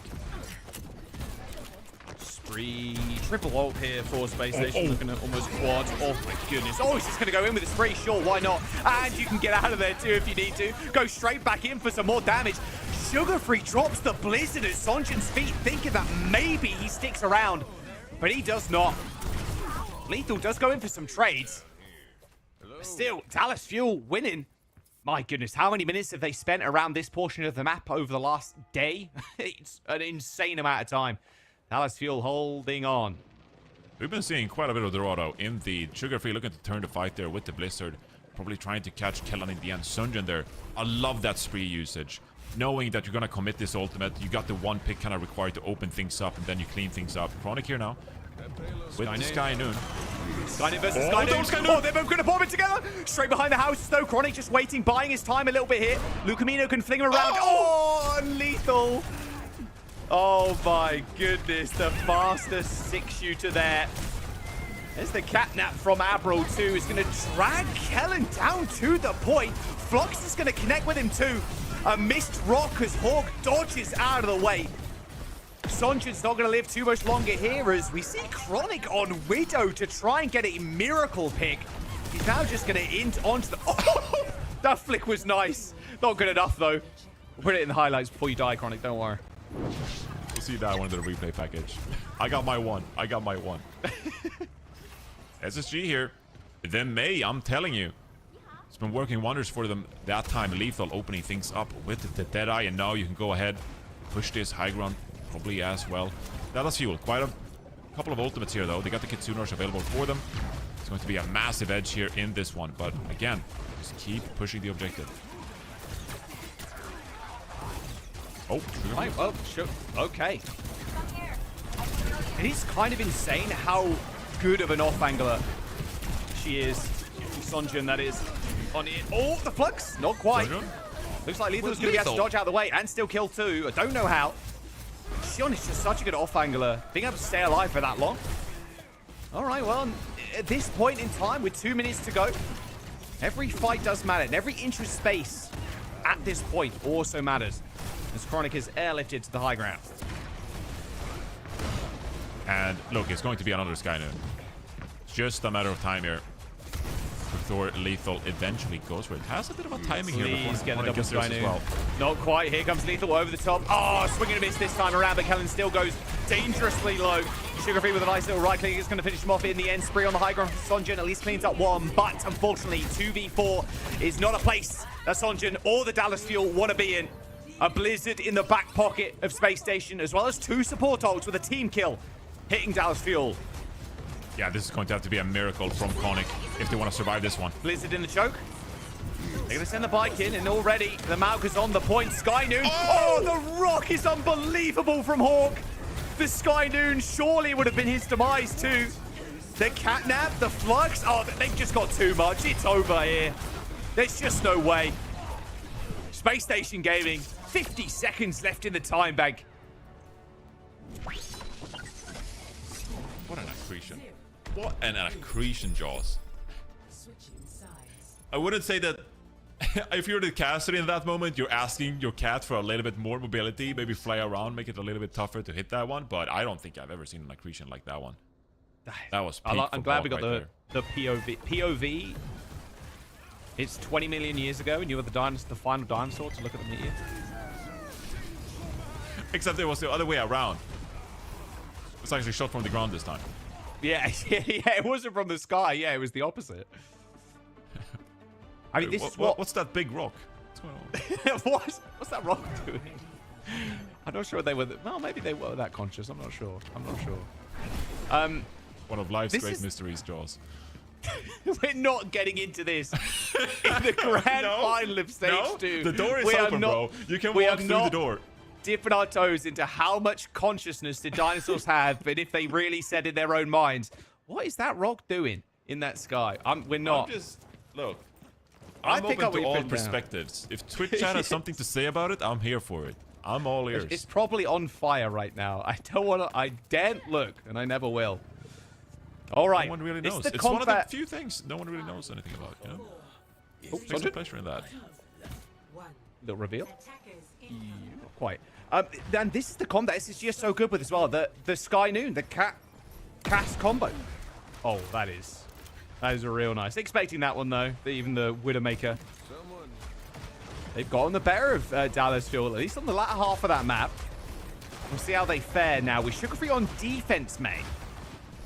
Yeah, at least now when Sugarfree is on the defense here, that is going to allow you to take some more wide angles here on the offense. Sunjin drops already to Ultraviolet here, so that's terrible news. It's going to set you back here for a little bit. Like, Sugarfree looks real annoying here, but at the end of the day, I think Dallas Fuel will have a better time. Feels so rough for the cat. Hang on a second. What? In the grand finals? Sonjin decides, you know what? Xion not for me. Let's go to the other new DPS. Going for the R-Run instead. He's going to be able to manage to get away too. Lethal very low. Look at this high ground control, this dominance from the Dallas Fuel. Sonjin does end up going down, and they trade Lethal for both Sonjin and Kellen. Payload gradually being pushed by Lucamino. They've got bodies, they've got the spawn. They just need to wait for Kellen to find some control. SSG doing a great job though, stalling out for the time being here. SG has plenty of ultimates available to them now. Dallas Fuel just looking for answers with this on-run. Clearly we've been seeing it more, so the players, they respect it, but Sunjun dies to the cat this time around. Okay. That's not a great look. We're experimenting. We're trying to cook. Charlie, we're in the grand finals. We're experimenting now. Okay, Sonjin is going to change the Tracer. Didn't even earn the Ascent either, which is a little sad. High Noon, Sky Noon. Where is it? Oh, Lethal. Well, he gets Lucamino, but Chronic gets his mark. Well, that Flux looking a little dire there from Hawk too. Dives into the mix as well, straight into the boxing ring. His hands are a little bit bigger than Chronic's, luckily. Little smack to the face. And there's the kidnap. A good rock onto Kellen. Stops his own rock, but not a lot of health remaining, especially with losing Admiral too. There is a blizzard on the point. Kellen survives it. Lucamino frozen up for half a second. Another wall to try and kidnap Kellen once again, but a Flux still in his hands. There's even a rush too. This emergency ult being popped by Space Station. They're breaking the glass on both the blizzard and the rush, and they don't get anything done. Yeah, look, that is such an important part of the map that SSG, they feel committed, happily throw those ults down, but Dallas Fuel are going to come out on top here, at least giving them an opportunity here on the offense and try and bring this one back. Now though, without this Cassidy, again, it's going to put a lot of pressure on the Chronic and Sunjun here. You just keep things going. Every other fight, Lethal is going to have a great time with this Deadeye, but this fight, not so much. Not so much. Early Suzu usage from UV, Pulse Bomb on the wall. Here comes the Flux. Insult to injury as Kellen lifts. Very two low health supports up to the sky. Couldn't even heal each other. And as soon as that Suzu goes off, that is a go sign for Kellen. Or any Sigma player, to be fair. Dallas Fuel pushing this card forward. Yet again here, SSG, this retake, you are going to have the May. So you should be able to get some angles quite reliably here to set up your Cassidy. Sunjun already trying to wrap around here as you see SSG now going through bank. SSG doing a great job of setting up their team here. They just want to be able to poke at Dallas Fuel from so many angles. Pressure on the Kellen here, drops low. Yeah, another early Suzu. What is this bank robbery that is happening right now? Ultraviolet, Sugar-Free dead? Hawk was on this high ground as well, Johnny. He wasn't interfering in that fight. It was literally, what, 2 DPS, 2 supports versus each other? Well, they're going to be able to push the payload under the bridge. But it still has to be said, Dallas Fuel need to group as 5, retake high ground themselves. Retake it themselves indeed. So they have a few ultimates available here, but they're going to be so prepared for this guy Noon. Here comes Lethal. All right, they see the cat and the church as well. The couplet goes on the screen and oh, perfectly timed again. Same situation from Apple. Hits the catnap on 2 players and it's a free double this time for Sky Noon. What a combo. And if you could just win with that, I mean, that's great news for SSG here. As Dallas Fuel, it feels like they're just trying to hold on in this one. They're just trying to give themselves an opportunity to steal this map because SSG has just been in full control with this May available to them and this feared Cat Cassidy combo from SSG. Let's see if Dallas Fuel can cook something here with a minute left.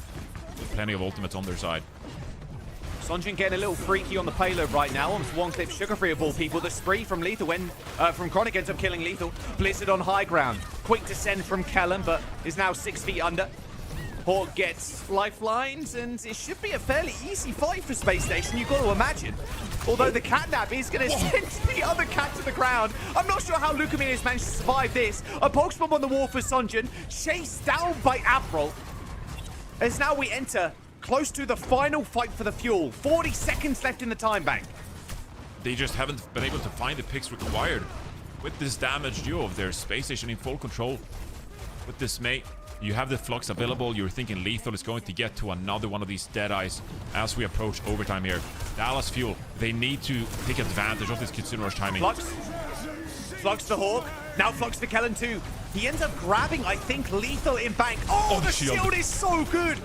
A picture-perfect, pixel-perfect shield from Kellen. Stops that rock connecting. And now they've got a rush. Remember, UV used his in that last fight.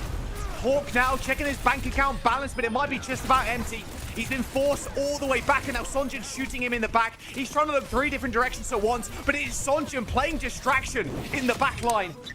UV had no say in that fight, and Lucamino, I think, got 3 kills too. 1 minute and 20 seconds to go for Dallas Fuel as they catch second. So one last opportunity here now for Dallas Fuel in this one. They had to spend a lot of their ultimate bank, and you're once again fearing this Sky Noon coming out from Lethal. But if you can just survive this one, it is pretty close cornered, so maybe you can give yourself an opportunity to stay safe as it comes through here. Oh, the wall. The wall is really nice. Kellen's trapped. Nice little shooting there. Make sure that one of the pillars ends up going down. No Sky Noon just yet, but the threat is always going to be there. Catnap ends up stealing one. Lucamino's in trouble, though. The perfect get-out-of-jail free card. Lucamino shot dead in the streets of Dorado. Space Station Gaming still with time they need to fend off. There's 30 seconds to go. They're going to try and kidnap Kellen. In fact, they're going to try and just get this free kill. He's managed to stay alive for so long, though, but not until Sugarfree chases him down. Johnny, this is final fight, and they're close to the spawn. This is final fight indeed, and this is where Sugarfree's May gets even better on the 3rd point like this. SSG now surely with all the tools available, scouting out the Tracer touch here as well. Who can come up clutch here for Dallas Fuel? Boy, he's hitting that flourish again. I'm scared. Trailer moment is going to happen in a moment. Blizzard. Rush. Touch for the Fuel. And high ground for Lethal. Dodges the Rock, playing in the rush. Kellen's going to hit the Flux. A flashbang would be golden right now, but manages to dodge out the way. The spree on the high ground to try and mix with the Flux, but there's no kills for the Fuel. It's absolutely nothing. Blizzard drops. Sonjin has to touch again. Pulse bomb in the hand, still shooting. Sugarfree poops on the wall behind him, so he can't finish off the kill. Lethal now down, and now Sonjin's actually getting checked by Hawk. It's too many fights happening all at once here as Dallas Fuel are still touching. There's going to be a stick in the corner. Hawk's still alive. And actually, Lucamino comes up with another. Dallas Fuel still in this one. They managed to stay alive. They managed to get value over time. And now SSG, they're going to come back with this Flux. CJ needs to build this Kitsune Rush in time. He's hit a giant Suzu as well. It's super early. Kellen's going to be in trouble. Kitsune Rush is going to come out the Sky Noon from the flank. It's just massive. It just needs a connection. Ultraviolet already down. He ends up hitting only a single person, but it might be enough. Lucamino tries for the kidnap. Kellen hitting the grasp really early on, but it's a 2v3. The spawn's advantage here for Space Station. They shut the door on the Fuel on Dorado as they finally find a map in the series. And maybe an opening now for SSG to get themselves back into this series. Looking so confident now on the Cassidy, the Cat, the May. Just a phenomenal comp for them. And you take down Dallas Fuel on Dorado out of all maps. It was a Dallas Fuel team, though, that fought until the very end. Still feeling comfortable on this Tracer and this Xion composition. We got one hell of a series in store for us here, Jaws. I want to cast your mind back to stage 1. How that series with Dallas and SSG went down. Dallas wins control. SSG pick hybrid. Dallas win hybrid. SSG, they pick escort. SSG win escort. Oh, you and your scripts. Then Flashpoint was chosen, and we rounded it out on push. Surely we'll see where we go. Oh, look at that rock. We'll see where we go. But Flashpoint and push are available. I'm just saying. I'm feeling rather familiar here. And these combos, I want to point this out. The Sky Noon has been the bread and butter for SSG over the tournament. And it's kind of that added layer now where they're adding in the catnap to guarantee kills on a tank. It's been really nice to watch the evolution of this small, I would say, small comp. It's the cat in the castle, the small comp. But yeah, I mean, it's been really cool to see. Yeah, sometimes it's not even about kidnapping someone from the enemy team. It's just like if you can land a stun onto a spree coming out from a Xion, if you can land a stun, like you say, on the middle of someone's grasp on the enemy tank, like that's enough sometimes to combine and just secure that frag all right. I wonder here if we're going to see something like a new Junk City come out, just to make it more difficult for SSG to play the Cat and the Cassidy. Obviously, there will be a couple of points on a map like that. You can still bring it out. No doubt that SSG, the way they're looking like this, they're going to try to play this comp wherever they can. But because it's so clearly the advantage they have over the Dallas Fuel. And meanwhile, Dallas Fuel's game plan is just like, okay, well, we dished out our 2 bans. We got our 2 map wins. How do we secure 2 more map wins in this series? It has probably to be a map like New Junk City. Cinema. We're going to a flashpoint. All right. It was Suravasa last time, not in the map pool here. New Junk City is the choice. You kind of called it like, what, 5 seconds ago? I mean, it's probably the most predictable map in the pool, okay? Let's just pause. Yeah, pause. I'd say so. If someone predicts New Junk City to be picked, that's probably the most easily like telegraphed map pick, because if you like the New Junk City comps, then the New Junk City is like by far the best map for it. It's essentially like playing Poke and picking Circuit Royale. It's like, okay, well, we don't want any cats. Let's go to New Junk City. So maybe that's just my Swedish way of don't be too impressed by my prophecies. All right.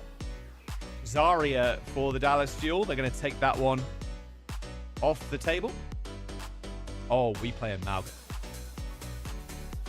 Or Ram. We're playing some sort of rush. And Kiriko banned by SSG. All right. Really forcing their hand here at the Fuel. Yeah, this really opens the door for SSG to play some interesting support lines here.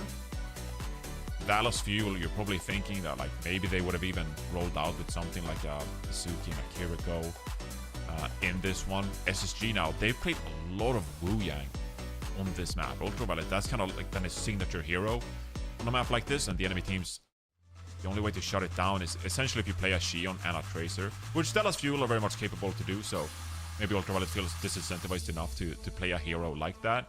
But I feel like the Kiriko ban is one that like usually throws a wrench in the works for most teams here. It's such a pivotal hero in so many compositions. All right, here we are. 4th map. First to 4 grand finals here in North America. Dallas Fuel once again taking it to SSG 2-1 as they lead the series. This is honestly a nail biter. They've both locked in their spot at mid-season, of course. However, I mean, the Dallas Fuel wanting to get first seed, same with SSG, to be fair, but disrupting a perfect stage, it is really just the cherry on top. It's like, no, actually, we're the only team that can do that. They went 5-0 last time in stage 1 and then swept through the bracket. And SSG looking to replicate that in this series. I don't think Kellan is going to play the Reinhardt. They have Lucio. Lucio is there. I mean, maybe if you play the Sim, yeah, okay. With the Sim, you know probably that the Orisa's gonna come out. Okay, here we go. I mean, it's a better look with the Lucio and the Sim, whereas Liquid didn't show that the other day, so I can actually see it work here. Okay. Team names are flipped, by the way. Yep, team names are flipped. Dallas Fuel on the right-hand side. This is it. This is the comp. We run at people, we kill them. Goodbye, Ultraviolet. Oh, Goodbye. you were out of position by a pixel? Oh, let us pay you a quick visit. I mean, this is where the Zarya bans comes to play as well, because Hawk probably would have relied on the Zarya as a hero that can get pretty consistent value, but then instead over onto the Orisa here now. Sunjin can play the Symmetra. So this is still lethal though. Finding a pick here and making things difficult for SSG. It's going to be a point cap here for SSG. Making things impossible though. I mean, Lucamino going down, you cannot stick in the same spot if you're Space Ninja game. You need to be permanently rotating. Two teams or two comps that do two very different things. One team Death Ball 5, TP, speed. Other team, 2 players on perma flank. Is it Death Ball? Ultraviolence can die again. Oh, yeah, no, I'll go slow down by the turret as well. Unfortunate. And now they just need to, just continue. Watch their backs. Chronic has to have their eyes in the back of his head right now to make sure this Tracer or make sure this Shion doesn't get away with murder. Sugarfree's already found a Lucio, but no, this time Chronic ends up going down to lethal. Dallas Fuel snuck the point cap away, however. With a window and fire strike, that's a hefty amount of damage, but no one's going to beat Kellen there. Yeah, at the end of the day, the Reinhardt has the advantage when it comes to the objective time, but Space Station, they're showing patience right now. The way they're flanking around, picking apart this Dallas Fuel composition. Just look at the health bars. Dallas Fuel won't last long in this one. All right, well, UV gets his revenge. It does beg the question because the sunk cost fallacy at this point, the little like creature in my brain is like, well, I want to say Ryan. But no, the creature in Kellen's brain is telling him, go D.Va. I mean, first of all, props for Space Station for now lethal over onto this Xion. They're playing with pace. Ultraviolet's making the Wu Yang work here. They're playing this real well around Dallas Fuel. Dallas Fuel is looking to get the touch here. Sound barrier. Oh, are they going to get touched? They do at the very end there. Orbital Rate's going to get popped. CJ, I mean, this always isn't going to do much in this little kite corridor, but that wall definitely will. Tidal Blast onto Hawk. CJ gets knocked down. A lot of commotion in the bottom half of this point. Dallas Fuel still managed to sneak away the flip for the second time as Sugarfree gets sniffed out. Kellen D.Va doing a little bit of work. Teleports the high ground above Hawk as Hawk tries to make his escape. He has gone golden. Has managed to get out of the way of the LOS to Dallas Fuel as they go for a quick reset for this final fight. And I think if you're Dallas Fuel, you have to play proactively with this amplification matrix. Get a teleport into somewhere Space Station doesn't suspect and get that first pick. This window is going to be awkward to use for Lucamino. On the rotations, it's going to be tough. They're still going to be fairly quick to catch up to your position, but on this high ground, it's going to be so easy. Oh, they just let the cap go. Oh, and a really early lamp as well. Lucamino's in trouble. He's already been speared to the wall. Now they're trying to dance around this window, but CJ still ends up going down. Lucamino, incredibly low, has to hit the shift on himself, and Ultraviolet just spamming the left clicks onto Kellen. No healers for the Dallas Fuel. Easy pickings for SSG. I mean, there's just no shot, right? There's no shot Kellen stays alive long enough to even survive for Lucamino and CJ to come back. Self-destruct on top of the point, dies to a bike. Nope, and there it is. SSG, first point. And Lucamino was under so much pressure there. You just saw the amplification matrix barely got any value because SSG had set up beautifully. And on the back of that, SSG go up 1-0 here on New Junk City. Dallas Fuel questioning the execution there on the very first point. And Kellen sticking with this D.Va now. Like you say, you're so committed now. CJ's 50% on the way to a beat playing the Lucio in a situation like this. But I much favor SSG composition here. Yeah, I very much do as well. Double support ult too. I mean, they're earning these so quick. With the amount of healing that Hawk needs in these fights, because he's such a big target. Orisa, big head model. Almost gets the nice little flashbang, but yeah, I mean, ooh, it's looking a little dicey for the Fuel, Johnny. I mean, part of the issue is here, Jaws, the Kiriko ban. Where does the backline really go if you're gonna start making swap like this? Kind of thinking like, do we even go towards Lucamino, something like Cat? Kellen's going to move over to the Mauga in this one. So now Chronic and Sunjun are playing the Xion and the Tracer. This is at least going to put more pressure onto Ultraviolet. SSG maybe can't get away with their composition as much. I mean, this feels so much better now. 2 players on the point for the Fuel, by the way. Space Station Gaming used the Ray in choke to try and find the straggling members of the Fuel. They don't end up getting them, but then again, Dallas Fuel also don't cap, so they don't get flipped. Ray's been traded. Terror Surge grabs 2 players. Backup arrives. Spree from Lethal on this high ground. Does a little bit of damage to Chronic, sure, but a boot kill onto UV after that beat drops. Yeah, it's a great sound barrier from CJ, actually, which is going to secure the fight win here. If nothing is unprecedented happen here, indeed. So great job by CJ there, dropping the sound barrier at the perfect time to protect from that spree of Lethal. And Dallas Fuel now survive by the skin of their teeth in this one, as they get an opportunity to once more play with this amplification matrix. But just look at the angles that SSG are already taking, wrapping all the way around this point, making sure that each player has their own point of attack. Sunjun, though, looking to contest Sunjun. Or Sugar Free, rather. Got both. One clip. Not quite. A little bit too smarmy with it. Sunjun ends up getting traded, though. Lucamino's going to pop that window, but there's too many players out of the way. CJ gets... Wait, hang on. CJ gets another boop on UV? I don't need to see a replay of that. All right, Lethal Chronic end up going down. This is a very messy fight. Very messy fight indeed. Kellan is happily just building even more percentage to this cage fight, in control of it as well. You kind of need someone from SSG here to step up, get a pick or so. Sugar Free, Lethal, full spawn from Sunjun. Doesn't yield any value. And now Kellan has the cage fight here to close things out. Cage spree. I mean, it's the perfect combo, right? Yeah, Chronic's just going to go straight in. UV is just running away. He's going to get booped again. CJ goes for his third boop on UV off the map. But it is all Chronic here in this fight. Double kill with the spree. A tidal blast, but Chronic's still behind them. He's still shooting. He's still getting the headshots too. Avril goes down, and yep, UV's not long for this world either. Cage spree combo is just so nasty, and that is a point for the Fuel.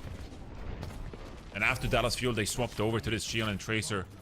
No doubt, Ultraviolet has been under so much pressure now, playing the Wu Yang, got less value that team fight around. And so Dallas Fuel making the damage swaps necessary to make things more difficult. This Hawk now goes over to the D.Va. That will obviously help a little bit here with the defense matrix. But Dallas Fuel with all the momentum for the time being. Yeah, all the momentum. I think that's a very good way of setting this fight up. I wonder how early Lucamino used his window. I think against this comp, you want to use it early. Yep, there it is. Oh, they're going to have to get on a different angle now. Spree in the backline. What a chase on CJ. It's just not even fair, that ult against a Lucio. You're trying to wall ride. You're trying to get out of it. You're trying to LOS. But he got a couple of dashes and so much damage. Good, clean team kill from SSG as they get this first point cap. And Lucamino's hopping over to the Moira here now. It's a hero we saw from Simple on Twisted Minds. When you play against a composition like the Shion and the Tracer here, you're under so much pressure as the flex support in this lineup that the Moira at least gives you the opportunity to give you some extra mobility. You can play more with these flankers on your team. So this hero pick definitely makes sense in a very niche scenario like this one. Gotta be careful with these orbs sometimes, though. They can be eaten by Hawk pretty easily. Look at Ultraviolet. Man, how much is the bounty on that guy's head? Good sound barrier from CJ. And it's going to result in one kill. Can they continue this one? Yes, it looks like it. Okay. If they lost anybody, if they lost that fight, I think I would have lost my mind, to be honest with you, Johnny. But Space Station, they got a decent percent. 72 after the end of that. And so Lethal finally makes a swap over to the Cassidy here now. Instead, betting on that they can't keep up with the pace that Dallas Fuel are bringing with the Moira, especially on these flankers, that they're instead going to double down on the defense matrix and the Cassidy to pick them apart before the dive is successful. Yeah, oh man, look at that. I think that's a perfect point. The amount of healing the Moira outputs is just honestly not enough. She's used all of the spray and then the orb, but if the orb gets eaten as well, that's the healing. There's like nothing there. And Kellan needs so much of it. He has so little armor compared to the D.Va and doesn't have a matrix to stop himself from taking damage. Dallas Fuel gets go time here now. Coalescence. Cage fight in the Coalescence. There's the orbital ray. Lethal already down. Still, though, so low is Hawken. At the backline, once again, Chronic with these sprees. The value he is getting cannot be understated. Fuel get a team wipe. SSG still on 99. I mean, the flankers have been so impressive from Dallas Fuel in a scenario like this, but now with those ultimates out of the way, does SSG have an even better chance here? Tidal Blast available for them as well. Ultimate goes down though. He does some bubble jacks though, so he's kind of chilling for this next fight, but I don't think they might even get one. I mean, look at this percent already, 85. Another early aggressive push in. Oh, and Avril picked. I mean, there's a chance for a touch, but you're down, Avril. Sugar Free's been forced out the fight as well. Yeah. Wow. Proactivity is the name of the game for the Fuel. It just looks so much better when they're bringing the tempo like this. The hesitation earlier in this map, when they were playing the BAP, didn't work out for them. Now with the Moira here instead, This has been their best trick. Sugar Free is now over onto the Reaper to arguably help out even more here as you try to play more together with your team. Hawk with an early final to Chronic here, so that's probably going to buy you the point, but Dallas Fuel, they're just charging right back in.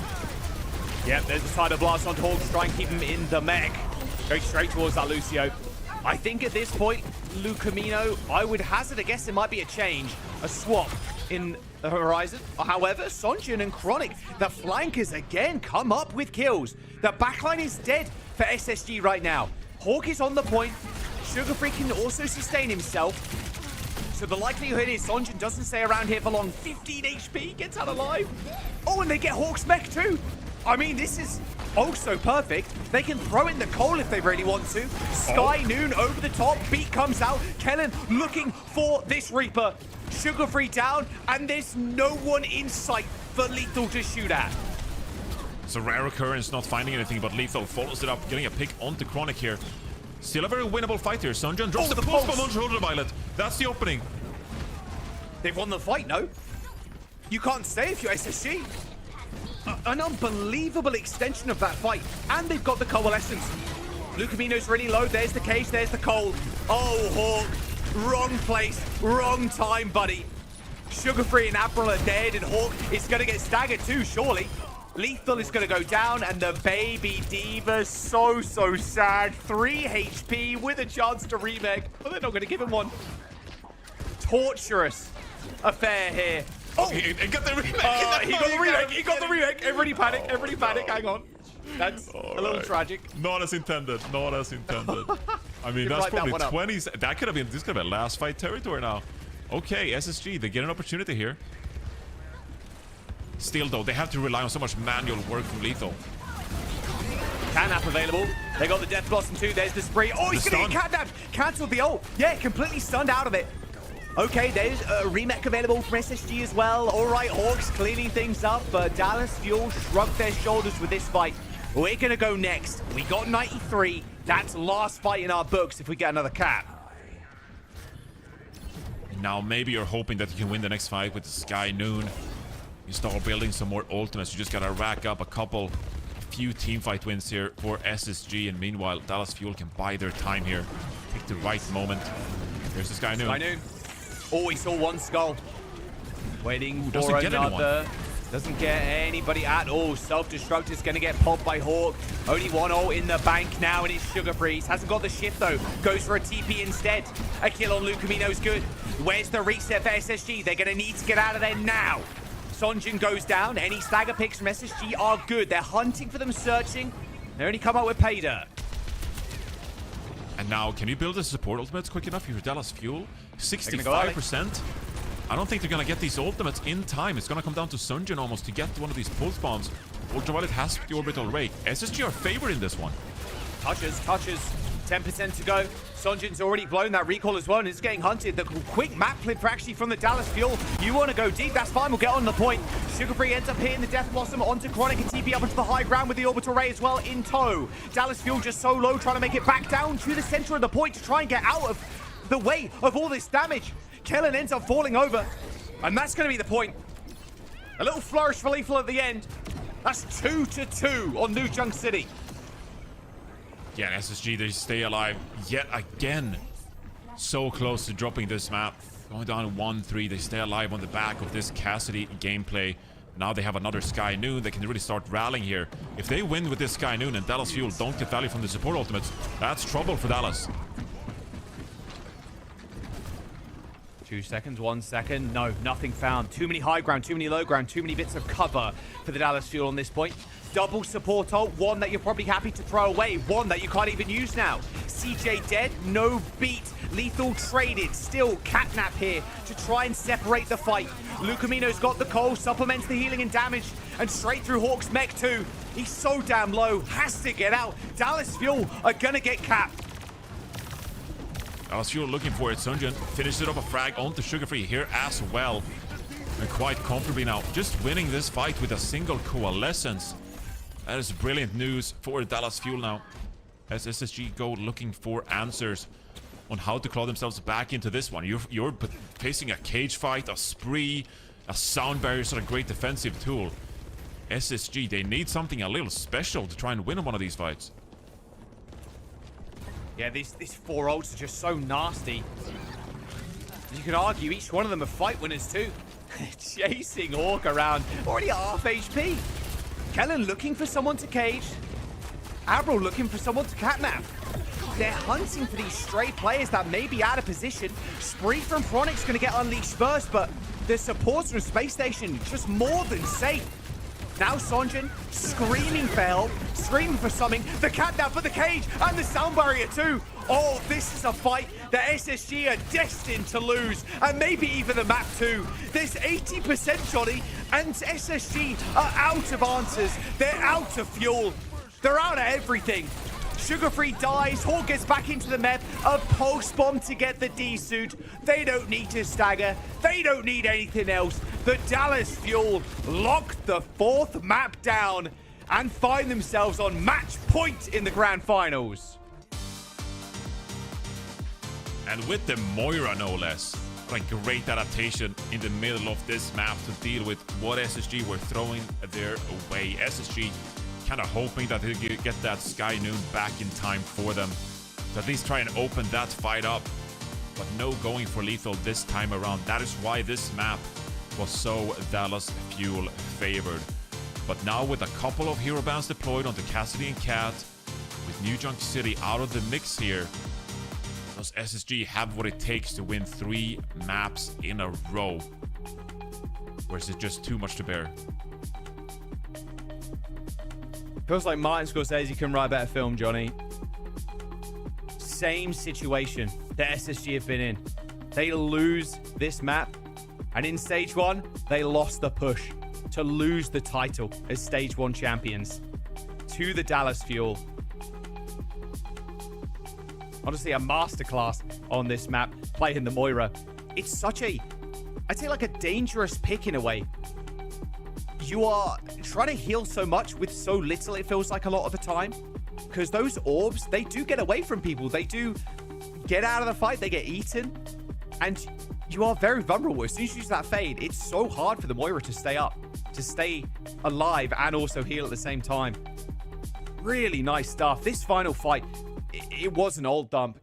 Like Spree into the cage, into the beat drop when you get a few. I mean, Kellen with really nice positioning at the end. Amazing stuff from the Fuel, who not only a couple of series ago, Johnny, they got 3-0'd by Liquid. Like, they got dumpstered. I didn't expect them to come back like this on Sunday. First of all, taking out Team Liquid and now up 3-1 in the finals here against SSG.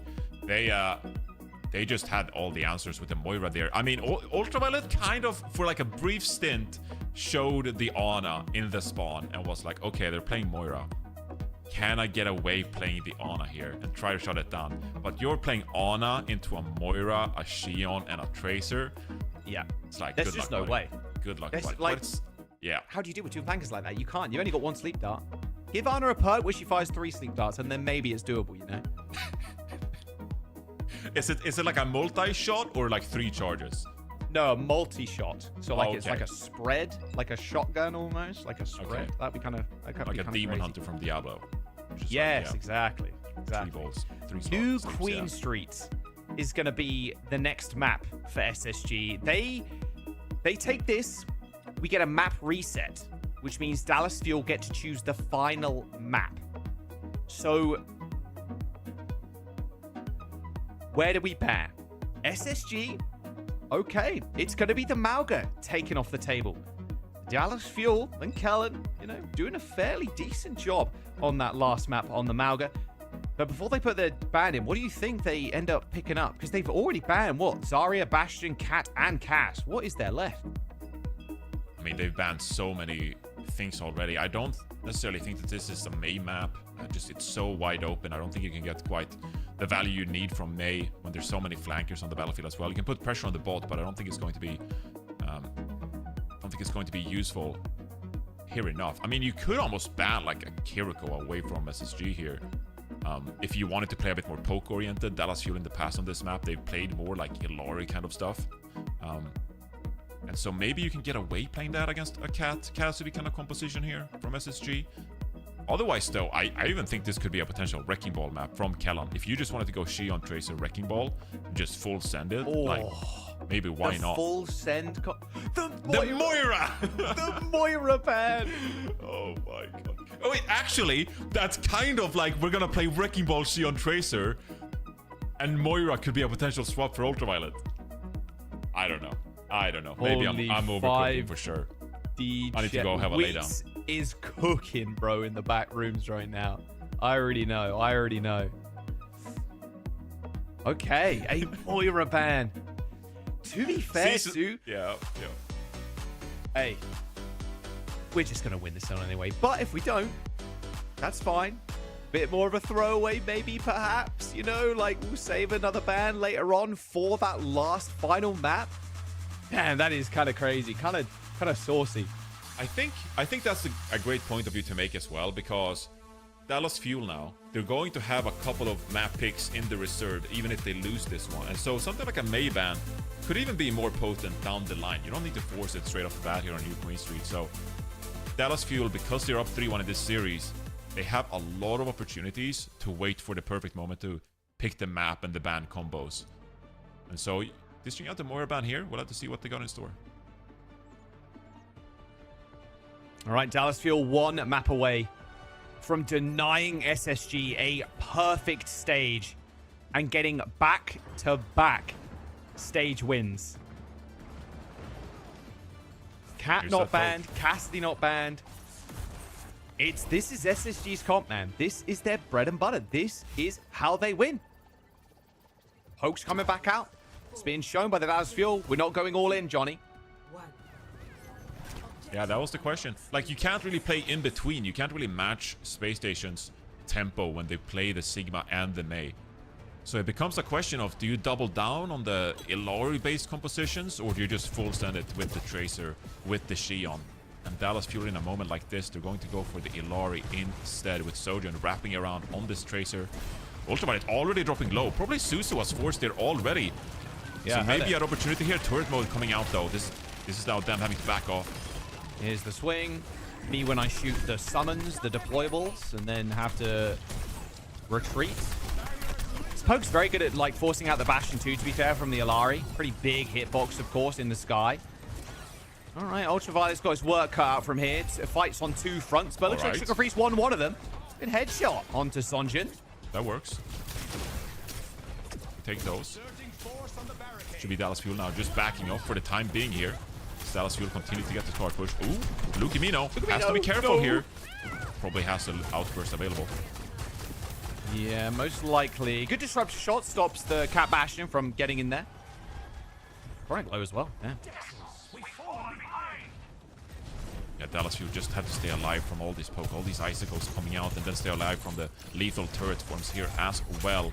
So SSG, they're getting close to a Kitsune rush here as well. This ultimate cycle could be real good for SSG to get the cap even. Uh-oh. Hello, Lukemino. Whoa, where are we going? Pulse bomb from Sunjin. Locked in a couple of moments. Looking for a target now. Kellan's on the wrong side of the fight. Wrong side of the map. My guy. Nice Suzu. Prevents any of that damage from actually connecting and sticking. Oh dear, it's starting to get away from the Dallas Fuel. They've let the bot get this far as well. Meaning this checkpoint is in the horizon to Space Station. Wow, he cannot. Sonjin is being denied so much, Johnny. And if you're denying the Tracer, I mean, Kellan's going to have a terrible time with it. Captive Sun here. Captive Sun onto the wall. Gets the cat, gets the Bastion. That's going to be a double detonation, surely. Oh, he can't quite get the second. The heals are too good. There's Chronic with the cleanup, finally. Oh, marvelous stuff from Lukemino. Cat Bastion eradicated. That's brilliant. That's brilliant. What a play that is. To save Dallas Fuel there with the cap on the verge. You can see how close it is there. Just a couple of meters away, and now Dallas Fuel on the back of that Captive Sun. They can maybe start snowballing themselves. Chronic's got an overclock here. All he needs is one opportunity to land a single headshot. And suddenly Dallas Fuel could even go ahead and look to cap themselves. Go on. Get a one clip, my son. Ultraviolet. Use these Tracer duels, though. Oh, Chronic solo. Has to slide away, in fact. Hasn't unlocked double slide. So he's not able to get another kind of angle on them, but they're encroaching on the lead. And Lethal ends up going down to Sonjin of all people. And the Flux is insane. Hits 3 people. The Suzu, too little, too late, SSG. Dallas taking lead, taking checkpoint, Johnny. Wow, and all it really took was Lukemino's captive son, followed up by Sunjin, finding a bastion out of all heroes, likely combining with the rest of his team, but 2 individual playmakers. They've been talking about the individual playmaking on their team, how much they trust each other, and 2 players coming up with big plays there. Dallas Fuel suddenly in the lead.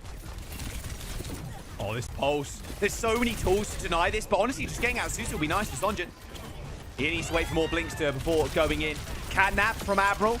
Oh, Chronic caught off guard. This team fight is split again. Pulse bomb's good for 1. Lethal again ends up going down. Kellen falls to the Flux. Shaw now Sonjin in a 1v3. Hits the recall. But it looks like Dallas Fuel, their days are numbered on this side of the map. Lukemino scores a headshot as Sugar Free shuts him down. Okay, 5.5 minutes. Or 5, can't count. 5 minutes and 50 seconds. Dallas Fuel still in the lead. And they got plenty of ultimates here as well. Another captive son. Probably going to be trading rushes here. Now the big question is for Dallas Fuel, can you just keep making plays like this? Otherwise, SSG happy to sit on the bot here. Sugar Free goes down early. Chronic I think that was finds the a play rock. this time.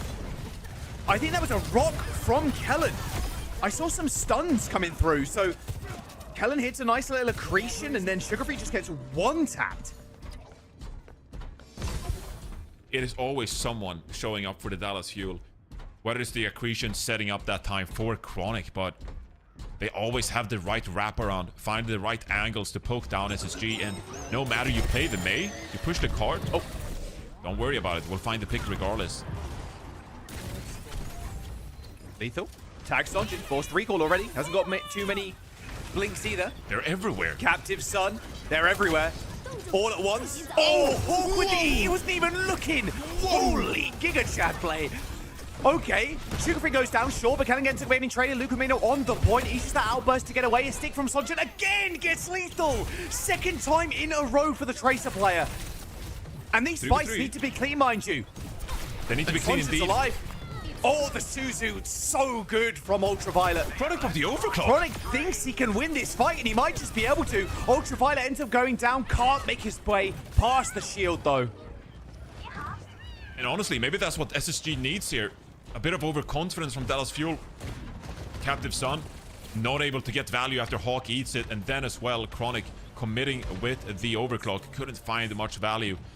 Now SSG, can you win this next fight? Secure the cap for yourself. You're totally back into this map. UV needs a TP target. Sonjin, take a kunai there on the flank. He's going to rejoin the rest of his team. It's Lethal setting up again for another kill. Looks like it's going to be Lukemino this time around. Lukemino surely dead. The Flux doesn't get anything either. As this wraparound from Lethal is so clean. He's taking the missile perk, and actually Chronic says, you know what, that's fine. I'm going to go on a Bastion myself. Kellen kills Sugar Free as the fight now contends on the point. Chronic's not going to be able to dodge that rock. Hitbox too big. This is looking like SSG here, Jaws. They got so many ultimates up their sleeve. Dallas Fuel with Chronic making this swap over to the Bastion here. Kellen's on the wrecking ball now. What? Dallas Fuel are kind of stuck in between 2 compositions here. Chronic can utilize the high ground, and Kellen's looking for the wraparound with Sunjin. They've got so many ults. It feels almost undoable, though, no? For the Dallas Fuel. An early rush. There's the return. Oh! Set up a little position in the Mega Health Pack room. That is going to be the catnap onto Chronic. He's kept alive somehow, but Sugar Free's right on top of him as soon as he connected with the floor. Too scary for Sonjin to stay around. 66 meters, and there's the lead for SSG. And it all comes back to Dallas Fuel investing those ultimates and not getting the value required. And now SSG on Dallas Fuel's side of the map, they can calmly sit on this spot, drop their ultimates, and push this bot forward. Dallas Fuel still in the backlines here. And if you end up staggering here, that's even worse news here. Callan barely scrapes. But the skin of his teeth, he's alive once more. Oh, he goes down to lethal. This is SG rolling now. Yeah, oh my, like, this is a disaster class from Dallas Fuel. Kellen switches over to ball. He can't do anything. Even with Lethal choosing the tank perk, the rocket perk, like it doesn't matter apparently. Chronic's gonna be able to swing out now with the minigun, but Kellen's now on the Diva. A bit better of a pick here, it feels like. But look at the lead that SSG have garnered. It's still all about the turret modes here. Chronic needs to do something here. Lucamino goes in, and Chronic has no positioning whatsoever because the cat is dead. And he's getting dove on as well. Chronic's left on a little island. This bot is gonna get the cap. It feels like it, Johnny. It really does. Sugar Free dead. There's the TP. The solo flux on Kellen. Your boy's out of mech. I mean, this might just be it. And even if it's not, Johnny, they've got so many meters to climb. That is Dallas Fuel. Sonjin's still alive. He's still collecting bodies here, but SSG are holding on. Chronic eventually finds stabilization in the fight, but there's 1 minute and 15 seconds left in this bank. Yeah, it felt like it was the darkest right there, and SSG were going to end up finishing the map, but Sunjin wills his team back into the mix here with at least an opportunity with a minute to go here to end up winning this one, and suddenly the composition makes more sense as Kellan can play this Diva now. We see mirror matchups here. Ultraviolet drops the Kitsune Rush here. Dallas Fuel will look to peel away from it, but Kellan loses the mech. He was getting chunked out by Sugar Free. He just left clicks past the Matrix and gets the D-Mech. Bot's moving away from them as well. Here comes the artillery barrage from Lethal. Taking to the skies as Chronic too. Oh, he dodges out the way, but Johnny, this is all falling apart for the Fuel. They will get one last opportunity here with this Kitsune Rush. If they can just recuperate for just a moment here. Lethal swings in here. Kellan under so much pressure. He's got the world on his shoulders right now. He's going to get frozen up. Oh, and D-Mech, the kidnap onto Hawk. Unsuccessful. Are they going to be able to get the D-Mech? Yes, they are. The bot can still be stolen by them, but the swinging Bastion comes in. April, they're hounding down Chronic. He's being kept alive, but Kellen ends up falling over in the Baby Diva form. The catnap. April dragging him into the bus shelter, but shelter is exactly what he'll find. He stays alive. Sonjin ends up coming up big and touches the bot. Sonjin has been absolutely unbelievable on the Tracer in this map. And it's going to be a long, long push for Dallas Fuel to close out the series in this one. Space Station with so many opportunities here. If Sonjin is able to claw this map back into Dallas Fuel's favor, that will be one of the great play makers we've seen here. Has the pulse bomb in here. Ultraviolet drops the Suzu as well. Yeah, but now it's all about these Bastions who can get the opening kills first. Hawk's still got a self-destruct reliant, but CJ ends up going down. Support said. Chronic falls, and the Dallas Fuel are gonna go down here. Kellen gets a double with his self-destruct. Surely this is it, though. Sonjin on his last limb tries to get another touch, but it's just not good enough. Space Station Gaming tear up the script. We're going even further beyond. Stage 1 ended in 5 maps. We're going all the way to 6 and maybe even 7. Dallas Fuel, and what a lead they had. It felt like they were in complete control of New Queen Street, pushing the bot across to their enemy's territory. But then a couple of plays went awry. Captive Sun, the overclock, momentum started to shift in the Space Station's way. And then it was Dallas Fuel trying to adapt to the moment. Now, they made it fairly competitive there in the end, when the teams found themselves on similar composition, the May being the difference there. But Dallas Fuel, I feel like they kind of dropped this map. This should have been theirs to win. It felt like after this fight here, where they dumped ults, like Chronic thinking he can win the fight. These individual plays were like, okay, actually, I've got OC. I can win this. There's 2 players alive, but it's a Sigma. Maybe he doesn't have too much shield. Maybe I can shoot him in the head and get an insta-kill. Like, and they over-invested there, and then it slowly got away from them. I think the biggest highlight, and you've already spoken his name, and I'll speak it again, Sonjin on this map, on the Tracer, was a superstar. The pulse bombs, the back-to-back kills on Lethal, whew, he was clean. But Space Station are taking us to many more maps, it feels like, after that performance. Yeah, team play is not dead for the side of Space Station Gaming there, regardless of all the plays coming through from Dallas Fuel in that one. But that's just 1 out of 3 maps you gotta win here if you're SSG. Looking at the big picture here, Dallas Fuel with 2 more opportunities to pick the map, to be the first ban, and try to put SSG in a world of hurt. This map, I did say New Queen Street. Do think it did favor SSG in the end, and so going into it, this one, I wouldn't have said that it was Dallas Fuel's map to win. It just so happened that they created that opportunity for themselves in the mid game. But SSG, if you're gonna try to win 2 more map picks of Dallas Fuel, this would also be one of the great comebacks.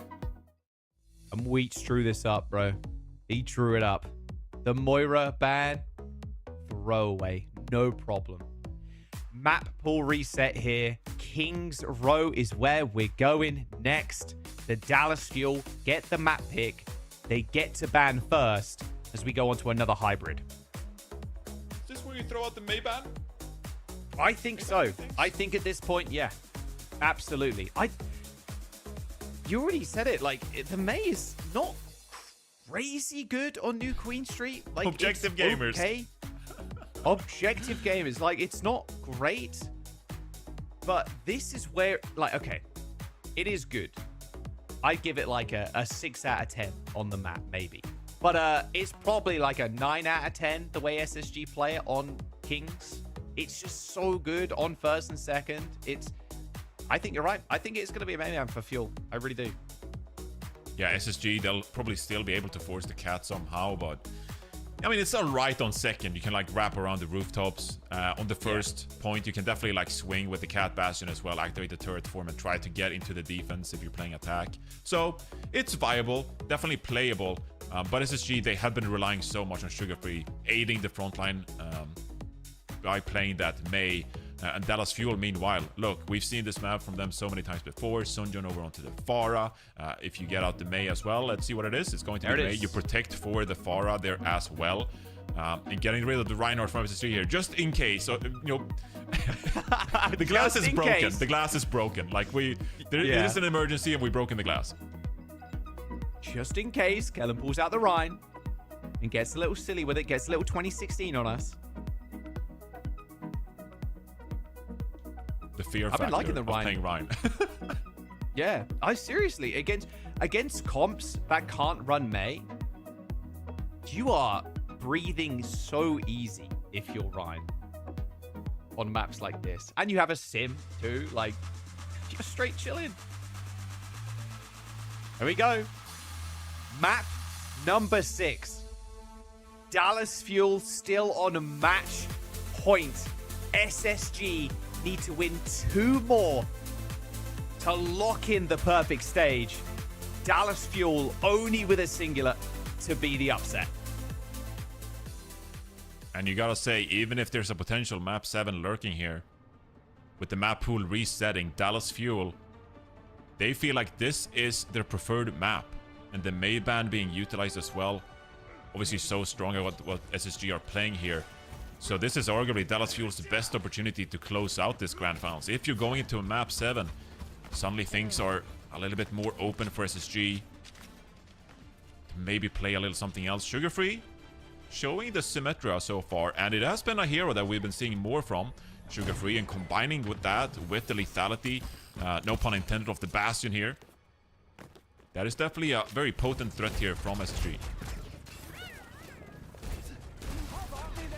Who shoots this Pharah, apart from Lethal, of course? I think that's it, bro. I think that's it. It's like your bet to kill the Pharah is we teleport our Bastion in turret form and try to pick the Pharah out of the sky. Where are you teleporting to on this map? Like, he's already on the high ground. No, you go to the cinema, you know, you get around. You get around. The cinema. Oh, the Winton. Here we go. Winton. We're so back. And CJ on Ana. Okay, I'm loving this. Versus a comp that wants to play a little bit more grouped up. Where is my cat going? Lucamino's big chillin'. No way. What is this, Lucamino? Actually, I've decided I'm playing DPS today on the cat, and Hawk just falls over. Oh, this first point is not pretty. I mean, Sugar Free got Goomba stomped by the Winston right there. That was menacing. Okay. That being said, though, Sugar Free, oh wow, SG just making full swaps. They're like, all right, we recognize your game. We're going over to the Xion. We're playing the D.Va. Makes a ton of sense here. Obviously, we want some protection as well from this Ana gameplay out of CJ. But this is Dallas Fuel. They're playing their preferred style, with SSG forced to adapt to them. Okay. We've seen it again. Against the D.Va. Okay. I don't hate it. I don't hate it. I really don't. Rocking the new skin too. You love to see that. All right. Well, the Bastion is going to be torched in a moment. Sonjin's in and out of there. Is there anything he can't play? Kellen just building some of this Nano. Don't worry. Okay, Lucamino. Okay, we can't be doing that against this comp. Come on. If we take a moment here, while Dallas Fuel are going to reset here, Sonjin overextensively bit. Oh, they're committing! There's a 3 nano. versus... They're committing! And then Kellen kills 2. He's going to get the Primal Rage to 1%. There is 37 HP before he pops Primal. Are you serious? I'm sorry, Johnny. Was that a reset that you thought was going to happen? Are yeah, you serious? we've still got a nano Kellen. Okay, bro. All right. I mean, this team never gives up. This team never gives up. Our cat is dead? Okay. Our Honorun's dead? Okay. Let's Nano the Winston. Trust in the process. Trust in the Kellen. Okay, well, Kellen swaps over onto the Mauga here. There is a lot of fire on the battlefield with this Onrun and this Mauga. And I think Hawk is going to have a tough time standing up to it here on the D.Va. He's going to survive this initial little barrage here. Ultraviolet does have the Kitsune Rush advantage here, but we're looking out for all the damage Kitsune can output here. Oh, he's going to drag Hawk away from the fight, and Lucamino perishes. Trade on Sugar Free, Cardiac Overdrive popped and used by Kellen, so needs some help here and now. It's going to overrun away to the point. It should be a touch here, shouldn't be an issue for Space Station to get back. Sonjin does die, earn himself an ascent, of course. Kellen also follows him back to spawn. There it is. There was a sneaky attempt at a C9, but they're going to hold on. And now we kind of had to see a little something from Sonjin. I mean, SSG's game plan is pretty laid out for them. Sugar Free, you can flank around, try to look for picks on the Xion, and we're going to play around the turret for him off Lethal. Meanwhile, Dallas Fuel, what are you betting on here? Maybe your Mauga can brawl out on the payload a little bit. Maybe Chronic can end up finding a pick here. And what can an Andron possibly provide in a composition like this? Or has the ascent, of course. Lethal goes for a wide swing around. That nade was connecting with Sonjin. There's gonna an overclock. It's gonna force Lethal all the way back. There's the D-Mech. The ascent trains the back, although Lethal is on fire right now. Can he actually finish him off? Chronic love taps Lethal on the high ground, killing the Bastion. Sugar Free on an off angle, hops on the bike, but the D-Mech is just getting burnt to cinders. And with Hawk down and Kellen alive, I mean, surely the days are numbered here for Space Station Gaming. UV down, and there it is. There's the push. There's second checkpoint in the bag. Yeah, at the end of the day, this has become about the objective once more here. With Sugar Free going for those flanks and Lethal in the sky, Dallas Fuel feel like they can brawl out better on the point here. And Sonjin's on-run damage, it was enough against the D.Va mech, but with Hawk making the swap over to the Sigma, not as confident in the on-run to freeform any longer. And it's going to match Sugar Free's Xion. It's like smallest ego of a DPS player ever, just instantly swaps. Plays Counterwatch. Doesn't say, look, I can maybe get another ult, I can do stuff. No, swaps to a better pick. Abril, well, he finds himself a Xion. Sonjin down. Artillery barrage, but Lethal trades. Hawk extremely low, overrunning the small room. There's no chance of getting out of this one. Unlucky UV. Abril's gonna be not too far behind him. Space Station Gaming, they got 2 support ults, but Kellen's got a cage and they've got an OC. Final stretch, final push. And Hawk's coming back on the Orisa here to try and help mitigate this brawl. The cage fight is deployed in spawn as well. Yeah, Lucamino goes down. There's the catnap trying to drag the armor off the map, but the focus fire is good enough. Okay, Lethal. Turret form, success. Space Station Gaming, not gonna let this one get away from them. Oh, the bike knock off the map onto Kellen is kind of cinema. All right, 1 meter though for Dallas Fuel. Well, 0.91 if you want to be specific. I mean, it essentially comes down to Lethal picking the right spawn door to go through. Doesn't get... Oh, Lucamino ends up going down. Hate to see that. Did Wait, was Lucamino under the map? Probably. That's where he likes to live. Yeah, okay, come on now. Yeah. Good job, SG, though. They scouted out the C9. They were ready for it. Even when I live in the sewers. It's going to be a tough comeback here for SSG. Dallas Fuel have all the ultimates, though. They have the advantage in this one. Oh, get me out of there, please. Thank you. Took too much damage on the entry. Sonjin's down. They're still going to go for this, although Lethal just crumbles in a crumpled mess in the front line there. Oh, the death box. Oh, it's too good. Ultraviolet dragged off the map. I don't think there's any chance here, Radmore, I'm afraid. Back to the pound with you. Dallas Fuel, a team kill. A 1 minute 36 time bank as well. What a fight win. What a kidnap. Manages to get UV. I mean, that is the perfect pick. Getting the Kiriko out of the mix is just such heads up play. Oh, goodbye. There's the boop. So the bike hit the wall, which booped Kellon, who was falling down the hole, and that boop was enough. Love to see it. I mean, SSG, they're struggling here to play these brawl compositions without the Mei being available to them. Hawk, you know, on the Orisa, on the Sigma, it's just not quite enough to stand up to Kellon on the Mauga and the rest of the team. Like, even some of the Unrun, you know, providing some additional damage there in the front line. That is enough for Dallas Fuel to be able to successfully brawl out on the cart. And so SSG here now on the offense. Do they decide to deploy Hawk and pressure the objective? Or do they want to play more along with their tank player? I feel like there's a stylistic choice here for SSG waiting to happen. Whether they want to commit more resources to Hawk, or if they want to play more freely around their damage players.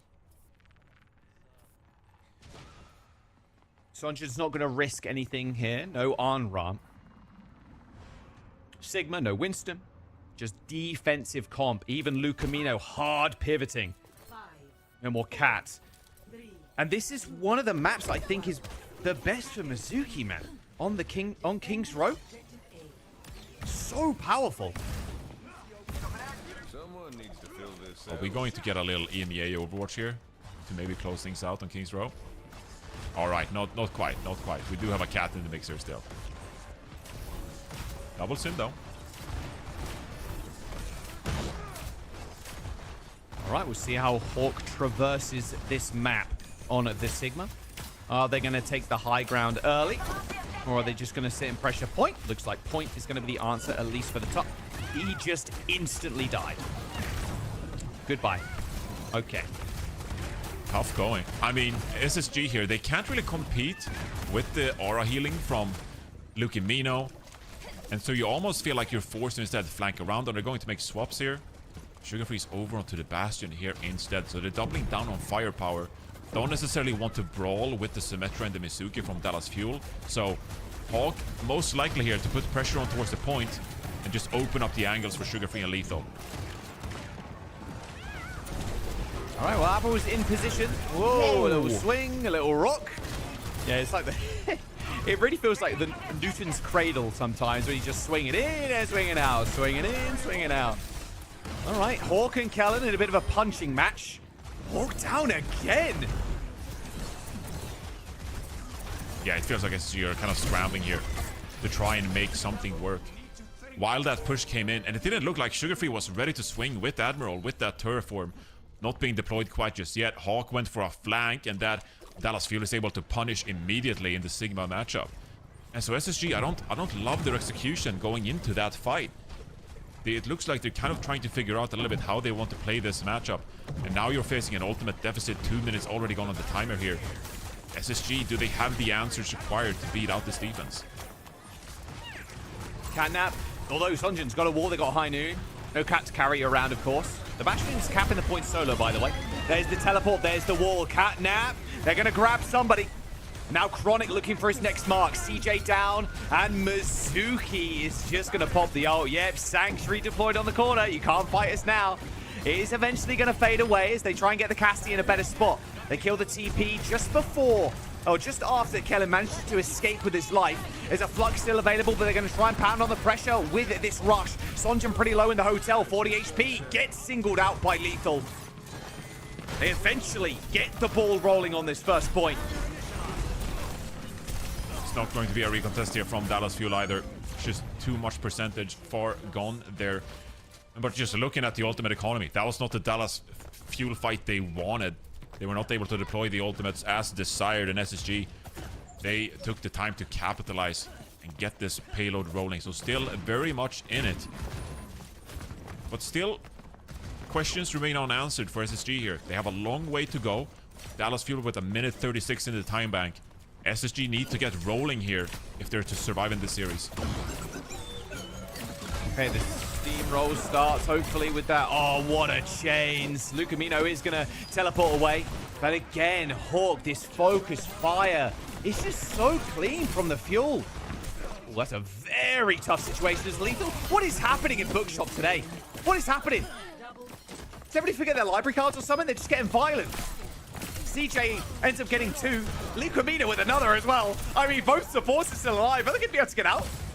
Should be able to, realistically. CJ can just teleport through the wall. And yeah, Lucamino has just managed to make his way back too. I mean, they do get out there, but Lethal actually purchases some objective capture time there for SSG, and exactly what they need in a worst case kind of scenario, the way they lost that fight. Dallas Fuel, plenty of ultimates here, though. I knew. It's just a basic one, but it might be good enough. Teleports. Everybody hiding in the bub. All good. We're backing off. We're playing it safe. We're playing it slow. There's the Flux, dodges the rock. Up in the sky goes the Cassidy, but Lethal. Can he actually be killed? Doesn't look like it. The High Noon, the Deadeye. Worth a back off, but now the Sanctuary deployed from the Dallas Fuels. They all jump into it. In fact, a double one as well. That's a lot of rushes, but Hawk's down again. 4 fights in a row. Hawk dies first. Dallas Fuel with a back off. They are going to have to play a little bit safe just to retop their health bars up. Lethal with a wide swing kills CJ. Dallas Fuel just remaining in this fight with all those ultimates being deployed. Now finding the picks necessary. First it was Hawk. Oh, they're alive. And kind of cleaning things up here now. UV, surely not another pick. Surely not another one. Don't give it to him. TP away from Ultraviolet. Okay, they're out of there. But Johnny, the time back is 1 minute 30 seconds. And they need to reset. It's dwindling. It's dwindling. They need to get so much ultimate value from every opportunity. And being set back there, having deployed both their support ultimates. And all that time gone as well. Now facing the Symmetra wall from Sunjun. It's just looking like it just won't be enough from Space Station Gaming. Really scrambling to stay alive in this one. Look at this positioning from Hawk. The rest of the team have managed to flip on them. But there's still a wall. Oh, and he's got the shield too. Wait, there's so much shielding from Sonjum right now. The wall's going to get deployed. The Flux from Kellen, he's still up in the sky, looking for marks, looking for targets to hit. Space Station Gaming have backed off onto this corner, but this payload slowly regressing. They need to get a touch. Sonjum with a TP up to high ground. 30 seconds to go, Johnny, as they descend on their prey. A High Noon from Chronic ends Lethal's life. Last-ditch attempt now to try and force this payload on their side of the map. And Dallas Fuel are happy to just drain this time bank. They wait out the Symmetra wall from Sugar Free, hoping that Lucamino is going to get this Sanctuary in time. This is Space Station Gaming now. 15 seconds on the timer. They might go down in this grand final yet again. Sanctuary chains. In fact, double Sanctuary coming out for both teams. Avril has to teleport away. Chronic eventually brought down. Hawks on the point with the rest of the team. 5 players for SSG moving on. Pushing the payload for the time being. CJ's got a Kitsune Rush in hand. Dallas Fuel just need one clean fight. Can Space Station Gaming disrupt Dallas Fuel now when they're going to drop this rush? Them. He's on the flank. Hard to get back to the rest of the team. Surely this is a free kill. The little chains are going to come out. He's going to try and the TP away. He manages to live another day. Lethal almost gets the execution kill on CJ, but it was Sugar Free that follows it up. Kellen, health bar gone. Sonjun playing around his own shield. OT push, but they get second. And it was the messy fight that Space Station desired.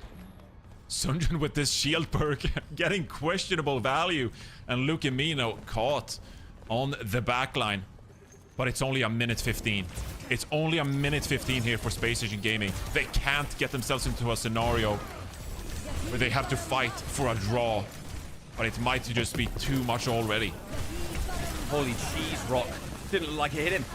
Both walls deployed. Sonjun fully torqued beam now. The Flux from Hawk gets Kellen, but can they actually follow up with damage? Sonjun again playing around his own shield. They're falling apart. They need to reset. Sugar Free's already got 2. And that was a great fight from Dallas Fuel because they had the sim wall and they just didn't get any value from it. Now, last minute desperation from Dallas Fuel. They make the swap over to the Venture and the Cat as well, hoping for something out of the Flux. But this is SSG now with a great opportunity to come back in this map. It's dire straits as Lucamino tries to just play under the map, just tries to contest. Oh, he's doing it again, but they know this game. They've played it before. Lethal with a kill, maybe a spree into the backline and early Suzu, but it's a lot of damage. Lethal ends up killing Chronic. Keller's shut down. They just need to make it OT. They just need to drag it over the line, but there's a couple of meters to go, and with 10 seconds, they lock the payload in. You're kidding me. Space Station with a minute in the bank. No free attack here. No freebies for the Dallas Fuel. Unbelievable. They were in such a hole on the second point, fighting in overtime. And Dallas Fuel had the opportunity to close things out to secure this grand finals win. And SSG somehow get their payload in with time to spare. And they stay alive, give themselves an opportunity to steal this map away from Dallas Fuel and remain in the series. That was a tough go for Space Station Gaming. And Sunjun with the shield perk, man. Okay. The shield, the literal 2016 Sim shield. Was it good? IQ too high, maybe? Not sure. You just gotta go with shield battery instead, I think. You can't be using the shield perk in a moment like this. 1 minute in the time bank for SSG, Johnny. Gates are opening. Cat Bastion for defense for Fuel. Not selecting that perk, importantly. Look at the bottom right of your screen right now. Not selecting the perk just yet. Waiting, hearing, listening for Lethal and Abral, who are coming out on Cat Bastion as well. Lethal's looked at tank mode already.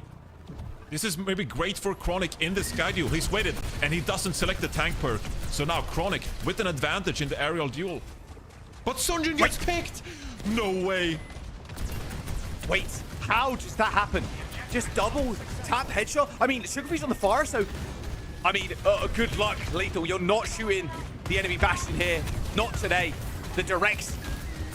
Oh, they're going to have to be clean. Space Station needs something here now.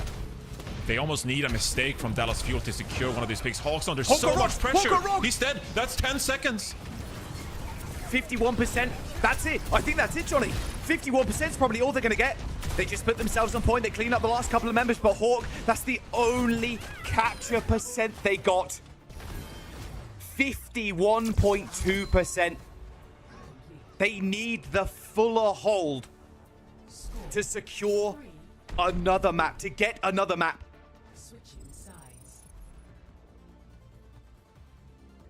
Dallas Fuel with a golden opportunity now to at least claim this map victory and the series win. They had an opportunity previously when Space Station Gaming were caught in overtime on second point, but they couldn't quite clutch it out. Now with 2 minutes 24 seconds, it's more than enough time to spare to secure this 55% of theirs. And if you already got the Bastion advantage, you might as well double down on it. Space Station probably feel like they don't even have a choice here, really. Sugar-free over on the Bastion now. Maybe regretting that perk choice. Again, I mean, it's so silly. Has to just wait. It's so silly, but it is such a big difference. Mind game. Yeah. Give me a sugar-free POV, surely. Surely. He hasn't selected the perk just yet. Okay, Sunjun. No. Maybe not the honor here. How quick were they to cap this point with the monkey? He hasn't selected it. Thank you, Orbs. Thank you. 5, 4, 3, 2, 1. You still have to be clinical with this composition here, Jaws. The one thing with this Winston Ana composition is there are no room for mistakes. One bad Winston lead, your Ana doesn't get value with the nades, and that's it. But they will have a few attempts here to get a go at it. And Sunjun's even going to make a swap here, actually, over onto the Tracer. Kabashin versus Kabashin. Sunjun Genji. Okay.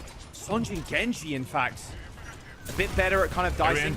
They're going. Oh, they're in already. And Lethal's already dead. Sugar Free, the weight of the world on his shoulders now, has to come up with kills. He's the only damage dealer left. He's run out of turret form as well. Hawk on this high ground. Kellen's going to try and bisect the fight again with a leap in. And now Sugar Free is just so low, has to back off to the choke point. Sonjin forced the TP at the Kiriko, but they're already on point. Another swing in, but Chronic goes down to the rock. Kellen, they need to just cap now. They need to just force point. They've already got a tick, and a reset is what they're going to go for. And Hawk was down to 1 health, but just barely stays alive in that one and finished it off with a frag as well.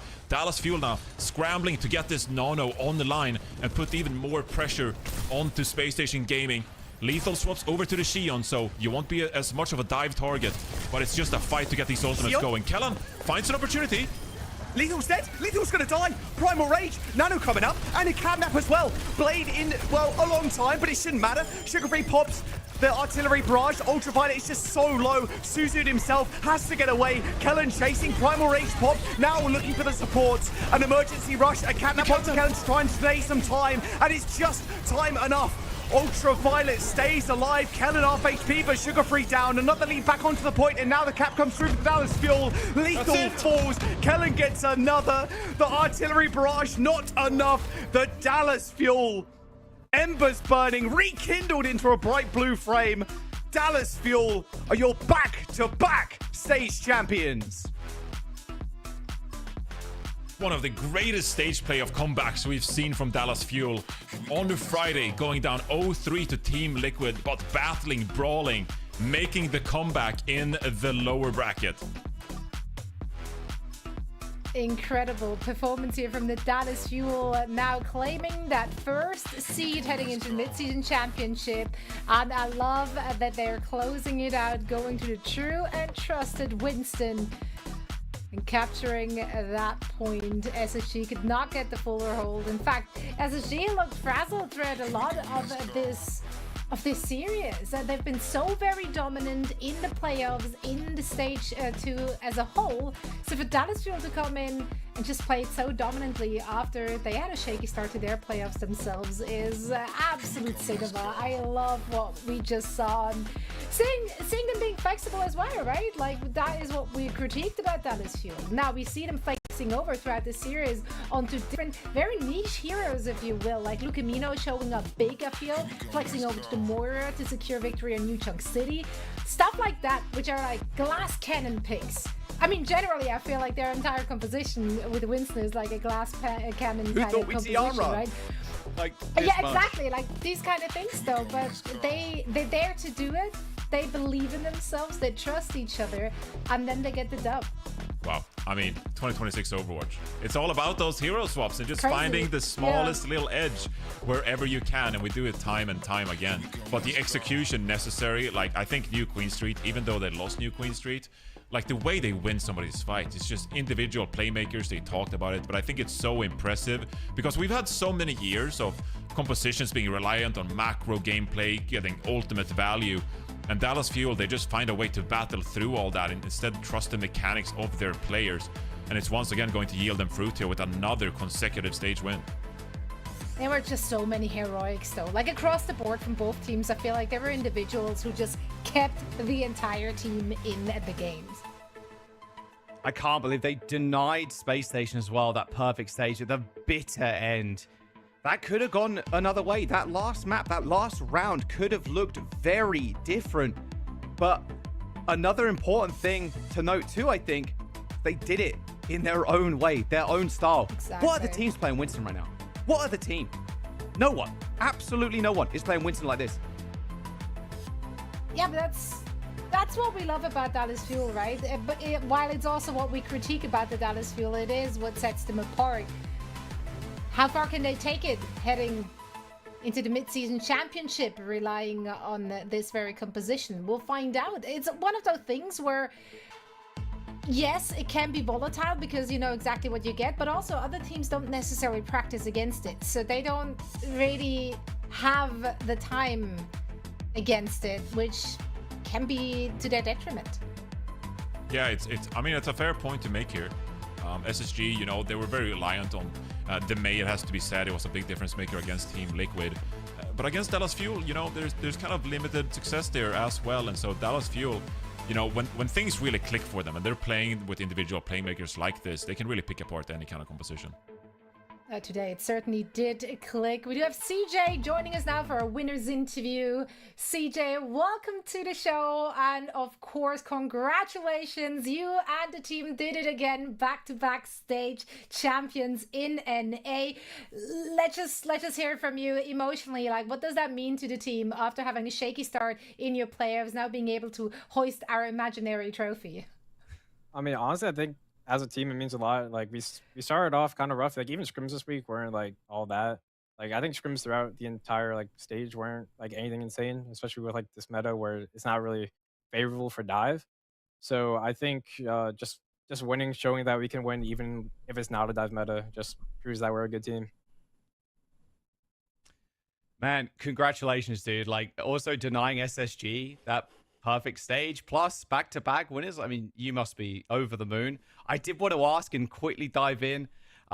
It feels like a long time ago at this point, but the on-run pick from you guys, it's a little out of field. Like, whose call is that? Is that Sonjin's in the server? Or is Weez cooking something crazy here? Like, yeah, run me through that real quick.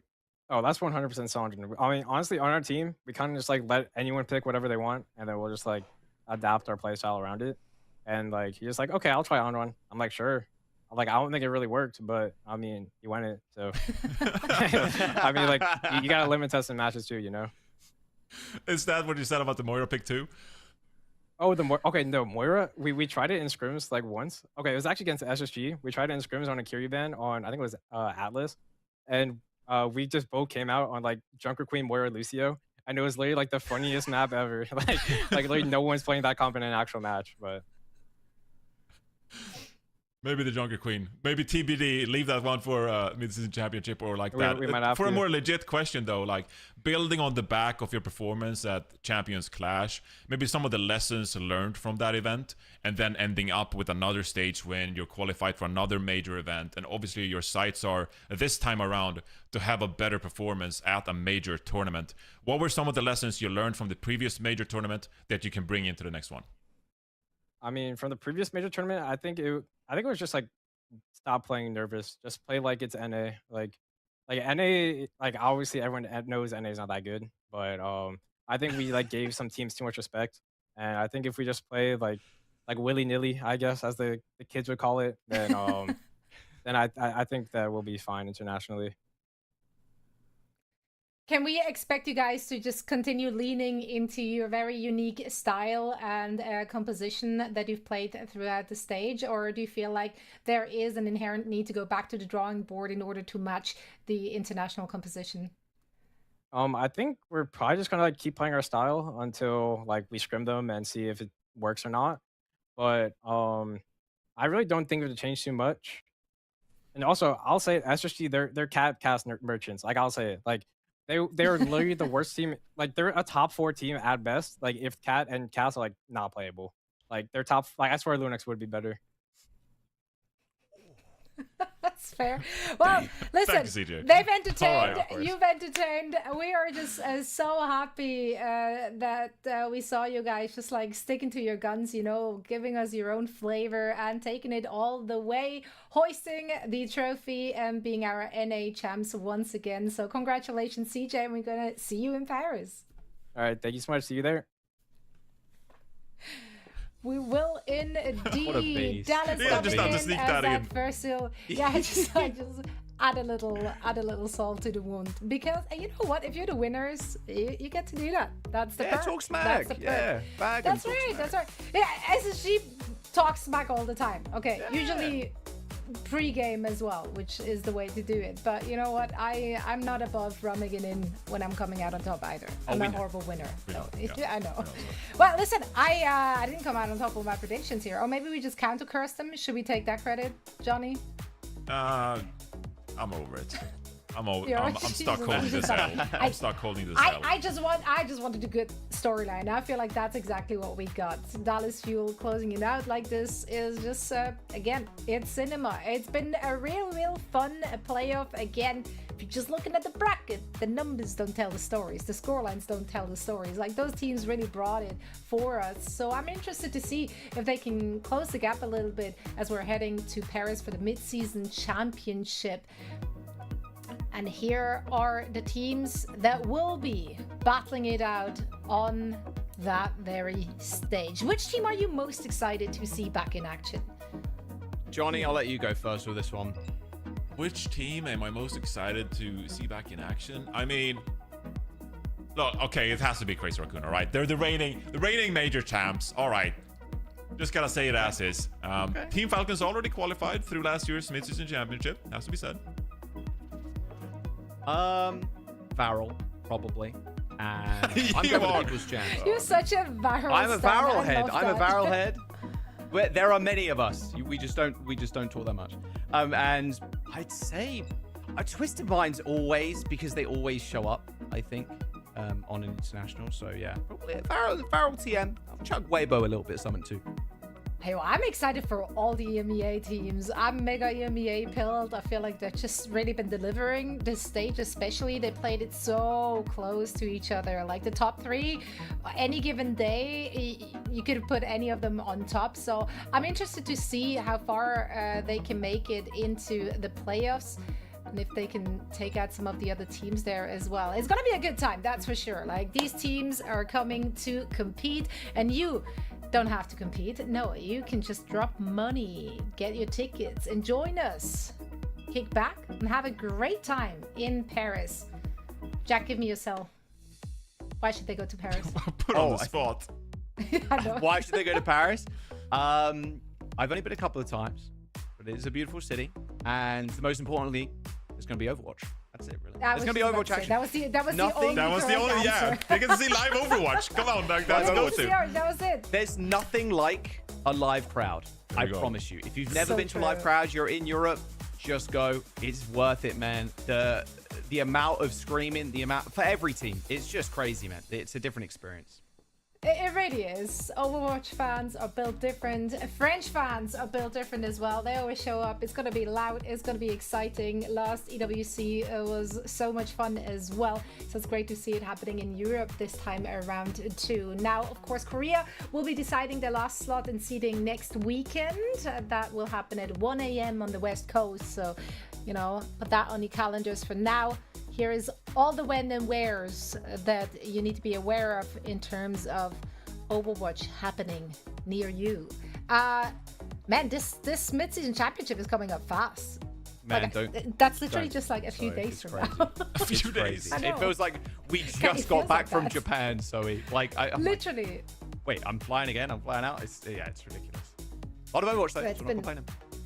Exactly, can't complain. It's been a good time. Time goes fast when you're having a good time, and we're certainly treated to that looking at stage 2. Looking back at it, Johnny, any last thoughts? Any last thoughts? I mean, North North America is just crazy. That's all I'll say. You look at EMEA and you're like, oh, we're getting the Symmetra mirrors, the calculated Sigma gameplay. And then in start of week 2 with She on release, it's just like, here's Ryan, here's somebody. Just, like, there's just madness, mechanical gameplay all over. So I love NA. It's just an absolute treat watching some of these individual mechanics take place. And I think Dallas Fuel, they are the pure essence of that, seeing them still being able to make Winston, Ana work, and Sunjun, and you know, to boot as well. It's a real treat, this region. It's a little bit more crazy than the calculated EMEA approach. It really is. Jack, what were your biggest takeaways, your learnings? Please share with class. Sunjun's my new favorite player, I think. The arm run and taking the shield poke on the sim was very funny. And yeah, just that's it. That's really, I got no thoughts. My head's pretty empty right now. A lot of Overwatch was just That's all right. Yeah, there was a lot happening. You guys called the action phenomenally as per usual. So shout out to our beloved casters. Send some love in chat and social media. Shout to Zoe. Shout out to you. No, shout out to all of them. It's been a long day. I'm gonna get ready for bedtime. I do 2 regions every day. That's that do be my life. That's why I get progressively progressively more silly as the day goes on, because it's a lot of Overwatch to follow. But I'm so here for it. Thank you all so much for joining us all day long as well, or weekend long if you will, for our playoffs. It's been an absolute blast. Big shout out to our production, of course, also for making all of this possible. You all are the goats. It's an absolute zoo out here, and we're going to see the entirety of that zoo in Paris. So we hope to see some of you in person as well. Thank you so much for watching, and have a good rest of your night.